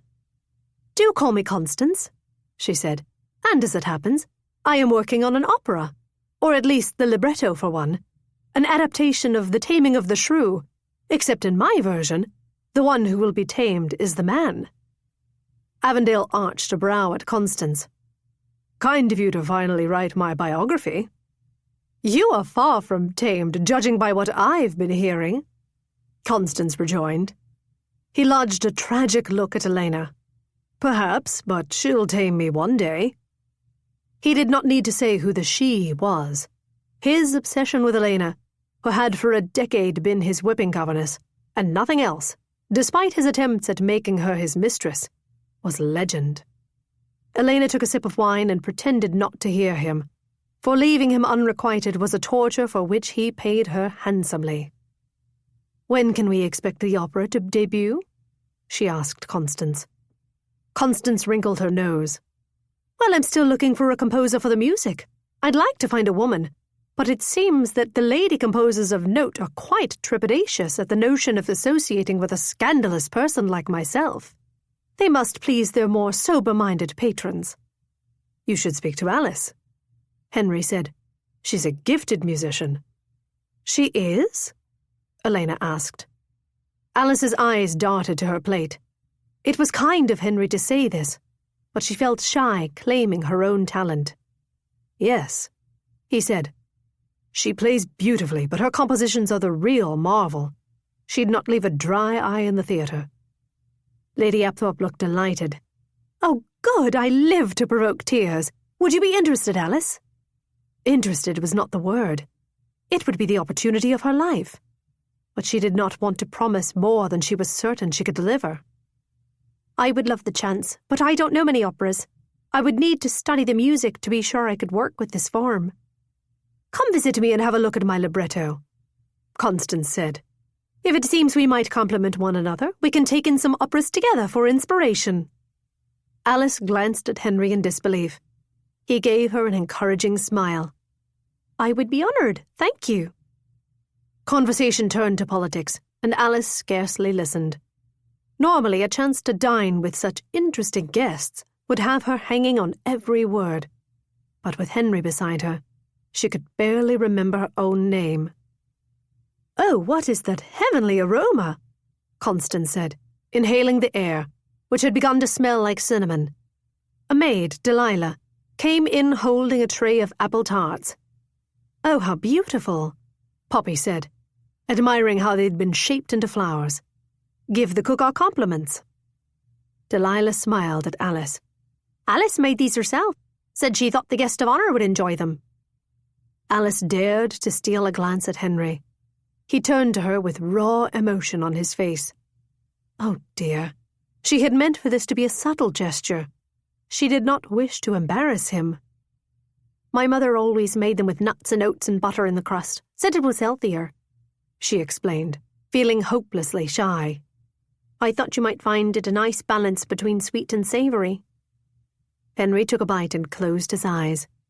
He nodded like he was lost in silent prayer. When he swallowed, he turned to her and said in a voice that was barely audible, "It's the best thing I've ever tasted." The way he said it made her blush. They were both indeed blushing and looking at their plates, neither able to stop smiling. Archer cleared his throat. "I think," he said kindly, "we should allow the guest of honour and Alice a moment alone." When Alice looked up, she saw that the fearsome Duke was biting his lip and looking at Henry like he wanted to hug him. Elena quickly stood, her dessert plate in hand. "Yes, let's." She gestured at the door, and everyone rose in a rush. Good-natured laughter followed them down the hall, and then she and Henry were alone. They both looked at the middle of the room, stunned. Alice was not sure what to say. "I had no idea you had been injured," Henry began. At exactly the same time, Alice blurted, "I read your letter this afternoon." They both stopped, winced. Alice sank down in her seat and laughed, though not in mirth so much as in excruciation. "You first," he said softly. Well, she might as well not beat around the bush. It was clear that he was as disordered as she was, and if she did not come out and say what she was feeling, one of them might have a conniption before she ever got the words out. "Henry, when my carriage was struck, it was lightning, a sudden storm. Well, I don't actually remember much, not anything really, except lying on the ground and praying for one thing, that I could have another chance with you." He swallowed, painfully, seeming unable to talk, so she continued. "And then I saw your letter, and your report, and it was like my prayer was answered." She took a slip of paper from her pocket and slid it across the table to him. "I wrote back to you. This is my answer." His face crumpled as he read the lines she'd copied from the Song of Solomon. "By night on my bed, I sought him whom my soul loveth. I sought him, but I found him not. Henry, set me as a seal upon thine heart." He fell to his knees before her and took her hands. "Alice, I love you. About everything else in my life, I am a mire of contradictions. But on this, Alice, I know it as I know my own breath." She leaned forward and placed a kiss upon his lips. "I have no other certainties either, Henry, but I love you too. I do." He squeezed her hand. "It was foolish of me to insist that we might have it easy. It won't be. I see that now, and I am so sorry I dismissed your concerns. And if, given all that has happened, you are not eager to take on—" "I'm a working girl, Henry Evesham," she said, reaching up to brush his hair from his eyes. "I don't require ease." "You're certain?" he whispered. She paused, because she wasn't without worry. Far from it. "About how I feel. But I need to know you won't regret this.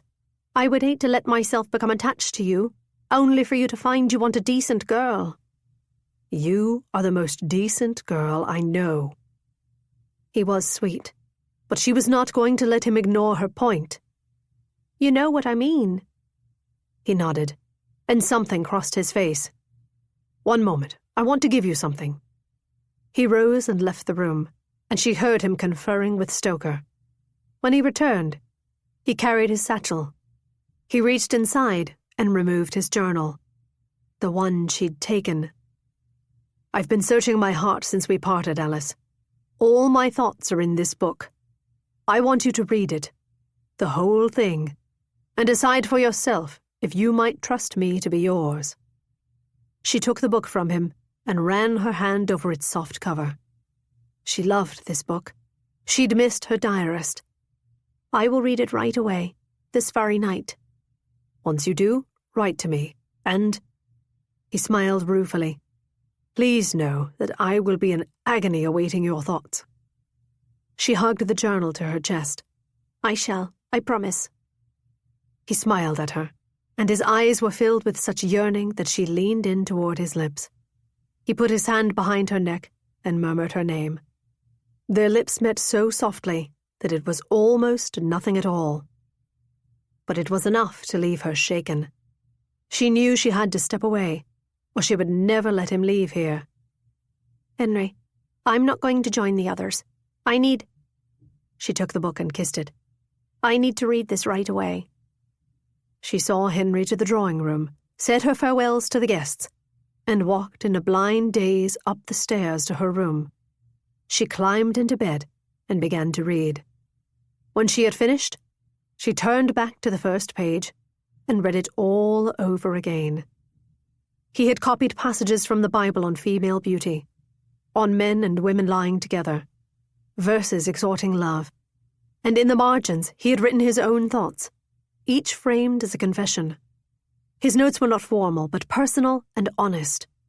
Fears about what he might be capable of, and what he might not be. Passages that aroused his body or moved his emotions. An account of the ecstasy he'd felt when coupling with her, and the tremendous fear that had gripped him afterwards. It was a confession of a man who lived virtuously, and not because he was a saint, but because he was a sinner. But the passage she could not stop rereading was an account of the day she'd given him a tour of the whipping house. All I could think, as Alice led me to that subterranean chapel, was of the story I've read in the Gospels so many times. In Luke's account, a woman who lived a sinful life learned that Jesus was eating at the Pharisee's house, so she came there with an alabaster jar of perfume. As she stood behind him at his feet weeping, she began to wet his feet with her tears. Then she wiped them with her hair, kissed them, and poured perfume on them. For years I've pictured myself in the scene, and it stirred me shamefully. I was horrified at being capable of such blasphemy, and yet I can't deny I still long for it. I can't stop imagining that if I were to tell Alice of this vision, or, dare I even write it, ask her to indulge me in it, that I might reassure us both that we are suited. For if I could trust her with this part of me, and not revile myself nor her for it later, would she not know there is no part of herself she cannot trust me with? In the morning, Alice sent the errand boy to Henry's rooms, instructing him to come see her right away. When he arrived, he looked so young and nervous that she wrapped her good arm around his neck without speaking. "You read it?" he murmured. "Twice, and it was beautiful, and I think you're exactly right." He stepped back, searching her face. "Right about what?" "About your vision," she said softly.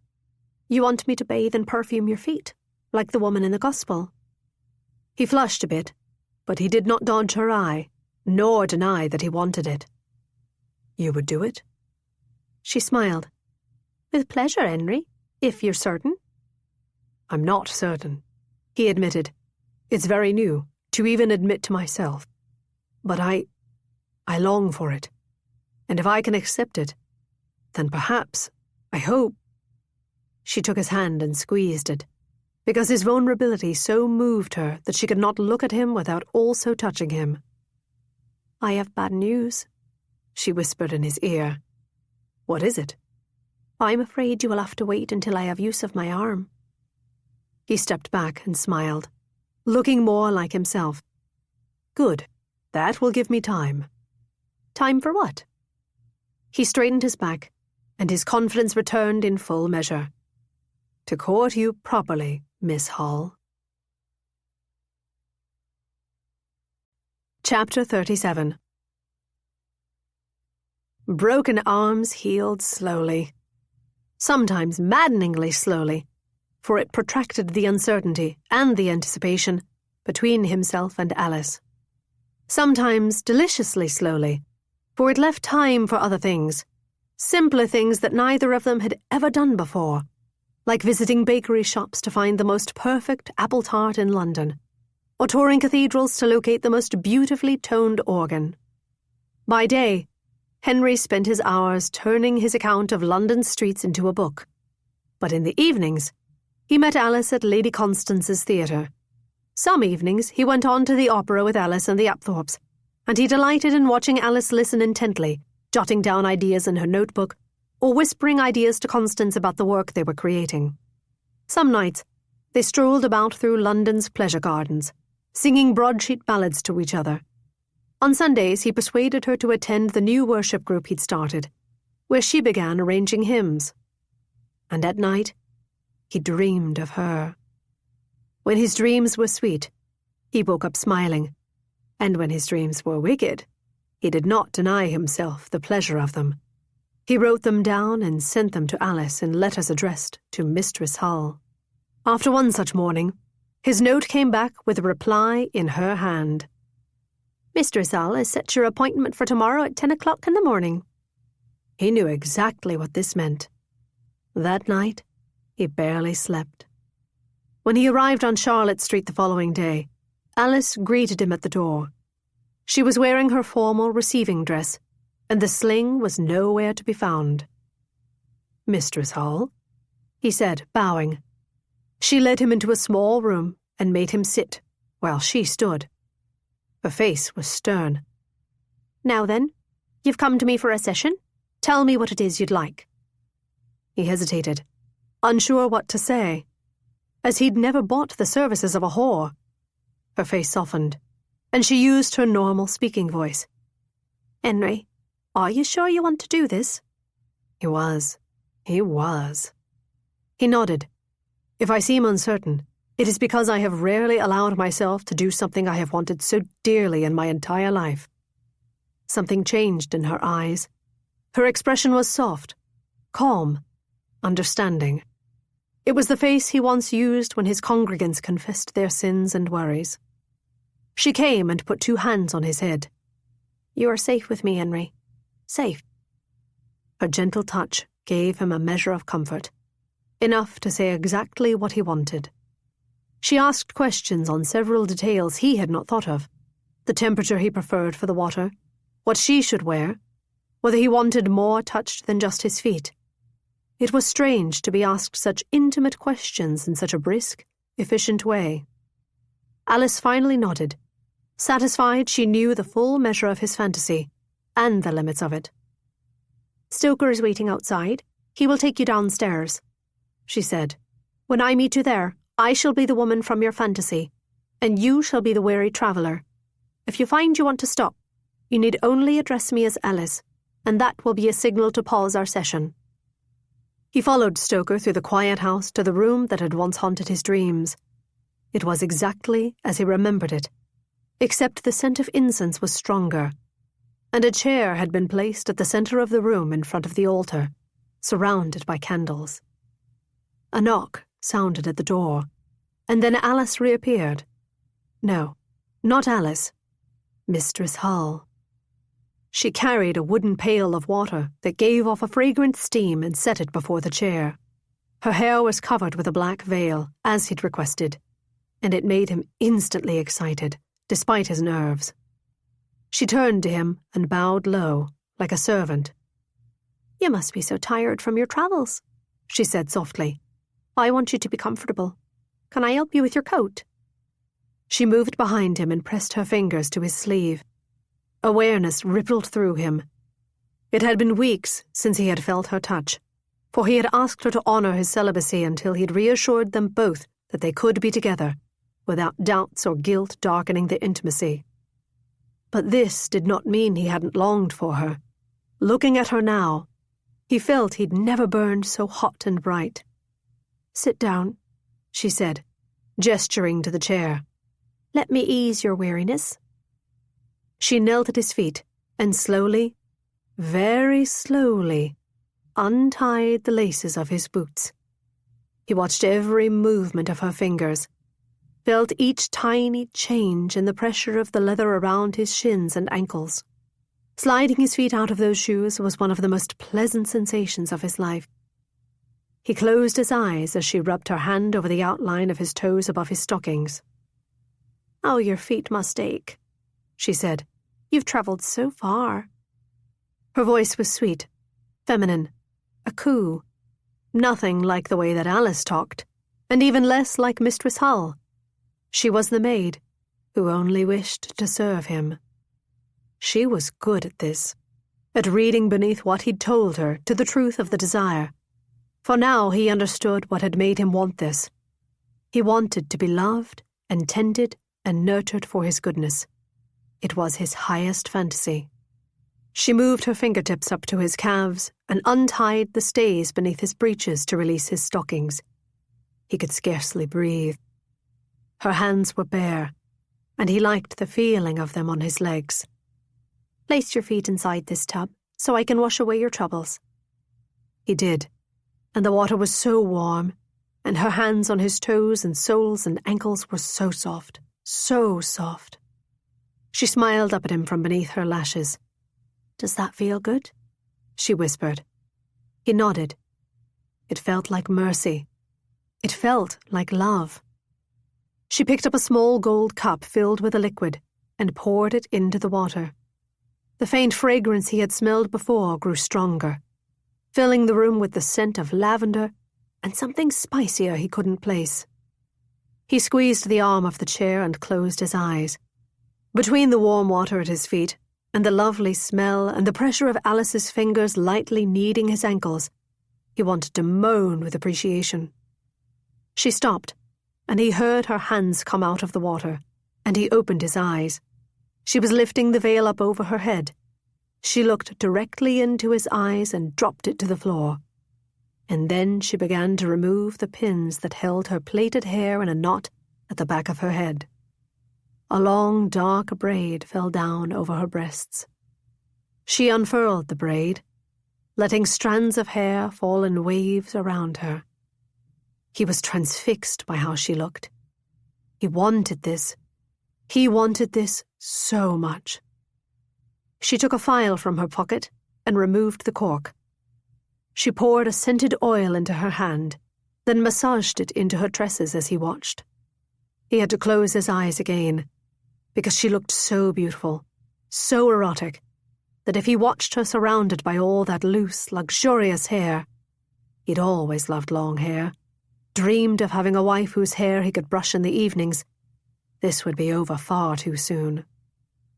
"Open your eyes," she whispered, pouring a generous portion of the oil from his calf to his ankle to his big toe. And then, using a fistful of her own hair, she began to massage it into his skin. The sight paralyzed him. That long, soft hair draped over him. The whisper of her breath on his skin as she lightly kissed the arches of his feet and caressed the space between his toes. He gasped in pleasure. The stirrings became sharp and urgent as she murmured about his poor toes, his poor shins, his hard work, his many travels, and it felt so wonderful to be tended in this way that he wished she would touch more of him. "Does it please you?"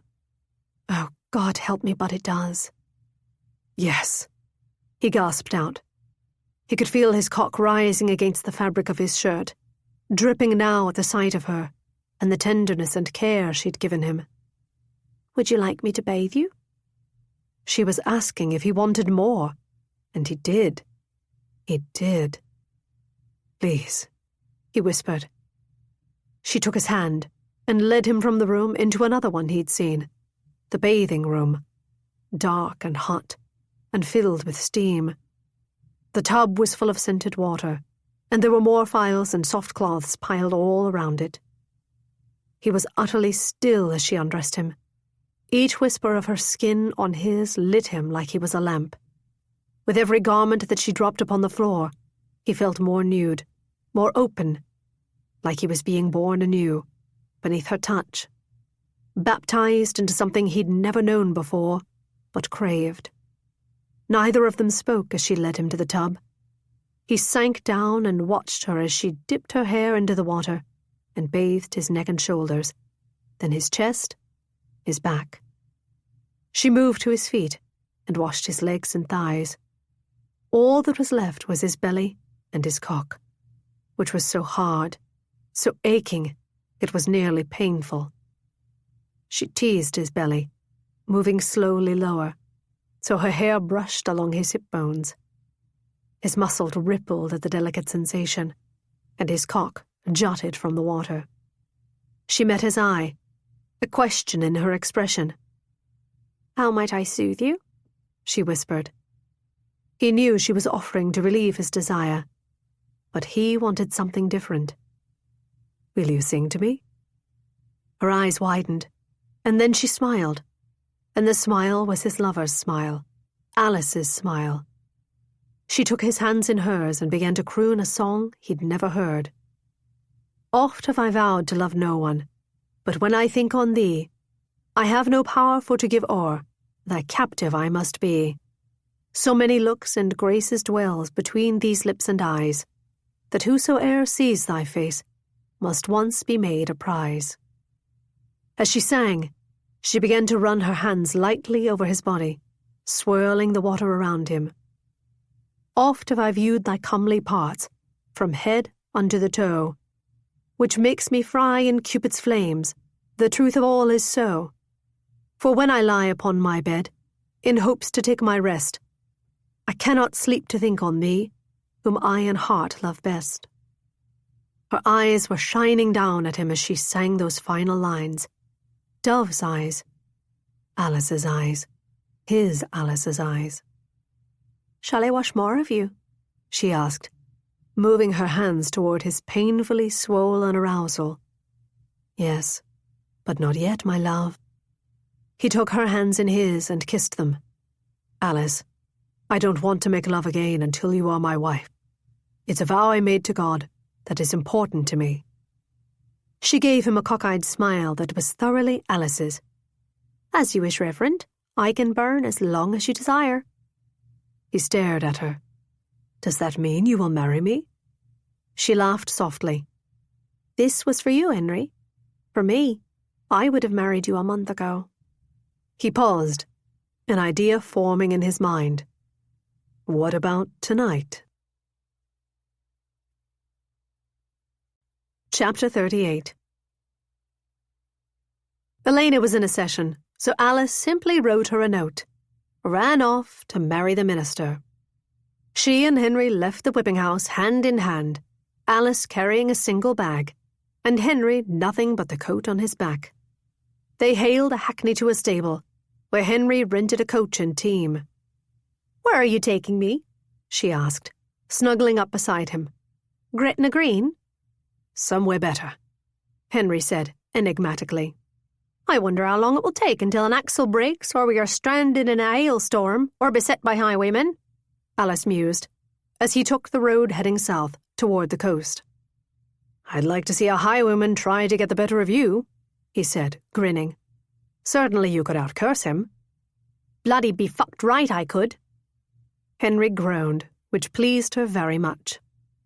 Despite her prediction, the roads were good and mostly empty. The weather was mild. They did not encounter thieves, nor wolves, nor even a minor plague of locusts. She was almost disappointed when Henry slowed the horses onto a wooded path leading up a hillside and said, "We're almost there." At the top of the hill, the trees parted, and before them was a castle. An actual castle! Pretty as something in a storybook, complete with high turrets fit for a princess. "What is this place?" "Wait here," Henry said, grinning mysteriously. "I shouldn't be long if things go to plan." He strode up to a heavy wooden door and pounded on it. After a moment, a man about Henry's age opened it. He wore a dressing gown, like he had come from bed, and stared in surprise. Henry pointed at the carriage. The man's face broke into a delighted grin, and threw his head back and laughed, slapping Henry on the back. The two of them disappeared inside. Alice waited, amusing herself by walking about the grounds, which included a pretty little chapel overlooking the ocean on the other side of the hill. The air smelled green and rich, like early spring, and the garden was noisy with birdsong. After a quarter hour, Henry called her name, and she wandered back to the castle doors, where Henry was waiting with the man she'd seen before. This time, he wore the robes and collar of a priest. "Alice Hull," Henry said, "please meet Mr. Andrew Egerton, my dearest friend from university." "A pleasure, Miss Hull," the man said, smiling at her like she was some kind of miracle. "Mr. Egerton is an ordained minister, when he's not lazing about playing country squire. Mr. Evesham has persuaded me to issue a special license in my capacity as a minister of the Bishop of Canterbury." Mr. Egerton said, "I can marry you right now, if indeed you truly mean to marry Henry Evesham." "I do," she averred cheerfully. He grinned. "Then follow me." And so she took Henry's hand and walked beside him to the pretty little chapel. It had no organ, but that did not matter, for within 10 minutes they walked back out, still hand in hand, wed. Chapter 39. Henry's heart was full to bursting. God was good. In their quick conferral, Andrew had agreed to give him use of the dower suite of the castle, so that his bride might have a proper wedding night before they returned to London. Andrew had had a word with his housekeeper to ready the rooms. When they walked in the door, Henry realised his friend's servants had done more than ready it. The table was filled with roses and a bounty of fruit and cakes set out on crystal plates. The bed was tossed with rose petals. "Oh, Henry," Alice said, pausing at the entrance of the room. "This is too much." He pressed her to his side. "It's our wedding day, Alice. Nothing is too much. Oh, to have a bride to spoil. What fun." "Are you hungry?" he asked her. "No," she said. "I'm a bit tired from the journey." "I have just the thing to revive you. Wait here." Andrew's late mother had been prescribed bathing during a long convalescence from a lung ailment, so her suite had a rather unusual luxury, a bathing room, with a deep soaking tub and steam troughs heated through a furnace beneath the floors. He had asked Andrew to have the bath prepared, so it would be hot for Alice. The room was lined with pretty painted tiles and the floors were covered in soft carpets. The vents released warm steam, fragrant with lemon peels and rosemary. He took some roses from a vase in the hallway and scattered the petals over the steaming tub. Feeling whimsical, he made a trail leading from the tub to the door. He went back to fetch his wife. "Come, I have a surprise for you." He led her through his romantic display, enjoying her delight in the rose-petal trail and the scent in the air. When they reached the bath, he turned back to smile at her, but her face arrested him. She looked like she might weep. "Oh, don't cry. I just wanted to bathe you as you did for me, so you will feel as I felt, so cared for, so loved." "That's how you felt?" He nodded, and it struck him that all day he'd not felt guilty or sacrilegious or perverse. He'd not lost himself in endless prayers, begging God's forgiveness. He'd just felt loved. "I'm so glad," she whispered. "Then let me undress you." He took his time with it. He removed her clothes slowly, caressing her skin, kissing her in secret places he'd never had time to fawn over, like the inside of her knee and the ticklish bit beneath her armpit. When she was nude, and he had taken down her hair and brushed it out, he lifted her and put her in the bath. He drew a sea sponge over her until she was rosy, and massaged scented oil into her flesh. She even let him wash her hair, and smiled as he played with it, marveling that this creature, this beauty, was his to love and care for. "Paul the Apostle was right," Henry said. "It is better to marry than to burn." "Henry," Alice said very seriously. "Yes." "Take me to bed." Chapter 40. "Oh, Alice, oh, sweet heaven," Henry said, as he entered her for the first time. "Don't blaspheme in the marriage bed, Reverend," she chided. lifting her hips to allow her husband to more thoroughly consummate their union. For an unschooled man, he found a rhythm easily and filled her in such a way she did not have to seek her pleasure. It simply came in rolls. The effortless intensity of it bathed her in a kind of inner light. It was indeed like heaven, or as like it as a girl as wicked as herself was qualified to say. Henry's eyes were full of something shining, and that certainty came over her again. He loved her. She could see that. But he also loved this. And castle or not, in this bed with him, she felt like a queen. For Henry's body was among the finest luxuries she'd ever had the pleasure of consuming. When they'd exhausted each other, a lazy smile played about his lips, a rather proud one, if she was not mistaken. "Why, Henry Evesham," she laughed, "I believe I've made you into a satyr." His mouth twitched up shyly. "I've always been a satyr. I tried to tell you." She squeezed him, "And I thank the Lord for that." Henry fell asleep in her arms. When he was softly snoring, she tiptoed out of the room and found a maid.